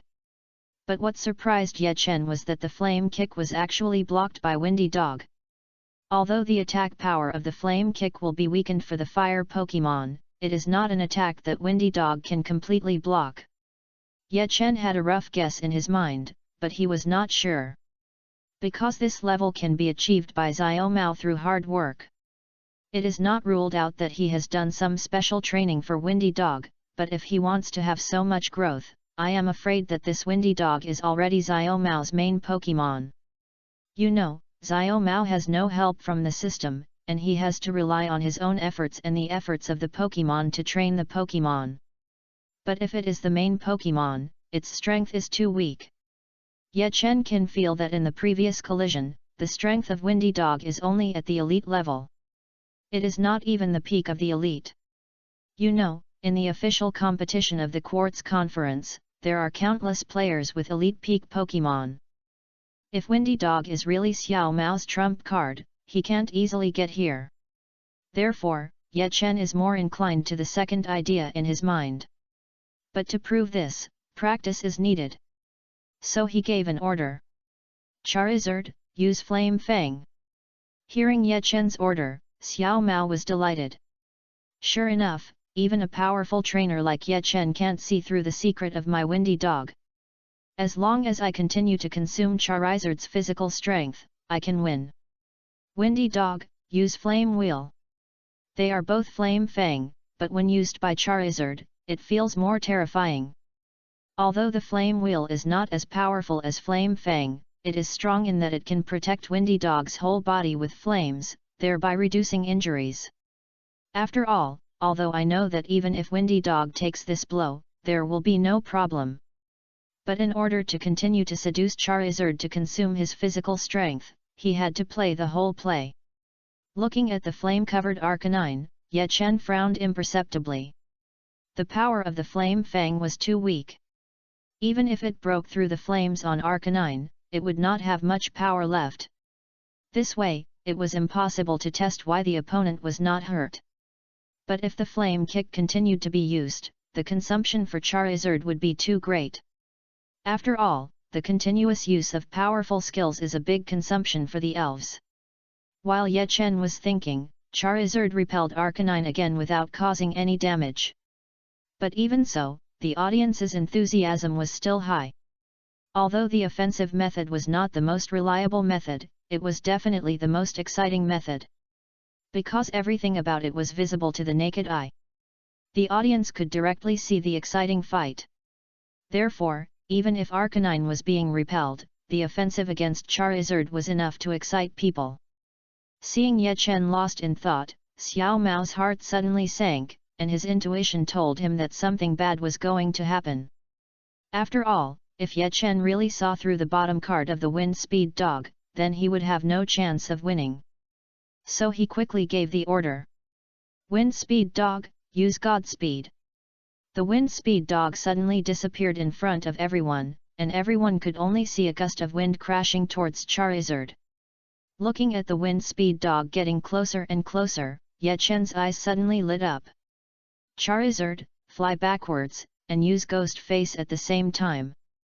Just when the wind speed dog was about to hit Charizard, Ye Chen's order finally reached Charizard's ears. Charizard's feet kicked hard, and the whole body flew backwards. But the speed of the wind speed dog did not decrease, and continued to crash into Charizard.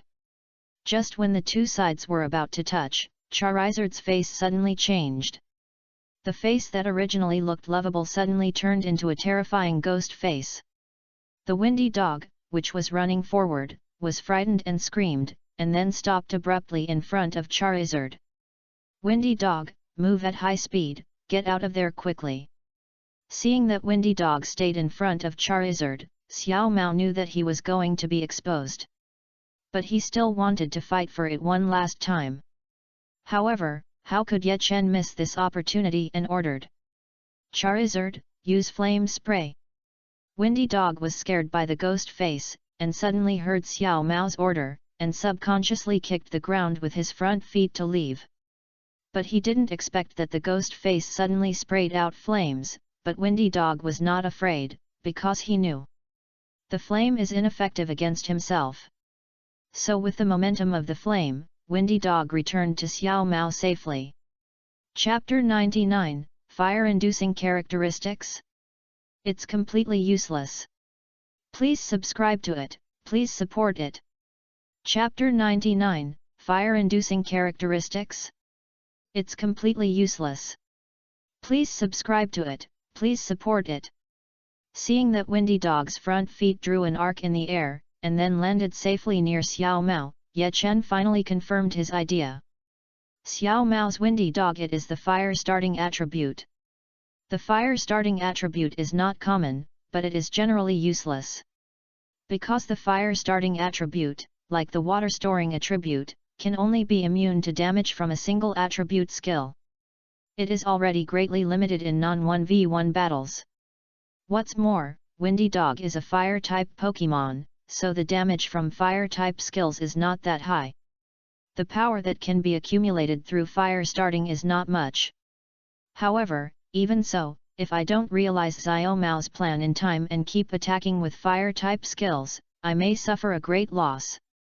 However, since I already know the opponent's trump card, I am no longer afraid. Charizard, use Air Slash. Tisk, it's exposed after all. Windy Dog, use Jet Flame. When Arcanine was hit by the Jet Flame, Xiao Mao knew that his trump card was exposed. Although it was exposed, it still absorbed the entire Jet Flame from Charizard's attack. Therefore, Arcanine's Jet Flame is now a whole circle thicker than before. But even so, Air Slash successfully blocked the Jet Flame, and even a few small wind blades broke through the Jet Flame and hit Arcanine directly. The commentator was once again shocked by this tortuous battle. He could never have imagined that there was actually someone who had the fire-starting property. As mentioned above, this feature is not particularly helpful for the wind speed dog itself. Therefore, very few people train it, unless it is needed in special circumstances. And even if it is trained, the level will not be very high. Usually it is around advanced level, and even the elite level is rare. But now such a wind speed dog appeared in the Quartz Conference and successfully entered the top 16. This reminds everyone of a saying. There are no useless Pokémon, only useless trainers. However, although Arcanine didn't lose quickly because of its fire-inducing property, but the difference in level and attack power made it retreat step by step under Charizard's attack. And even the Flame Jet strengthened by fire-inducing was easily torn apart by Charizard's Air Slash. Although it has a very fast speed, Arcanine soon became out of breath under Charizard's continuous attacks, which made Xiao Mao feel distressed. Gritting his teeth, Xiao Mao decided to make a last-ditch effort. Arcanine, use Big Word Explosion. This move was learned by Xiao Mao's Windy Dog by chance. It is quite powerful, but with Windy Dog's current strength, it can only be released 3 times.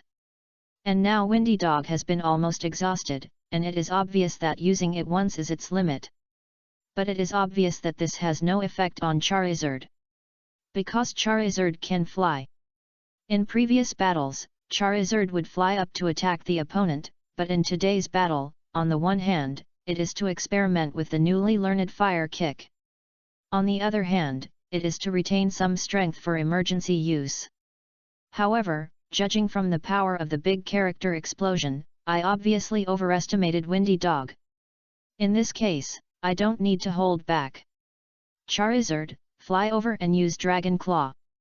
The wings behind Charizard moved slightly, and it easily flew over the big explosion and rushed towards Arcanine.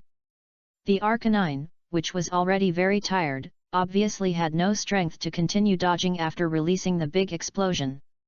It had no choice but to lie on the ground and protect its vital parts as much as possible. Stop, I give up. Just when the Dragon Claw was about to attack Arcanine, Xiao Mao hurriedly shouted to give up. And Charizard's Dragon Claw also stopped in front of Arcanine. Xiao Mao gives up. This battle, Ye Chen and Charizard won. The battle ended, and the whole audience gave warm applause. Xiao Mao's defeat was mainly due to the suppression of the level of Arcanine. If Arcanine's level could be the same as Charizard, Charizard with its fire skills sealed off would probably not be Arcanine's opponent. But there is no if. Although Charizard's fire skills were sealed off, it still easily defeated Arcanine. No one blamed Xiao Mao, because this battle was really exciting. From the commentator's expression, it can be seen that he was also shocked by this battle. First, Charizard suppressed Arcanine but did not cause any damage, and then Arcanine took the initiative to attack and was forced to retreat, exposing the fire-inducing characteristics. Then Charizard gave up the fire attack and used other skills to continue to suppress Windy Dog.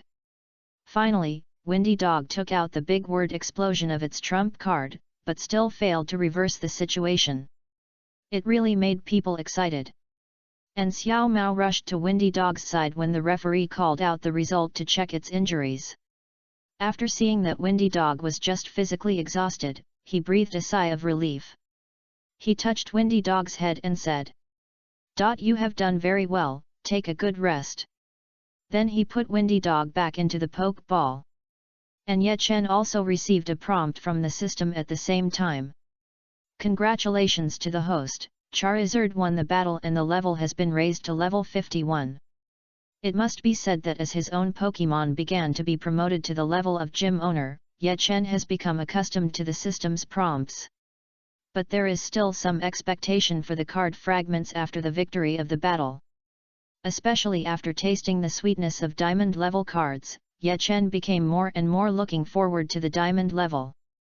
And just after defeating Arcanine, Ye Chen successfully obtained 3 diamond level card fragments.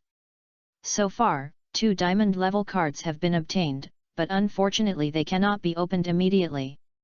Therefore, Ye Chen had to hide the excitement of opening the card in his heart, regroup his spirit, and prepare for the next game.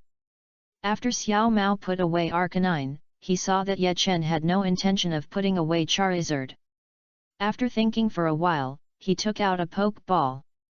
With a flash of white light, another Blastoise appeared on the field. But this Blastoise is obviously much stronger than the one of Oro, and its level has reached the peak of the elite level. It seems that this is Xiao Mao's main Pokémon. Ye Chen looked at the Blastoise and nodded secretly. The elite peak Blastoise is indeed a troublesome opponent. If it was at the beginning of the Quartz Conference, it is very likely that Ye Chen would also have a headache for a while. But now, how could Ye Chen, who already has 4 gym leader spirits, be troubled by an elite level Blastoise? Ye Chen vs Xiao Mao, 16-8 match, second game, start. As the referee's voice fell, Ye Chen took the lead in attacking again. Charizard, use Solar Beam. Chapter 100, the battle ended quickly. Charizard's winning streak. Subscribe and support. Chapter 100, The battle ended quickly, Charizard's winning streak. Subscribe and support. Although it was the same start as against Arcanine. But this time the opponent was a water-type Blastoise. Plus, Charizard had reached the gym leader level. Even without the previous bonus of the sun, the power of this attack was still greater than before. Xiao Mao was frightened and quickly asked Blastoise to dodge.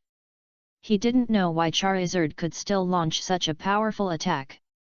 Could he still hide his strength? As soon as this thought came up, Xiao Mao quickly shook his head and denied it. After all, this is too scary. Even when facing an elite-level Pokémon, he can hide his strength and defeat it. There is only one possibility, that is, Ye Chen's Charizard is a gym leader-level Pokémon. But how is this possible? Ye Chen is not much older than me, how can he be so much stronger than me? Although I also have a Pokémon at the peak of the elite level, if I want to break through to the gym leader level, which Pokémon doesn't need to be trained for several years. But how old is Ye Chen? How can he have a gym leader level Pokémon? Although I was indeed defeated by him at the beginning, it was only because I had just embarked on the journey of a trainer. And Ye Chen's Pokémon level is higher than mine, so I lost by 110. But how can the gap get bigger and bigger? Xiao Mao suddenly understood the feelings of Shinji and Oro.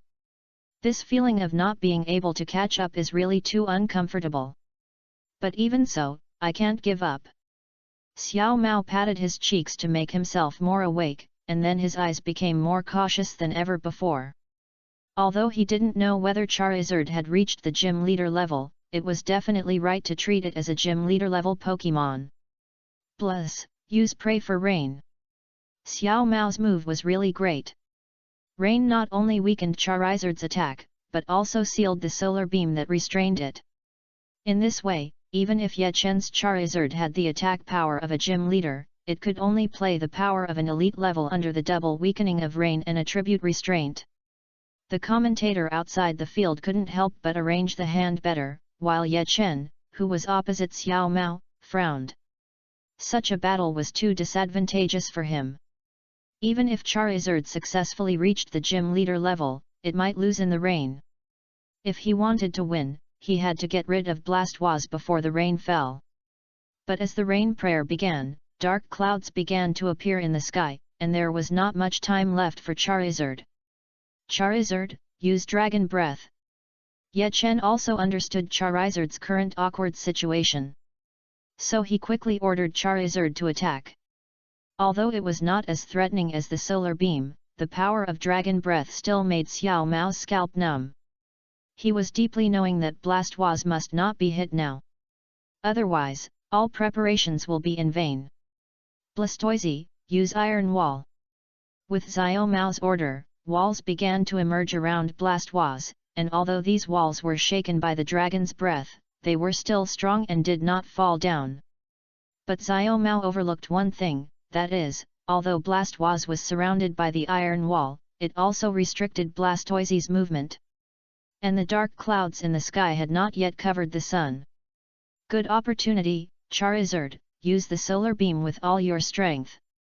After receiving Ye Chen's order again, Charizard, knowing that this was the last fight, also used all his strength. Frantically absorbed energy from the sun that was half covered by the dark clouds. Finally, it launched an attack that was only stronger than before. And Xiao Mao also realized that the situation was wrong at this time, but it was too late. Blastoise surrounded by his own iron wall had no way to avoid it. Took the attack of Charizard. A huge explosion occurred on the field with a wail from Blastoise. When the smoke cleared, the eyes of Blastoise at the center of the explosion had turned into mosquito-repellent eyes, and it was obvious that it had lost its fighting power. Without the support of Blastoise's power, the dark clouds in the sky began to dissipate, and the sun came out again. Charizard spun in the air and returned to Ye Chen's side. Charizard, are you okay? Charizard flapped its wings slightly, indicating that it had no problem. But Ye Chen still took Charizard back into the poke ball. Although it was unknown how much Charizard consumed, it absorbed so much energy from the sun that was almost covered by dark clouds. It was obviously not easy to do. Although Charizard was upgraded to level 52, mental fatigue could not be relieved by level increase. And Xiaomao's main Pokémon had been defeated by himself, so the next battle could be said to be very simple. Sure enough, after Xiaomao took back Blastoise, the third Pokémon he released was a Nidoking. Looking at the elite level aura of Nidoking, Ye Chen was sure that this was the Pokémon that Xiaomao had prepared for his Gengar. After all, although Gengar is rare, Xiaomao, as the grandson of Professor Oak, must have seen it. Since he had seen it, he must know the toxicity of Gengar. And Nidoking can be said to be almost immune to Gengar's toxicity, which is equivalent to weakening Gengar's combat power by half. But unfortunately, he made a wrong calculation. He did not plan to let Gengar play. After all, Gengar is too eye-catching now. Not only is the Pokémon rare, but the combat power it shows has exceeded that of the King of Leave. Naturally, it will be regarded as the main Pokémon by others. And to deal with elite-level Pokémon, you don't need your gym leader team to play. And Nidoking itself is not a very strong Pokémon. As long as you pay attention to its poison attribute attack, it can be easily defeated. And he just had a Pokémon that can easily defeat Nidoking in his hand. So Ye Chen also released his Ninetales. Although it has evolved into a Ninetale, it is still very attached to Ye Chen. The first thing it did after coming out of the Pokeball was to pounce on Ye Chen. It made everyone envious. When Xiaomao saw Ye Chen's Ninetale, he lost his fighting spirit. If it was an ordinary Ninetale, Nidoking could still fight it. But the Alola-like Ninetale, whether in terms of attributes or combat power, must suppress the Nidoking of the same level. And is the Ninetale in Ye Chen's hand really only at the elite level? All kinds of factors made Xiaomao finally lose his fighting spirit and chose to admit defeat. So far, Ye Chen successfully entered the top 8. But Xiaomao was not discouraged by this. Instead, he became more energetic. It was obvious that he had a great interest in Ye Chen's Ninetale. And he also said that he would catch an Alola-like Ninetale and train it better than Ye Chen. In response, Ye Chen just smiled slightly and didn't take it seriously. Let alone whether it can be stronger than himself, even meeting an Alola-like Ninetales is a problem. After all, it is much rarer than the ordinary Ninetales.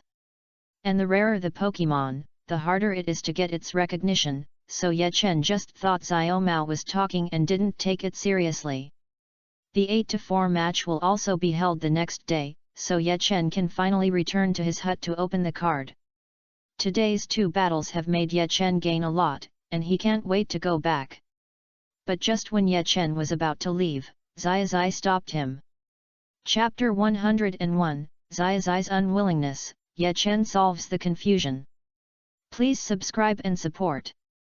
Chapter 101, Xiaozai's Unwillingness, Ye Chen Solves the Confusion. Please subscribe and support. Ye Chen saw that Xiaozai's situation was wrong at a glance. Under normal circumstances, Xiaozai should come up excitedly to congratulate himself and taunt his opponent Xiaomao. But now Xiaozai looks unwilling. Ye Chen felt that he was about to cry, but he was trying his best to control himself. Ye Chen quietly waited for Xiaozai's next question. But in fact, he had already guessed Xiaozai's current situation. Xiaozai should have lost to a Hong. And he lost. The reason for the loss was that Xiaozai's Charizard did not attack when he came on the field, and was judged as a loser by the referee. Xiaozai, who thought he would not lose, naturally would not be willing to accept it. But rules are rules, no matter how unwilling Xiaozai was, he had already lost. Sure enough, Xiaozai shouted the next second. Please teach me how to make Charizard obedient. Xiaozai did not want to ask Ye Chen for advice, because if he asked Ye Chen for advice, he would definitely have to ask his opponent Xiaomao. But when he saw that Ye Chen's Charizard could execute Ye Chen's orders without hesitation and give Ye Chen unreserved trust, Xiaozai felt a strong sense of envy in his heart. He also wanted to be like Ye Chen, so that his elves could trust him unreservedly and decisively execute his orders, instead of ignoring himself and doing his own thing. Charizard's inaction not only made Xiaozai lose the game, but also made Xiaozai realize the gap between himself and Ye Chen. Xiaozai always thought that he was not much weaker than Ye Chen. Even though Ye Chen defeated Xinji and Oro, and even his longtime rival Xiao Mao. But it was not until he was judged as defeated because Charizard did not obey his orders that Xiaozai realized. The gap between him and Ye Chen was so big. Ye Chen could make Charizard stay still when the opponent's attack arrived in front of him, but he couldn't even make Charizard move, let alone give orders. He couldn't figure out why this was happening. He shouldn't be weaker than Ye Chen. But why didn't Charizard listen to him? Hearing Xiaozai's question, Ye Chen felt helpless. Xiaozai was indeed the protagonist. Even the way of asking questions was so strange. If he hadn't known the cause and effect in advance, he would have been confused by Xiaozai's questions.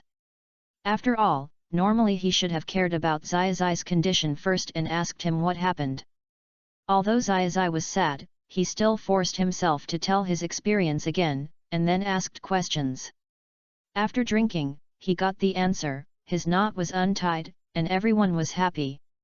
But it should be said that he is worthy of being the protagonist. Even Ye Chen himself was stunned by Xiaozai's question. But he immediately reacted and realized that Xiaozai had begun to grow up. If it was the previous Xiaozai, he would definitely continue to challenge the opponent unwillingly, but now he actually knows how to find out his own shortcomings. This made Ye Chen feel relieved. So he smiled and said to Xiaozai, "That is naturally to gain the trust of the elves. Only when you and the elves trust each other, your elves can fight side by side with you." After listening to Ye Chen's answer, Xiaozai raised his head again, and the unwilling expression on his face became a little confused. This change in expression on Xiaozai's face was inexplicably funny, but it also made Ye Chen see Xiaozai's confusion. So he continued to explain. If you want to gain the trust of the elves, you need to get their recognition first. No elves will trust you for no reason, let alone a powerful elf like Charizard. Carrot, Ju Chi Wu Lu San Ersi Ling. It naturally wants to find a trainer that suits its heart. This recognition may be strength, character, or even an action of yours. As long as you can make the elves feel your sincerity, I believe it will accept you. After listening to Ye Chen's story, Xiaozai's expression on his face eased a lot, but he was still a little confused. Just when Ye Chen was thinking about what he hadn't explained clearly, Xiaozai spoke again. Then how can I make Charizard recognize me? My current strength is obviously not enough to get Charizard's recognition. Hearing Xiaozai's question, Ye Chen was even more relieved. Xiaozai can finally evaluate his own strength positively. When he thought of how much Xiaozai had grown, Ye Chen did not hide anything and told Xiaozai all the methods he knew. Although it was all, there was only one method. After all, insufficient strength was a fatal flaw. When the elves do not recognize your strength, you can only rely on your own heart to let the elves feel your determination to become stronger. As long as your determination is strong enough, I believe Charizard will also feel it. I suggest that you talk to Charizard, which will help you to understand each other better. Request flowers. Hearing Ye Chen's answer, Xiaozai's expression became firm, and Ye Chen also noticed a hint of a strong man's demeanor from this young face. Seeing that Xiaozai was in high spirits again, Ye Chen patted him on the shoulder and said, "Go, let Charizard see your determination." Xiaozai nodded vigorously and said, "Okay, then, brother Ye Chen, I'll go back first." Then, under Ye Chen's gaze, Xiaozai ran out with his poke ball. On the other side, watching Xiaozai leave, Xiao Mao also came up and shouted at Xiaozai. 0. Although I also lost, it doesn't mean that you can beat me. Let's compete again after we go back. Xiaozai, who had already run far away, waved his hand to indicate that he heard it. Ye Chen also smiled as he watched the interaction between the two. Although they always regarded each other as opponents, they actually had a good relationship. But since today's game is over, then I should go back. The next game is not a 3v3 game where you can simply rely on your main Pokémon to win. It is a 6v6 game that tests the comprehensive quality of trainers and Pokémon. Although there are only 3 more Pokémon, it is also a challenge for trainers. Because such a battle tests the trainer's tactics more than the Pokémon's strength. In 3v3, your main Pokémon may recover from the previous decline and complete the feat of 1 against 3. But in 6v6, this situation is almost impossible to happen because it consumes too much of the Pokémon's physical strength.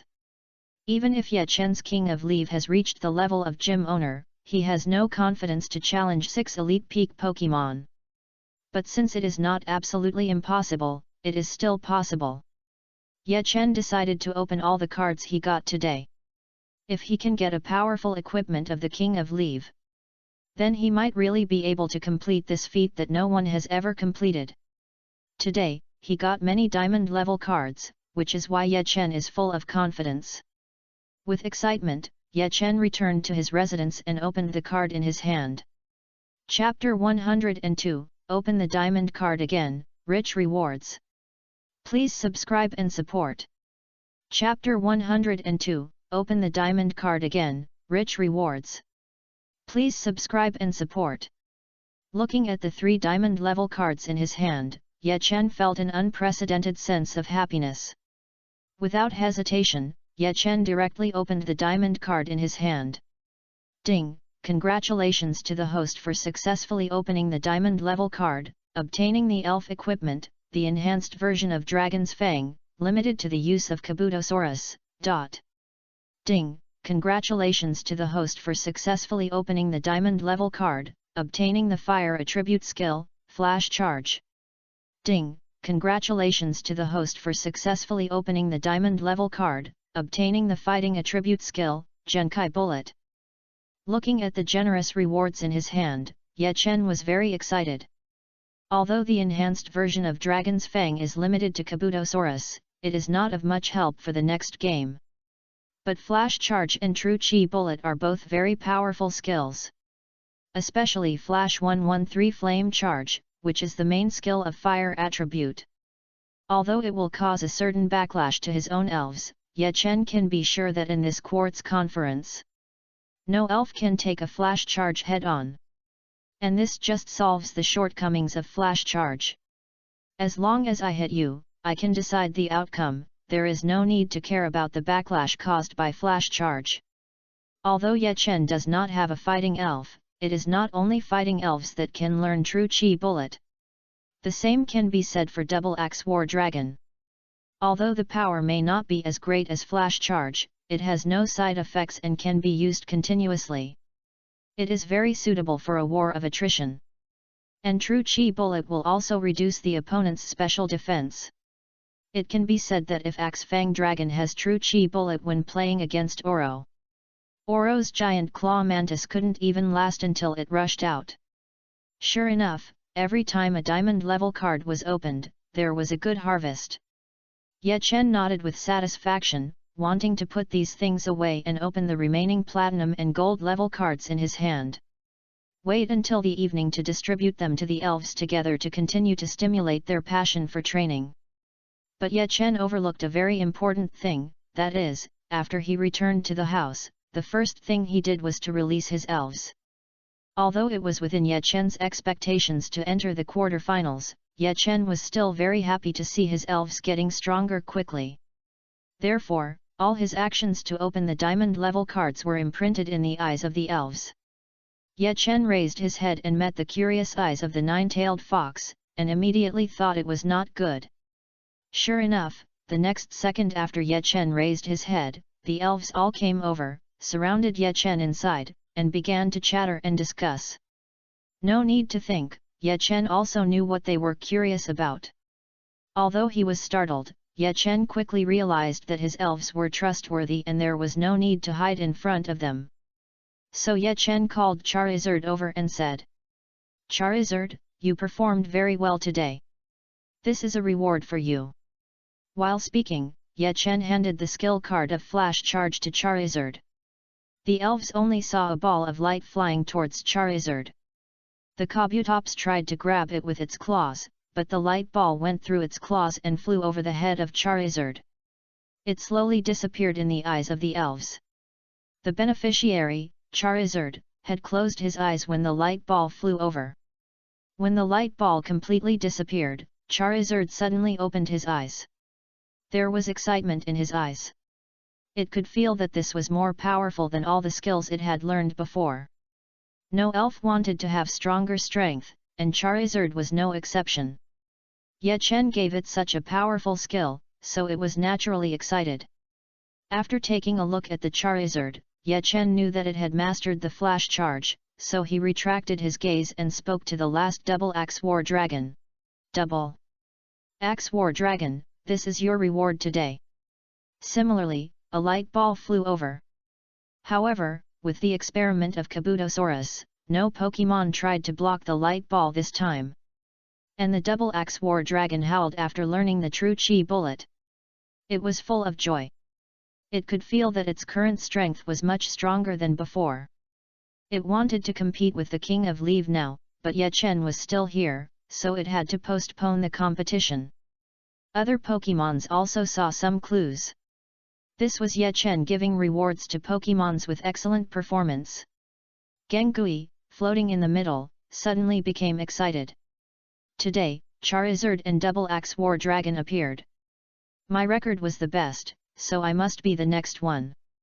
But to its surprise, the next one Ye Chen called was Kabutosaurus, the only Pokémon in the Quartz Conference that was not strong enough. Kabutosaurus, although you are not strong enough now, I believe that one day you will become as strong as them and realize your wish to fly in the sky. This Dragon Fang is given to you. I hope you can become stronger as soon as possible.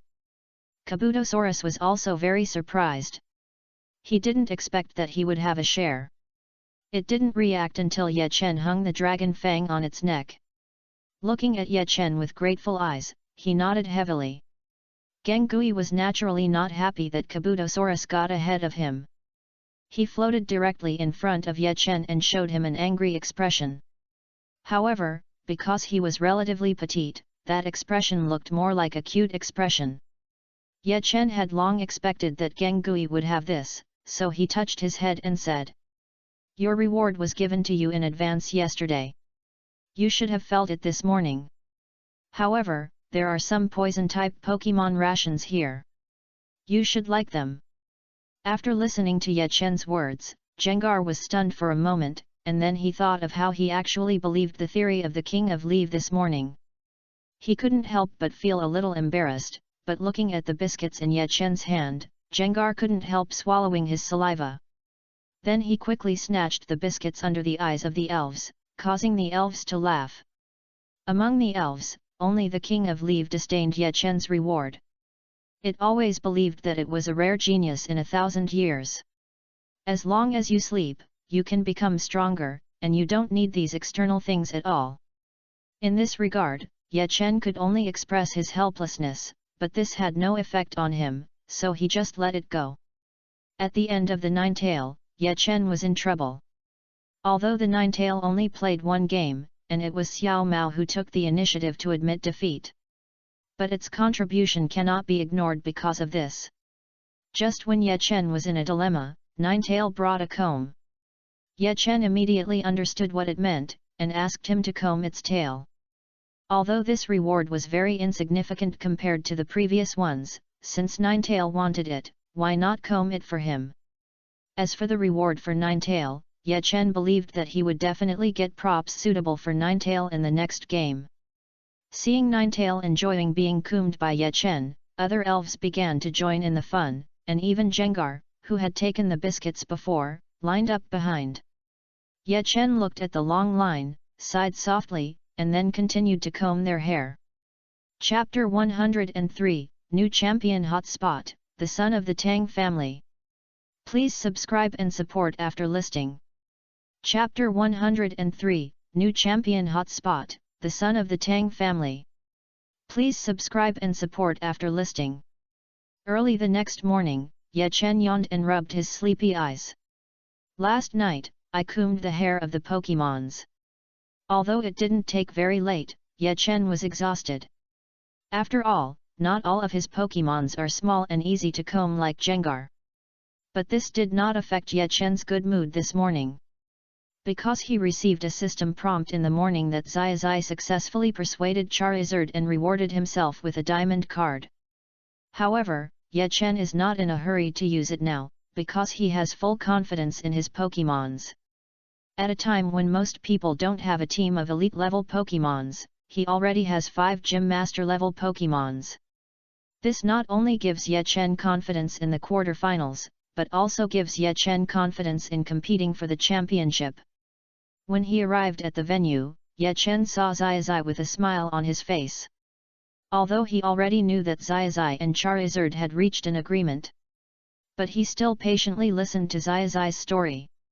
Seeing Zai 19 showing his heartless smile again, Ye Chen knew that Zai had completely come out of yesterday's failure. Just when Ye Chen wanted to congratulate Zai suddenly asked mysteriously. "Brother Ye Chen, have you read the news online?" Ye Chen was stunned by Zai's sudden question. To be honest, Ye Chen doesn't go online much. After all, the time he spends online is enough for him and the King of Leave to do 2 sets of training. What's more, Ye Chen doesn't have much free time on weekdays. He usually does some tasks outside. If there is any new news, Professor Oak will tell him in time. However, since coming to the Quartz conference, Ye Chen has not seen Professor Oak, so naturally there is no new information. Seeing Ye Chen suddenly stunned, Zai showed an expression of as expected. He walked up, put his arm around Ye Chen's neck, and said mysteriously. A group of dark horses appeared in another arena of the top 16 yesterday. His name is Tang Shan, and he is said to be the eldest son of the Tang family, one of the 4 major families in the alliance. Although his performance in the previous games was very average, there was nothing outstanding. But in yesterday's game, he took out a Gym Leader level Lightning Dragon. Gym Leader level, that's a Gym Leader level Pokémon, it's the first time I've seen it. Zai's voice became louder and louder, and finally he let go of Ye Chen completely and gestured with his hands.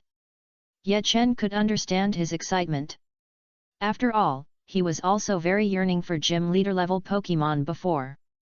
When his Leaf King reached the Gym Leader level, his excitement was no less than Zai's.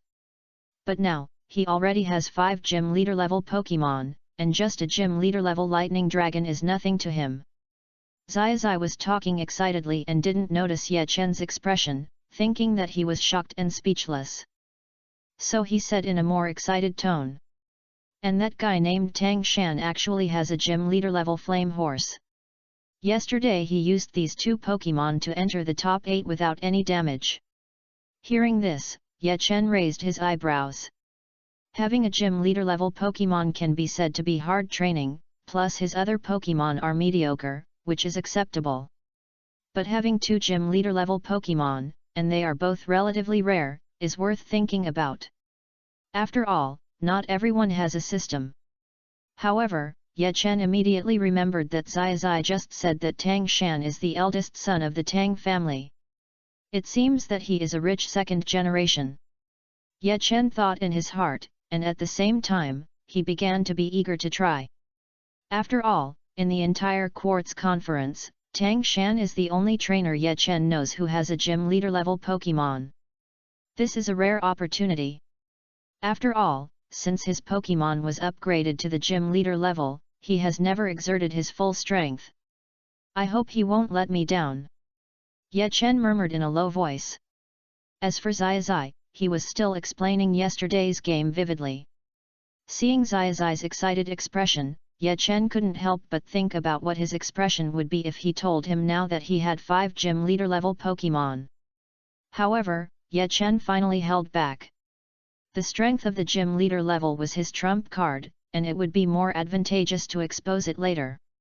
Ye Chen was just confident in the game, not overly conceited, so he was naturally not stupid enough to expose his trump card. As time went by, Shinji and Oro, the good brothers, also rushed to the stadium. They would not miss any of Ye Chen's games, after all, Ye Chen was their common goal.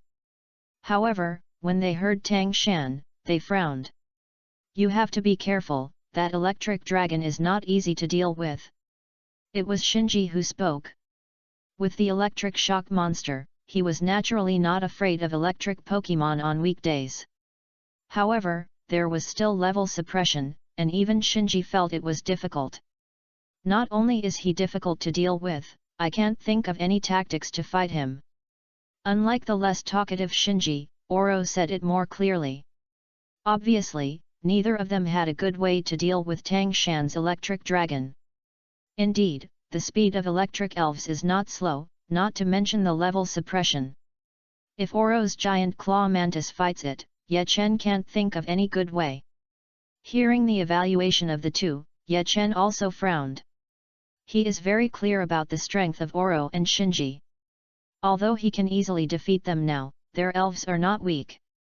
Being able to make them feel so difficult is enough to show that Tang Shan's strength is extraordinary. However, Ye Chen is not worried. His King of Leave and Double Axe War Dragon are not weaker than the Electric Dragon. With the help of the card, I believe it is still easy to defeat an Electric Dragon.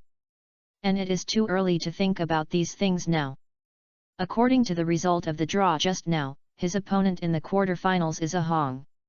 In other words, he still had a chance to strengthen his Pokemon, which further increased Ye Chen's confidence. After all, the skills opened by Diamond cards were also extremely lethal to Gym Leader level Pokemon. As for equipment, it goes without saying. Jengar's previous battle has already explained everything. Gradually, more people began to come to the venue, and the voices of Xiaozai and others were drowned out by the noisy crowd. And Ye Chen also realized that the quarterfinals were about to begin. He was not afraid of even Tang Shan, let alone a Hong. It just so happened that Xiaozai's Charizard lost to him yesterday, so let him, the senior, show the power of Charizard. In this way, with the expectation of rewards and full of confidence, Ye Chen walked towards the ring. Chapter 104, Kill Butterfree in Seconds, a Hong was pressed. Please subscribe and support for the post. Chapter 104, Kill Butterfree in Seconds, a Hong was pressed. Please subscribe and support for the post. Although Xiaozai lost to a Hong, Xiaozai's strength was not much worse than a Hong's. It was only because his Charizard did not cooperate that resulting in a regretful loss of the game. Now Ye Chen can easily deal with Xiaozai, so there is nothing to worry about against a Hong. The only thing to pay attention to is the physical strength of your own Pokemon. Although the strength of your own Pokemon must be stronger than that of the opponent, this is not a 3v3 game after all, and it is difficult to qualify with only one Pokemon. Therefore, allocating the physical strength of the Pokemon will be of great help to the game. Ye Chen and a Hong were on both sides of the ring. Looking at a Hong, who was dressed similarly to Xiaozai, Ye Chen remembered. A Hong and Xiaozai have a good relationship. Although he wants to avenge Xiaozai, he doesn't need to use heavy hands. Both sides are ready, a Hong vs Ye Chen, the game format is 6v6, the game begins. As the referee's voice fell, a Hong took the lead in taking out his Pokeball. Bobby, come out. Although the Pokemon that a Hong took out was relatively ordinary, the stickers on the Pokeball successfully attracted Ye Chen's attention. However, after careful consideration, Ye Chen gave up this idea. After all, his Pokemon is not suitable for such a cute thing. Besides, Ye Chen did not expect the nickname that Hong gave to his Pokemon after the stickers. In comparison, the stickers seemed insignificant. Ye Chen sighed and took out his Pokeball. Double Axe War Dragon, I leave it to you to deal with. Ye Chen did not customize any tactics to deal with Hong, after all, the strength of his Pokemon was enough to crush the opponent. But Double Axe War Dragon had just evolved, and it also needed more training to control its own strength, so Ye Chen decided to let Double Axe War Dragon play first. Bobby, use Hypnotic Powder. Seeing Ye Chen release Double Axe War Dragon, Hong hurriedly ordered Butterfree. He had a good relationship with Xiaozai, so he knew about Ye Chen's strength, not to mention that this double-axe war dragon defeated Oro's giant claw mantis before evolving. Now that it has evolved, its combat power must have become stronger, so it is not too careful. With a flap of Butterfree's wings, countless sparkling powder flew towards double-axe war dragon. Although it was very beautiful, Ye Chen knew that these powders had a very powerful hypnotic effect. However, using this skill on the double-axe dragon was not a good choice. Double-axe dragon, use dragon wave. The double-axe dragon shook its body, and an invisible force emanated from its surroundings. This force caused the hypnotic powder that was originally flying towards it to change direction and fly around. And the speed gradually increased, crashing into Butterfree. Although it was accelerated, the speed of Dragon Wave was still not very fast, but Ahong looked like he was facing a great enemy. He quickly commanded Butterfree to defend. And the result also proved the correctness of his decision. The seemingly harmless Dragon Wave, after touching Butterfree's defense, caused a huge explosion. And in this powerful explosion, even though Butterfree had defense, it was still knocked away and seriously injured. Although he had not fainted yet, it was obvious that he could no longer fight. Ahong blinked his eyes in a daze, as if he had not yet reacted to what happened. But soon, he reacted and opened his mouth wide, as if he wanted to say something. The commentators and spectators outside the stadium also opened their eyes wide, looking unbelievable. You have to know that this is the quarterfinals, and the players who can enter are all the best among young people. Although they may not have strength far beyond ordinary people, their strength must be strong. And in this highly anticipated quarterfinals, there was a one-shot kill. And the most important thing is that although Ye Chen has always been in an advantage in the previous battles, there is no such quick end to the battle. That is to say, Ye Chen has not yet exerted his full strength in the previous games. The atmosphere of the entire stadium suddenly ignited. No one does not admire the strong, let alone a strong man like Ye Chen who looks handsome.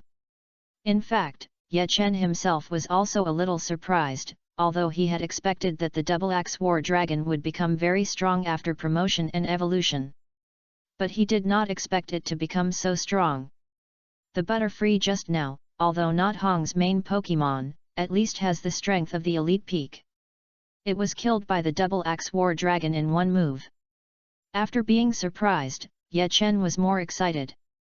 A double-axe war dragon was so strong. You know, he still has 4 Pokémon at the level of gym leaders. After being stunned for a while, Hong also recovered and took back Butterfree. His expression became more serious. The stickers on the Pokeball in his hand also became more luxurious. Cruz, come out. This time, it was a Bank Iras, who was also nicknamed by Hong. However, looking at Bankeraz's expression, it seemed that he liked Hong calling it that. This made Ye Chen doubt about the future name. However, despite the doubt, Ye Chen's strength was still first class. Although Bank Iras was better at defense than Butterfree, it still couldn't resist the attack of the double-axe war dragon. In the end, it was knocked unconscious by the double-axe war dragon and lost its combat ability. His own Pokémons were defeated one after another.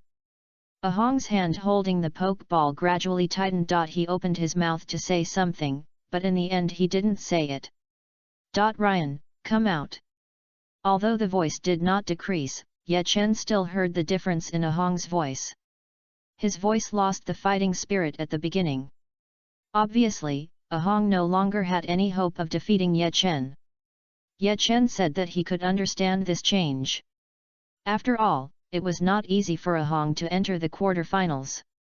Not everyone can have one or more gym leader level Pokémon like Ye Chen and Tang Shan.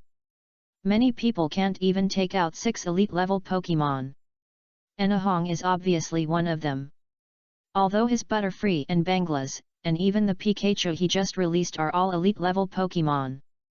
But Ye Chen knew that he only had one Charizard left in his hand with enough combat power. Although he didn't know what the remaining Pokémon were, they definitely didn't reach the elite level and were unable to intervene in this battle. Ryan, use Lightning Flash. Although Ryan's Pikachu can be said to have reached the peak of the elite level in terms of speed, the Double Axe War Dragon is a gym owner level Pokemon. The speed of the elite peak is no different from walking over to it. And Pikachu using Lightning Flash only needs to turn its head faster. Finally, when Pikachu was about to hit the Double Axe War Dragon, it was hit by a Dragon Claw of the Double Axe War Dragon. Although it did not lose its combat effectiveness, looking at Pikachu's obviously slowed down speed, it knew that it could not hold on for much longer. Sure enough, although Ryan successfully released 2 attacks with the Hong's encouragement, they were all dodges by the Double Axe War Dragon. Finally, Ryan ran out of energy and fainted. At this point, Ahong was forced into a desperate situation, with only an elite peak Charizard left in his hand. Chapter 105, The Duel Between Charizards, Ahong's Defeat. Please subscribe and support. Chapter 105, The Duel Between Charizards, Ahong's Defeat. Please subscribe and support. Looking at Ye Chen's Double Axe War Dragon, Ahong sighed. Just as he was about to admit defeat, he found that Ye Chen took back the Double Axe War Dragon and released a Charizard at the same time. Ahong suddenly felt despised. The opponent's Double Axe War Dragon killed 3 of his Pokemons in seconds, so it should still have a lot of physical strength left. After several days of fighting, everyone has roughly estimated the strength of Charizard, which is about the peak of the elite. Although its strength is relatively strong, it is definitely not at the level of Double Axe War Dragon. This feeling of being despised made Ahong a little angry, so he threw the Pokeball in his hand. Come out, Jibo! And stared at Ye Chen again with a fighting look. Ye Chen also realized that his behavior was inappropriate at this time. The battle between trainers requires all-out efforts, because no matter which side lets up, it will add regrets to the game. What he is doing now is no different from letting up. For the arrogant trainers, this may be regarded as an insult to him. So he hurriedly explained. I don't mean to look down on you, I just want to complete Xiaoxi's regret. After all, I have taught Xiaoxi's Charizard, and I can be considered half a master. It's not too much to help my apprentice to solve his regrets. After listening to Ye Chen's words, Ahongming was shocked. This is not to solve the regret, this is clearly to take revenge. But his Charizard is also at the elite peak level, and it's not certain who will win or lose. Jibo, use Jet Flame. Xiaoxi outside the field heard Ye Chen's words and asked excitedly to the people around him. Did you hear that? Brother Ye Chen is my master, and he wants to avenge me. Seeing Xiaoxi's excited dancing, Shinji and others around him automatically stepped back, indicating that they were not familiar with Xiaoxi. However, Xiaoxi has never been a person who cares about these things. After recovering from the initial excitement, he began to watch the game seriously. After all, it was the first time for him to watch Ye Chen's Charizard fight in its entirety, so he naturally wanted to learn more and then train his own Charizard. Looking at the jet flames as thick as his arm, Ye Chen was not interested. This kind of powerful jet flames can be easily released by his Charizard at the peak of the elite. What's more, his Charizard has reached the gym leader level, and such jet flames are no longer a threat to him. It seems that knowing that Xiaoxi is watching outside, BJBG, Ye Chen does not want to end the battle quickly, so he gave the order. Charizard, use the flame kick. The expressions of everyone present suddenly became very confused, and they began to whisper. Even the commentator did not know what Ye Chen was going to do by ordering the flame kick at this time, and fell silent. Because Ye Chen's Charizard was still some distance away from Ahong's Jibo, and the flame jet was very close to Ye Chen's Charizard. Only Xiaoxi was still concentrating on watching the ring, without any doubt about Ye Chen's intention, because Ye Chen helped him deal with the Charizard that refused to listen to him yesterday, which made Xiaoxi feel that Ye Chen's strength was several levels stronger than his. How could such a Ye Chen lose to Ahong who was about the same as himself? Sure enough, Xiaoxi's expectations were not disappointed. The next second, Ye Chen's Charizard made a move that made the entire arena quiet. The Charizard stood still. Turning around, the body surrounded by fire kicked directly at the jet flame. What was even more surprising was that the aggressive jet flame was dispersed by Charizard's kick. This was the first time since the Quartz Conference that someone dared to let their Pokémon attack the jet flame and dispersed it without injury. Everyone felt ashamed for doubting Ye Chen before. After all, although Ye Chen sometimes used some unexpected operations along the way, he never let them down. How could they doubt Ye Chen because of their short-sightedness? Only Zai showed a yearning look, but then his look became firm. He would be able to do this one day. In the arena, Ahong's head did not react for a while. His attack was so easily broken. Although his Charizard was not a top elite Pokémon, its attack power was also very strong. How could it be dispersed by the opponent's kick? But the facts were in front of him, and he had no choice but to believe it. No matter how surprised he was, he had to force himself to calm down and at least finish the game. Ye Chen had no intention of taking the initiative to attack. He wanted to show Zai that Charizard was a very powerful Pokémon. But it also needed the cooperation of the trainer. Different trainers could bring out different strengths of Charizard. Ahong was relieved when he saw that Ye Chen did not take the opportunity to attack.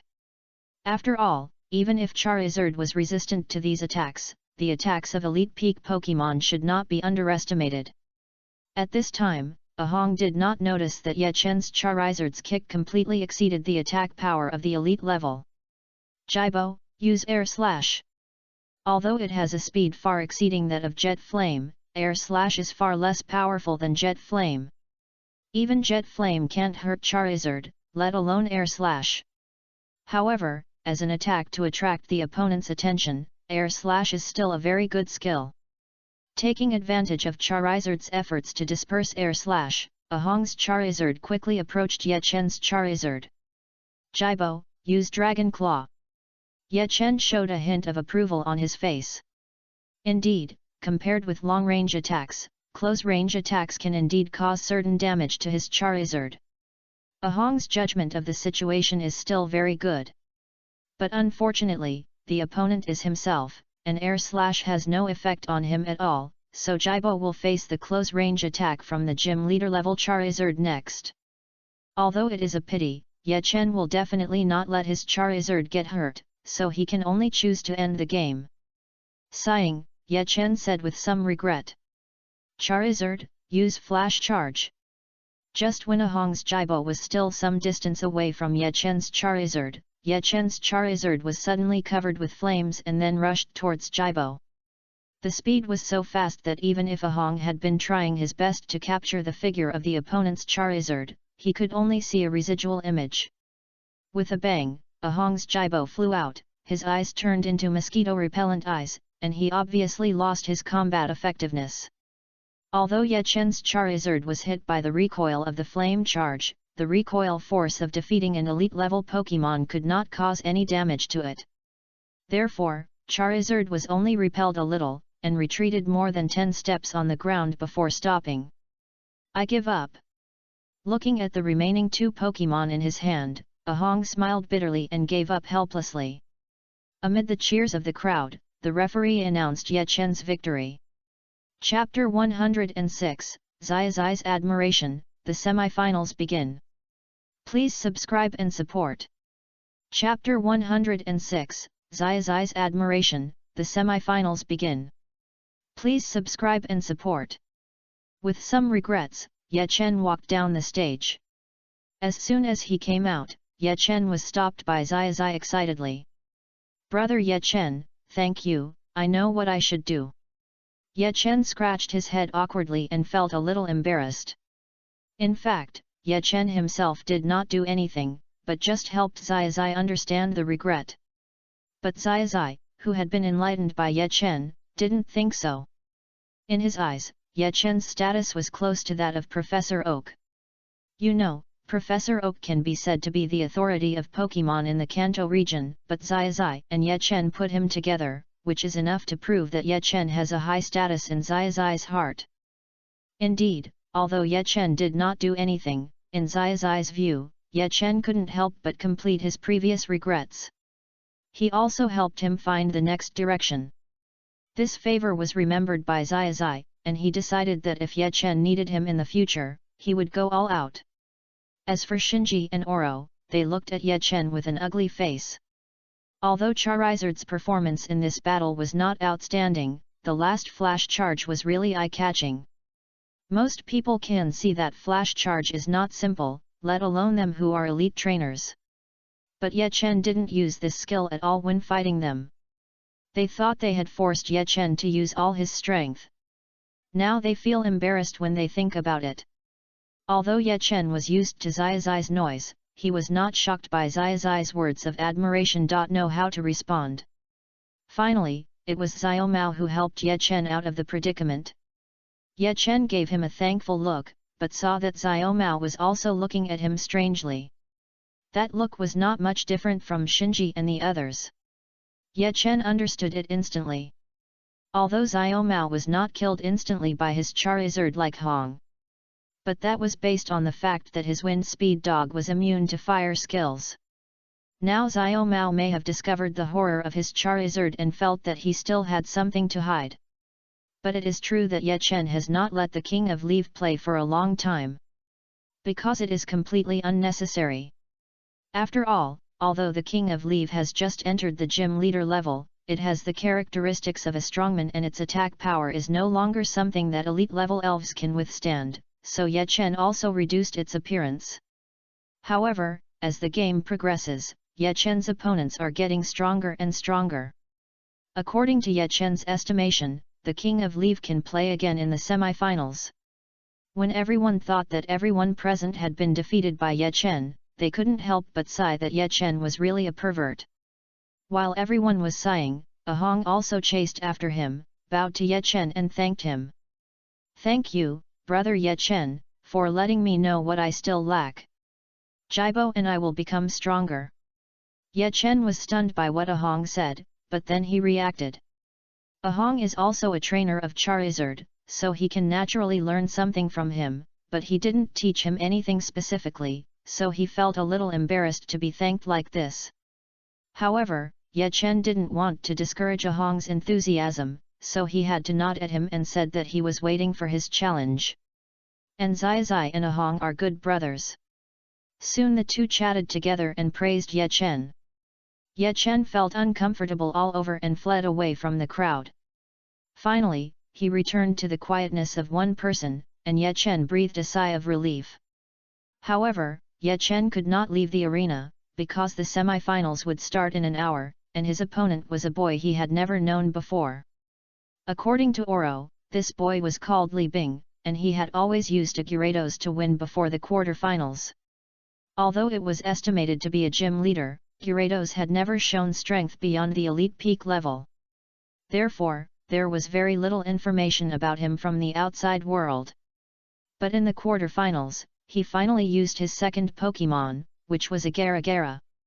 Although Ye Chen had not seen it with his own eyes, according to the information he had collected, Garagara's strength did not seem to be weaker than Gyarados. This made Ye Chen look forward to the next battle. Among all the contestants present, Ye Chen could be said to be the trainer who knew the gym leader level Pokémon the most. After all, he himself had 5 gym leader level Pokémon. Gyarados, who could defeat 3 elite level Pokémon in a one-on-one fight, was likely to be a gym leader level Pokémon.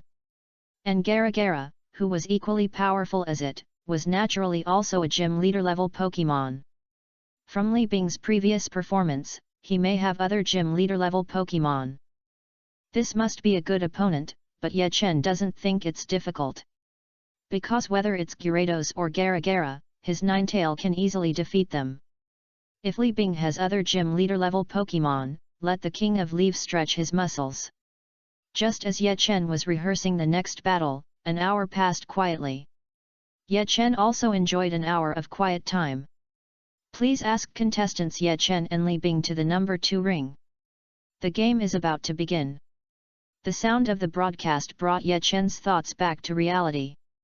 It's finally going to start. Ye Chen murmured with some anticipation, and then walked towards the number 2 ring. "You are Ye Chen, no matter how strong you are, your winning streak will be ended, and I will definitely win today. Just admit defeat if you know better."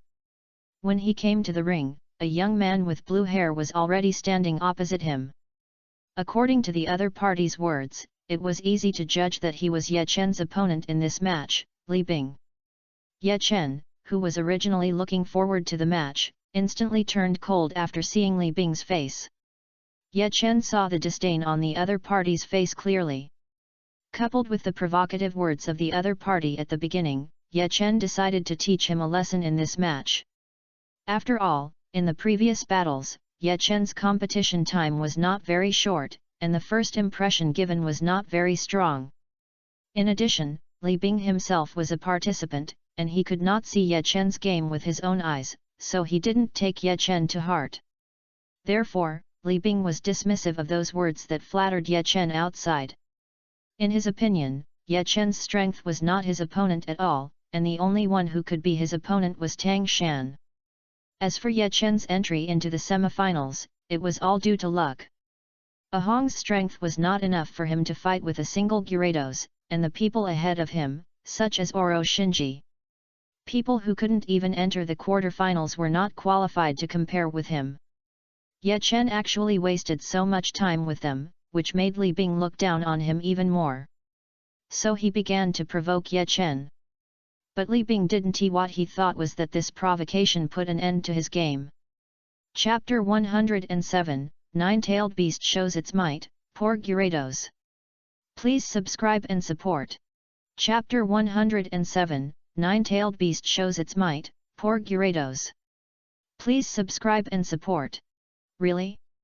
Then let's see what's really going on. Ye Chen didn't want to argue with the other party, so he replied coldly. While speaking, he released his nine-tailed beast. But this answer obviously angered Li Bing. In Li Bing's opinion, Ye Chen's strength was at most a little stronger than Ahong, and he had no chance of winning against him. Being able to advance to the semi-finals was already his limit. And now the other party dared to act cool and ignore him in front of him. How could Li Bing not be angry? So he threw the pokeball in his hand. Gyarados, teach him a lesson. Looking at the Gyarados in front of him, Ye Chen showed a hint of surprise. Although Li Bing said that, his strength is still good. From the appearance of Gyarados, it can be seen that the strength of this Gyarados is still quite good. The blue scales sparkled in the sun, and the eyes were not dull, but very smart. You can tell at a glance that it has been well trained by the trainer. And the strength is also obvious gym leader level. Ye Chen's eyes suddenly became full of fighting spirit. Since he participated in the Quartz Conference, this is the first time he has encountered a Pokémon at the same gym leader level. And it is a well-trained Pokémon. This is a good opportunity to verify the results of his training. So Ye Chen decisively ordered. Ninetales, use Freezing Beam. Although both Pokémon are at the gym leader level, the gym leader level also has strengths and weaknesses. My Ninetales has just reached the gym leader level, and the opponent's Gyarados can be seen at a glance that it has been at the gym leader level for some time. Therefore, a rash attack will only put himself in trouble. So Ye Chen chose a tentative attack. Hope to reduce the opponent's vigilance. As expected, looking at the flying freezing beam, Li Bing showed a trace of disdain on his face. Gyarados, use salt water to let the opponent know how powerful you are. Although the ice attribute has a certain advantage over the water attribute, due to the level suppression, the freezing beam did not achieve the ideal effect, but dissolved with the opponent's salt water and finally dissipated into nothingness. Everyone can see that the Ninetale was suppressed by Gyarados. But Li Bing was obviously not satisfied with this. He frowned. His ideal situation did not appear. Although the ice system can freeze the attacks of the water system, the attacks of the gym owner level Pokémon are so easy to freeze. According to Li Bing's idea, it should be that his salt water hits the opponent's Ninetale in the eyes of the opponent's astonishment, and it should be seriously injured. But the result is that his attack and the opponent's attack cancel each other out. This makes Li Bing, who was originally very proud, a little difficult to accept. But after all, he is a player who has entered the semi-finals, and Li Bing still has a certain ability to bear. However, his provocation to Ye Chen again proved that he was not as calm as he seemed. What? That's all you have? I'll end the fight with my next strike. Ye Chen ignored Li Bing's provocation, which made Li Bing feel humiliated. So he shouted angrily. Gyarados, use water cannon, kill him instantly. When Ye Chen heard Li Bing's order, his eyes lit up. A powerful skill like water cannon has a very long charging time, and this charging time is a good opportunity for Ye Chen to win. Nine Tails, use Blizzard. Although the power of water cannon and Blizzard is almost the same, it is different from water cannon that needs charging. Blizzard is a skill that becomes more powerful the longer it lasts, and the most important thing is, Blizzard can strengthen itself while slowing down the charging speed of the opponent's water cannon. Sure enough, as the blizzard began to fall on the field, Li Bing's face gradually became solemn. He could never have imagined that Ye Chen, whom he had always looked down upon, actually had a gym leader level 9 Tails. The power of this blizzard had obviously surpassed the peak of ordinary elite level Pokémon. And the opponent deliberately made him misunderstand his strength, so as to achieve the effect of surprise. As the blizzard continued to grow, Gyarados' water cannon began to be affected, and the speed of accumulating power slowed down significantly. Li Bing's face became more and more serious. If this continued, before his water cannon continued to complete, the opponent's blizzard would first knock down his Gyarados. Li Bing never expected that a small character that he didn't take seriously would cause him such a big trouble. Helplessly, he could only give up the water cannon and use other skills. Gyarados, use Tide Whirl to interrupt the blizzard. However, to his surprise, the shadow of Tide Whirl just appeared under the feet of the Nine Tails, and it was directly frozen into an ice surface. And this also broke Li Bing's last hope. Because the blizzard was formed. I admit defeat, let's play the next round. Because of his carelessness, he put himself in a desperate situation. Although it was humiliating, Li Bing still admitted defeat in time. This made Ye Chen he was also relieved. After all, although the blizzard is very powerful after it is formed, it consumes more physical strength. With the physical strength of the nine-tailed fox, which has just reached the level of gym leader, it can't last long. But even so, it can still defeat Gyarados. Li Bing's Gyarados was defeated so easily. Ye Chen, who thought he would have to listen to Li Bing's far-fetched theory again, unexpectedly heard a normal speech. You are very strong. I neglected it before. I apologize here, but next, I will do my best. You have to be careful. Although he didn't need to say it, Ye Chen also knew that he had to be careful. How could a person who can take out such a terrifying Gyarados not have some trump cards? However, after being reminded by Li Bing, Ye Chen felt a little strange. After all, Ye Chen's first impression of Li Bing was not good, but now Li Bing's attitude did win Ye Chen a little favor. So Ye Chen replied coldly. You should be careful too. After hearing Ye Chen's words, Li Bing not only did not mock him back, but also smiled. This made Ye Chen wonder if he had broken his head. But Li Bing's next move proved that there was nothing wrong with his head. Blazing Chicken, come out. Although he had expected it, Ye Chen was still surprised by Li Bing's Blaziken. After all, Li Bing already has 3 gym leader level Pokémon, and his actual strength should be stronger than Tang Shan. This made Ye Chen's fighting spirit surge again. Isn't it such an opponent that he needs to become stronger? However, since the Ninetail had consumed a lot of physical strength in the previous battle, and the attributes of the Blaziken had a restraining effect on the Ninetail, he would only be beaten if he continued to fight.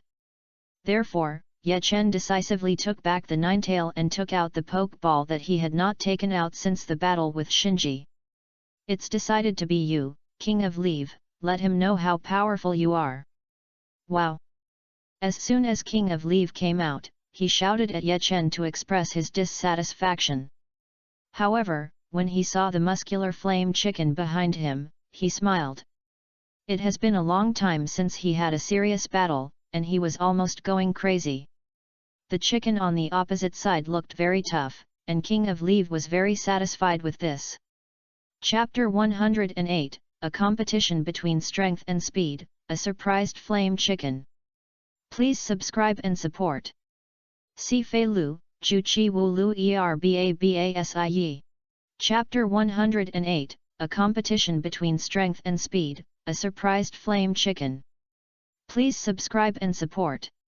Although the opponent has replaced King of Leave, Li Bing believes that the opponent's King of Leave will at least be the level of the gym owner. Otherwise, he would never show such a fighting spirit in front of his flame chicken. Li Bing narrowed his eyes. It seemed that he wanted to see the extraordinariness of the King of Leave. But he failed. The King of Leave in front of him was no different except that he was a little more lively. However, due to the lesson of the nine-tailed fox before, Li Bing did not rush to attack. Instead, he wanted to wait for Ye Chen to attack and then adopt the corresponding tactics. But Li Bing wanted to wait, but it did not mean that Flame Chicken wanted to wait. In its view, its muscles were the strongest, and it did not need any tactics at all, just rushing all the way. Although it could be seen from the impatience in Flame Chicken's eyes, it still stood there and waited obediently. It can be seen that Li Bing's management of Flame Chicken was still very successful. However, although Li Bing had concerns because of the previous experience, Ye Chen did not. The King of Leave with the Hercules characteristic is most suitable for dealing with Pokemon like Flame Chicken who are good at close combat. Ye Chen believes that the King of Leave with the Hercules characteristic is absolutely unique, and as the level of the King of Leave increases by 19, it will help the King of Leave more and more. Since the opponent won't go up, let's go first. King of Leave, use the arm hammer. Hearing Ye Chen's words, Li Bing raised his eyebrows. You know, the arm hammer is a powerful skill, and the attack speed is bound to be slower. King of Leave's opponent is Flame Chicken, who is good at close combat. It is generally unwise to do this. But looking at Ye Chen's confident look, Li Bing began to be suspicious. However, suspicion now has no substantial help, it will only slow down his reaction speed. Therefore, although hesitant, Li Bing still gave the order in time. Flame Chicken, use the flame kick. Seeing the moment when King of Leave's arm hammer came down, Flame Chicken jumped into the air and kicked King of Leave's head with a flame. Normally, the average King of Leave would not react at all due to laziness, and would definitely be kicked hard by this kick. But Ye Chen's King of Leave is different from the average King of Leave. Not only does it not have the lazy characteristics, but it has also been strictly trained by Ye Chen. Therefore, although he could not dodge in time, the King of Leave still raised his other hand for defense. Although his arm was charred by the kick, the King of Leave also successfully blocked the kick of Flame Chicken. The King of Leave did not take the opportunity to distance himself, because although it was short, Flame Chicken would be stiff for a moment after the attack. The King of Leave, who had been trained by Ye Chen, could seize this time very well. King of Leave, use a surprise attack. Although he could seize the gap, the King of Leave could not do other more powerful skills. Instant, so Ye Chen chose the less powerful but faster surprise attack. Looking at the fist swung by the King of Leave, Li Bing quickly asked Flame Chicken to defend. Although he didn't know why he made a fuss about such a small skill as the surprise attack, Li Bing's intuition told him that he couldn't take this attack head-on. Hearing Li Bing's order, Flame Chicken's eyes flashed with disdain. It's just a faster fist, what's worth defending, I can take it head-on. Although he didn't like Li Bing's order, he was well trained and raised his arms to block the attack. But because he didn't obey Li Bing's order at the first time, and the speed of the surprise attack, Flame Chicken didn't defend the punch in time. He was hit directly in the face by the King of Leave. Then Flame Chicken's expression changed from disdain at the beginning to distortion at a speed visible to the naked eye, and he was directly knocked out. With the bonus of the strongman characteristic, even if it is a Pokemon at the gym owner level, this punch is powerful enough. But it was an attack that pursued speed after all, and Flame Chicken quickly climbed up after being knocked away. The disdain on his face had long disappeared, and there was only astonishment. It could never have imagined that the King of Leave, who could be easily kneaded on weekdays, could actually beat him up like this with one punch. Looking at the change in Flame Chicken's expression, Li Bing also nodded. He had long known that his Flame Chicken liked to fight forward and did not like defense. But this battle could teach it that fighting is not only about attacking, but defense is sometimes also a means of attack. Flame Chicken shook his head to make himself clearer, and the fighting spirit in his eyes gradually surged. From the punch just now, he could feel that the opponent's strength was not less than his own, so it was worth it to use all his strength. Nodding at Li Bing understood and ordered. Flame Chicken, use the energy-accumulating flame attack. Flame Chicken was covered with fire and rushed towards the King of Leave. Ye Chen frowned when he saw this. Originally, Flame Chicken was faster than the King of Leave, and now with the charged flame attack to increase speed, his King of Leave might become a punching bag. However, the King of Leave was still stronger in terms of strength, so as long as he could hit a punch, the balance of victory would tilt towards him. King of Leave, gather your energy. Since you can't catch up, don't chase him, use static to control dynamic, and wait for an opportunity. But it is obvious that using static to control dynamic with a gym leader level Pokemon is a big price to pay. Soon, wounds began to appear on the body of the King of Leave. Although they were not serious, Flame Chicken did not use a big move, which meant that Flame Chicken had the attack power to threaten the King of Leave. After being repelled by the King of Leave with his arms 117 again, Flame Chicken was a little out of breath, but the wounds on the King of Leave were obviously more serious. Seeing this, Li Bing felt that the time was almost right, so he gave the order. Blazer, use flash charge. Ye Chen's eyes lit up immediately. Although the King of Leave could not keep up with the usual Blaziken, when using the ultimate move, Blaziken's attack direction must be straight ahead. Therefore, the King of Leave did not need to keep up with the speed of Blaziken, but only needed to compete in strength. And strength was exactly what the King of Leave was best at. The King of Leave, use double payback. Li Bing never expected that the damage that Blaziken had caused to the King of Leave before would now become the attack power of the King of Leave. Although each of the King of Leave's wounds was not serious, he had more wounds. Therefore, the power of double payback was close to flash charge. However, Blaziken had already rushed out, and it was obvious that Li Bing had no chance to regret. Finally, the two sides collided with each other. Although the power of the skills of both sides was not much different, don't forget that the King of Leave's power was greater than that of Blaziken. Therefore, the two sides did not stalemate for long, and Blaziken was knocked out again by the King of Leave. When the King of Leave was about to rush over to finish off the enemy, Li Bing shouted out his surrender in time. Ding! The King of Leave won the battle and his level was raised to level 52.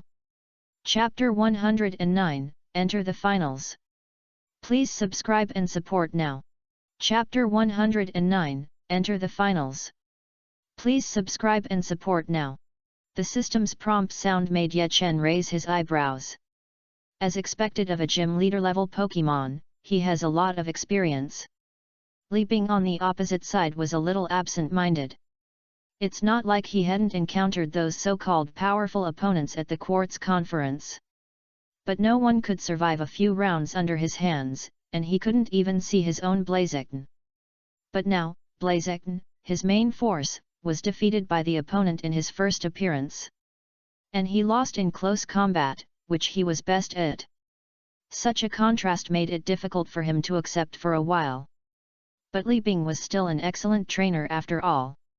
He quickly calmed himself down and took out the Gara Gara. Elf, Gara Gara.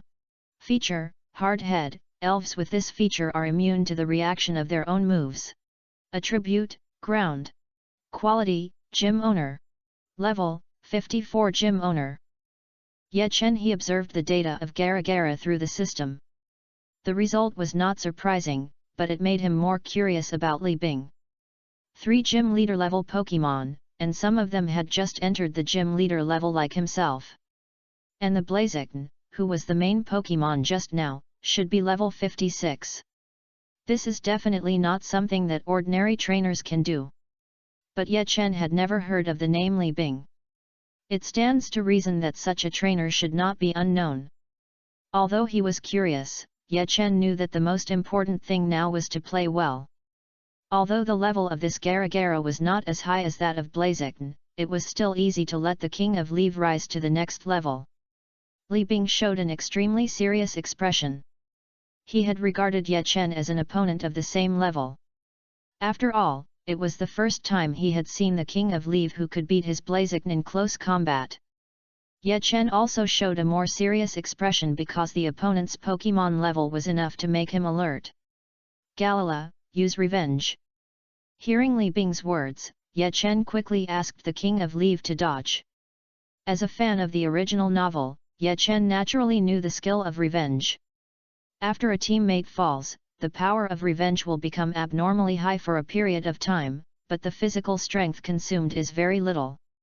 When the opponent's level is higher than yours, it is not a wise choice to take it head-on. But Li Bing did not intend to give the King of Leave a chance to breathe, and continued to give orders. Rock Blockade. Because Ye Chen had used this trick when fighting Oro, Ye Chen knew very well that the King of Leave must not be trapped by the opponent. Otherwise, such a situation is definitely a win-lose situation. But the speed of the gym owner level elves releasing skills is definitely faster than that of the elite level elves. Therefore, the King of Leave did not run out for a while, and was trapped in the center of the venue by the rock blockade.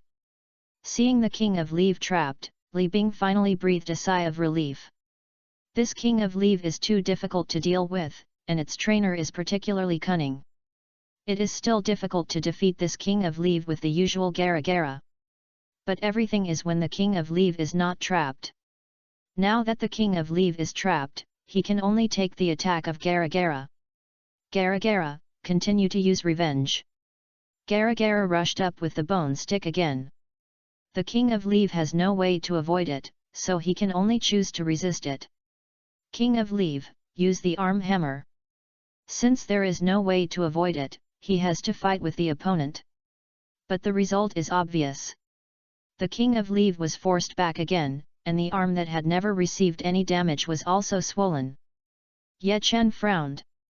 After another collision, the right arm of the King of Leave finally swelled up completely, and it was a whole circle larger than the left arm. Li Bing smiled even more when he saw this. The main threat to the King of Leave is on his right arm. Now that his right arm is swollen, it is equivalent to reducing his combat power by half. This time he will definitely not lose. Ye Chen on the other side did not look very good. The power of revenge was indeed beyond his imagination. And the King of Leave's right arm was injured, which was even more unfavorable news. Ye Chen's brain was working frantically, desperately thinking about which skill could get rid of the current situation. Suddenly, a flash of inspiration came to Ye Chen, and he remembered the frozen fist that he had never used. The ice system not only restrains the ground system twice, but also causes a freezing effect on the target being attacked. If he could directly hit the bone stick of Galagala, Galagala's small arms and legs would definitely not be the opponent of the King of Leave. After making up his mind, Ye Chen gave the order. King of Leave, charge! Although he did not understand why Ye Chen suddenly asked him to charge, relying on his trust in Ye Chen, the King of Leave still rushed up at the first time. Seeing this, Li Bing's mouth curved even more. He thought Ye Chen could always keep his calmness at the beginning. I didn't expect that when the King of Leave was about to lose, there would be such a rough command, so let me calm him down. Galagala, hit it back. Seeing that Galagala also rushed over, Ye Chen showed a smile of success. King of Leave, use the freezing fist. Although the King of Leave's dominant hand is the right hand, it does not mean that it cannot use the left hand. After Ye Chen's training, it is very good at controlling both hands. But Galagala didn't know that as soon as it saw the King of Leave using his right hand, it habitually hit the King of Leave's right hand. The result was beyond the expectations of the two. Li Bing, who originally thought that Ye Chen was fighting to the death, was stunned by the King of Leaves' sudden freezing fist. Ye Chen, who originally just wanted to seal off Gala Gala's weapon, unexpectedly sealed Gala Gala's body. Even the referee didn't react for a while. After all, Gala Gala had a big advantage no matter how you looked at it, and the King of Leave was getting worse and worse. Who would have thought that such a King of Leave could actually solve Gala Gala with one move? However, the referee was still relatively calm and announced Ye Chen's victory. Ye Chen, it was at this time that he finally realized. He had won the victory by accident. He immediately asked the King of Leave to thaw Gala Gala. Until the thawing was completed, Li Bing still looked incredible. The blow just now was too great for him. Let alone a King of Leave could actually use Ice Fist and Fire Fist. His Gala Gala was killed instantly by such a King of Leave, which Li Bing could not accept. Besides this Gala Gala, the rest of Li Bing's Pokémon were all at the peak of the elite level, and were no match for the Pokémon at the gym owner level. Therefore, the defeat of Gala Gala was equivalent to saying that he had no chance of winning the championship. However, no matter how unwilling he was, he had to face reality. Li Bing took a deep breath and said 3 words with great difficulty. "I give up." Then he walked in front of Ye Chen with a fierce momentum and said, "I was careless this time. I will not lose to you next time." Listening to this familiar speech, Ye Chen did not know how to respond. But before he could respond, Li Bing ran away from the stadium. In this way, Ye Chen successfully entered the finals. Chapter 110, The Collision of the Finals, Ye Chen vs Tang Shan. Please subscribe and support. Chapter 110, The Collision of the Finals, Ye Chen vs Tang Shan. Please subscribe and support. Standing on the finals, Ye Chen was filled with emotion. It has been a while since I came to this world. At the beginning, I could not do anything. The elf I had was just a lazy leaf king. And now, I already have 5 elite level elves and stand on the finals of the Quartz Conference. Last night, Ye Chen opened all the cards that he had not opened before. After a rough calculation, Ye Chen obtained a total of 20 new skills, including 4 diamond level skills. Among them are Charizard's Flash Charge and Double Axe War Dragon's Chi Bullet. As for the remaining 2 skills, Ye Chen gave the Leaf King Earthquake and gave Jengar the Dream Eater skill. So far, Ye Chen's team has become stronger again. More importantly, Ye Chen finally opened the equipment for Nine-Tailed Fox, the enhanced version of Unmelting Ice. Without the slightest hesitation, Ye Chen directly gave Unmelting Ice to Nine-Tailed Fox. Because he knew that tomorrow would be a fierce battle. Because just yesterday, Tang Shan was forced to reveal his trump card by his opponent, a Flame 117 monkey at the peak level of the gym owner. A peak gym owner level elf is just 1 step away from reaching the Quasi King level. It can face 3 general gym owner level elves alone. Although Ye Chen's Leaf King has the attack power of the peak level of the gym owner, it may be a little slower than the opponent in speed. But Ye Chen's Leaf King wins in the flexibility of skills, so it is hard to say who will win or lose when the two collide. As for the Electric Dragon and the Flaming Horse, Ye Chen's remaining elves were enough to deal with them. Opposite Ye Chen, Tang Shan stood proudly opposite him. Although his trump card was forced out by the opponent yesterday, under the attack of his Flaming Monkey, the opponent did not even last 5 rounds.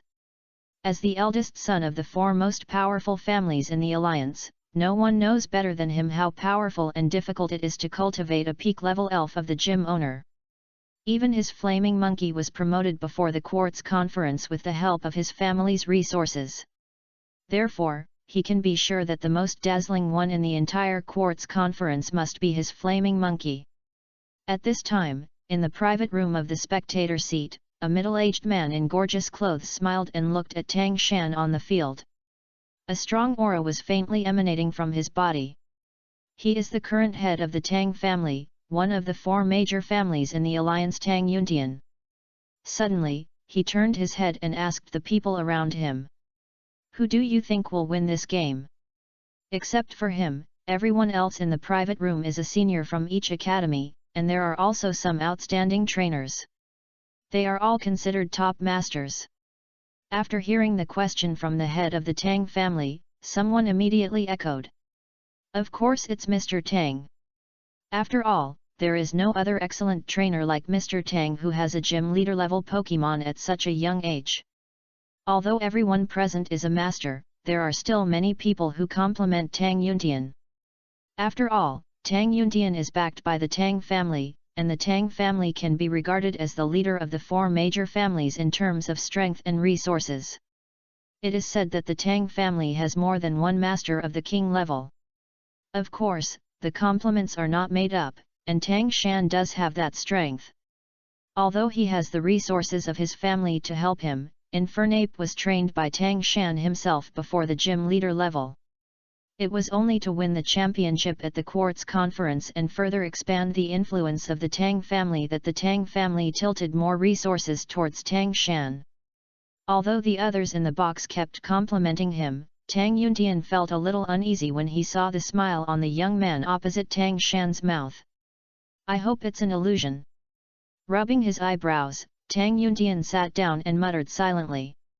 On the field, Tang Shan did not have any surprises and directly released his flame monkey.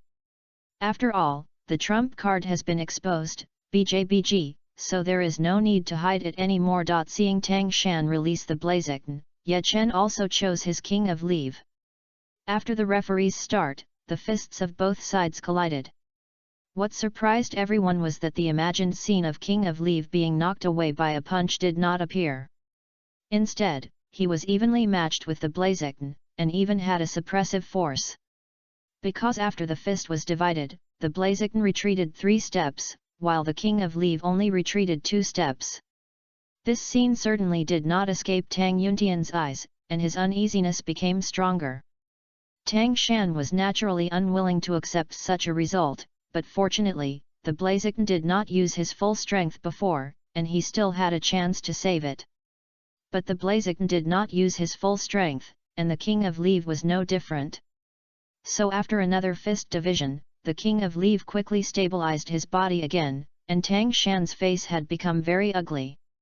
He could never have imagined that a Pokemon who had just reached the level of a gym owner not long ago would have such a powerful force. Even the gym owner's peak flame monkey could only barely compete with it. Although they didn't see the expected scene, the audience's cheers were still unabated. What they like to watch most is this kind of direct, exciting game.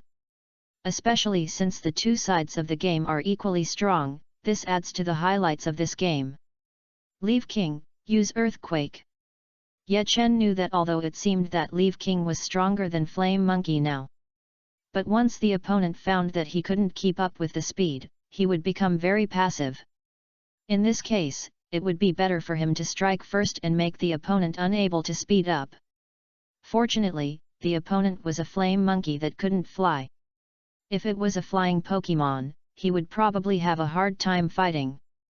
Seeing Ye Chen's order, Tang Yuntian in the box frowned. Although Earthquake was indeed a big threat to Flame Monkey, Leave King obviously had a more direct method. Why should he go far away? He would never believe that a trainer who had already made it to the finals of the Quartz Conference would not be able to see this basic thing. But soon, his frown loosened. Because he saw that although Tang Shan's Infernape was very agile in dodging the earthquake, it still revealed many flaws. But the King of Leave had no intention of attacking, but just slowly approached Infernape. This made him understand that the King of Leave could not keep up with the speed of Infernape. But Tang Yuntian was the head of the family after all, and he was knowledgeable. What he could easily analyze did not mean that Tang Shan could. And Tang Shan had to divide part of his mind to let Infernape dodge carefully, so it was even more difficult to find the abnormality of the King of Leave. At this time, Tang Shan still felt a little fortunate in his heart. Fortunately, the opponent did not take the opportunity to attack, otherwise he would probably lose. But when he suddenly found the King of Leave approaching, his face became solemn. Chapter 111, Draw, the Exhausted King of Leave. Please subscribe and support.